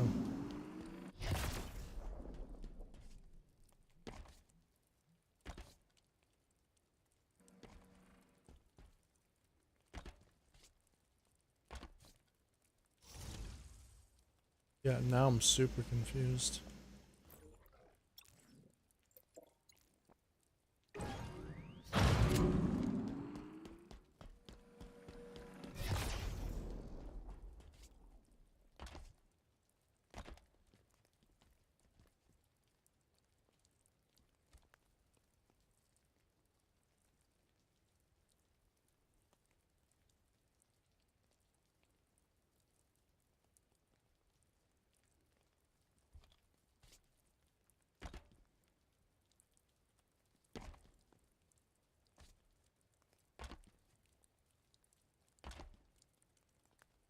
I am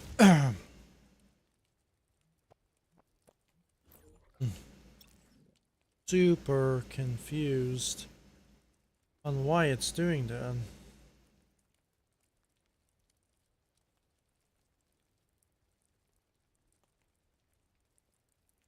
Because it's resetting the object.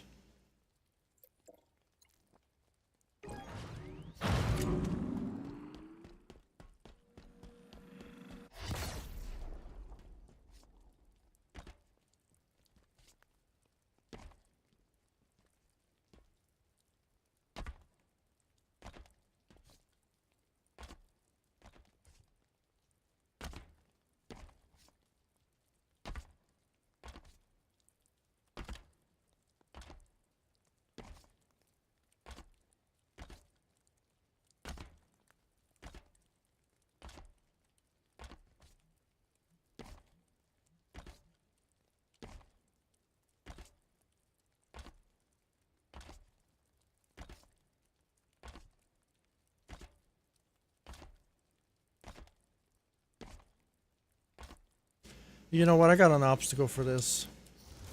I got an obstacle idea for this. I didn't spend fucking 10 hours, not really 10 hours. I didn't spend like 6 hours trying to figure this out. I got a real good obstacle for this actually.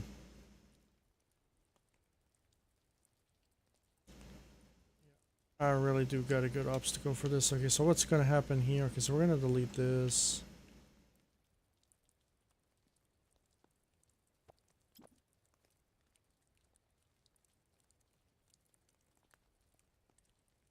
It's gonna be a practice thing right now.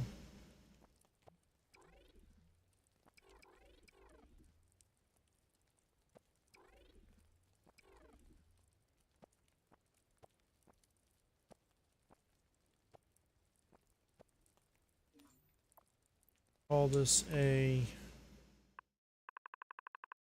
follow jump off.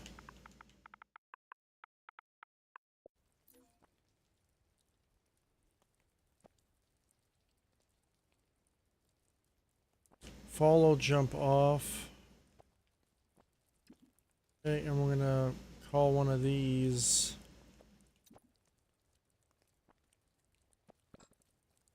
gonna grab this one.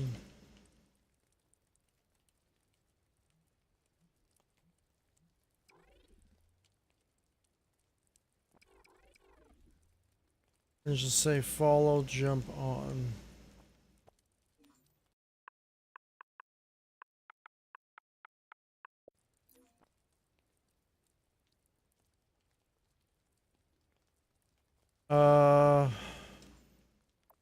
Go to folders.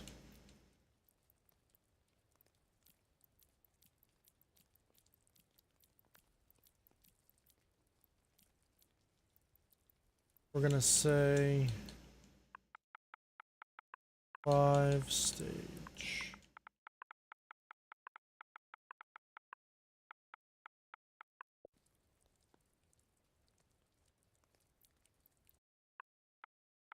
5 stage.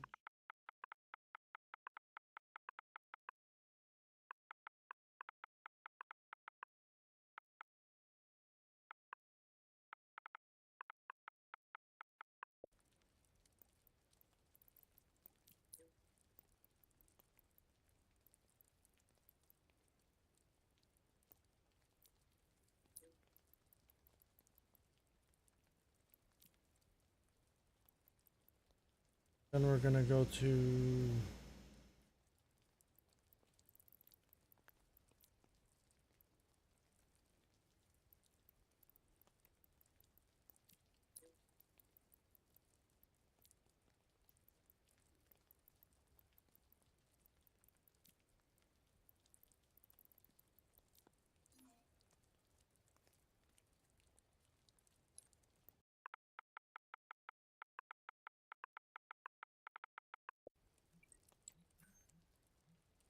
okay, so this script right here works. It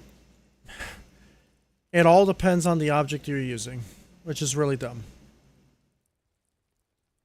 Which is really, really stupid. Actually, you know what? Does this script work?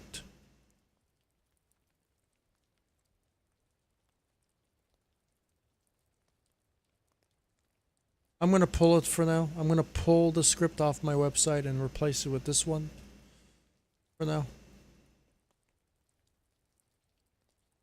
I'm going to look at the script and we're going to take new screenshots right now. Okay, so this script right here.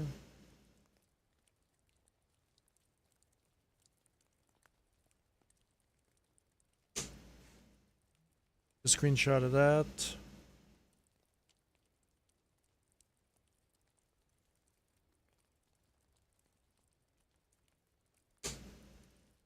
Take a screenshot of that.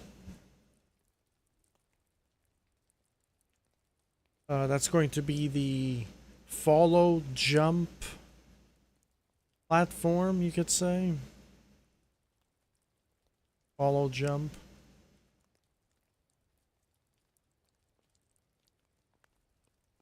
Script.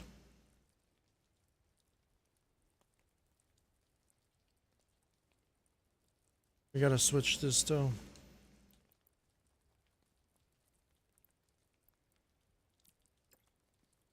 Follow jump on. And then we gotta say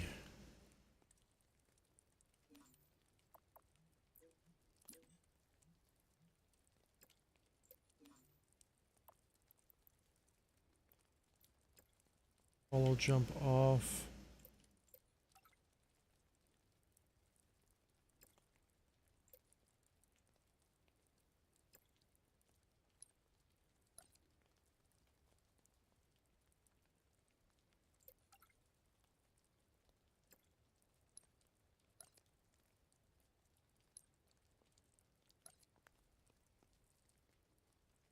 Okay, follow jump off. So that's going to be an obstacle, a unique obstacle for stage 5. We're going to have that for stage 5. That's going to be a unique obstacle. And then this is also going to be on stage 5 as a just, I don't know, a jump, I guess you could say. That's it. Right. We're going to turn that into an obstacle. So it just doesn't go to waste. We're going to make it hard, of course. Okay, something is not working properly for whatever reason.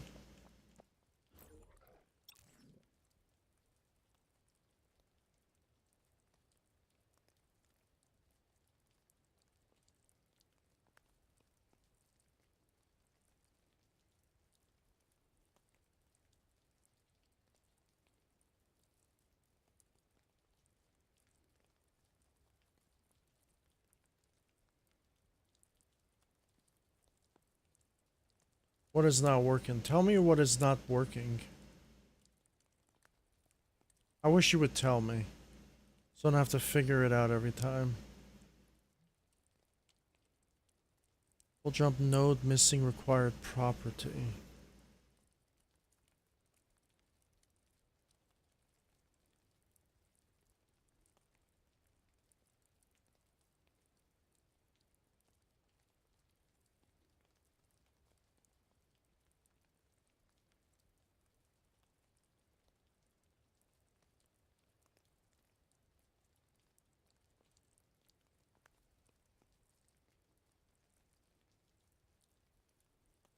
What is missing the required property?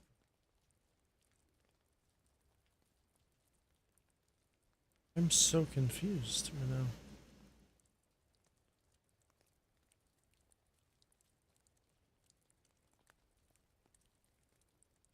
now. Object entered. You're telling me this object needs something?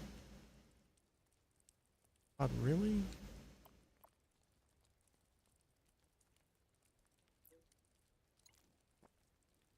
We're gonna see here. I'm gonna see the example here.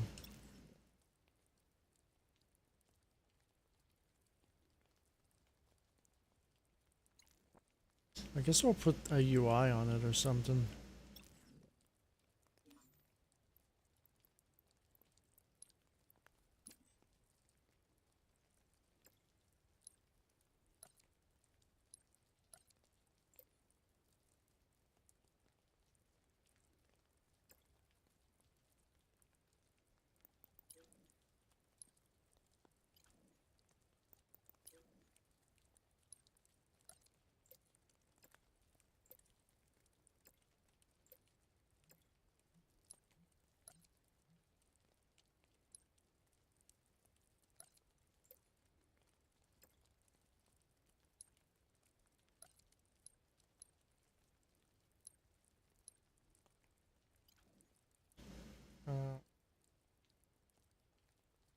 Oh, that's why. I think that one wrong.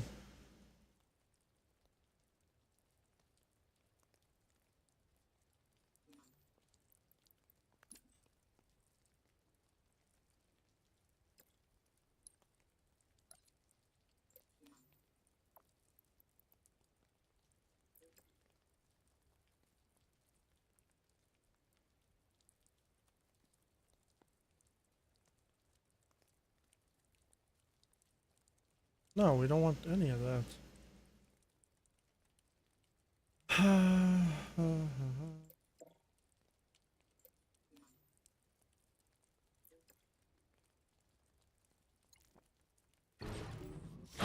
Okay, what is going on, dude? I swear nothing is wrong with this brain. I will never understand this game, dude. Something is missing the required property. I wish you would tell me what.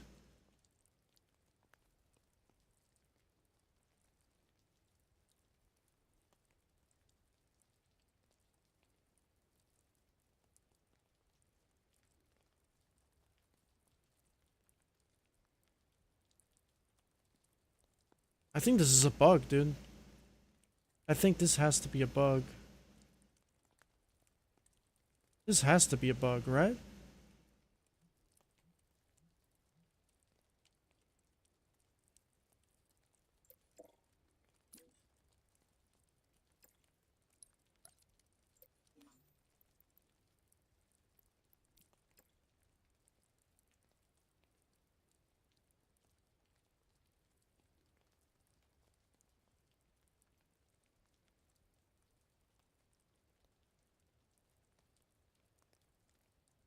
This has to be a bug.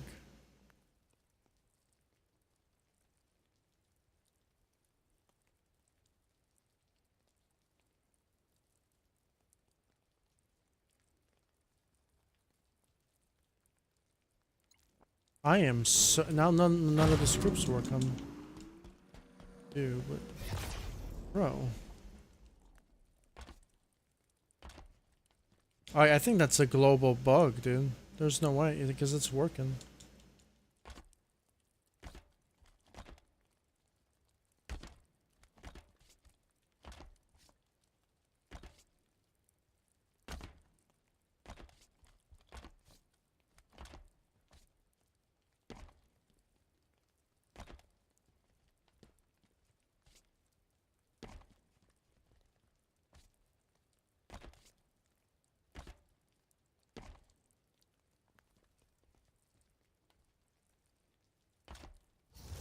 something. This editor, dude, so annoying. We don't need this, no.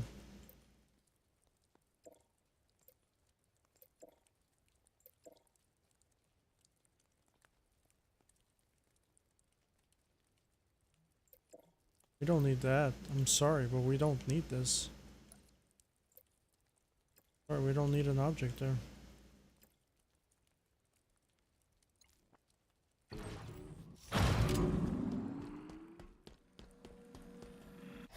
Tell me what the required property is, I want to know. I would really want to know.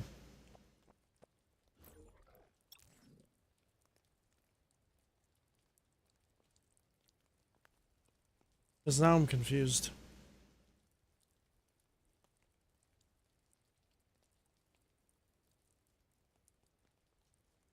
Like, I wish you would tell me which one it is. They're just giving me an error message. Obviously, it's not this because it was working the whole time.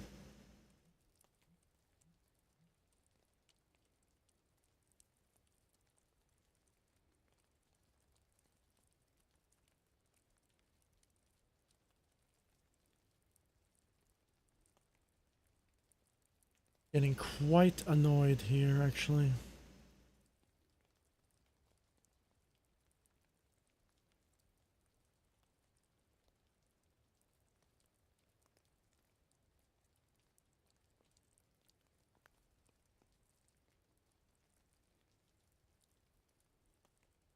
The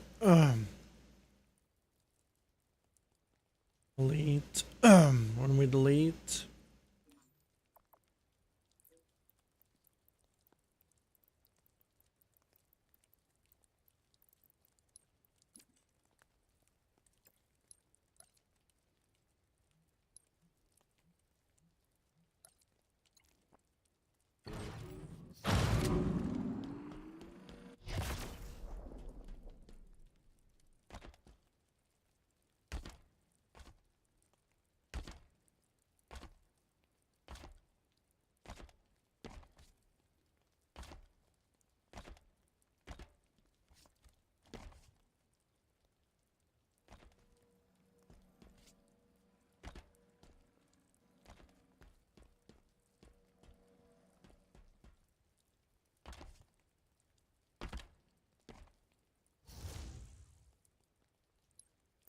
Give it a save because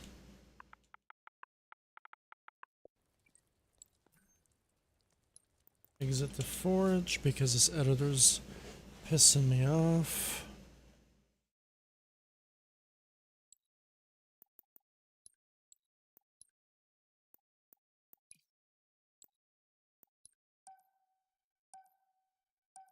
That is really annoying. Like, it's saying that there is no the thing is failed to build, but even though it's failed to build, it's still like it's still working. And I think that's the stupid part about the editor is I think that's a bug because there's nothing wrong. Like there's nothing wrong with the script. So we're gonna see if that's a problem or not.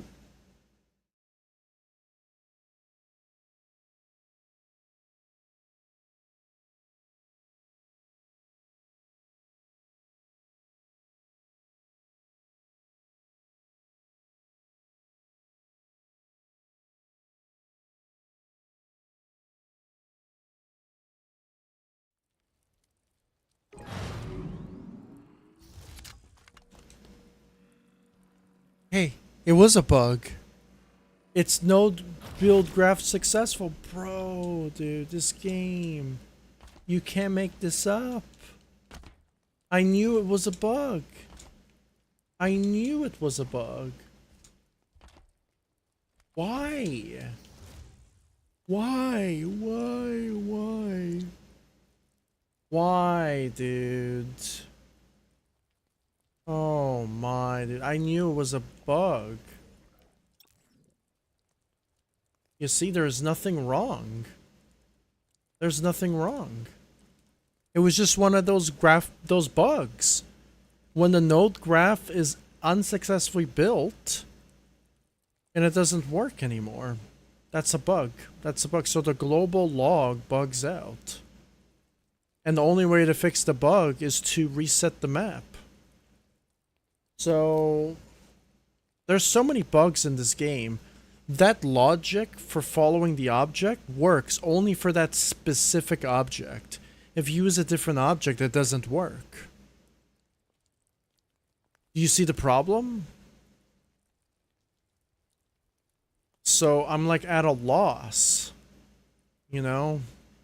But I think I personally think I screenshotted that object in an incorrect way, but I could be wrong too. I'm not sure. Maybe the game is just screwed up because, I mean, look the amount of errors that I encountered just in this stream, this long hour stream. So, I mean, 343's Forge is not perfect. There's a lot of bugs. And that's just the unfortunate, which is annoying. So, and there's a lot of tools that are missing, like this blurriness. For whatever reason, my number 30 is blurry. And the only way to fix the blurriness, believe it or not, is to just grab an object and duplicate it and then delete it. And guess what? It's fixed. Isn't that amazing? That's like some Trials Rising garbage right there. That's what Trials Rising had. The plague that game is. It's that's the reason why I hate that program. It was because of stuff like that. So I don't know where we're gonna put this, to be honest. I'm probably just gonna leave it here for now. This is stage 5 logic right here. We're gonna use on stage 5. So this creates an equipment jump, and it creates a moving object, and you can jump on it multiple times, even though it's janky as all hell, because it doesn't follow you exactly. There has to be a delay, because for whatever reason, someone at 343 said that the interval trigger can only work at 0.110, not 0.01. Don't ask me why, but that's how they did it. They also did it to where dynamic objects have to be specific sizes. So, I mean, and there's also no color palette logic change as well, where what happens if somebody wanted to change the color on the fly, we have to figure out alternatives in order to figure that out. Which should be basic 101 knowledge, like change a color, do this, do that, turn on a light. I hope you can turn on a light. I hope there's a script to turn on this light or something, I don't know, but I think we should spawn a light, and obviously you can turn it off by deleting the object and turning it on. I'm guessing 343 thought about doing the same thing too. But problem is, changing a color would just be better, because then it would just be better. I don't know what else to say, like that's just generic. Right, and then I think the problem number 1 has to be the dynamic object garbage. I think that's stupid. Alright? If you wanted to say dynamic object and have it scalable, fine. So we know what is an animatable object versus a regular object. That's totally fine. You know? You could categorize it in that way, but having it restrictive to that, in Halo 5 did not have that whatsoever. Why can't you animate prefabs, but in Halo 5 you can animate prefabs? Like, it's just, oh yeah, and welding in this game is garbage. Halo 5 had physical joints, like physics joints. This game does not have physics joints. In Halo 5, I could make physical doors with hinges, with physics. This game, you can't do any of that stuff. So there's like a big problem there. In Halo 5, you can have welded physical objects. I'm guessing in this game you could have welded physical objects as well. But I haven't really tested that out too much. You know? I think you can have stuff like that. I'm actually going to think about doing like a swing or whatever. But then with physics maybe. Right? But I'm not actually sure. That's probably an obstacle for stage 5 that I could do. Physical swings. You know? I have 1 hour left. 1 hour left of foraging before YouTube cuts me off.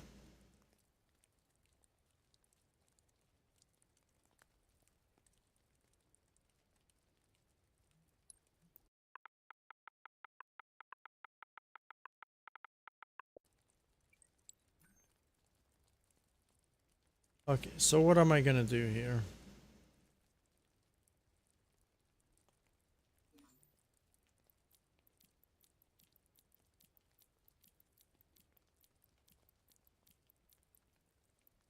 We're gonna say stage. Dude, I really want to do moving. I really want to do the moving stuff, moving swings and shit. I don't think we have gravity volumes in this, do we? Like actual gravity. Actually, we do have the gravity stuff, but will that move? Yeah, we have a gravity volume, not here, but here. I want to see what that does, actually.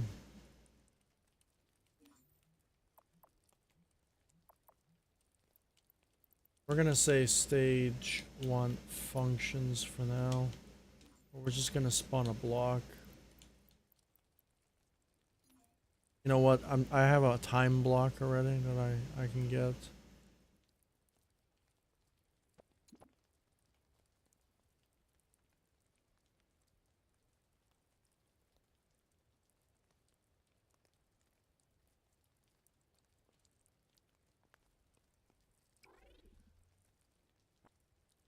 We're gonna set this to normal.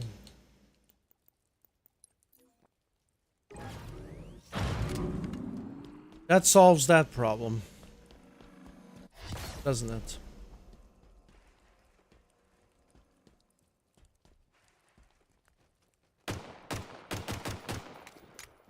So we can melee these physics, right? Do you see this? Okay, well it's wrong. Okay.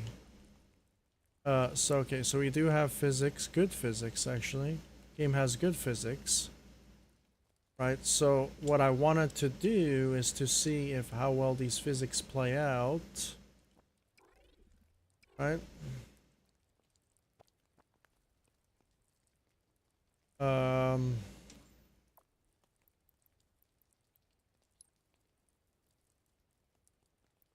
We're gonna spawn in a script brain.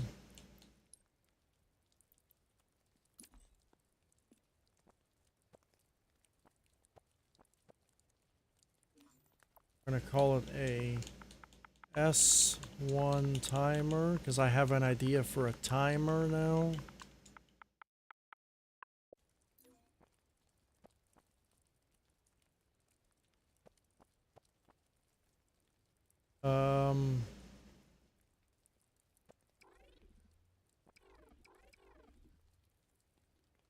Gonna have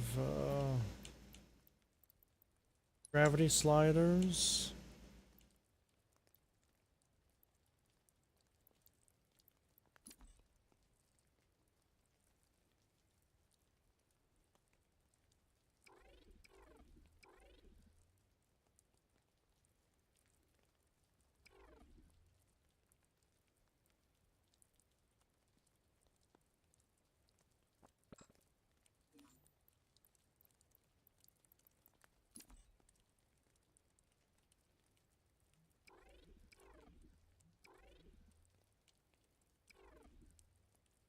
You know why we can't?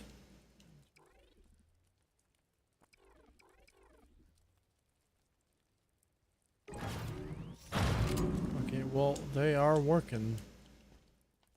They are working. Physical objects. The problem is there's no gravity in this game and nothing we can. Objects do not have gravity properties. And then you just have to figure it out with complex scripting, and I just don't feel like doing that. When it comes to swings, I think we're gonna do that.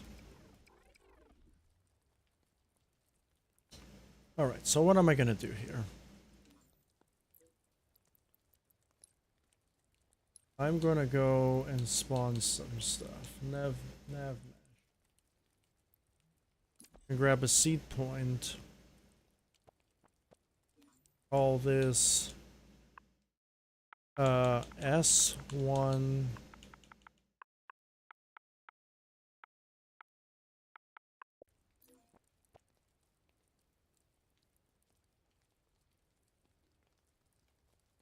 Now it would be nice to have like the following option for this.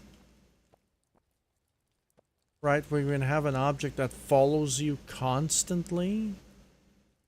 Right? We're probably going to do that. I have to pull up a menu though.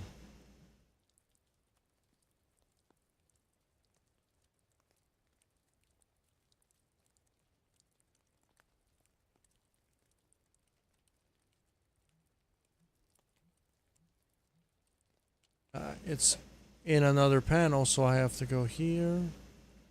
Figure out what screen I have.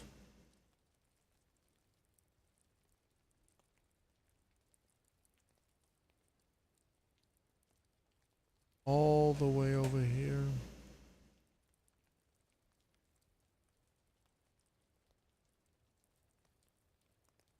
Screen.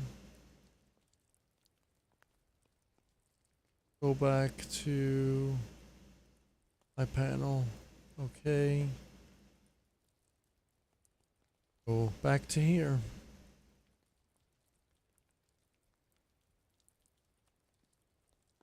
We have infinite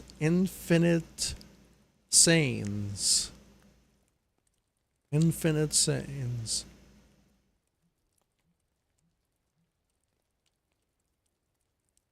Okay, so that's going to be the navigation point. So I'm going to follow this script. I do got 11 hours. I got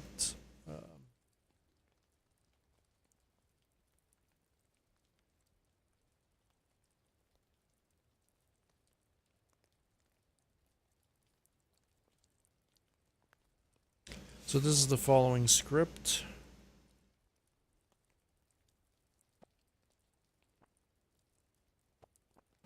This is going to be one hell of a script. Actually, you know what? We're just going to save again because I don't trust this editor. 141.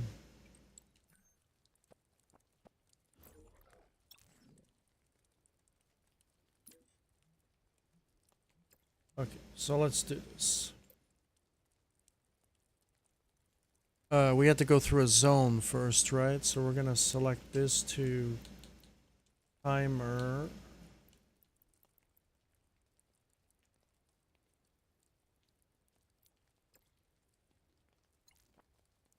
Verify.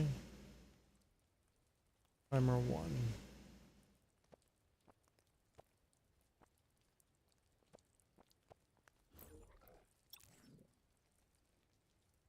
Now we're gonna do this entire script, but except we're not gonna touch any of the top script.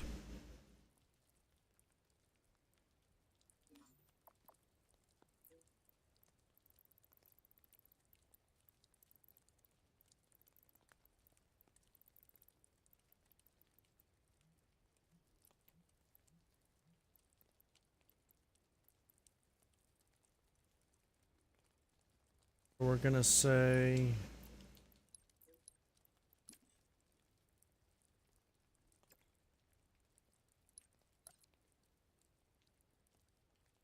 on object entered area. I got this fucking mosquito bite on my neck. It's killing me now?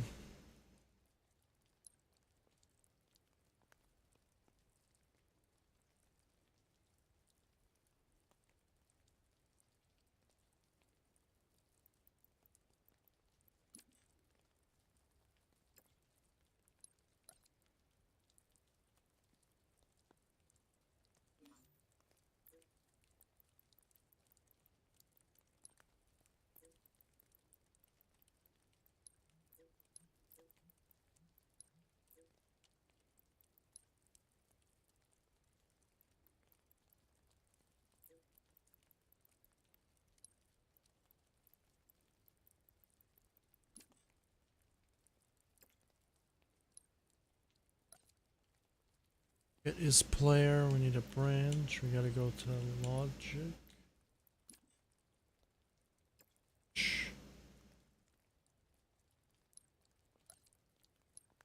Addition. We gotta say set object variable.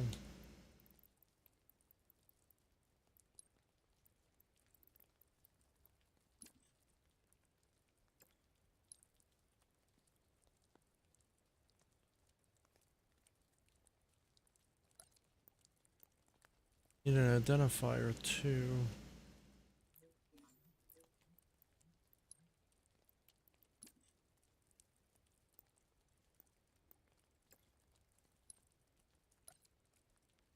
Identifier too.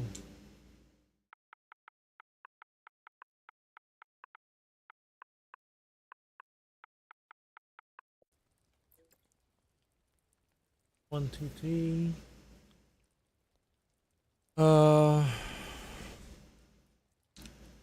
Declare variable.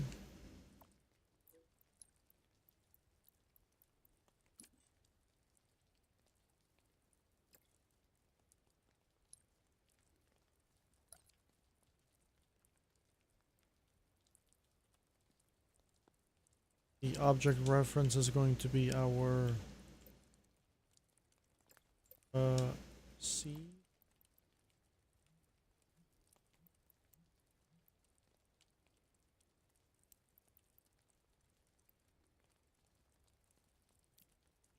That, right?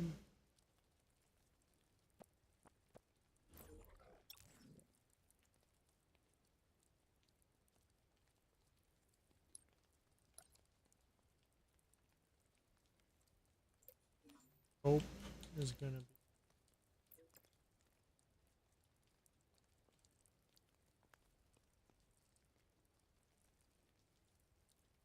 then we're gonna have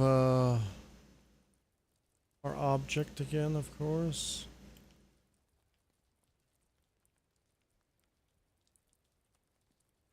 Get object variable again.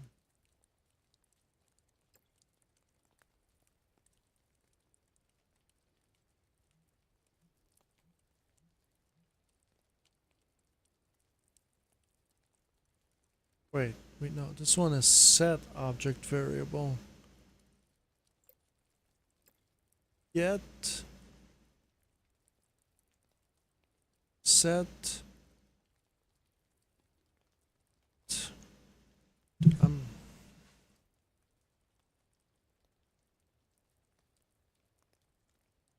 this one is set and this one is get.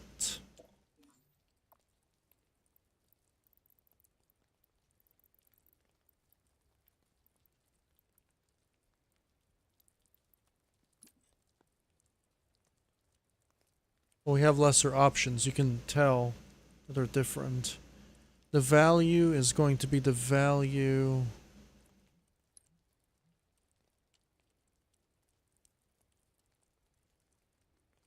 at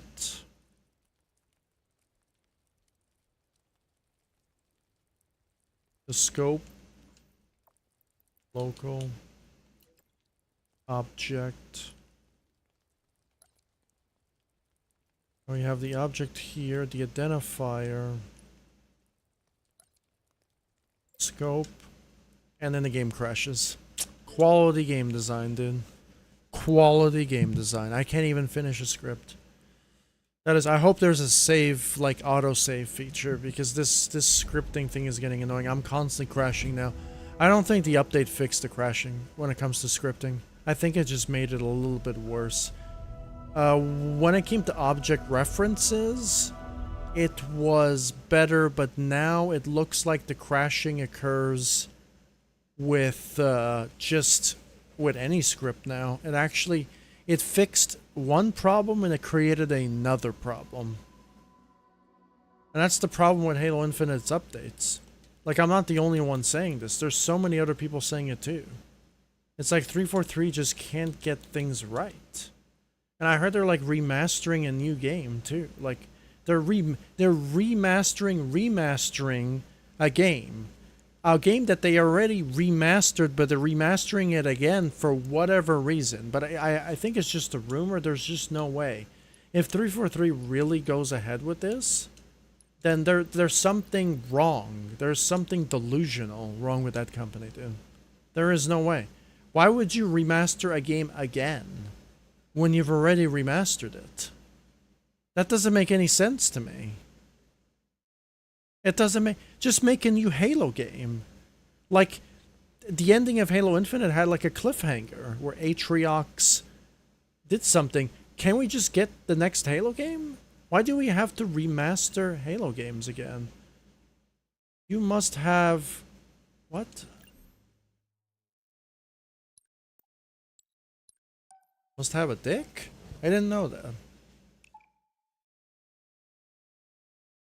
I just don't understand sometimes.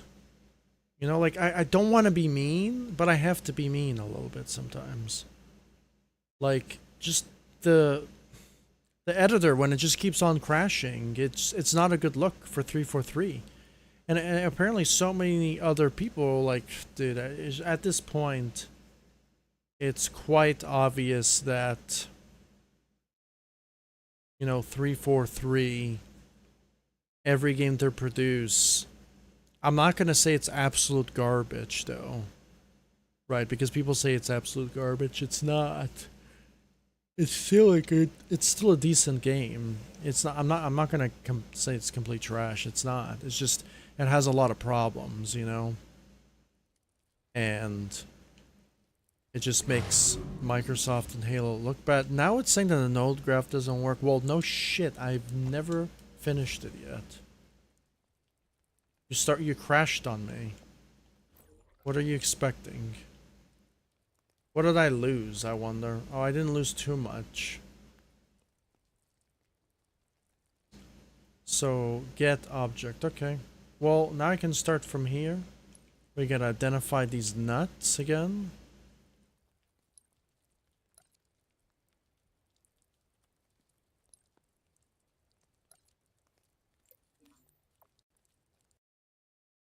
Bro, the crashing! What is going on with this game?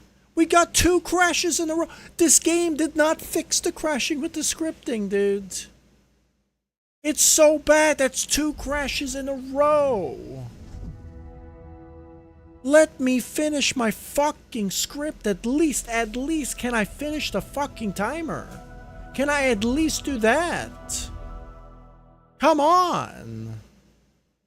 What is going on with this fucking game, dude?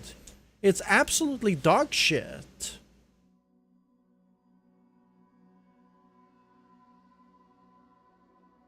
I don't give a shit about your stupid store, dude. Your game's fucking, it sucks. It keeps crashing. It keeps crashing. And I just started this map. Like, do you know how linear this map is? This map has almost no objects on it. It has almost no, compared to my other maps. Like, I had a map that had 20 or 30,000 objects or something like that. I can understand that. But this? So you're telling me that if you just reach 100 objects, your game starts running poorly? Like, I just don't understand with the crashing, dude. Playing on an Xbox Series X like that even matters. You can play on a 7080. You can play like a 990 graphics card and the game will still crash. Let alone a 4090. A 990 it wouldn't even work. Because it doesn't matter about the hardware, it just matters about the integrity of the game. It doesn't matter if you have the biggest server computer that could run 5 nuclear factories at one time. It doesn't matter how powerful your fucking computer is at that point.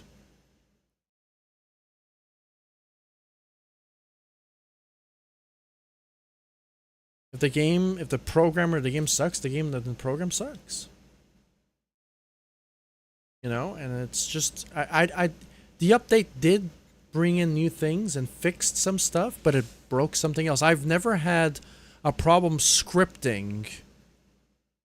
Again, I've never used set values, so I have no idea. But I was using set values before, and it didn't crash then. Why is it crashing now? Why is it crashing now? I want to know why it's crashing now. We're going to try to change the value on this script again, and I bet you it's going to crash. It didn't. I'm actually surprised. Local. Can we switch this and say local? We can. So what was causing the crashing?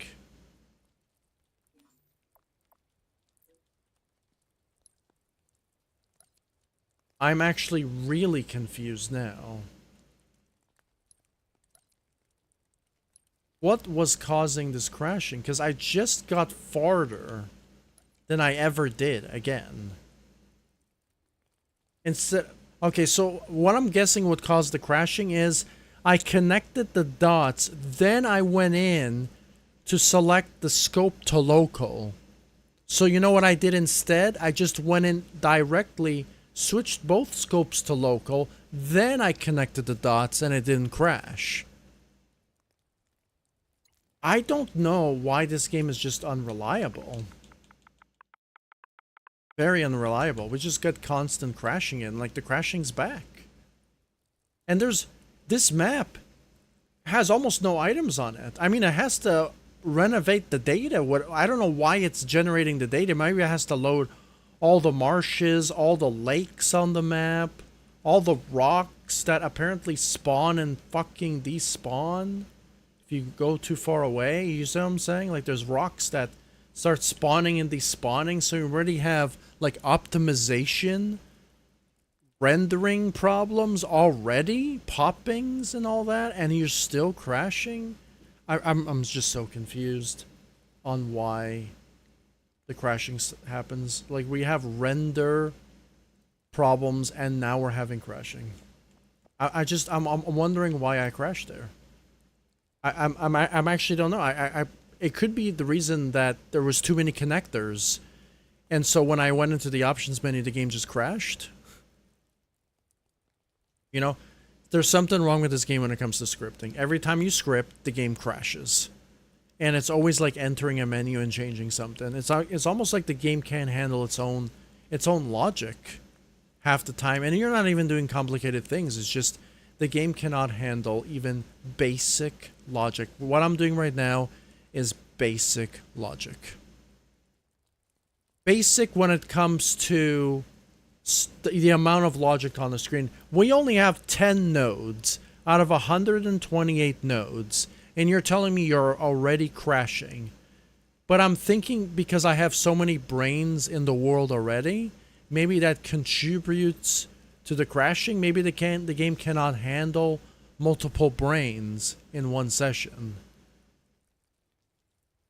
I don't know. I'm gonna look at my my total percentage of nodes on brain budget. Nodes, connections, 512. Is that per brain? Map budget. This script brain contributes to 0.1%. Total 16.1%. So you're telling me that we only have 16.1% of all the brains on the map, and it's still crashing? Like, we never reached the 25% mark. You're telling me that it's crashing now? I can't imagine reaching 25 or even 30 or even 50%. Because if it's crashing less than 25%, I can't imagine what it's like at 50%. I just probably crashes every single second. And then the editor would just be unforgeable, broken at that point. But, you know, no, I could be wrong. I'll go to the general statistics to see what's actually going on. Static geo. I'm at 49%. I have no idea what that means. The number of rendered meshes on the map. This is a hard limit, cannot be exceeded. Okay, so when it comes to rendered meshes, I don't know what that means. We're at 49%. I barely have any. Let's see how many objects I have on the map. We have 12% of objects. This includes static mesh, static objects, dynamic objects, and layers. Static geo.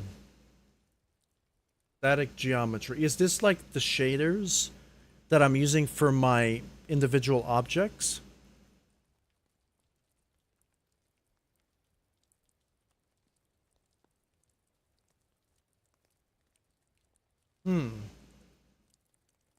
I think this game is also, and then probe count.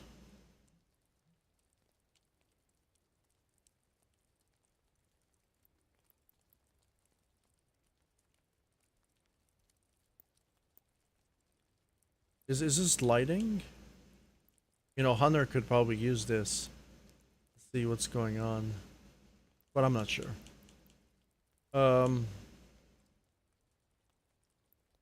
My static geo is really, really high. It's never been this. I think it's loading all the fucking marshes on the map. Because remember that one map that I made that has like a 20,000 objects, right? And all of them had static meshes. So I don't know what static geometry. I'm guessing that's what geo means, short form for static geometry. I'm guessing, right? That's what it means, right?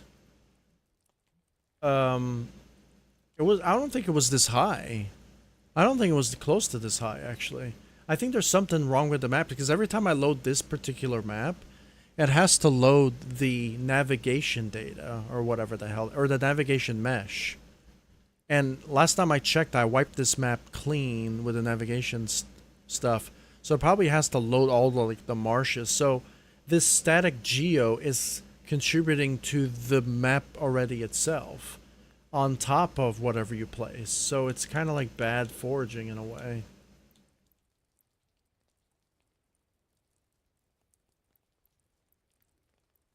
Yes, so we got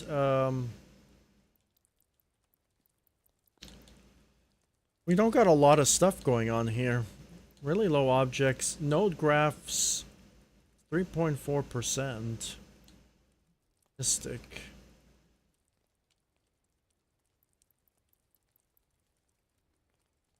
Animations. Only 1.9%. So you know what? We don't know what's actually going on.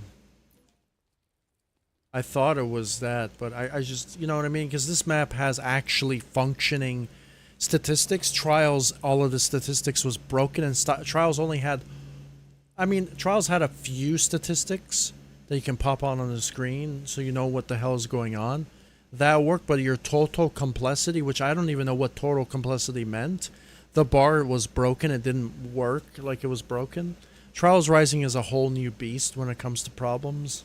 An editor that I liked for a while, but then the graphics department, Trials is garbage compared to Halo Infinite.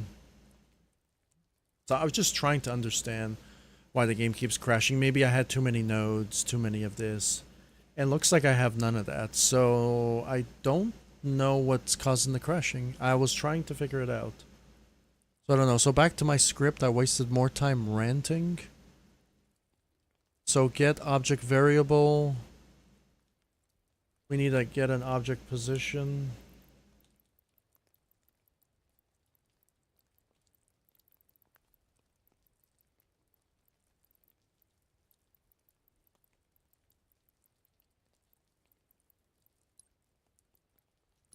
Get object position. We gotta spawn 2 of these. Hopefully I can do that without the game crashing.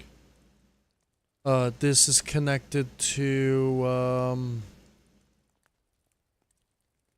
the object position.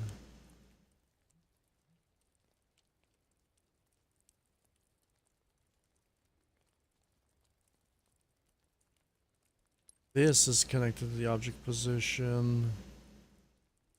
We gotta use it every n seconds.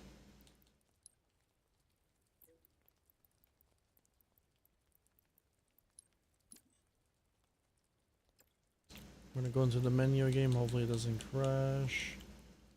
Okay, so it seems like the object variable events seem to crash. So that's like another bug. Because before used to be the... Well, actually, I don't know. You know, before used to be object references would crash.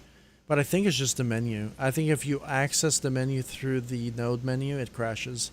I think that's the problem. If you start adjusting things in it. But it's random, so I don't know what causes it.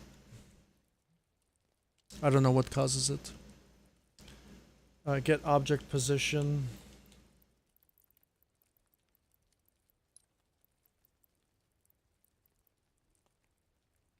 Okay, set object position.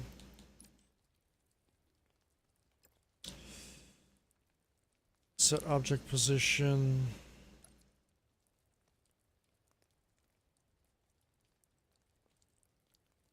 The object is going to be this. The position.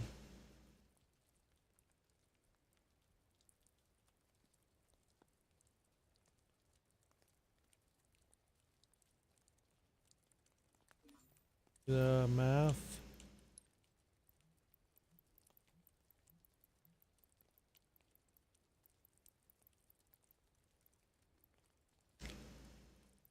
The get vector access.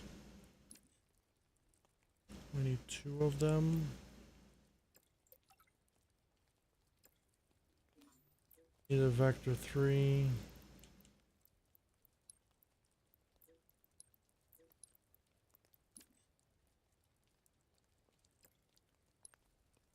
Be our position. We're not gonna. It's not gonna be relative.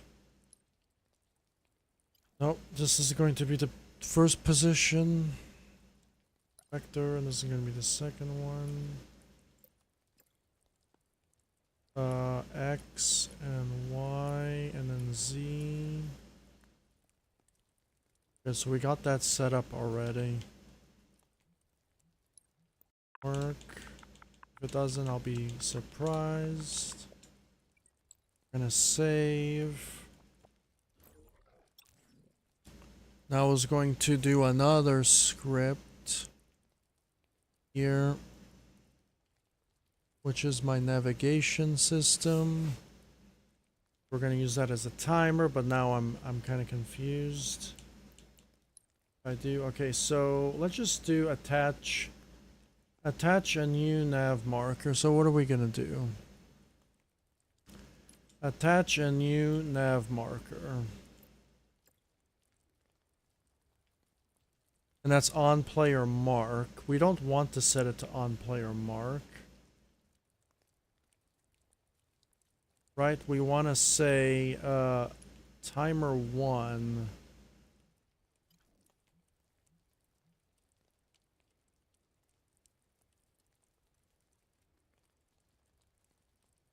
We're going to say on object entered area, actually.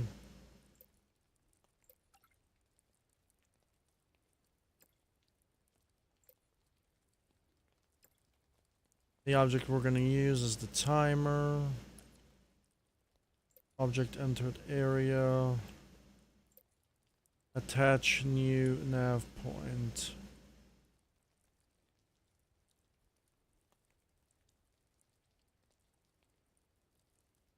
We're going to have to use another vector.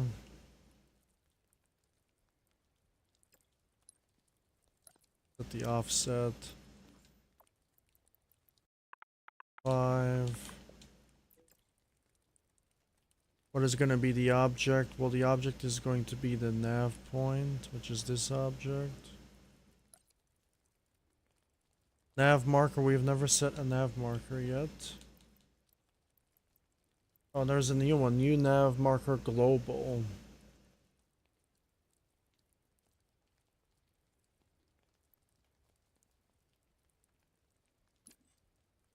Nav marker, we have to identify.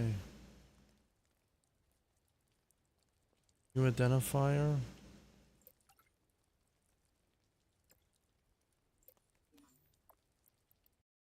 I'm gonna say way 1. Say identifier. Nav marker. Identifier. Going to say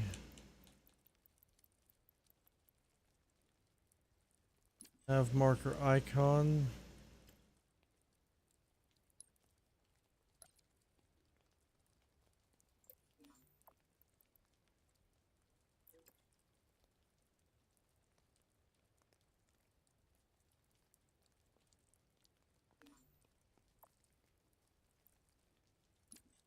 Icon.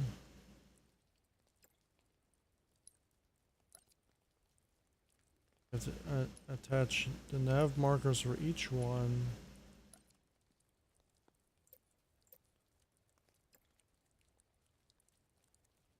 Nav marker icon. Alpha.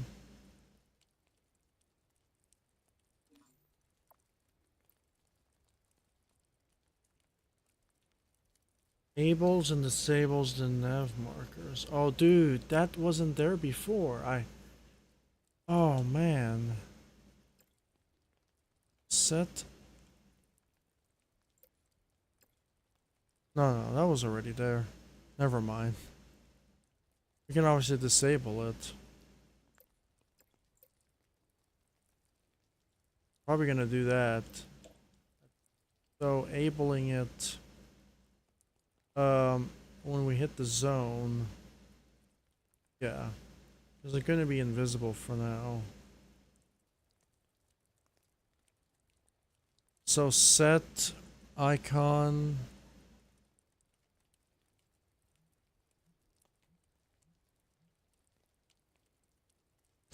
And we gotta do the text.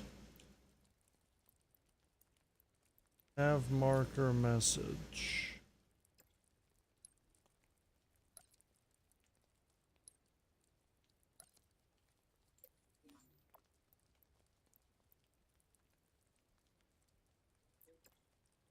Oh, we can actually set a message now.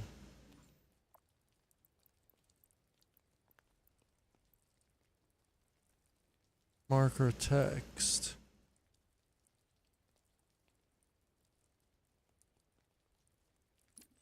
I'm just gonna have a text.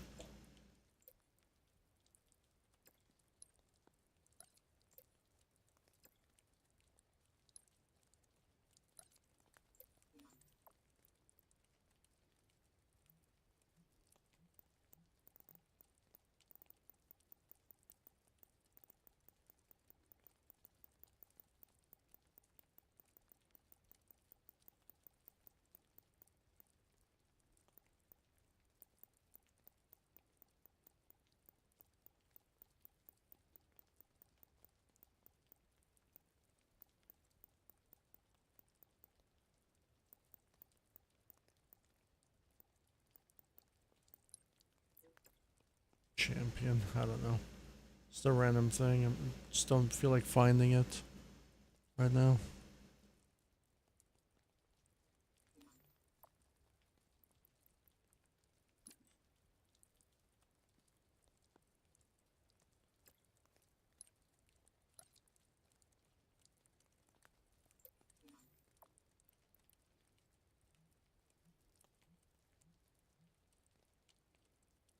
This is in seconds, right?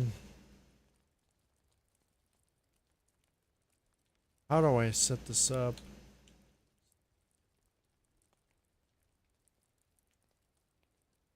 Boom.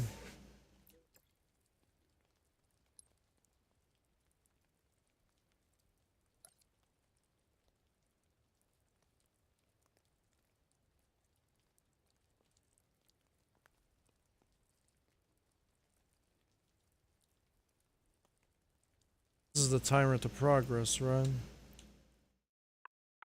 Let's just say 30 seconds. Um, I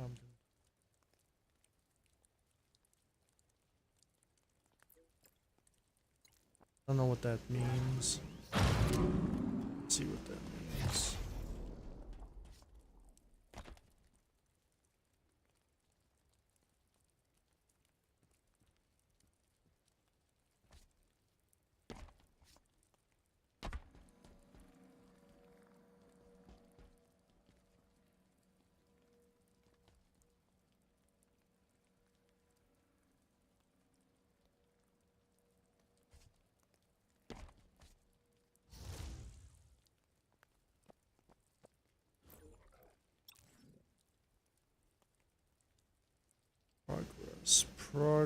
Progress. Alright, so let's see. What should I do? How do I time this?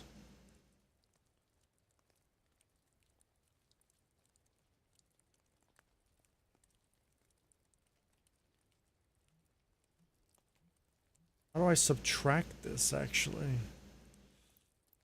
I'm just... Now, I reached the part that I don't know what to do. We gotta progress, but when we're in a zone... Like, how do we do that? Remember there was, like, when we get a zone, it takes...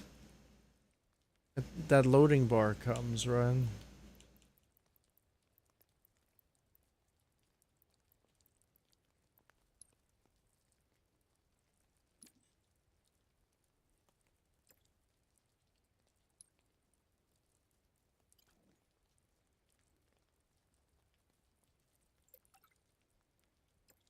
Maybe I don't even have to do this. I don't have the navigation.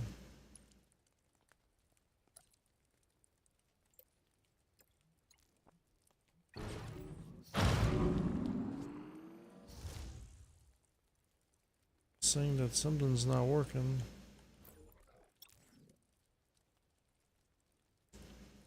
What is not working? I think it's this.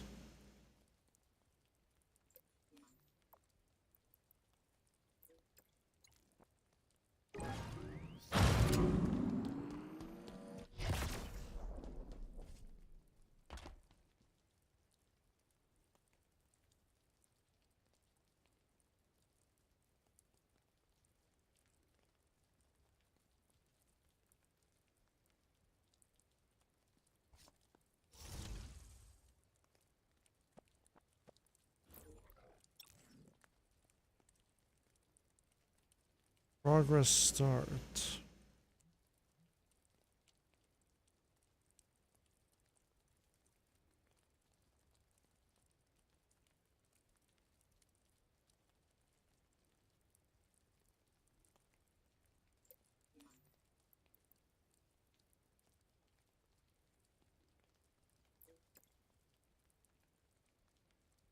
Well, how do I...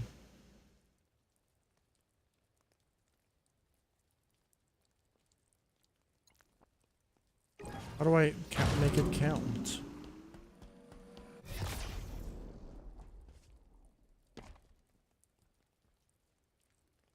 How do I make it count?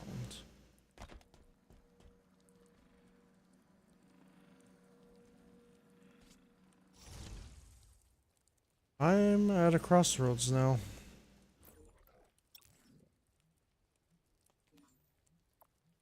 It tells me.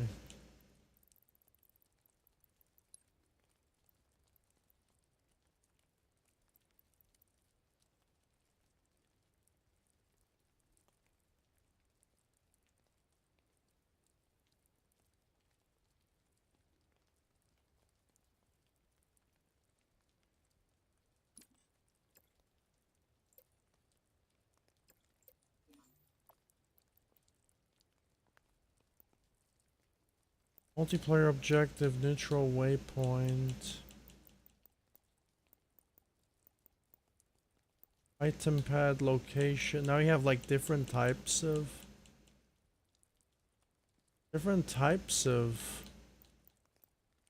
icons you can choose from now. Enemy callout, generic objective, item pad location, locked, multiplayer objective.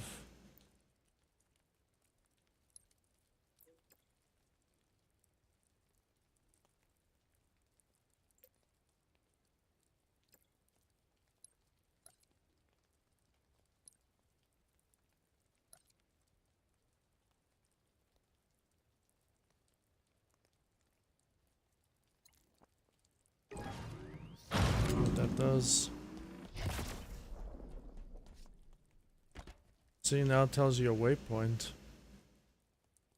That's actually really cool. Now there's an actual waypoint, so it tells you where to go.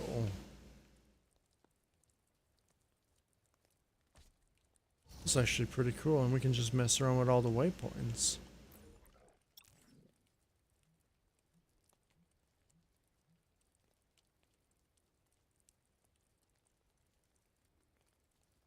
Well, I have 10 minutes left.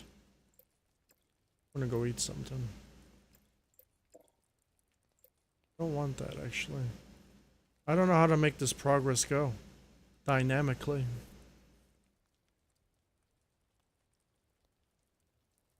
You'd think just to have an animation to it, right? Right. Maybe a vector can tell me? Nope.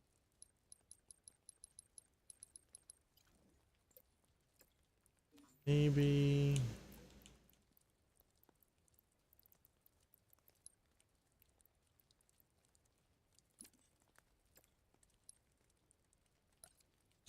So something's happening here.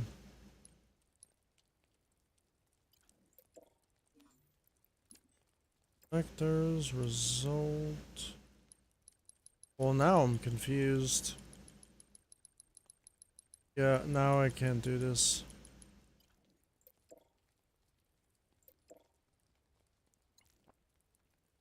How it's gonna be for now. So today I didn't even do stage 4. Did a bunch of other stuff. Yeah, I learned a lot about the editor, tested the map with a bunch of my friends, tweaked a bunch of the stages. I made some timers. I made some new times. I adjusted the times of the stages. I made them more lenient. I made stuff easier. I patched and tweaked a bunch of stuff. Figured out a bunch of problems, a lot of crashing. Everything kind of happened this session of building. And yep. Did a lot of stuff.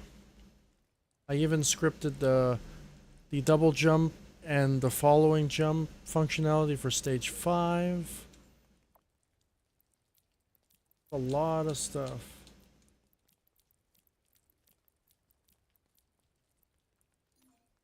A lot of stuff. Right, I would like to know how this navigation thing works. That's actually what I would really want to know, actually. Is maybe I'll load up a multiplayer map in Halo 5 made by 343. Maybe there's a script in there that tells me or something. I'm not sure. Or probably it doesn't. Maybe it just has to do something with the game type itself.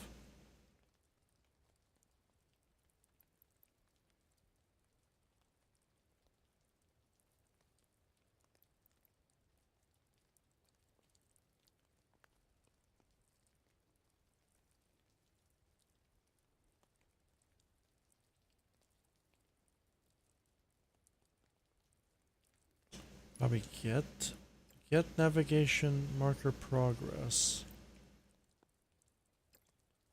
Right.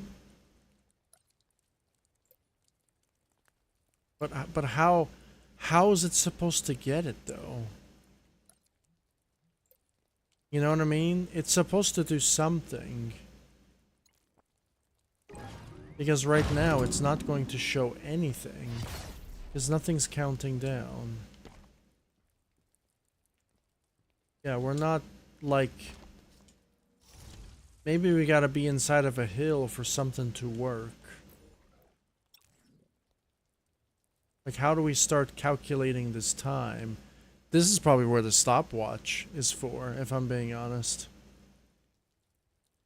I'm actually not sure, because I thought about maybe why don't I have like the navigation loading menu, you know, like the loading bar as like your so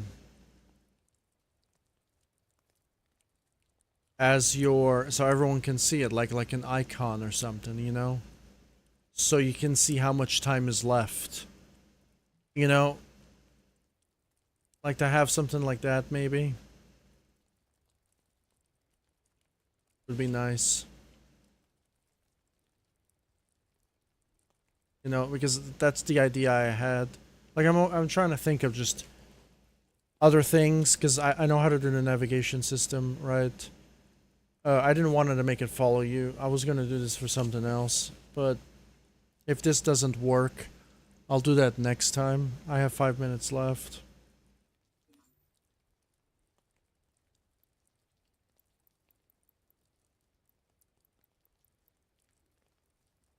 I actually don't know what to do. That's okay. I'll figure this out next time.